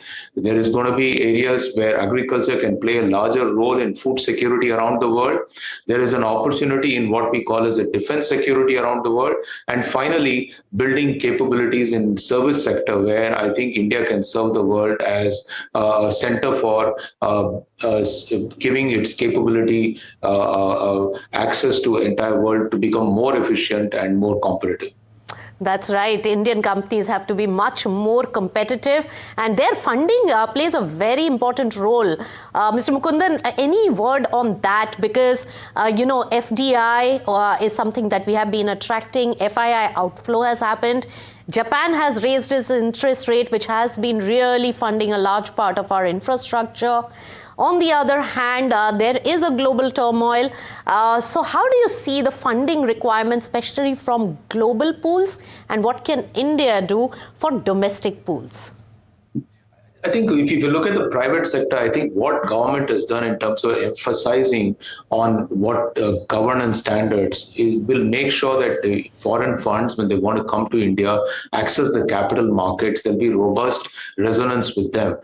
In fact, what you see in Indonesia unfold today was because of concerns on the governance issue. So I think the government rightly has focused through Ministry of Corporate Affairs on making sure the governance standards are one of the best in the world. So leave that aside. I think in terms of the government funding itself, which is an element which is the key talking point during the budget, I think the focus needs to be looking at the opportunity which the capital market affords to government in terms of also going through what I would call disinvestment 2.0, where we can we can go another round of fresh disinvestment, which can then, that capital can then be used to develop what I would call infrastructure and strategic fund, which then government is able to pinpoint and target its finances to build resilience in sectors which it wants to sort of focus on. So clearly, it's going to be focusing on capital markets, making sure those capital markets, both equity and debt, are in vibrant condition, and at the same time, utilizing that capital market resonance to sort of raise capital for the government through some of the world-class companies government already has created. That's right. In fact, on that particular front, you know, MSME is a space which needs a lot of upliftment, a lot of support and funding as well. Chandrajit Banerjee, what does MSME need from the budget? So, you know, that's going to be very, very critical. Actually, now MSME is micro, small, medium. That itself three very, very different categories. So if I can really first focus on the mid-size and the smaller companies, I think what is the present constraint? Number one is, of course, the constraints of capital support, and here comes in the issue of patient capital, some sort of a capital support mechanism that can be available to them, especially for manufacturing projects, which could be typically between 50 crores and say about 1,000 odd crores. And that scheme could we could create a sort of a mechanism where we could look at, you know, funding or rather looking at an interest free loan. So there's a participation in it and covering 50% of capital with a sort of a long-term for a 10-year sort of a moratorium and a phased sort of a repayment. That will help enable them to take the type of risk that we would wish that they are able to take, which is not possible for them at this point in time. So we are looking at a sort of a 10,000 odd crore type of a fund of funds, so to say, for growth capital, modernization, R&D, be ready for IPO or be ready for acquisitions and all of that. And that also gets into technology. And really, those are the type of stuff that they would require. Now, looking at the micro side of it, which is, again, a very, very important, where we need to situate that we create mechanisms with partnership with the large companies, because the micros are going to support the large companies also in many ways, to create how do we build them up into the chain of competitiveness. So digital transformation for them, getting them to be a better entrepreneur, which are in tune with the times of today. So all of this is a system which we should sort of the budget itself could be an enabler to all of this in a very big way. That's right. That is one important aspect there. But Mukundan, tax concessions, that must be a huge demand from corporate India. Tell us about what is expected and what corporate India wants. See, on taxation, one of the things we've been wanting to say always is, we need certainty and a long-term certainty. I think that's one of the key things which we need to work on, we continue to focus on. I think in terms of indirect tax, we've been saying that a lot has been locked up in disputes. Maybe one-time amnesty scheme could work for everybody. Second is, if you look at customs, I think we can look at a very visionary digital transformation of customs, which is paper-free India as far as custom processes are concerned, so things can move at digital speed. In terms of direct taxation, again, I think we need to move from towards a trust-based tax administration where dispute is prevented rather than created, and this needs to work through the advanced rulings which come in, where we actually man them with adequate number of high court judges so that they can give advanced rulings to ensure that dispute is prevented. And we need to also look at some of the areas like simplifying IT procedures, whether it be for TDS, TCS. There are so many categories. Can we simplify them? Can we make them 2 or 3 categories? I think these are the elements which the budget needs to focus on. Clearly, indirect tax is one big area which I think the government needs to now sort of take up the step. Direct tax work has been done, but here the main effort would be to further simplify what has already been done in the last 2 budgets. That's right. In fact, budget tax simplification and efficiency has been a constant journey by the government. And there again, a lot of success has been achieved. But my final question to you, Mr. Mukundan, and that is on job creation. Personally, for me, as I see from my vantage point of the whole economy and the corporate India, job creation is one of the critical factors which can really pain the economy going forward and the citizens of the country. How is corporate India looking at it? And whatever steps the government has proposed in the previous budgets, are they really working? I think the government and industry are both focused on ensuring that jobs as a key matter is addressed, not just in the budget, but as a general growth agenda. I think growth itself creates job and job opportunities. But I think one of the key elements we need to say, in addition to investment and growth, is the skilling effort which we do. Is our skilling effort future ready? For example, do we have enough of digital, enough of AI, enough of skills which are perfect for the market? I think the several schemes government has introduced in the last two budgets have done very well in terms of making it more robust. We are actually looking at India's skill not only for Indian industry, but also India's skill for addressing the world needs.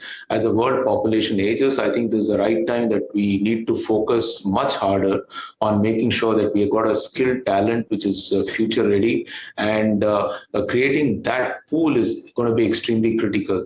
It is a journey, and I completely agree with you. I think if there is one challenge we all need to be constantly on the lookout, is this jobs question, not just from the perspective of that India has got a large pool of manpower coming into the market, but also in terms of the AI challenge. How do we keep everybody ready for the challenge when the time comes? So clearly, it's an area which both government and industry are focused on, making our institutions more resilient, more able, and more capable. When I say institutions, these are education and skilling institutions, and working with them along with industry, I think is a way forward, which I think government has already laid out a good roadmap. That's right. Many points made there. And this is one particular aspect where probably the labor code also gives a lot more sanity to the labor class and makes the area much more conducive for the working class as well. But R. Mukundan, Chandrajit Banerjee, thank you so much for sharing so many insights from economy to company to taxation on how the budget should really come along with corporate India in the growth journey of India. Thank you so much, both of you, for joining in, and we'll pick up this particular topic post the budget. Thank you.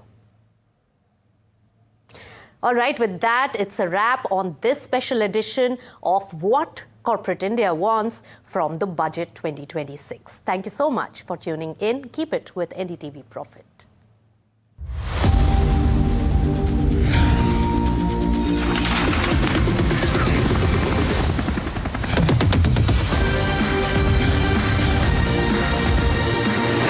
Budget 2026, the growth agenda.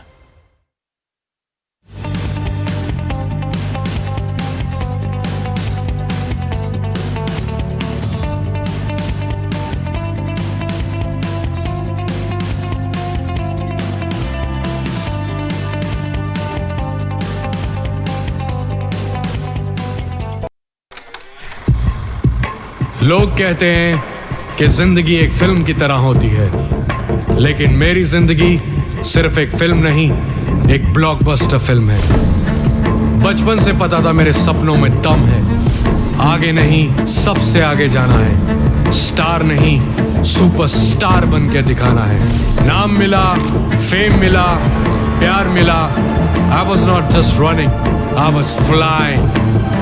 सबकी जुबां पे बस एक ही नाम, यो Honey singer. लेकिन फिर blockbuster कहानी में आया एक ट्विस्ट, 7वें आसमान से सीधा गिरा मैं जमीन पर। फिर क्या, खुद पे काम दोबारा शुरू, फैंस ने फिर प्यार दिखाया, फिर स्टार नहीं सुपरस्टार बनाया। है ना मेरी जिंदगी एक ब्लॉकबस्टर फिल्म। शुक्रिया आपकी प्रेयर्स का और आपके प्यार का। कॉन्सर्ट्स तो आपने बहुत देखे होंगे, but this is gonna be concert of a life time, क्योंकि मेरे फैंस ही हैं मेरी विक्ट्री, मेरी हिस्ट्री, मेरी glory. So come and witness Yo-Yo Honey sing. This is my story.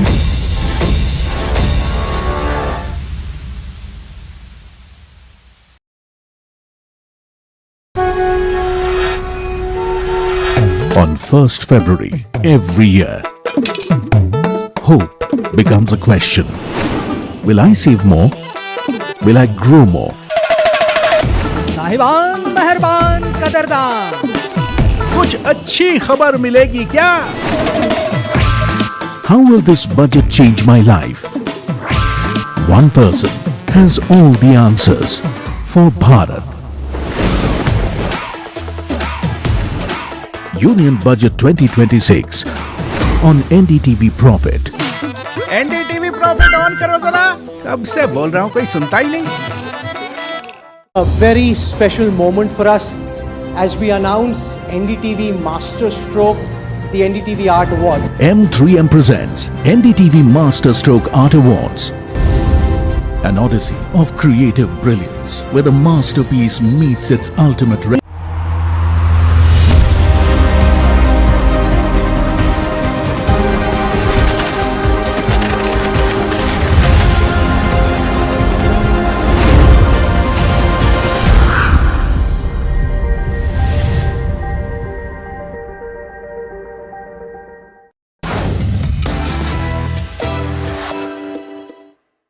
It's human versus AI today on Your Money Matters. Wondering what we're talking about? Well, it turns out, and this is something my producer told me, a lot of people are going to the various large language models out there, your chatbots, ChatGPT, etc., and asking for advice on financial planning. And so I thought, why don't we discuss real world cases with a financial planner and compare it with the responses that you get if you feed the same queries into a chatbot. And we'll discuss both with the financial planner I'm speaking to today. Let's see what turns up. We've got Megha Malpani, who is a partner at Zvest Financial Services, joining me today. Megha, thanks so much for taking the time. I'm intrigued about what your responses are going to be and what the chatbot throws up. I'm sure that there will be parallels, but there's a more involved process. It's not just the outcome, right, when you're talking to a financial planner.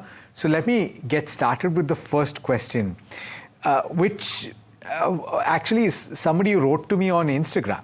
And he's saying that he's buying a house in his hometown and he has a home loan of 40 lakh rupees, or will have a home loan of 40 lakh rupees by March. And that is by the time it is complete. He says that he's put 40 lakhs in cash.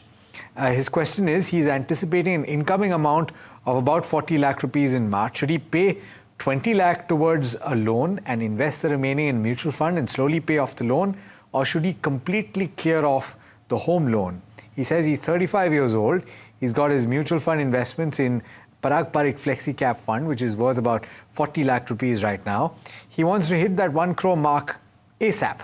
He's not defined what the time frame is, but it's ASAP, and his currently monthly SIP is 60,000 rupees. So what would you take from that information? Right.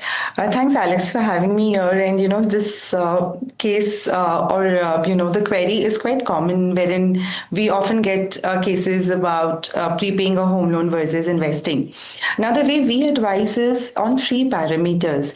I think, if you try to understand it from 3 perspectives, psychological, financial, and from a taxation angle. To my mind, psychological aspect is as important as the financial aspect, and let's try to decode what it is.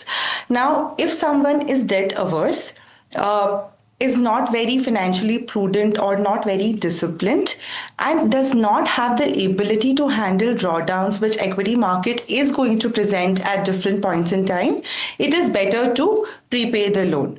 However, if these conditions are not met from the psychological aspect, one can easily move to the financial analysis bit. Now, as far as the financial analysis bit is concerned, let's analyze it from 3 or 4 important parameters. First being whether he's a sole earning member in the family and who are the financial dependents. Now, if he's married, his spouse is working, then it might be prudent to consider taking the loan. However, if parents are financial dependents, the risk transfers have not happened yet, then taking a liability does not make too much of sense, given the fact that there are inflows to cover the home loan. Also, it is important to consider where he is working and what is the stability of the job, especially in the given scenario. Whether you're working for a startup, whether it is technology, or you're more, towards the professional services bit, that would also help us ascertain how stable the job is. Third important point being, at what rate of interest can one take a loan? Now, to my mind, for the next 12 to 24 months, a realistic rate of return expectation would be in the range of 12 to 13%. Let's take 12%, for example. The post-tax return would be around 10.5%. Take 10% deviation, we come down to about 9%. So if the home loan is available at a rate which is more than 9%, the answer is a clear no towards taking a home loan. However, if the investor is getting a rate of interest which is, at least 100 basis points lower than 9%, it may make sense to consider taking the loan. Also, it is important to analyze whether how much percentage would be left, after paying the EMI. So if EMI constitutes a larger part of his take-home salary, which could be in the range of 40 to 50%, the answer is again a clear no. Now, from the taxation perspective, the new tax regime actually does not offer any advantage to taking a loan per se anymore. These conditions have to be considered, together to ascertain whether he should take a loan or not. Now, as far as, reaching the goal of 1 CR ASAP is concerned, and as you rightly pointed out, ASAP is not defined. However, to my mind, I have few observations. One, 40 lakhs in a Parag Parikh FlexiCap kind of a fund, it is a good fund, no doubt, having generated meaningful alpha over the years. However, going forward, it would become important and prudent to, kind of rely on asset allocation parameters. Now, if he is partially paying the loan and the remaining has to be invested, he might want to bucket his expenses from a time horizon point of view. Say, for example, a 1 to 2 years kind of a bucket could go into equity savings or could go into an income arbitrage kind of a fund. If he's investing lump sum for a longer period in the given market situation, he may consider, hybrids, large cap and large cap based flexi-cap funds through an STP mechanism, not to do lump sum at this point in time. Yeah. Also, it would make sense to incrementally keep adding to SIPs as and when you kind of get bonuses, salary hikes, and as and when you get bonuses or any windfall gains in the form of bonuses or anything else, it might be okay to prepay the loan because there is no pre-penalty as far as a home loan is concerned.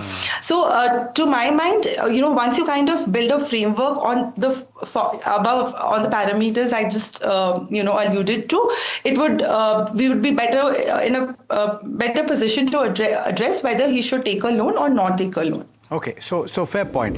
What I'll do is let me run through what is being said by the chatbot. And it's not really pointing out to one option. It's presenting the options and saying, you can choose what you think is the best option. So the first option that is being suggested is you can pay off the full 40 lakh loan. This makes you debt-free according to the chatbot and saves on interest, potentially to the tune of 3 to 4 lakhs per year at about 8%. It would be slightly lower than that if you're at the higher scores with regard to your credit score, and then reduces stress as well, something that is not really measurable, and use future SIPs to rebuild investments towards that 1 crore mark. I guess this is something that people who are risk averse in terms of debt can consider. The second option that is talked about is pay 20 lakhs towards the loan and invest 20 lakh in mutual funds. You can keep the reduced loan and pay EMIs while investing the rest in the same fund is what the chatbot has said. It says that you can keep the reduced alternative. You can keep the reduced loan and you can invest the rest. If mutual fund returns exceed the loan interest, which is likely, your corpus is growing faster and you're likely to hit 1 crore faster, but the market risks also apply. They're saying that the recommended way to approach this is to go partial if comfortable with the risk and invest 20 lakh rupees to accelerate growth, as the math favors it over loan costs. Increase the SIP if possible in order to reach that 1 crore mark faster. So it's a pretty straightforward response to a query. My assumption, Megha, would be that it would give you more parameters if you were to prompt it further. But what was your initial take on it? So, Alex, as they say, personal finance is more personal than it is finance, right? So, to my mind, it is important to understand an investor from a behavioral perspective. So, if you saw, I kind of recommended to see the psychological aspect first before moving to the financial implication, because as you rightly said that if somebody is debt averse and does not have the ability to handle drawdowns, it would kind of make you falter on both sides. You have taken a loan and you're also seeing kind of market correcting. So I think about AI, it gives you more certain recommendations, whereas when you're kind of dealing with somebody in person, it helps you in understanding the context much better. So, of course, prompts are important. And to my mind, I think also what happens is, life is also very volatile. It is like a stock market in itself, right? You have recessions, you have job transitions, there could be illnesses, there could be, so many host of factors, right? So you need to kind of, once you have somebody to speak to, it kind of helps you to get reassurance when you need and avoids you from taking any ad hoc decisions. I would not recommend continuing in the same fund forever, because while it is a good fund, but it is also important to understand that mutual funds also go through cycles. No Q1 fund remains a Q1 fund forever. And I'm someone, who strongly believes in asset allocation. So there is no debt here. There are no hybrids here. There is no precious metals here. There is no offshore equity here. By the way, this is a question from a real user who's reached out to me on social media. His name is Sayam Kumar. So why don't you suggest, Megha, how he can take this up? And of course, at this point, the caveat is that he's not stipulated any of his long-term goals, which is okay. He's 35 years old. Maybe he doesn't have clarity. And he wants to reach that 1 crore mark, which a lot of people, Megha, see as your first step, which allows you that multiplicative growth down the line, right? So why don't we help him, or rather you, not me, I'm just asking the question, about how he can have that appropriate asset allocation, maybe add a couple more equity mutual fund schemes, just so that he has that diversity, not just in market capitalization, but also possibly in style. You can also list out a few that you like. You want me to mention the funds? Yeah, and it's not a recommendation, but you can say from your perspective, this is what you would do. Yeah, so, this is not a recommendation because I do not know the investor. I have not evaluated him on other parameters, but some of the funds in the hybrid space, ICICI Prudential Balanced Advantage Fund is good. In terms of large cap, DSP large cap is nice. In terms of flexi cap, SBI Focused Equity Fund, Parag Parikh Flexi Cap Fund, ABSL Flexi Cap Fund has recently started doing well. In terms of mid cap funds, one can consider HDFC. In terms of small cap, you can consider SBI Small Cap or a Bandhan Small Cap. Gift City, I'm not sure, if it makes sense at this point in time. And, the caveat as far as offshore equities are concerned, funds keep, accepting and stopping any further increments. So, one needs to also consider at the time of making investments. But, at least it is important to have not just, diversification in terms of market cap, but also in style of investing, right? Because if you understand, Parag Parikh Flexi Cap Fund is largely a value style of investing, and value has done very well for the last 4 to 5 years. We are kind of seeing green shoots as far as quality parameters are concerned, and it might make sense to kind of add those to your investment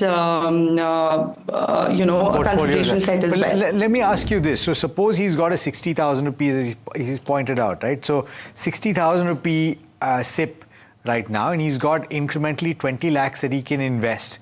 So what would he do with that additional 20 lakh rupees if he pays off 20 lakh rupees and he uses 20 lakh rupees? That's the middle ground, assuming that he can do that. And assuming that he can, let's put two scenarios, right? If he invests the entire 40 lakh rupees plus continues his SIP of 60,000 rupees, if he does 20 lakh rupees, if he does the 60,000 rupees, incrementally, how can he shift his allocation?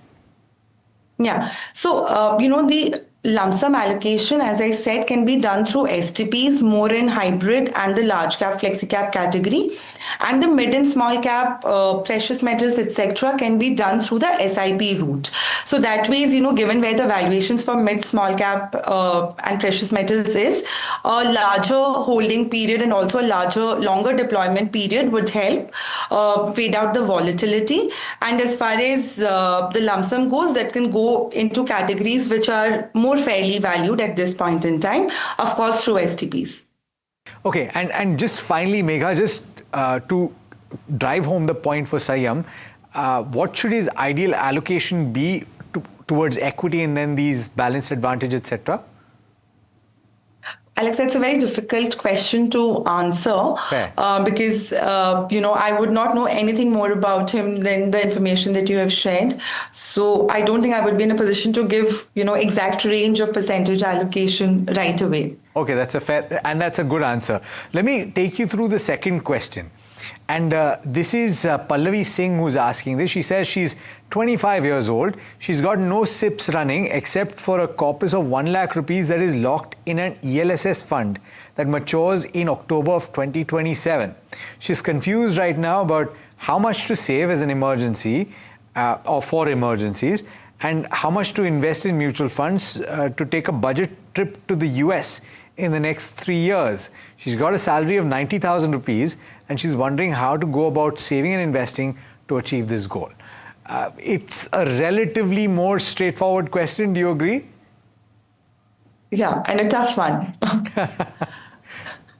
So, but how would you approach this? Yeah. So first, I think Pallavi, she should kind of focus on building the emergency fund. And, the emergency fund, how much to have is again, subject to the parameters we laid out in the earlier case as well, which is about stability of income, job security, financial dependence. Have the risk transfers been done for self and for the dependents again? Now, if these are in place, considering there are no other savings whatsoever except that 1 lakh, which is also in a locked-in product till, October 2027, one might want to have about 9 to 10 months of monthly expenses in an emergency fund. What we always suggest is in early years of investing, because there are no other, while money is fungible, as the portfolio advances, different pockets offer liquidity needs without a potential drawdown. However, in the early years, that is not the case, and we recommend 9 to 10 months of monthly expenses to be saved. If, these are not in place, as in, the job has significant threats, etc., then maybe you would want to consider to increase the, emergency corpus significantly. Now, as far as the US trip is concerned, I think let's break down, the expenses into different categories, ranging from tickets, visa costs, in-country travel, flights, etc., accommodation, sightseeing, etc. Let's, for the sake of simplicity, assume she is doing a 15-day trip. Now, travel, flights would be in the range of 70 to 75,000 if done at least with a 6-month kind of a window. If you talk about doing a budget trip, which would be, kind of staying more in hostels and not spending on cabs, etc., food, etc., all put together would range in an approximate range of 10 to 15,000 rupees a day. Multiply that by 15, you're talking about 1.5 to 2 lakhs of expenses. Internal flights, sightseeing, etc., would be again in the range of 1 to 1.5 lakhs. Let's understand that the Indian rupee has depreciated in the range of 3 to 3.5% every year. Assuming this was to continue, the number of 3.25 to 4.25 lakhs that we estimated would actually move to about 3.6 to about 4.6 lakhs. Now, add to it travel inflation and another sundry expenses, we are talking about 4.5 to 5 lakhs of expenses, which she would probably have if she's planning to do an US trip 3 years from now. Now, understand that you are not going to be needing everything at the end of 3 years when you're doing the trip. The tickets, the hotels, etc. have to be booked at least 6 months in advance. So you actually have a runway of only 2.5 years. And equity, by its nature, might not be the most prudent category to invest in with that kind of a time horizon. So my advice here would be that, the amount which is left in ELSS, because it would kind of, cover at least 4-ish years, 4.5 years, can be used for any advance bookings she would have to do to, about 6 months ahead of the trip. But it is very, very important for her that she also starts planning her building her other corpus and long-term equity objectives also. So, to my mind and my calculation would suggest that, a SIP of around 12,500, assuming a 10% kind of a post-tax return into a hybrid kind of a fund would be best suited in this case. But it is also important to understand that this is a discretionary expense. And if markets do not, work in your favor, it may make sense to defer the decision, by a year or so if need be. So one has to be prepared for that. But other than that, emergency corpus is extremely important, and also start investing towards other objectives and goals. The one thing that you may not have considered, Megha, I don't know if you have, but have you considered incrementally increasing the amount that she invests every year for the next 2 years? Because we're now nearly at the end of a salary cycle, right? So you've got new salaries that kick in April, hopefully, for this person as well, for Pallavi. You can look at a 25-year-old getting, between 9 and 11% every year. Let's hope that that's the case, right? So you could have incrementally an increase in the amount that she can save by 10% every year. Is that something that can move the needle by a little bit at least? Yeah, it should, because that is a given rule that with your increments in place, one should look at stepping up the SIPs on a yearly basis. Whenever you're kind of sitting and doing your reviews, I think that is an important item to consider always. Okay, so this is what the AI bot had to say. It says build an emergency fund first. Aim for 3 to 6 months of expenses. So assuming that your expenses are 50,000 rupees per month, then you should have 1.5 to 3 lakh rupees in a savings account or in a liquid fund for safety. The estimate of the US fund has been kept at 2.5 to 4 lakh rupees in 2026 based on current trends. So it's not really given you the projection as you've given, Megha, accounting for rupee depreciation heading into 2028, right? Or thereabouts, 2028, 29. The monthly savings plan with 90,000 rupees, it says cut expenses to save 30 to 40,000 rupees a month. I think somebody with higher income is capable of doing 30%. It's not so easy for people at 25, especially if they're living in places like Mumbai and Bengaluru. But assuming that they can do this, 30% is quite a significant amount. And after the emergency fund, they're saying invest 20 to 30,000 rupees in low-risk mutual funds, that is debt or hybrid. This kind of fits with what you were saying as well, for 3 years in order to grow safely towards the trip goal. They've also given suggestions here on things like an HDFC hybrid debt fund or an ICICI Pru short-term fund, which is not going to give you a very high return at this point. It says that you can use that ELSS down the line as well. It says that Yeah, you can use the ELSS as a boost down the line, and you should track your progress every 6 months and adjust savings. You want to add something to this at all? It kind of rhymes with what you're saying if it didn't exactly give all of the details that you did. Yeah, I think this is more in line with whatever I have said. However, it is also important to consider, Alex, that she's just 25. So, I would not ideally give her, debt and hybrids for funds which are except for the US funding. Right?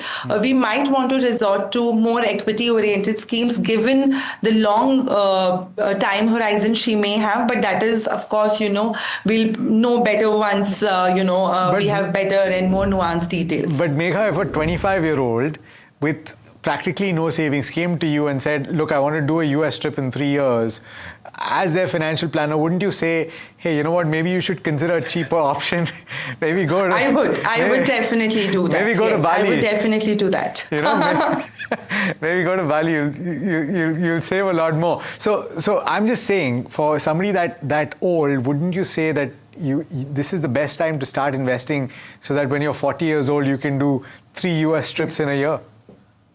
Absolutely, because we do work with younger investors and we see that they actually want to take more frequent trips.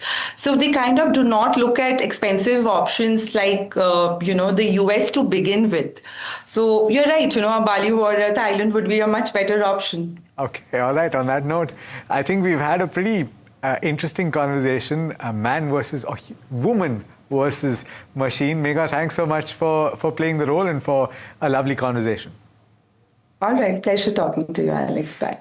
All right. Well, take advice from artificial intelligence with a pinch of salt. And sometimes it's better to have a conversation with somebody just so that you can hear from them that you're not necessarily making the right choice with your money habits. Thanks so much for watching. Do stay tuned. This is NDTV Profit.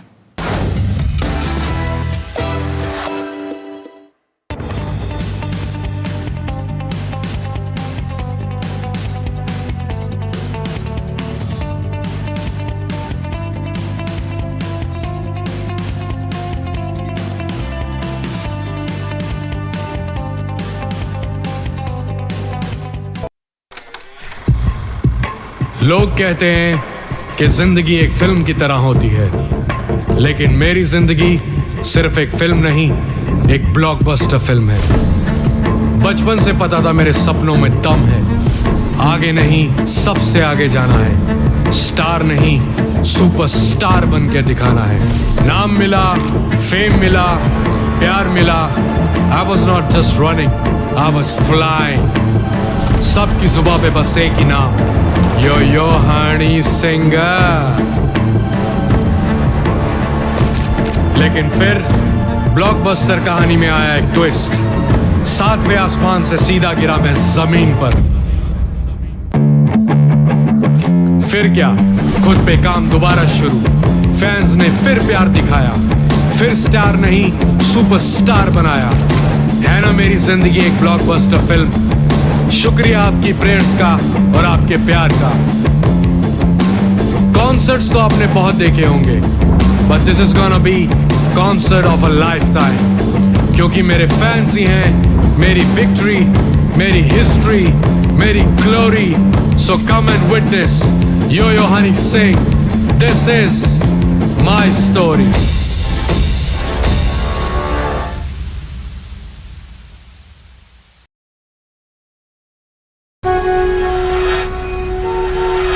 On 1st February every year, hope becomes a question.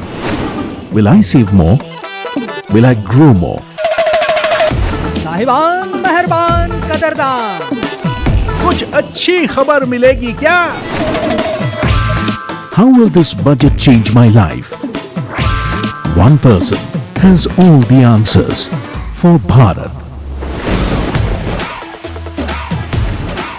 Union Budget 2026 on NDTV Profit. NDTV Profit on करो जरा, कब से बोल रहा हूं, कोई सुनता ही नहीं। A very special moment for us as we announce NDTV Master Stroke, the NDTV Art Awards. M3M presents NDTV Masterstroke Art Awards.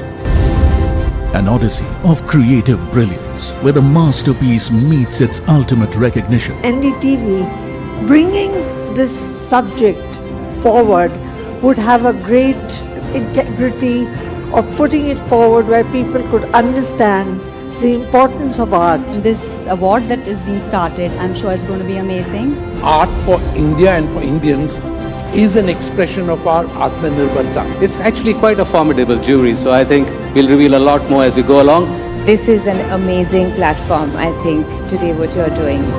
I have always had this inclination towards art, and if we don't collaborate and bring those artists forward, give them a platform, who else will? Honoring the masters who define our cultural landscape, M3M presents NDTV Masterstroke Art Awards. Coming soon on the NDTV network. 1st February 2026. What will change? Will costs be more handy? Will my essentials get cheaper? Will my business grow bigger? Will I get richer? Will loans get easier? Will shopping be more fun? Will the prices drop? So I get more. What will happen? Union Budget 2026 on NDTV Network.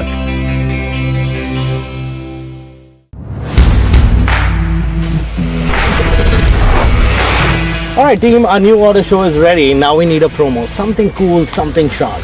Well, I'm sure we'll be having outstanding reviews, solid suggestions, expert advice, the latest trends.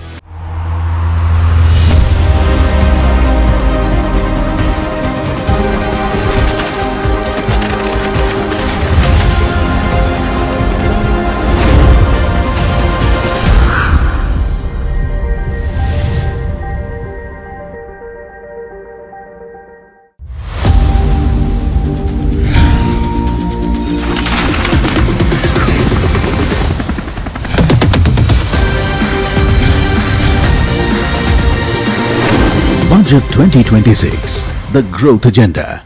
Budget 2026 is going to be about the growth agenda, but in the words of HSBC's Pranjul Bhandari, it's also something where reform meets restraint. Now, why do we say this? Before we get Pranjul in the conversation, just a bit of a math that I want to bring to the table for all of us.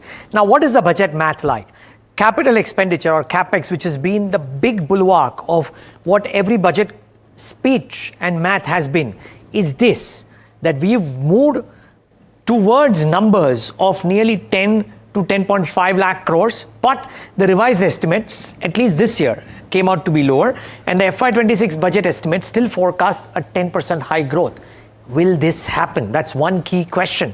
Let's move on from the capital expenditure math to the tax revenues of the central government. Here too, the assumptions to some people seem stiff, but for a lot of other people, there are multiple ways in which tax revenues could actually get bolstered in the times to come. So let's keep a keen eye out for the number for FY26, more than what the revised estimate for FY25 turns out to be. Moving on from the tax revenues to the fiscal deficit number. Here, you would argue that almost everybody is on the same page. So while the fiscal deficit number jumped up during the COVID period, we've been on a steady glide path post. The expectation is that this 4.4 number could also be met because this government is very, very focused on meeting the fiscal glide path under any circumstances at all. So these are the key numbers with which the budget thing works with. And of course, like I said, capital expenditure remains the big bulwark of almost any budget speech. The question though, to our guest, Pranjul Bhandari, as she joins in the studios, or rather on the show, is whether or not this period of restraint that the government might have to exercise, will it be impacted by the need for reforms? Pranjul, great having you. Thanks so much for joining in. And I loved the headline, if I can call it that, of your report, wherein you mentioned that reform meets restraint, but you do believe that on most counts, the government will be able to live up to the numbers that the street has been working with or the government is forecast. Yes, absolutely. Thanks for having me here. So look, there is the budget for FY26. The government had made lots of promises last year. So the first question is, will that be met? And then what are we expecting for the next year, FY27? Now, FY26 was an interesting one because we suddenly saw like the GST tax cut on top of the income tax rate cut. So therefore, tax revenues had been very weak. But interestingly, non-tax revenues came to the rescue. And within that, it was basically dividends. Dividend from the RBI, dividend from PSUs, especially oil marketing companies. I think that has been able to plug a lot of the hole which the tax rate cuts created. And then the government was also able to cut some of the current spending, basically, money it puts into different schemes. And I think on the back of all of that, the 4.4% fiscal deficit target of FY26 will be met. I'm also going to stick my neck out and say that for FY27, the next fiscal year, the government will be bringing down the fiscal deficit from 4.4 to 4.2% of GDP. Now, this is important. It is important because the government has a public debt target for FY31. Over the next 5 years, it wants to bring down public debt every single year. And from that, we can back calculate what the fiscal deficit should be in order to bring down the public debt.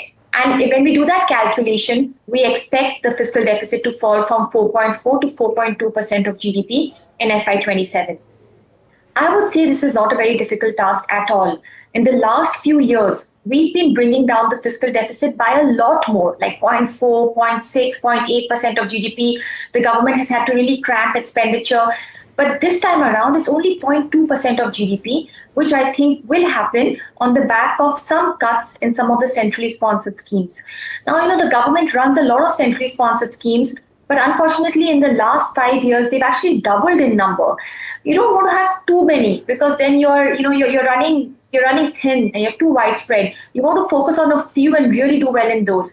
So I think some sort of merger between schemes is going to happen, and that will help us bring down some of the expenditure, which will help us reach the fiscal deficit target. So all in all, my point is that without too much effort, I think we will be able to tread on this glide path that the government has laid out. And generally speaking, this is good for macro stability. Pranjul, I saw that you said that for FY26, it's elevated non-tax revenue, which will help the government meet the fiscal deficit target. So in the absence of, or will an elevated non-tax revenue be a must for FY27 as well? Or cutting down in these capex schemes that you spoke about, or expenditure schemes that you spoke about, be enough to continue on the glide path? No, I think we'll need help from all fronts. Okay. I'm assuming that the non-tax revenues will also grow by about 10%, which is my forecast of nominal GDP. And I think I'm not out of whack here. Generally speaking, at the rate at which the economy is growing, different sectors generally align towards that as well. So my sense is that dividends from PSUs, RBI dividends and all will sort of align with that 10% growth. And that's what I'm assuming at this point of time. Okay. Sorry, please finish. But since you have me here on this point, I also want to make a very differentiated point, which is that I think there's going to be a change in focus between 2025 and 2026. 2025, in terms of growth, was all about the informal sector rising back on its feet. We saw rural demand rise. We saw urban informal sector consuming a lot more. Consumption was the big theme. So informal sector and consumption were the big themes. I think in 2026, it's going to be more about formal sector getting back on its feet and investment picking back up. I think after taking a break for a year, we will be pivoting back from consumption to capex. And I think we will also be pivoting from informal sector growth to formal sector growth. And in a way, I can argue that right now we are in the crossroads of these two different worlds. And that's why growth right now is so confusing to read. At any point, I'm able to give you enough indicators that show growth is slowing and enough indicators to show that growth is rising. And generally, when that happens, it means the economy is in crossroads. And I do think we are in that crossroads. And from that perspective, my sense is that the capex budget will be kept elevated by the government, when we hear from them on February 1st. So, Pranjul, even if the revised budgetary expenditure for capital expenditure comes off a bit for the current year, you believe that there could be around a 10-12% rise in capex. And part two of my question, is that because the government has done enough on consumption, boosting consumption, income tax cuts, GST cut, etc. Sab ho gaya. Now let's focus back on capex. I think so. Yeah, I agree with you on that. So we are expecting about 10 to 12% increase in capex. Where will this money go? I think the traditional sectors have been road and railways, but more over time, even urban infrastructure is rising, which is very important.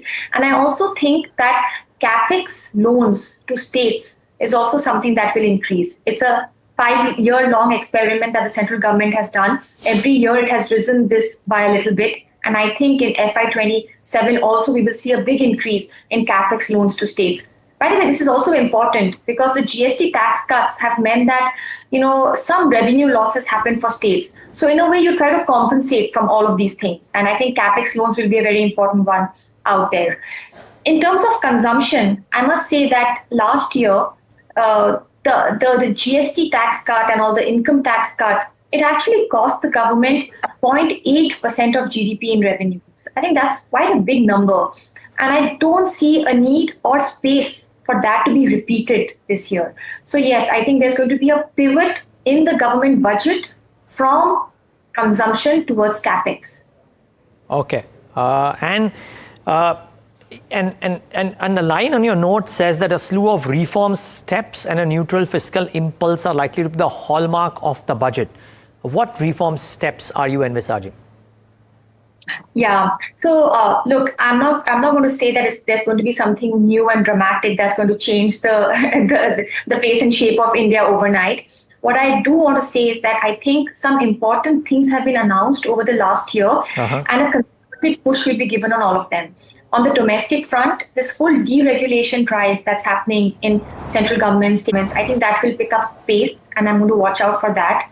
I think, capex will rise. There will be capex diversification.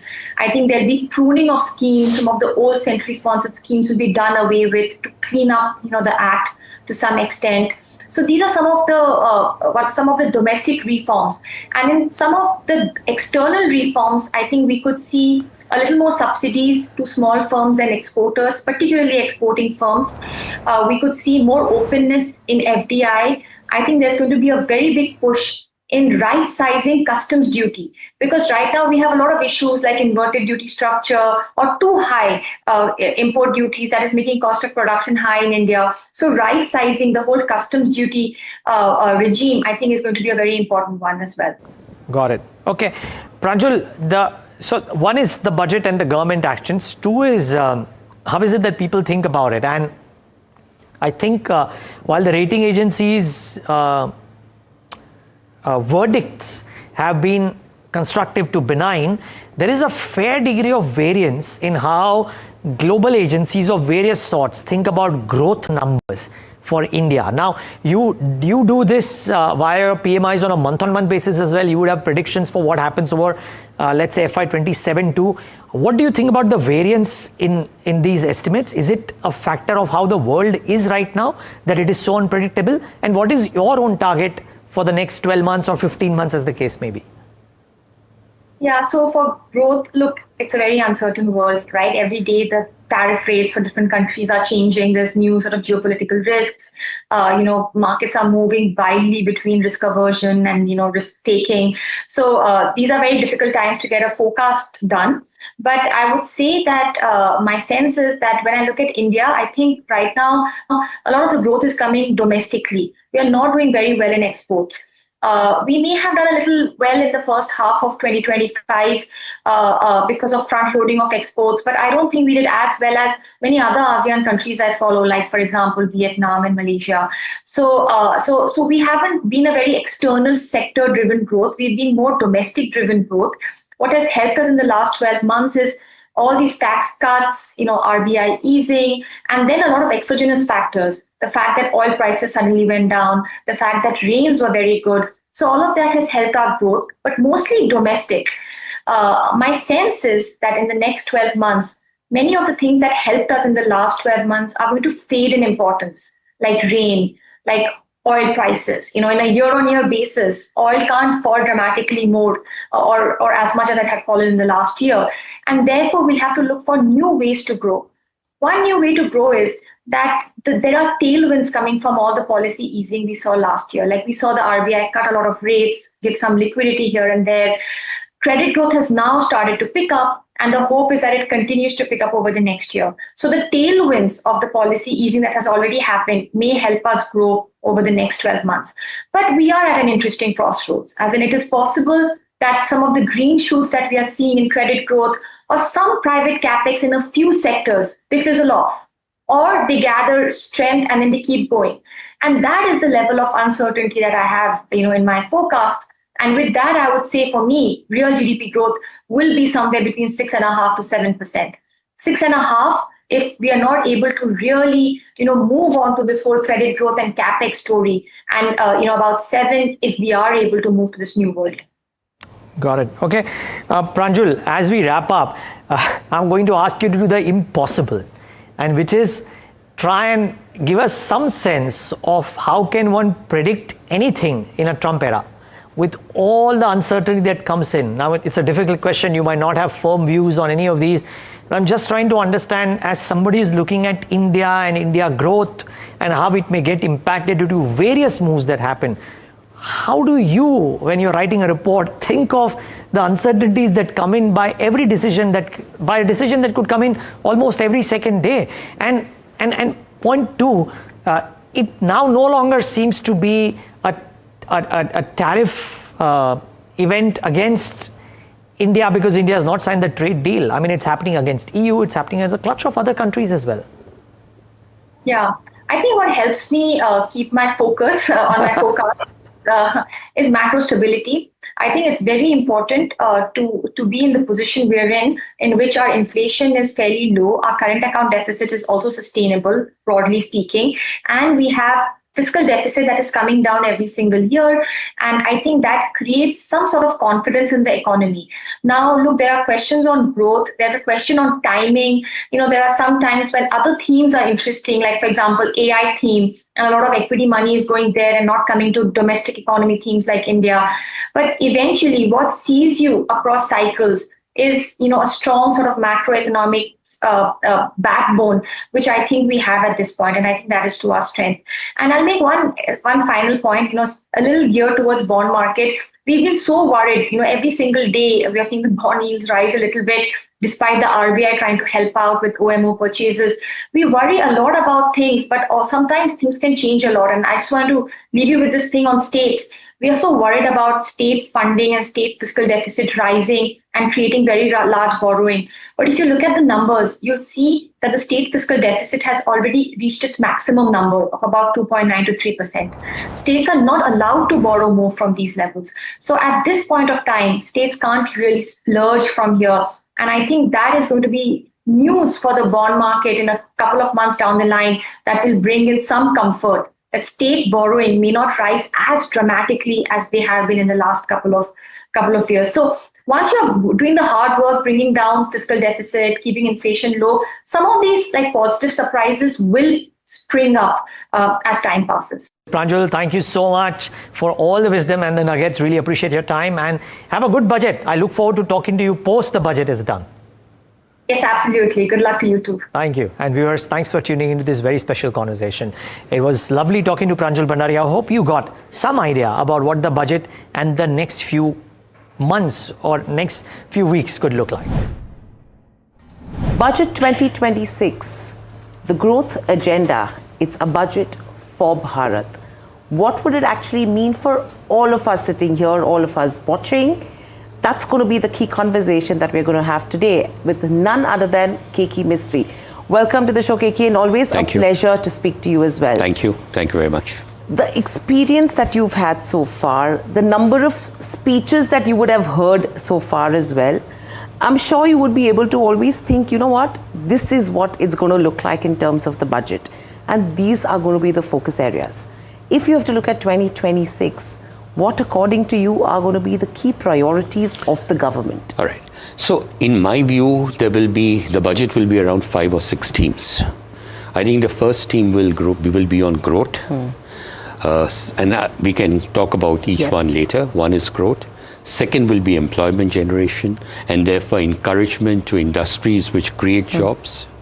Third will be consumption, encouraging consumption, because the Indian economy really thrives on consumption. It's 60% of the economy.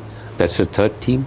Fourth will be for the rural economy, because that's where a large part of the population stay.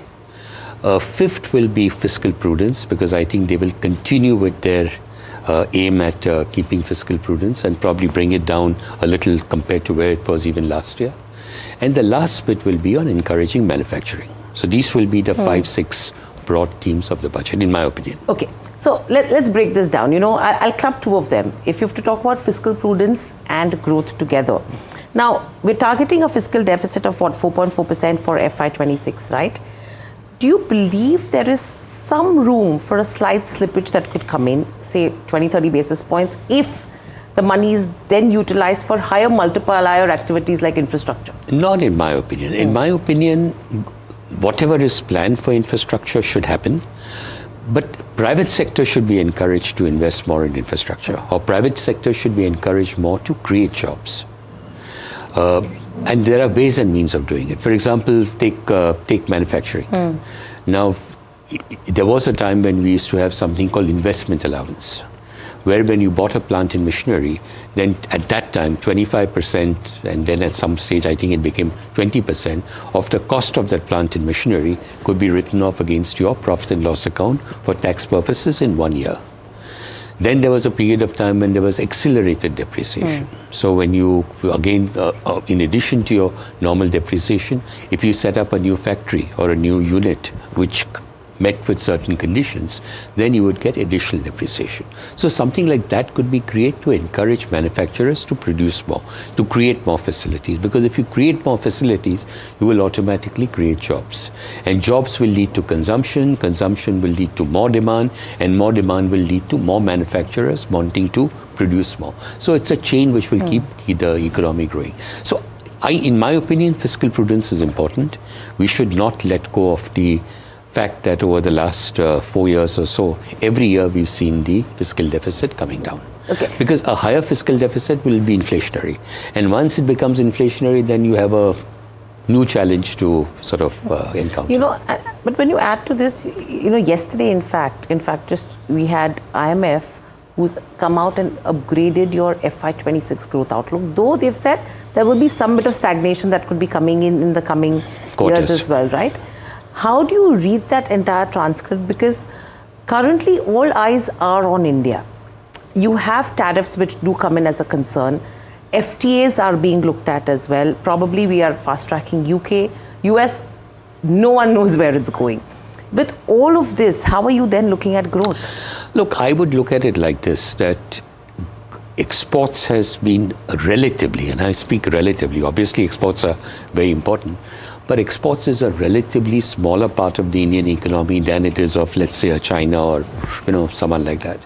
So whilst exports are important, it's the domestic economy, the fact that we have a young population, the fact that 2/3 of our population is below 35 years of age, and all these young people are people who, if they get jobs, will spend money, will consume, and that itself will keep the Indian economy growing. We've seen tariffs came in last year, but the economic growth in the first 2 quarters has been exceptionally high. 7.8%, 8.2%. Maybe for the third and fourth quarter, because of the larger base, the percentage may come down. But realistically, the growth will be dependent more on the domestic economy than on external. I'm not saying external is not important. External is also important. But most importantly, we should be creating jobs within India to make the domestic economy grow faster. Okay. So when you talk about job creation, how important does job creation and capex go hand in hand? Because private sector capex is something which is left far behind.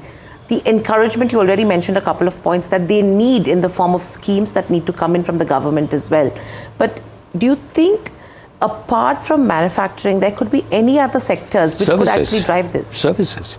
I mean, Indian economy is largely based on services. Services is the largest component of the economy. Manufacturing is relatively a lot less than what it should be. So it should be all segments of the economy, whether it's agriculture, whether it is manufacturing, whether it is services, everything should be. So we have to find ways and means of creating jobs. And particularly important for us because of what I mentioned earlier, the young population, the fact that we have so many students passing out from schools and colleges every year, and you need to create jobs for them. Okay. So we're talking about job creation, which is in the domestic market. We're talking about impact of global markets where exports, yes, it is important, but maybe not to that level. Then when you have to add to this the global volatility and trade, because yes, let's not go away from the fact that there is some impact, right?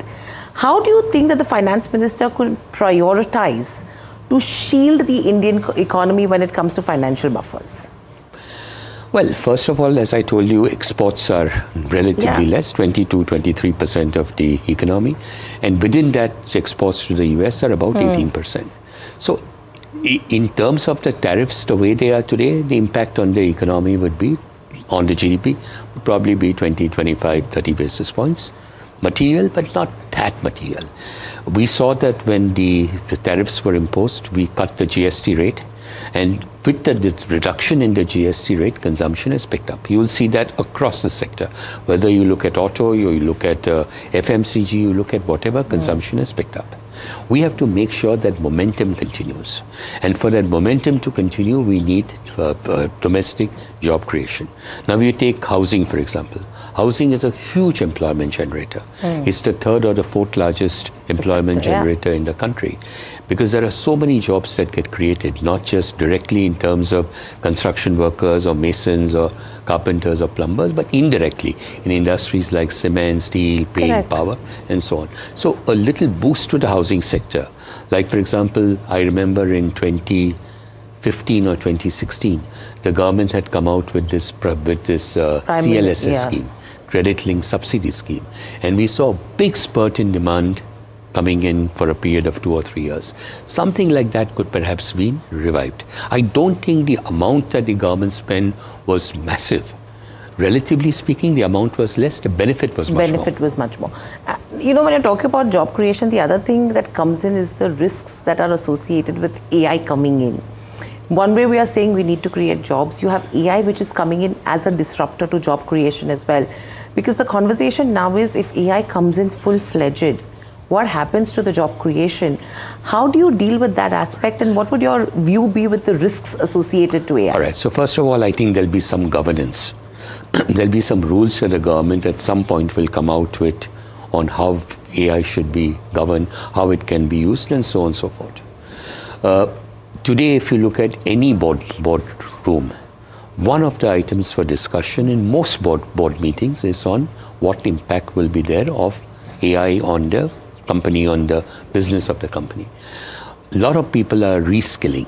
So jobs which could perhaps become redundant with artificial intelligence. Artificial intelligence will also create its own need for jobs. So you have to reskill the people so that whenever artificial intelligence can really be applied in a much bigger scale, it's being applied today, but in a significantly bigger scale, people are well trained to be able to adopt to it. I think it's a big opportunity. Okay. Let's not look at it as a threat. Let's look at it as an opportunity for India. We were the backbone of the IT boom in the world. And we should be at the backbone of the AI boom in the years to come. Okay. So I think it's a massive opportunity for the tech company.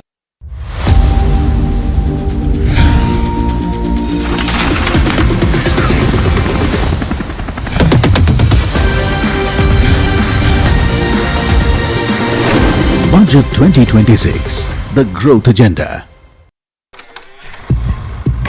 लोग कहते हैं कि जिंदगी एक film की तरह होती है, लेकिन मेरी जिंदगी सिर्फ एक फिल्म नहीं, एक ब्लॉकबस्टर फिल्म है।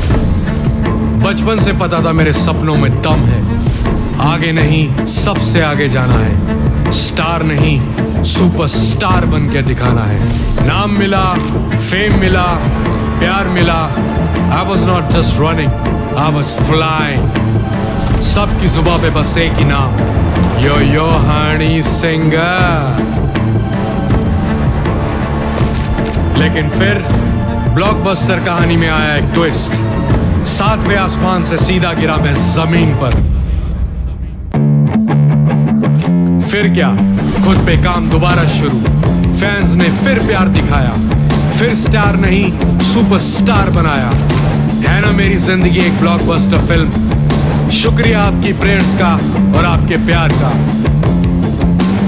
कॉन्सर्ट्स तो आपने बहुत देखे होंगे, but this is gonna be concert of a lifetime, क्योंकि मेरे फैंस ही हैं मेरी विक्ट्री, मेरी हिस्ट्री, मेरी glory. So come and witness Yo-Yo Honey Singh.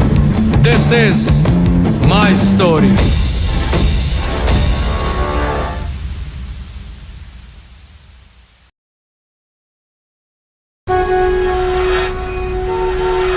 On 1st February every year, hope becomes a question. Will I save more? Will I grow more? साहिबान, मेहरबान, कदरदान, कुछ अच्छी खबर मिलेगी क्या? How will this budget change my life? One person has all the answers for Bharat. Union Budget 2026 on NDTV Profit. NDTV Profit on करो जरा। कब से बोल रहा हूँ, कोई सुनता ही नहीं। A very special moment for us as we announce NDTV Master Stroke, the NDTV Art Awards. M3M presents NDTV Master Stroke Art Awards. An odyssey of creative brilliance where the masterpiece meets its ultimate recognition. NDTV bringing this subject forward would have a great integrity of putting it forward where people could understand the importance of art. This award that is being started, I'm sure is going to be amazing. Art for India and for Indians is an expression of our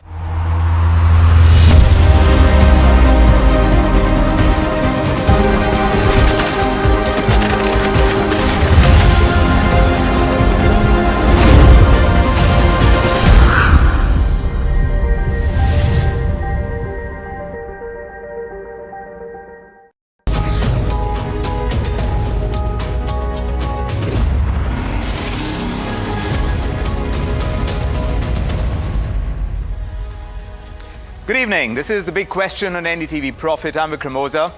Now the question is right before you. Should children under the age of 16 be kept off social media by law? Now that question is no longer theoretical in nature.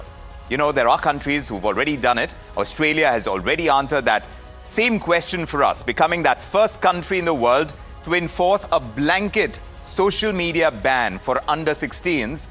And they're slapping multi-million-dollar fines on those tech platforms that fail to comply. So that's the kind of law that has been passed in Australia already. France is the other country. They're moving in the same direction, as it were, following Australia. And now closer home, you have Goa, you have Andhra Pradesh. These two states are studying that very model. Of course, it's in a very nascent stage. They're still considering it. Whether or not they should push ahead is the all-important question. Could there be other states in India that could follow suit? But the concern is real. Global data shows that rising exposure of children to harmful content, cyberbullying, grooming, and online abuse, these are real. Medical experts are linking heavy social media use to higher risks of anxiety, depression, poor sleep, body image issues, all of these, especially among adolescent girls. But critics are still warning that this may be a blunt instrument, this kind of law. Age verification is very patchy. VPNs, those are very easy. And bans could actually push teens towards darker, unregulated corners of the internet, or maybe even cut them off from education, from expression, from support networks, something that they really need. So now that is the real question we're trying to answer. Is this a necessary tool to be able to ensure better mental health of children under the age of 16? Or is this going to prove to be a costly experiment, something that is very hard to enforce as well? Which is why we have an excellent panel to take this across to. Let me introduce you to our panel. Joining us tonight on The Big Question, Dr. Harish Shetty is a child psychiatrist. Also joining us is Wilbrod George. He's founder of St. Wilbrod Schools. Great to have you with us as well. And with them, I have Anshul Tiwari, founder and CEO of Youth Ki Awaaz. Great to have all three of you, and we'll have more panelists joining us on this very discussion. But let's get things moving. Dr.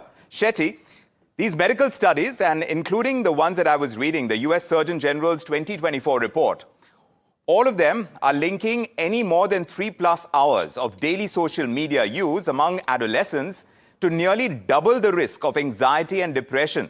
So from a clinical standpoint, does that justify a hard age cutoff like what Australia is doing? Under 16 ban.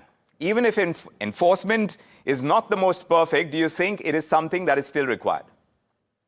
Absolutely. I think you have quoted the publication, Social Media and Youth. Now, it is not only Australia. France yesterday passed, a day or two back, passed in the parliament that under 15, they're going to ban social media. If you look at the UNESCO report of July 2026 or 25, they have clearly said that countries are looking to stop media for children by either law or through advice. If you also look at the federal court cases against Meta in the United States of America, many states have filed federal court cases. The Senate called the founder of Meta and told him, "You have blood in your hands." So depression, anxiety, and suicide has increased. And apart from that, across the world and experientially in India, though the figures are not so easily available, large experiments have not been done. It is dangerous. In fact, I see sexual abuse.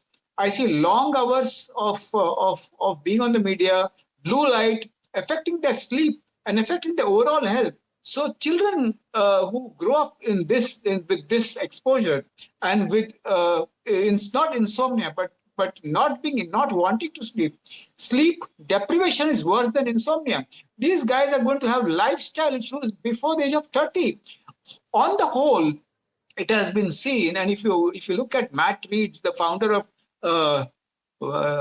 Netflix, he was asked, "What are you competing with?" And he said, "Sleep." So I think the innovativeness of the media attracts children to Instagram, Facebook, and other platforms more than their own parents, more than their own friends, and more than the school teachers. So I think this is the right thing, and the countries will follow. I have written to the Prime Minister to follow Australia's example. I have written to Mr. Vaishnav also to follow Australia's example, to see that we also restrict Instagram and other platforms. Now, you will say that they will not be able to connect with friends. No, they have WhatsApp.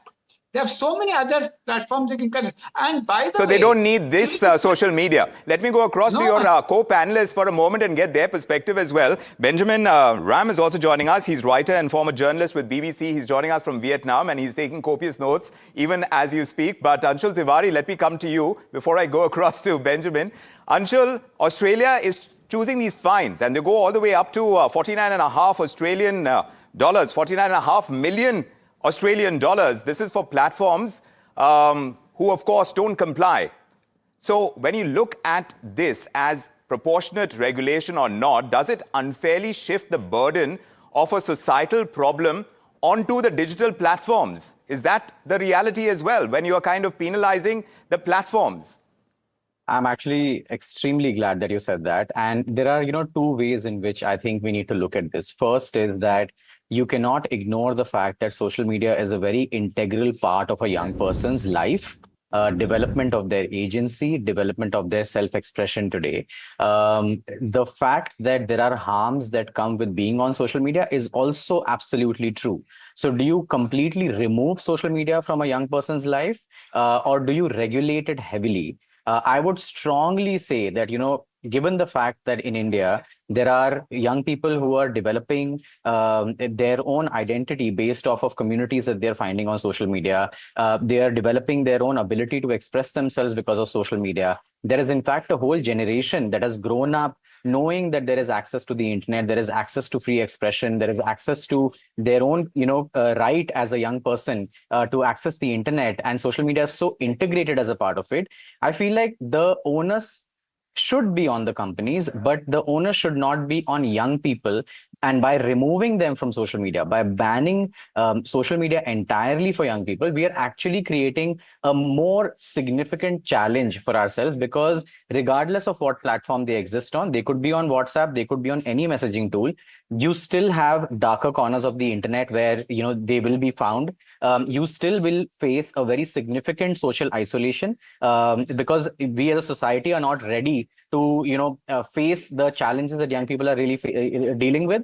We've never been ready. We've never been open to listening to young people. We've often infantilized them.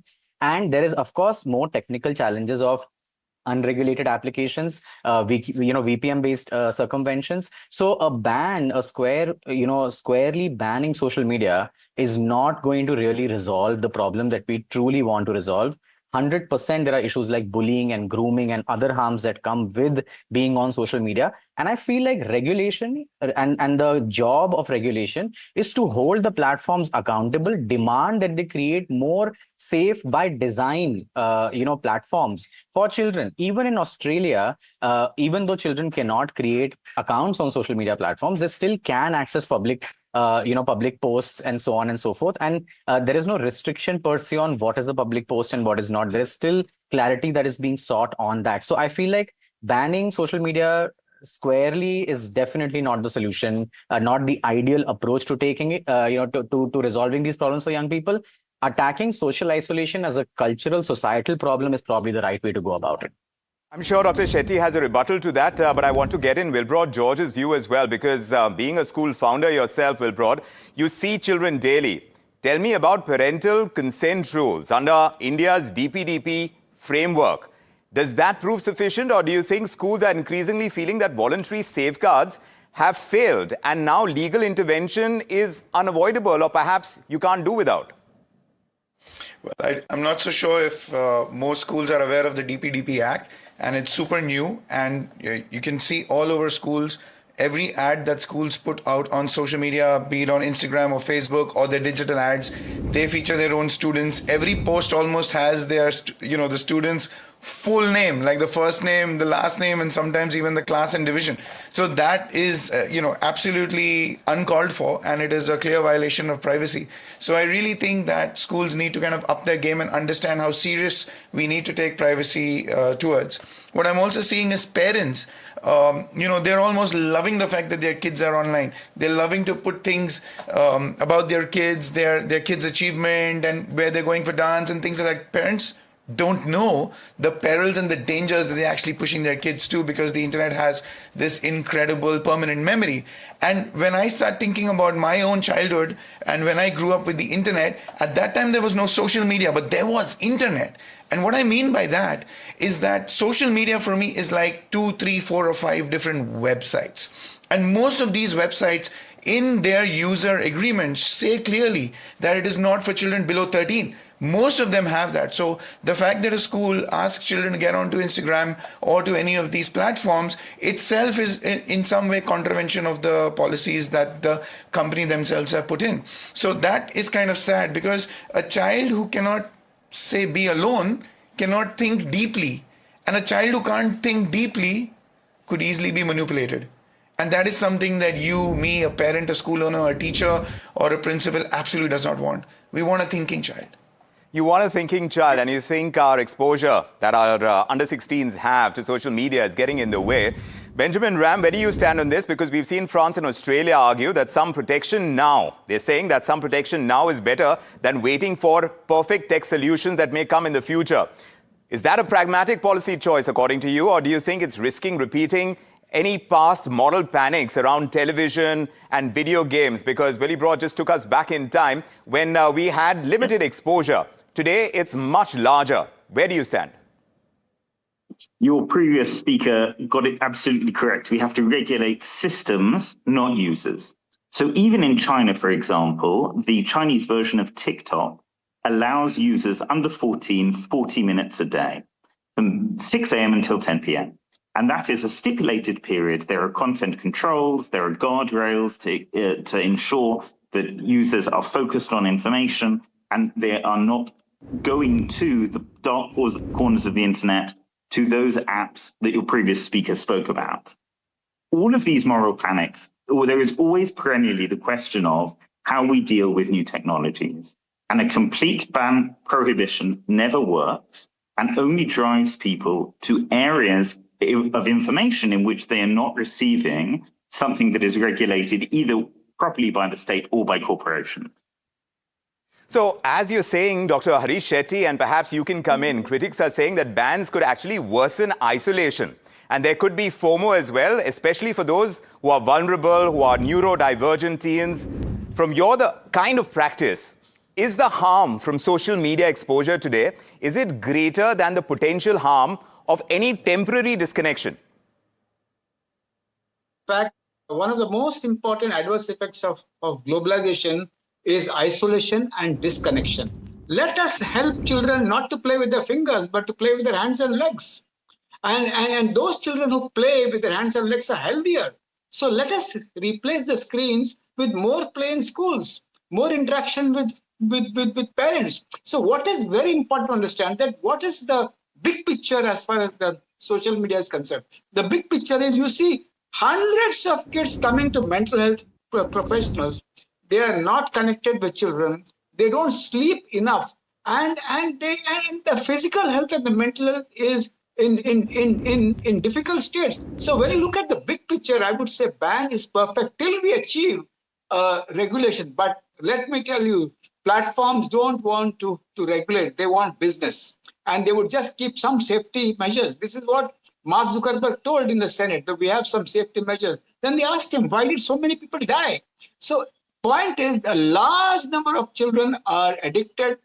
Gadget addiction is a big issue. We need a movement against that. And at the same time, there are other areas where children can interact. Now, in many schools, they are stopping gadgets and they're coming back to paper and pen. So it's important to understand that disconnection is a very powerful adverse effects of globalization, which is exaggerated and scaled up because of the media. We need to reconnect physically. And children who play games, their brains are much better. The synapses are much stronger.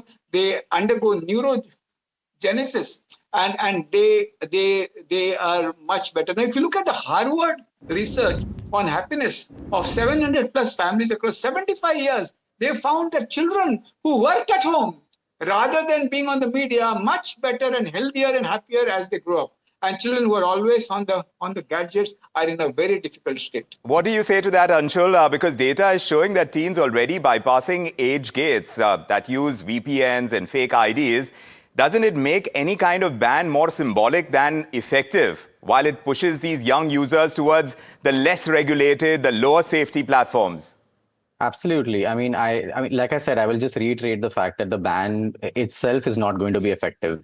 And I want to also, highlight a couple of other aspects, which is that you are talking about a young India, 80% of which is going to government municipal schools that may or may not have the adequate resources to provide the support and structure that a child needs to deal with issues like loneliness. Not everybody has the privilege of accessing therapy. Not everybody has the privilege of going out there and really seeking help.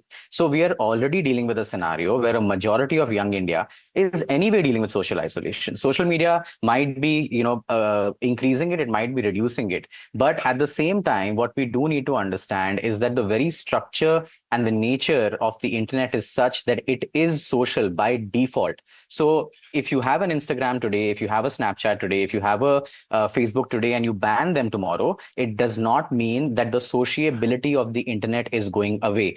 It just means that you have put a ban on specific platforms. New will come and they will probably most likely violate rules and regulations. Yes, there is a very high chance that children are already, using VPNs. There is a very high chance that even, for example, DPDP, the act, has an aspect of verifiable parental consent, where a parent has to verify that they consent that their child should be on social media. 80% of the parents are first-time mobile phone users, given their economic background as well. It's very easy to circumvent these rules in many cases, right? So there are those realities as well, but the key role of governance and regulation is to not say that we will ban aspect of sociability of the internet as a whole, It is to say that if a company is not complying, we will hold them accountable. If there are challenges on Instagram, if there is bullying happening, and I completely agree that a lot of the content on social media is very harmful for children, they should not be accessing it. And that is the reason why you have, different rules for different ages. Should a 4-year-old, 3-year-old be on social media? Maybe not. But does a 15-year-old deserve to be on social media? Maybe. And does that mean that social media needs to have certain, rules and regulations and governance patterns that are specific for that 15-year-old? Absolutely. So I feel like if we look at it in a very singular direction and we say that let's just ban it for every single person, we are snatching away agency of young people, and that will 100% lead to a greater degree of social isolation. And we cannot ignore that, in today's day and age. Right. So, Billy Broad, do you agree over here that if by putting a ban, we are taking away the agency of young people to be able to exercise choice? Because here I'm seeing some kind of Australian data which shows that 5.5 lakh accounts were blocked within days. So, as an educator, do you think this kind of shock intervention could change behavior meaningfully, or you think children are simply migrating to new platforms, which tends to happen because they are quick, they're born into this technology? I feel as an educator, one of the ways that, by banning this or preventing children from actually getting onto these platforms, specific websites, specific platforms that we know of, if you feel that that is the only way children are building their agency, I would beg to differ here, especially coming from an educator point of view. Because as educators, as parents, we know that there are so many other things that we can be doing in that time that we're able to free up, that blocks of time that we're able to free up and try and get the attention of a child. We know that we're going to be able to build agency. We need to be able to build discipline. We need to be able to build a certain amount of perspective and knowledge and integrity and values so that children are in a position to be able to be independent and to be able to start, building that discernment and slowly start taking these wise choices. The problem that I see with most of these social media platforms is that children just need to show up. They just need to log in. They don't even need to log out. The time they come back again, they're already logged in automatically. What I'm trying to say is there's literally no agency that the child has to do there. If a child looks at a post or looks at somebody else's expression, he or she doesn't even have to respond. He or she doesn't even have to write long replies to what he feels about that. He just has to say like or dislike. He has to just be polarized. And that, I think, is not helping. While we may feel that this is building agency, what it might be doing is taking away agency and not allowing us the opportunity to build agency where it really matters. That is my perspective as an educator. But, future generations are going to interact very differently from what we are used to. And Benjamin, social media, we've known it to enable youth activism in a certain kind of way that we didn't in the past. Learning, marginalized voices, getting a platform. So when you talk about bans, are we risking silencing exactly those kind of groups that rely on digital platforms for visibility, for a sense of community? Absolutely. Let's take the Iran protests as an example. The Iran protests were not covered well in the United States, in Europe, at all by the mainstream media. But they were covered quite comprehensively on X, formerly Twitter, and also to a certain extent on Instagram. Now, that is the main way in which young people are getting their news. If we're in a position in which we are removing one of the main sources of information from the future citizens who not only will be voting, but are meant to be discerning citizens in a deliberative democracy in India, the world's largest democracy, but across all of the countries that face these issues about participation and integration, we are undermining from a very early age, and of course 15, as one of your panelists points out, is not so young, the ability of people to then become active and conscious participants in their society. Dr. Shetty, where do you stand? Because I saw you raising your hand when Billy Broad was speaking. We see higher vulnerability among adolescent girls, something I spoke about, sexual minority youth as well. So this kind of universal ban, would it protect them, or you think they need more nuanced platform-specific safeguards instead, like is being suggested here on this panel? Replace the agency with human beings. Let them talk to more friends, sleep enough, and play more. I think that is the biggest challenge. We have to fight alienation and loneliness. If at all you think a child with autism does extremely well on the internet, but it's not the Facebook, the Instagram they need. They need other internet internet devices, another game. You start with a bang and then you find a nuanced answer. But most of the platforms are not there to help people manage it, and even the safety mechanisms don't work at all. And I would say that it's a gadget addiction and epidemic. And when there's an epidemic, you need a movement. And ban is the first method. Maybe after that, we might find much better answers. So first a ban and then better answers. Anshul Tiwari, what do you make of that? What, according to you, is the single most effective alternative policy? You know, I do vehemently disagree with that. I want to address one thing that Willie Broad sir said, which is that on social media, firstly, I think we need to understand that what I'm saying is that for different age groups, you can have different regulations, and it's very important to note this because content regulations can still exist while you don't ban social media. Feature regulation can still exist while you don't ban social media. You still can decide how the algorithm operates for a person who's 15 versus a person who's 25. And a government making a law that mandates it for tech companies to do this in this manner is going to be far more effective than a blanket ban on social media. Second thing, that if we assume that bullying, that loneliness, and that issues like polarization do not exist in the real world, in schools, in classrooms, in families, then we are actually completely wrong. They also do exist in those areas. So do we ban those spaces? We cannot ban those spaces. We in fact look at intervening in those spaces. We look at digital literacy curriculums. We look at curriculums that enable young people to think about seeking help, to think about, like Sir said, talking to people, maybe going out and playing. It doesn't mean that we ban one format of engagement as a whole just so that they can be forced to go to the other format. We build more organic intent to go to the other format. So I still do stand by what I said, that a blanket ban will not help. I also do agree that at the end of the day, the companies are here to make profit. And that is why I again repeat that a regulation for age-based technology development is what we truly need and what will truly resolve this issue for the longer run. Let me take this across both to Willie Broad and to Benjamin, and perhaps we can get both your views. And I know that you stand on two opposite sides of this spectrum, but Willie Broad, schools increasingly dealing with cyberbullying. You see the fallout offline as well. Educational institutions, being formal stakeholders in any kind of regulation. Do you think, is that something that we need, or do you think it's risking turning schools into digital police? I'll go to you first and take that to Benjamin. The way I think about it is students really need, especially young children today, they need the language of emotional literacy. They just don't know how to express themselves. They don't know how to process their feelings. They don't know how to speak clearly or request for what they want and things like that. And that is creating tremendous amount of problems. What we are also seeing, like I'm just taking a parent's shoe, and I have two beautiful daughters, and my wife and I, we're always thinking, if we put them on social media or if we give them access to that, would they be growing from the outside in versus growing from the inside out? And as an educator, as a school leader, I would want to build systems and I would want to build schools that really help children truly discover who they really are, find their voice, find what they want to go after, find their meaning and find their purpose. And hopefully that would set them up for success in long-term life. What I'm trying to say is I don't want to ban social media for them. I would probably want to delay it for a time when they're absolutely ready for it. Benjamin, the backlash argument says that bans are technologically naive. What do you say to that?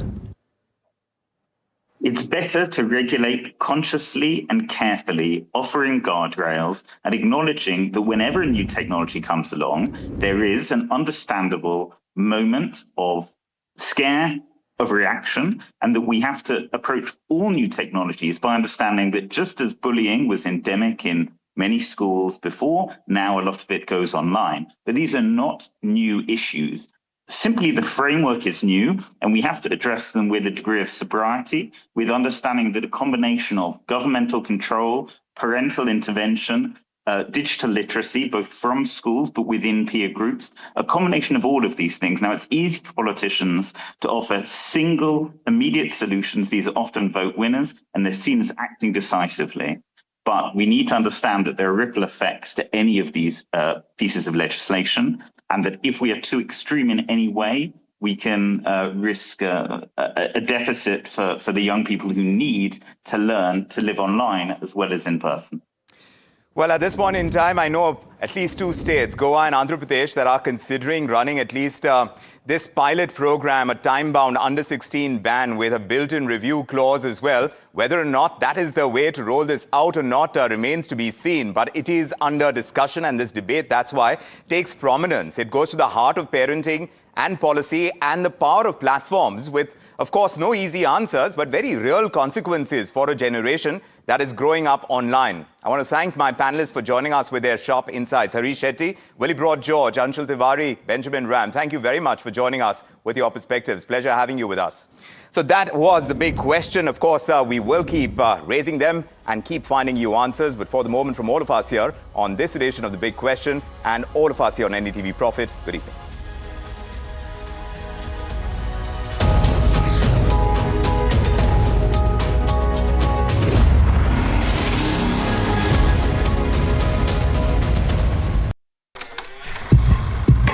लोग कहते हैं कि जिंदगी एक film की तरह होती है, लेकिन मेरी जिंदगी सिर्फ एक फिल्म नहीं, एक ब्लॉकबस्टर फिल्म है। बचपन से पता था मेरे सपनों में दम है, आगे नहीं सबसे आगे जाना है, स्टार नहीं सुपरस्टार बन के दिखाना है। नाम मिला, फेम मिला, प्यार मिला, I was not just running, I was flying।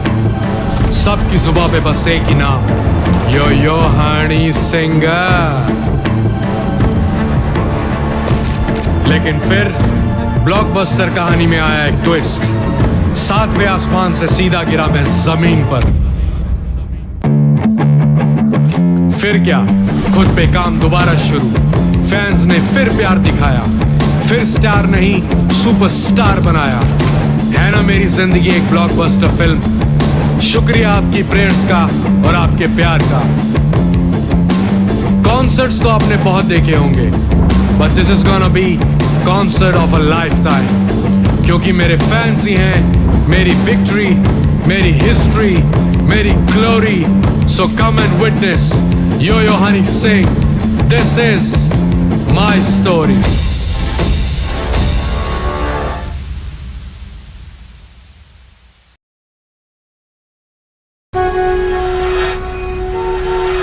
On 1st February every year, hope becomes a question. Will I save more? Will I grow more? साहिबान, मेहरबान, कदरदान, कुछ अच्छी खबर मिलेगी क्या?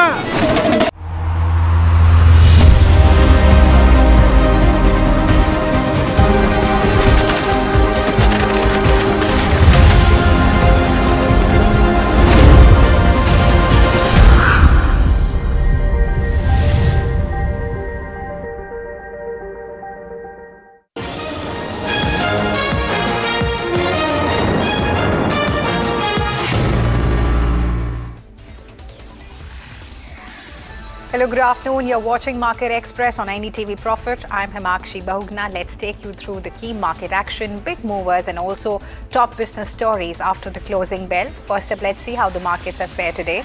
So it was a good day of trade on the Lal Street as markets have ended on a positive note for second straight day.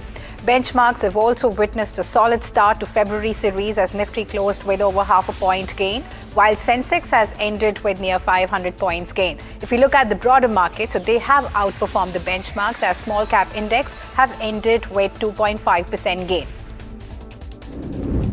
And looking at the sector, so it was another good day of trade across most of the sectors, with defense counters leading the pack, followed by energy and metals. And on the losing side, pharma and FMCG stocks witnessed some sort of selling pressure in trade today. And let's look at some key earnings of the day. First up, we have Maruti Suzuki that has reported mixed results for the third quarter. Revenue rises sharply, but profit falls short, hit by a one-time 600 crore impact from the new labor codes. Now, operating earnings are also broadly in line with the expectations. While margins take a hit here, the company sees steady growth, but cost and regulatory changes weigh on the bottom line. Next up, we have TVS Motor. So that has delivered a robust third quarter with strong double-digit growth across the board. Now, revenue has surged 37% to 12,476 crore rupees, while the EBITDA has jumped 51% to 34 crores, expanding margins to 13.1% from 12% last year. So net profit has also seen a solid 52% rise, coming in at 940 crore rupees. And, the company has taken a one-time hit of 41.4 crore rupees on account of the new labor codes as well. But overall, if we look at TVS Motor closes the quarter on a powerful footing. And next up, we have Craftsman Auto. So that has delivered a strong quarter with net profit jumping to 107 crores. And this is a sharp rise from 12.9 crores a year ago. And if you look at the revenue, so that has also grown 30.5%, nearly 31% to 2,057 crores. And this is supported by solid demand across the key segments here. Operational performance, if we look at, so that has also improved. EBITDA has risen 57% to 312 crores. So this is also lifting the EBITDA margin to 15.2% from 12.6%. So what's the takeaway here? This is a robust quarter driven by strong revenue traction and also improved cost efficiencies for the company, marking one of the company's best performances yet. And Novartis India has posted a weak set of numbers with a dip in key metrics. EBITDA has declined 12.9% to 22.2 crores versus 25.5 crores, while the profit has also fallen 36.8% to 16.1 crores from 25.5 crores. Revenue was down 7.6%. It stands at 85.9 crores as compared to 93 crores in the same period last year. And if you look at the operating margins here, so they have eased to 25.8% from 27.4%, and this is reflecting softer top line performance for the company. Next up, we have Bharat Electronics. So that has surged in trade after posting a strong quarter. Profit has jumped over 20%, and this is backed by robust revenue and also healthy operating earnings. Margins have improved slightly, reflecting efficient operations, and the company's order book remains solid at over 73,000 crores, highlighting continued demand for its defense and electronics products. Let's look at some brokerage notes, viewers. The brokerages have remained sharply divided on Asian Paints post its Q3 results. So Jefferies, if we look at, so they have remained positive, pointing to the steady volume growth and also resilient margins despite competitions. Morgan Stanley, however, and Citi, they have, they are staying cautious, and they're also saying that demand is patchy here. Growth, misses the expectations, and also competitive pressures remains, equally high, keeping the outlook extremely challenging. And brokerages are also largely bullish on Marico after a strong third quarter marked by healthy growth across the key segments. Even as margins stay under pressure, Morgan Stanley says that the quarter is in line with steady execution and also improving the growth visibility. Jefferies is staying more upbeat, and it's also lifting its target as the momentum continues across core brands, premium personal care, and also overseas markets despite a softer showing in foods. Viewers, Tata Consumer has reported a strong third quarter with margins up sharply on the back of robust growth in its key businesses. Now, India foods and growth segments post solid gains, while plantations, also do well for the company. International operations, if we look at, so they have faced some sort of margin pressure, and coffee price volatility weighs on the non-branded earnings for the company.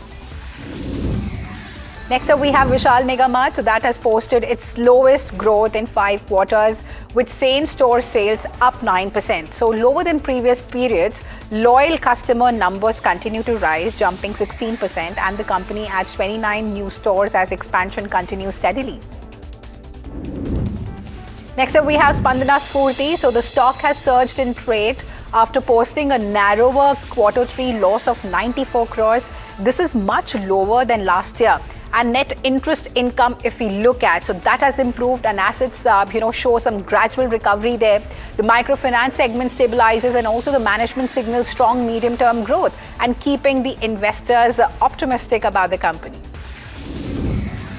Next up, we have CSB Bank. So that has, cracked as rising asset stress and higher provisioning weigh on the results here. The bank posts a marginal profit of 153 crores in Q3, even as net interest income grows strongly. Gross and net NPAs rise sequentially. This is prompting some sort of profit booking despite earlier support, from a strong gold loan book. Next up, we have PC Jewelers. So that has posted another steady quarter, marking its third straight period of recovery. Operating performance improves to levels last seen a few years ago. This is helped by sharply lower debt and also interest cost. So management is saying that the company is close to becoming debt-free and also signs off an aggressive expansion plan ahead. Viewers, SBI Life has posted steady growth for the third quarter. Profit rises moderately while premium collections jump more sharply. Solvency remains strong here, though slightly lower than the previous quarter. Customer retention shows a small dip across both 1-year and 5-year policies, reflecting some sort of softening in the persistency.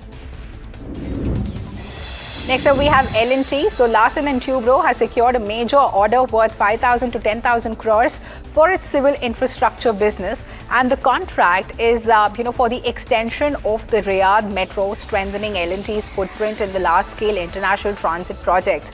So this win adds significant visibility to the company's order book and also underscores its strong execution capabilities in the global mega infra builds. Next up, we have Rail Vikas Nigam Limited, that is the RVNL. So that has been declared the lowest bidder for a 242 crores contract awarded by the South Central Railway. Now, the project involves a key rail infrastructure work and is also scheduled to be completed within 24 months. And winning this bid strengthens RVNL's order pipeline and also reinforces its strong execution presence within the Indian Railways network. Next counter we have is ABB India. So that has secured a significant order from Titagarh Rail Systems to supply traction and also auxiliary equipment for upcoming metro projects. Now, the contract includes systems for 22 6-car train sets and also an additional 18 train sets, marking a strong boost to ABB's transport solutions portfolio. Now, the execution timeline for the entire order is 3 to 4 years, offering solid medium-term revenue visibility. Let's look at some brokerage notes. Citi is turning sharply bullish on silver, lifting its near-term outlook to around 150 an ounce. And the bank has said that the investor money is driving the move, much like gold, but with bigger swings here. So Citi calls silver gold on steroids and sees strong upside before prices look stretched.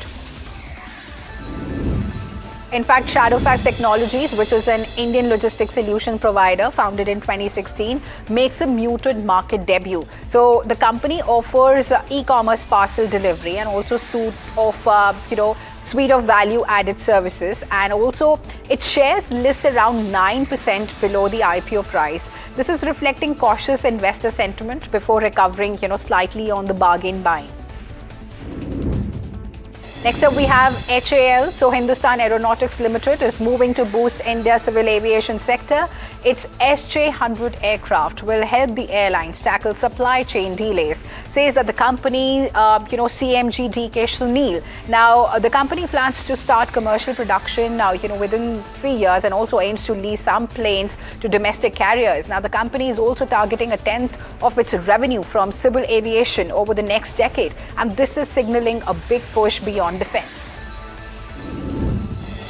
Here's a Boeing forecast that India and the broader South Asian aviation market will require 3,290 new commercial jets over the next 20 years as passenger demand grows. So according to sources familiar with the company's outlook, the plan, reflects expectations of rising air travel within the region and also the expansion of domestic and international networks. Now, India alone is expected to account for a significant share of its, of these aircraft deliveries. And this is driven by low-cost carriers and also fleet renewals. So Boeing is also seeing strong demand for related services and also maintenance. And the outlook underscores South Asia's role as one of the fastest growing global aviation markets. Viewers, the budget session of Parliament has officially begun with President Draupadi Murmu addressing a joint sitting of both the houses. The session will run in 2 phases till April 2nd, with key focus areas expected to include taxation, government spending, fiscal consolidation, infrastructure push, and also employment. So what's also drawing attention, this year is the timing. Finance Minister Nirmala Sitharaman will present the Union Budget for 2026-27 on Sunday, that is February 1st. And so this is an unusual move because it has never happened on a Sunday. And the economic survey will be tabled just before the budget, with markets already building expectation. Now, the session could set the policy tone for the entire year.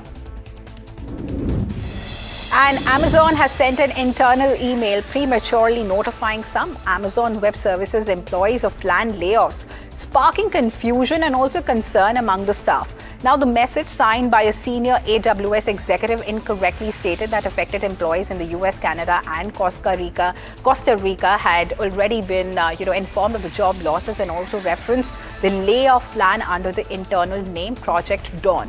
Now, a scheduled meeting linked the announcement was quickly cancelled after the error, and the company has not publicly confirmed the overall layoff plan, although earlier reports said that broader job cuts were expected this week. And shifting our focus to global investors now that are already placing their big bets on India's digital future. So global investment firm Blackstone is planning to invest over 10,000 crores to develop a hyperscale data center campus in Chennai, strengthening its digital infrastructure footprint in India. So the project, this is led by Blackstone's data center arm, Lumina Cloud Infra, will be built on a 16-acre site in Ambattur and also feature an initial IT load capacity of about 260 megawatt.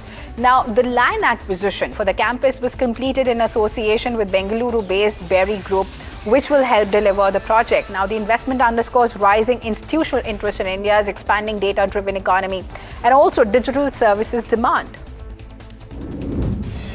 Here's the AI wave that is driving data center demand is also fueling one of the biggest investment races globally. SoftBank Group is in talks to invest up to an additional $30 billion in OpenAI, according to people familiar with the matter.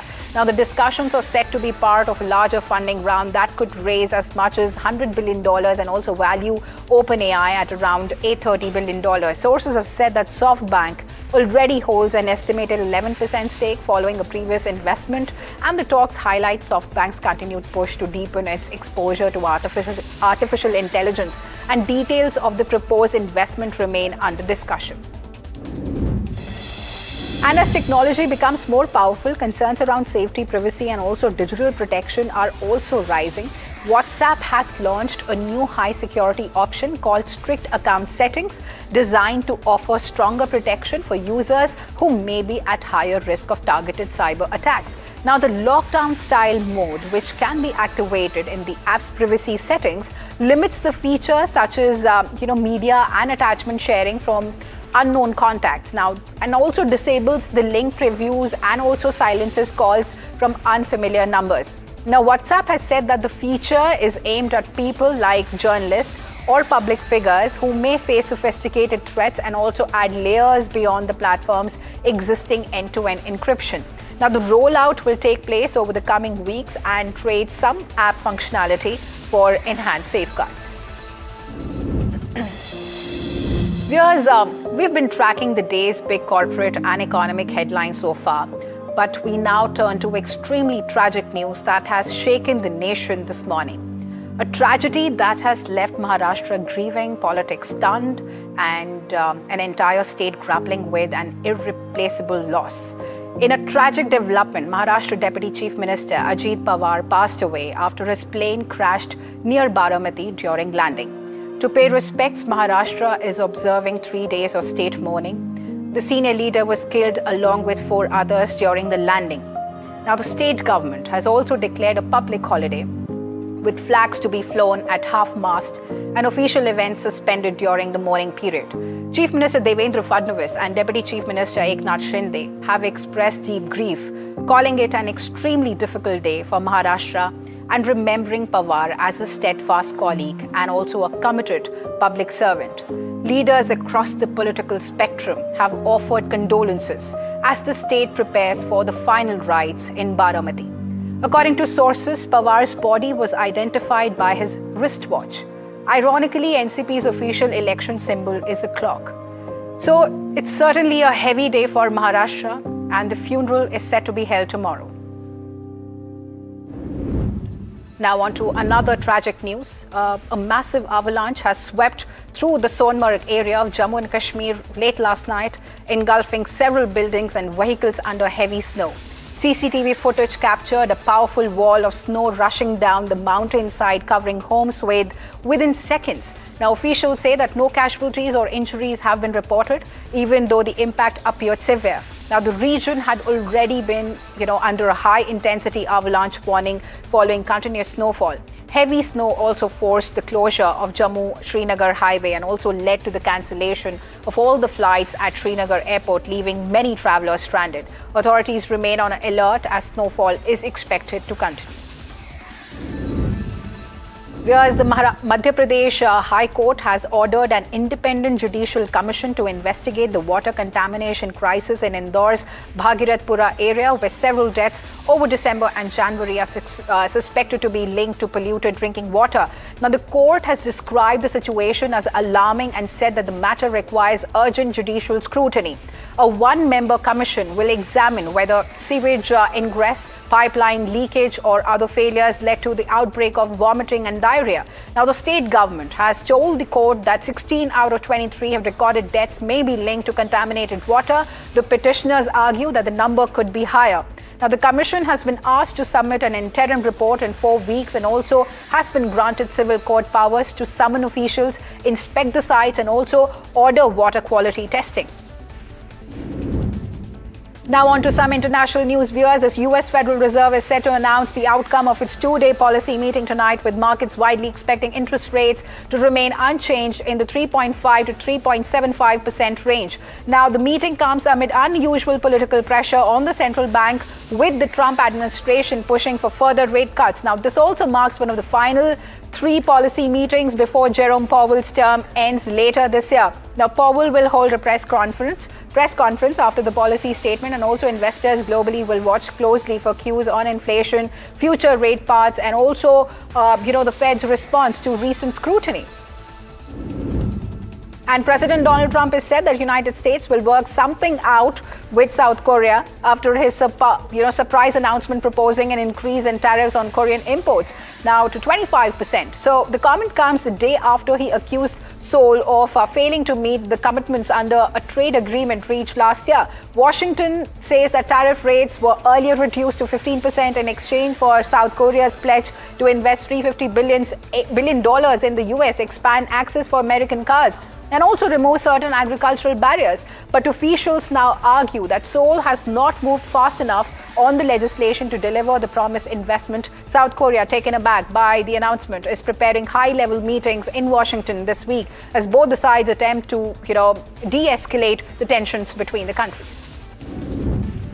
And US President Donald Trump has said an additional US armada of military vessels is moving towards Iran, and also expressed some sort of hope that Tehran will make a deal with Washington amid the rising tensions. Trump has described the deployment as a show of force while still holding the door open for negotiations. Even as Iran's foreign minister said that there have been no direct talks requested with the US, the deployment comes amid heightened US military activity in the region, including the presence of carrier strike group and also increasing regional unease about possible escalation. Iran's leadership has warned that any sort of use of neighboring territory or attacks against it would be deemed hostile, underscoring the fragile standoff. And Texas Governor Greg Abbott has ordered all the state agencies and public universities to halt the new H-1B visa hiring with immediate effect, saying that taxpayer-funded jobs must first go to the Texans. Now, the directive, which lasts until May 31 of 2027, bars state institutions from filing new H-1B petitions unless they receive written approvals from the Texas Workforce Commission. Agencies must also submit detailed reports by March outlining how many H-1B workers they employ, their job roles, visa expiry dates, and also proof that qualified Texas candidates were considered first. Now, the move aligns with an ongoing federal review of the visa program under the Trump administration. Now on to some sports news. Viewers, Delhi Capital skipper Jemima Rodriguez has been fined 12 lakh rupees for maintaining a slow over rate during the team's WPL match against the Gujarat Giants. Now the sanction imposed under the league's code of conduct now counts as her first offence of the season. Delhi has lost the game by 3 runs in Vadodara, slipping to 4th place on the points table with 6 points and a negative net run rate. The team is now locked in a tight battle for a top 3 finish and also will face bottom placed up Warriors next in a must-win clash.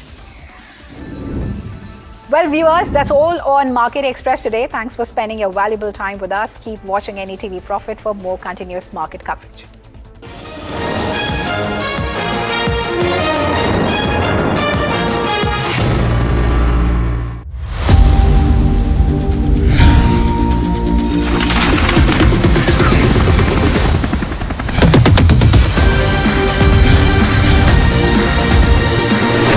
Budget 2026, the growth agenda.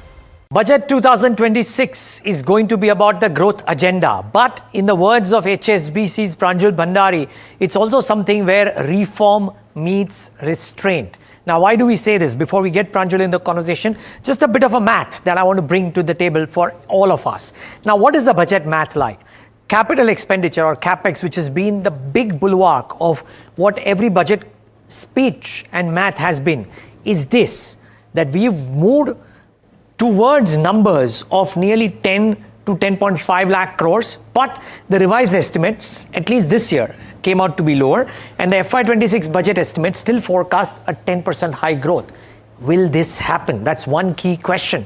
Let's move on from the capital expenditure math to the tax revenues of the central government. Here too, the assumptions to some people seem stiff, but for a lot of other people, there are multiple ways in which tax revenues could actually get bolstered in the times to come. So let's keep a keen eye out for the number for FY26, more than what the revised estimate for FY25 turns out to be.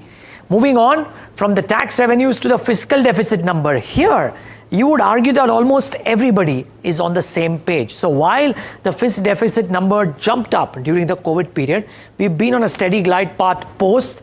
The expectation is that this 4.4 number could also be met because this government is very, very focused on meeting the fiscal glide path under any circumstances at all. So these are the key numbers with which the budget thing works with. And of course, like I said, capital expenditure remains the big bulwark of almost any budget speech. The question though to our guest, Pranjul Bhandari, as she joins in the studios, or rather on the show, is whether or not this period of restraint that the government might have to exercise, will it be impacted by the need for reforms? Pranjul, great having you. Thanks so much for joining in. And I loved the headline, if I can call it that, of your report, wherein you mentioned that reform meets restraint, but you do believe that on most counts, the government will be able to live up to the numbers that the street has been working with or the government is forecast. Yes, absolutely. Thanks for having me here. So look, there is the budget for FY26. The government had made lots of promises last year. So the first question is, will that be met? And then what are we expecting for the next year, FY27? Now, FY26 was an interesting one because we suddenly saw like the GST tax cut on top of the income tax rate cut. So therefore, tax revenues had been very weak. But interestingly, non-tax revenues came to the rescue. And within that, it was basically dividends. Dividend from the RBI, dividend from PSUs, especially oil marketing companies. I think that has been able to plug a lot of the hole which the tax rate cuts created. And then the government was also able to cut some of the current spending, basically, money it puts into different schemes. And I think on the back of all of that, the 4.4% fiscal deficit target of FY26 will be met. I'm also going to stick my neck out and say that for FY27, the next fiscal year, the government will be bringing down the fiscal deficit from 4.4 to 4.2% of GDP. Now, this is important.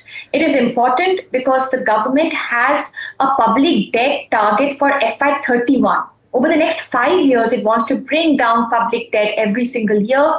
And from that, we can back calculate what the fiscal deficit should be in order to bring down the public debt. And when we do that calculation, we expect the fiscal deficit to fall from 4.4 to 4.2% of GDP in FY27. I would say this is not a very difficult task at all. In the last few years, we've been bringing down the fiscal deficit by a lot more, like 0.4, 0.6, 0.8% of GDP. The government has had to really cramp expenditure. But this time around, it's only 0.2% of GDP, which I think will happen on the back of some cuts in some of the centrally sponsored schemes. Now, the government runs a lot of centrally sponsored schemes, but unfortunately, in the last 5 years, they've actually doubled in number. You don't want to have too many because then you're running thin and you're too widespread. You want to focus on a few and really do well in those. So I think some sort of merger between schemes is going to happen, and that will help us bring down some of the expenditure, which will help us reach the fiscal deficit target. So all in all, my point is that without too much effort, I think we will be able to tread on this glide path that the government has laid out. And generally speaking, this is good for macro stability.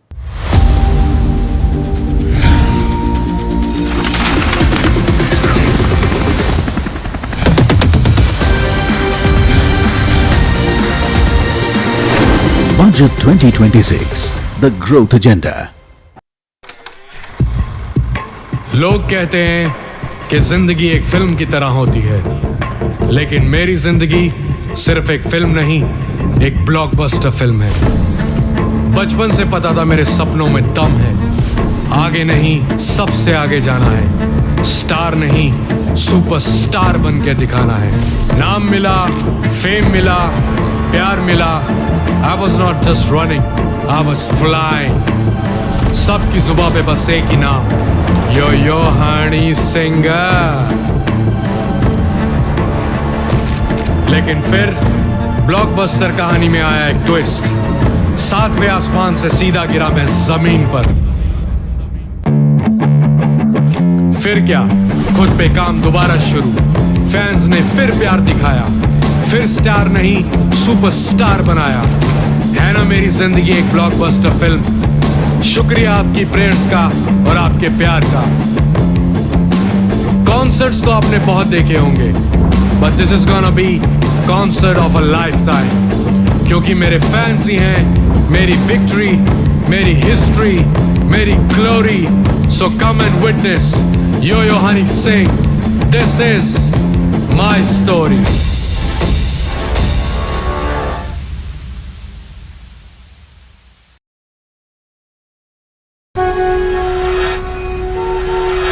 On 1st February every year, hope becomes a question. Will I save more? Will I grow more? साहिबान, मेहरबान, कदरदान, कुछ अच्छी खबर मिलेगी क्या? How will this budget change my life? One person has all the answers for Bharat. Union Budget 2026 on NDTV Profit. NDTV Profit on करो जरा, कब से बोल रहा हूं, कोई सुनता ही नहीं। A very special moment for us as we announce NDTV Master Stroke, the NDTV Art Awards. M3M presents NDTV Master Stroke Art Awards, an odyssey of creative brilliance with Maharashtra's Deputy Chief Minister Ajit Pawar passes away after his private jet crashed in Baramati. Pawar to be cremated with full state honours tomorrow. The state declares a holiday for today along with 3-day state mourning. Market ends higher for the second consecutive day. All sectors barring pharma and FMCG close in the green, with Nifty oil and gas as the top gainer. Broader indices finished over 1% higher. ACC reports Q3 numbers in line with estimates, with profit of 365 crore versus net loss last year. Revenue jumps 22%, volumes went up by 18% compared to previous year.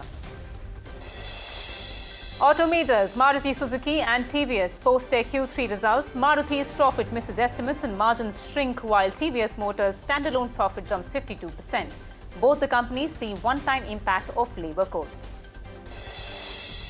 Shadowfax closes lower after a weak debut on the bourses, lists at 9% discount to the IPO price. Government mulls expansion and definition of startups in the upcoming budget. Sources say the broader definition will allow companies to pivot fields. That's an NDTV Profit exclusive. Parliament's budget session begins. Trump's tariffs, SIR and the G-Ram-G Act are the key issues likely to be on the agenda. President Murmu says the government is committed to social justice, as that work is being done to further empower the poor. US Federal Reserve may keep interest rates unchanged at 3.75% as it meets amid political pressure to cut rates from the Trump administration. Experts expect the Fed to pause cuts until June of 2026.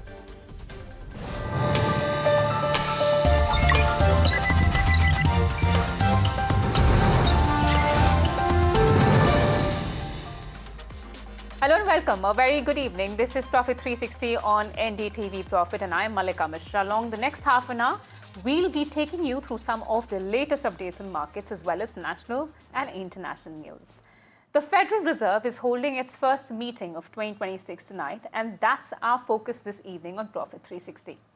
Experts expect the Fed to keep interest rates unchanged at 3.5% to 3.75%.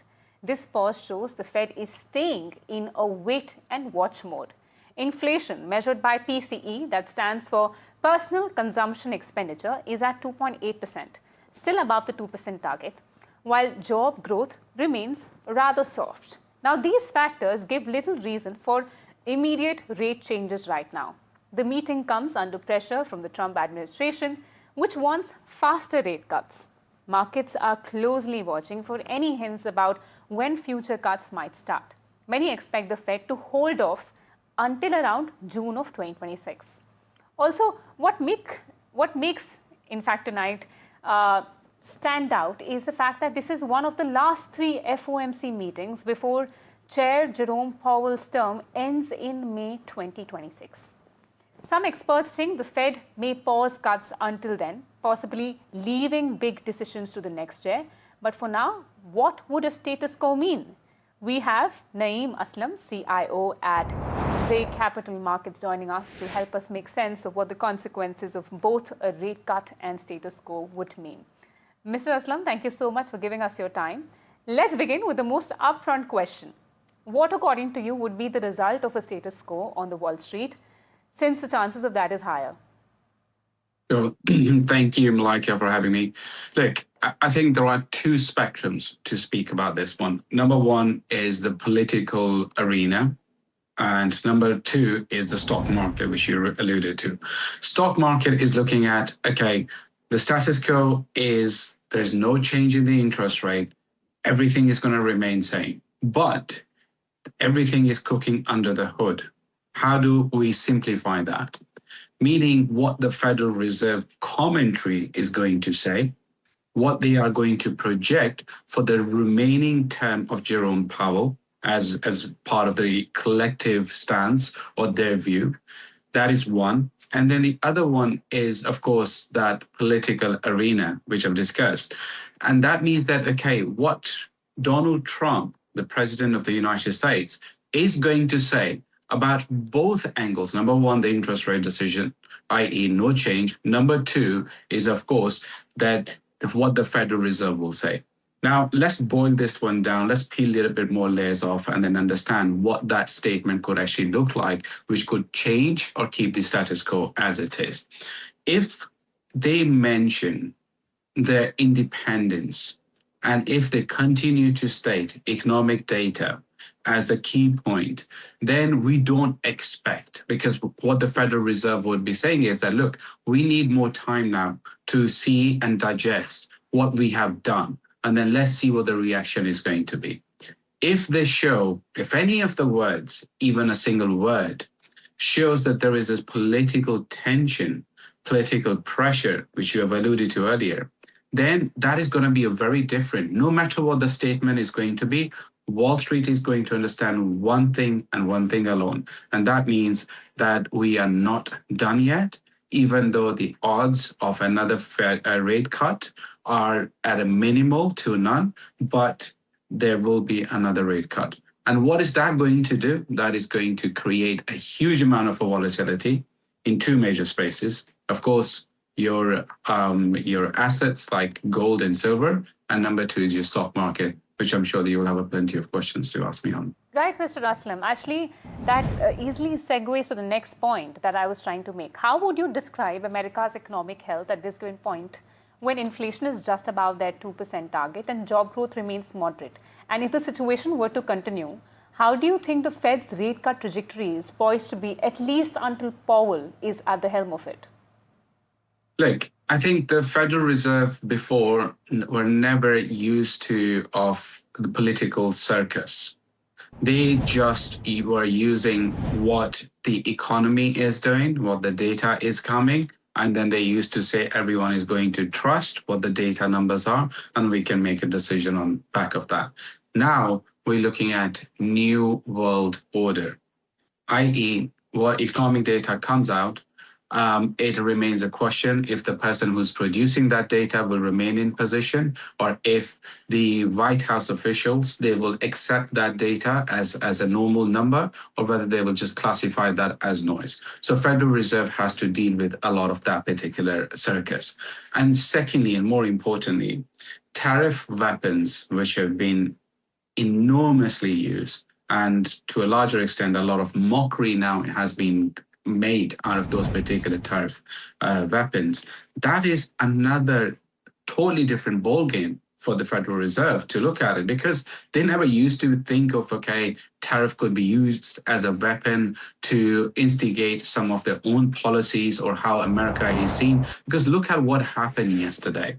The deal between EU and India. I mean, that is a phenomenal deal in two terms. Number one, it shows you there's a desperation to move away from the current partners. And number two, there is an urgency to do it now in order to stop the further reaction. So if I am the head of a Federal Reserve and I'm looking at these particular angles and I'm looking at them, I'm also paying attention to these particular factors as well. Okay, now Europe, in terms of our trade deals with them, that is also going to have an impact on our economic growth, on our economic numbers, on our economic data. So we need to be mindful of that, because Federal Reserve doesn't just look at one data point or one particular data set from one particular month and make a decision. For them, the decision needs to be used with the lens which has a foresight, and then they can decide based on that one.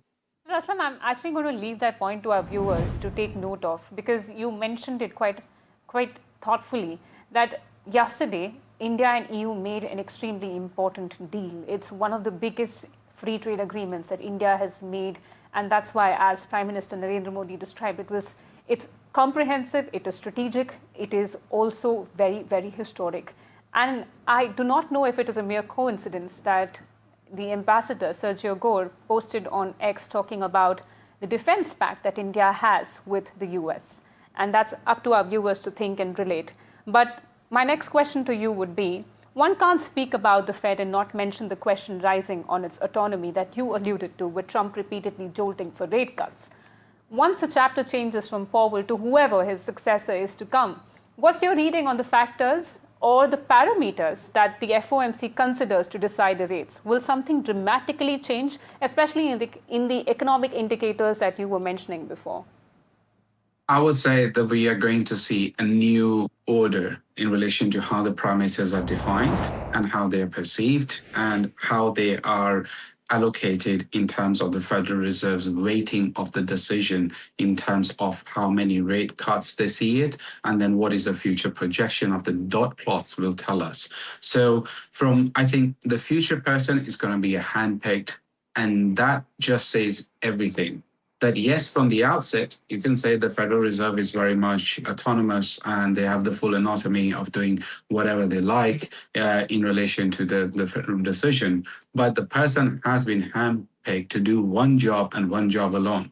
And that is to bring back two things. Number one, bring back dovish monetary policy back in, which the stock market absolutely love.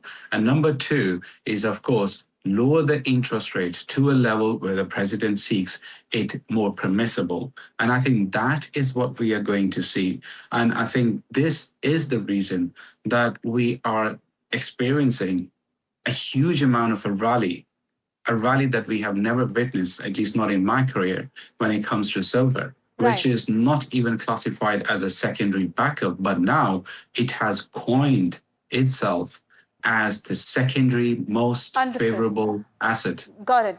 Mr. Aslam, sorry to cut you off over there because I'm losing time. I just have 30 seconds left. I really need to ask you.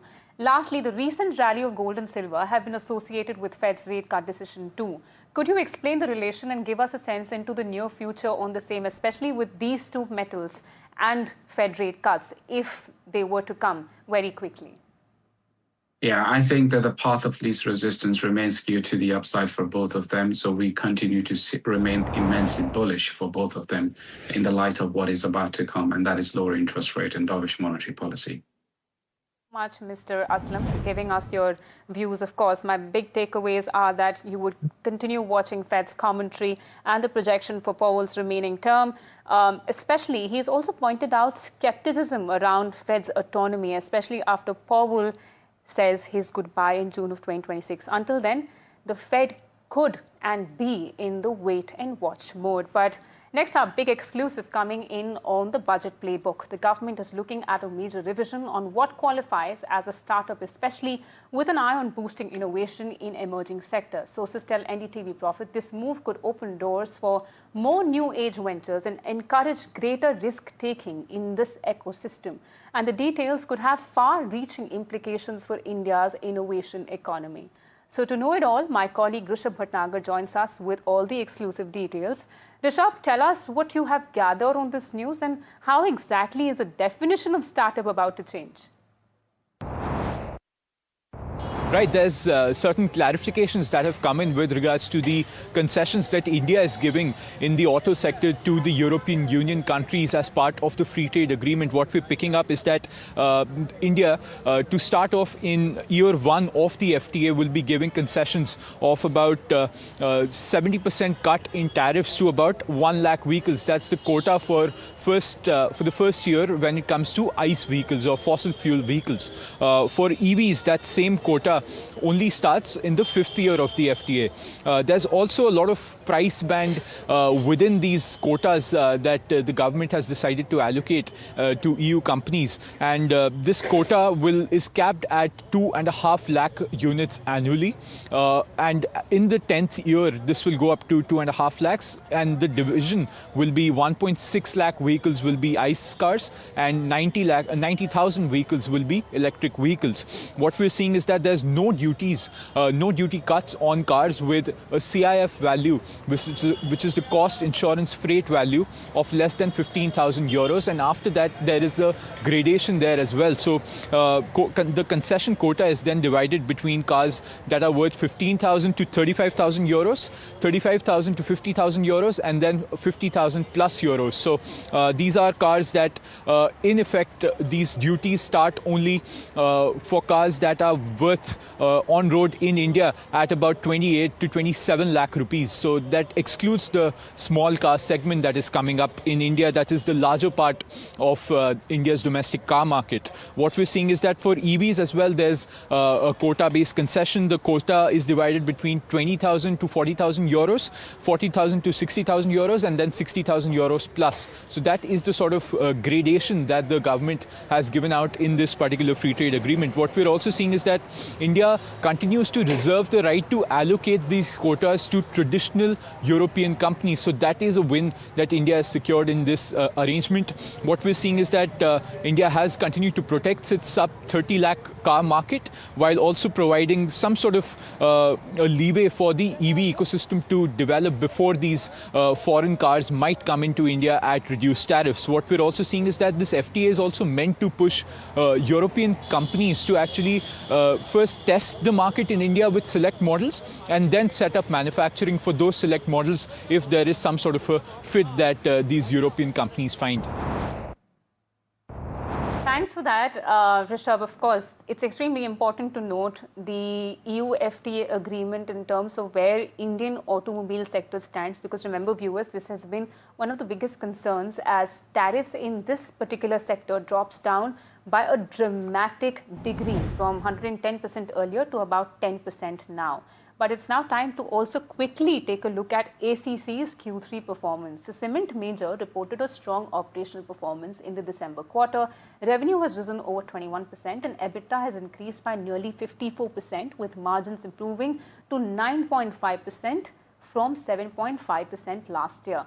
However, on the downside, the reported profit stands at 404 crore rupees as opposed to 1,092 crore rupees a year ago, impacted by a one-time cost of about 50 crore rupees linked to labour code adjustments. The street will now track how much of this margin momentum is sustainable going ahead.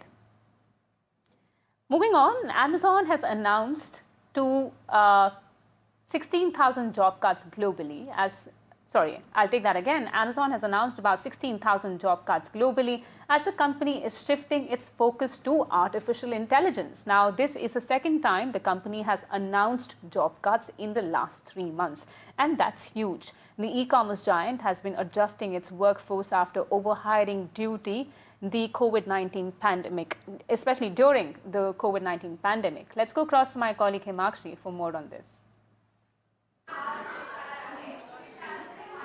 Yes, Malika, so Amazon has confirmed another major round of global job cuts, this time impacting about 16,000 employees, worldwide. So this announcement comes after this internal email, discussing the layoffs and was accidentally sent to the staff members, as we've reported, earlier in the day today as well. So according to the company, this move is actually a part of a broader, organizational restructuring, and this is aimed at reducing the ownership and also removing the bureaucracy, to streamline the operations there.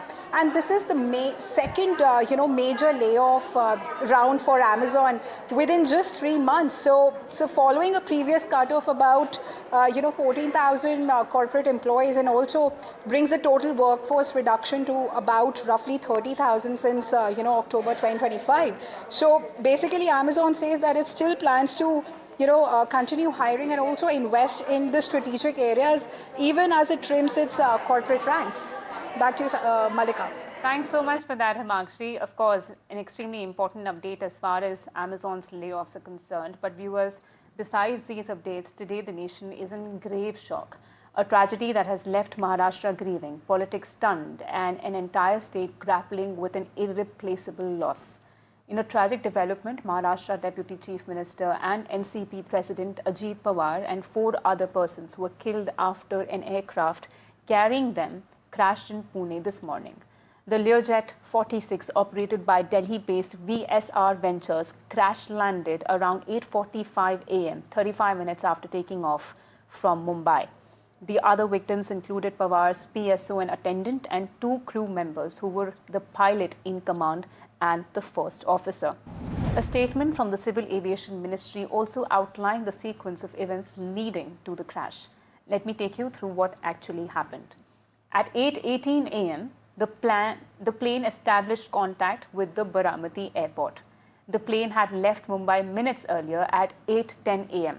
The plane's next call was 55.6 kilometers from Baramati airport. The crew inquired about the winds and visibility. The aircraft then reported its final approach to runway 11, and runway was not in sight to them. At 8:30 a.m., first landing attempt at Baramati failed. After go-around, the aircraft was asked about its position, and crew reported on final approach of runway 11. After a few seconds, they reported that the runway is in sight, and at 8:42 a.m., second approach for landing initiated. At 8:43 a.m., the plane reportedly went silent, means it stopped sending automatic dependent surveillance broadcast. The ATC saw the flames around the threshold of runway 11 at 8:44 a.m. What did the eyewitnesses say? Listen in. आंखों से देखा है, बहुत दुख भरी, दर्द भरी घटना है। ये हमने देखा कि एरोप्लेन जब नीचे आया था, ऐसा लग रहा था उसका क्रैश हो जाएगा, ऐसा हम सोच रहे थे, तभी क्रैश हो गया। हम देखे कि हमें लगा नहीं क्रैश हो गया है, लेकिन एयर ट्रैप पे उतरेगा ऐसा लगा, उतर रहा है, लेकिन क्रैश हुआ और उसके बाद स्फोट हो गया उसका जबरदस्त। स्फोट होने के बाद वो हम देखने आए पहले देखा तो उसको आग लगी थी पूरे प्लेन को, और उसके बाद 4-5 स्फोट हो गया विमान में उसका। And viewers, my colleague Anuj Rayate joins us with more details. Anuj, what do we know so far as the probe is concerned on this extremely important and significant plane crash? Well, the probe is going to be very crucial, going forward, because this is a very high-profile case that, agencies and authorities at multiple level are looking at. I'm currently standing outside Baramati's Vidya Pratishthan ground, where there are multiple people, people in flock are walking in and out. It's been close to 10 hours since the tragic death of Ajit Pawar and the 4 other attendants with him. And since then, entire Baramati is now, in fact, we just came here an hour back, and it seems that the entire city is mourning a death of their close or a personal, someone in their family. But as far as the probe is concerned, after the body was taken to the hospital, in the medical college, and then later the attention went to the probe area, we saw that several leaders also visited the spot, and more importantly, just a while back, a forensic team also visited the place. Now, what is going to be crucial in cases like these is to understand whether they are able to recover the information from the black box, because as we know, there is a theory that we have that the pilot went around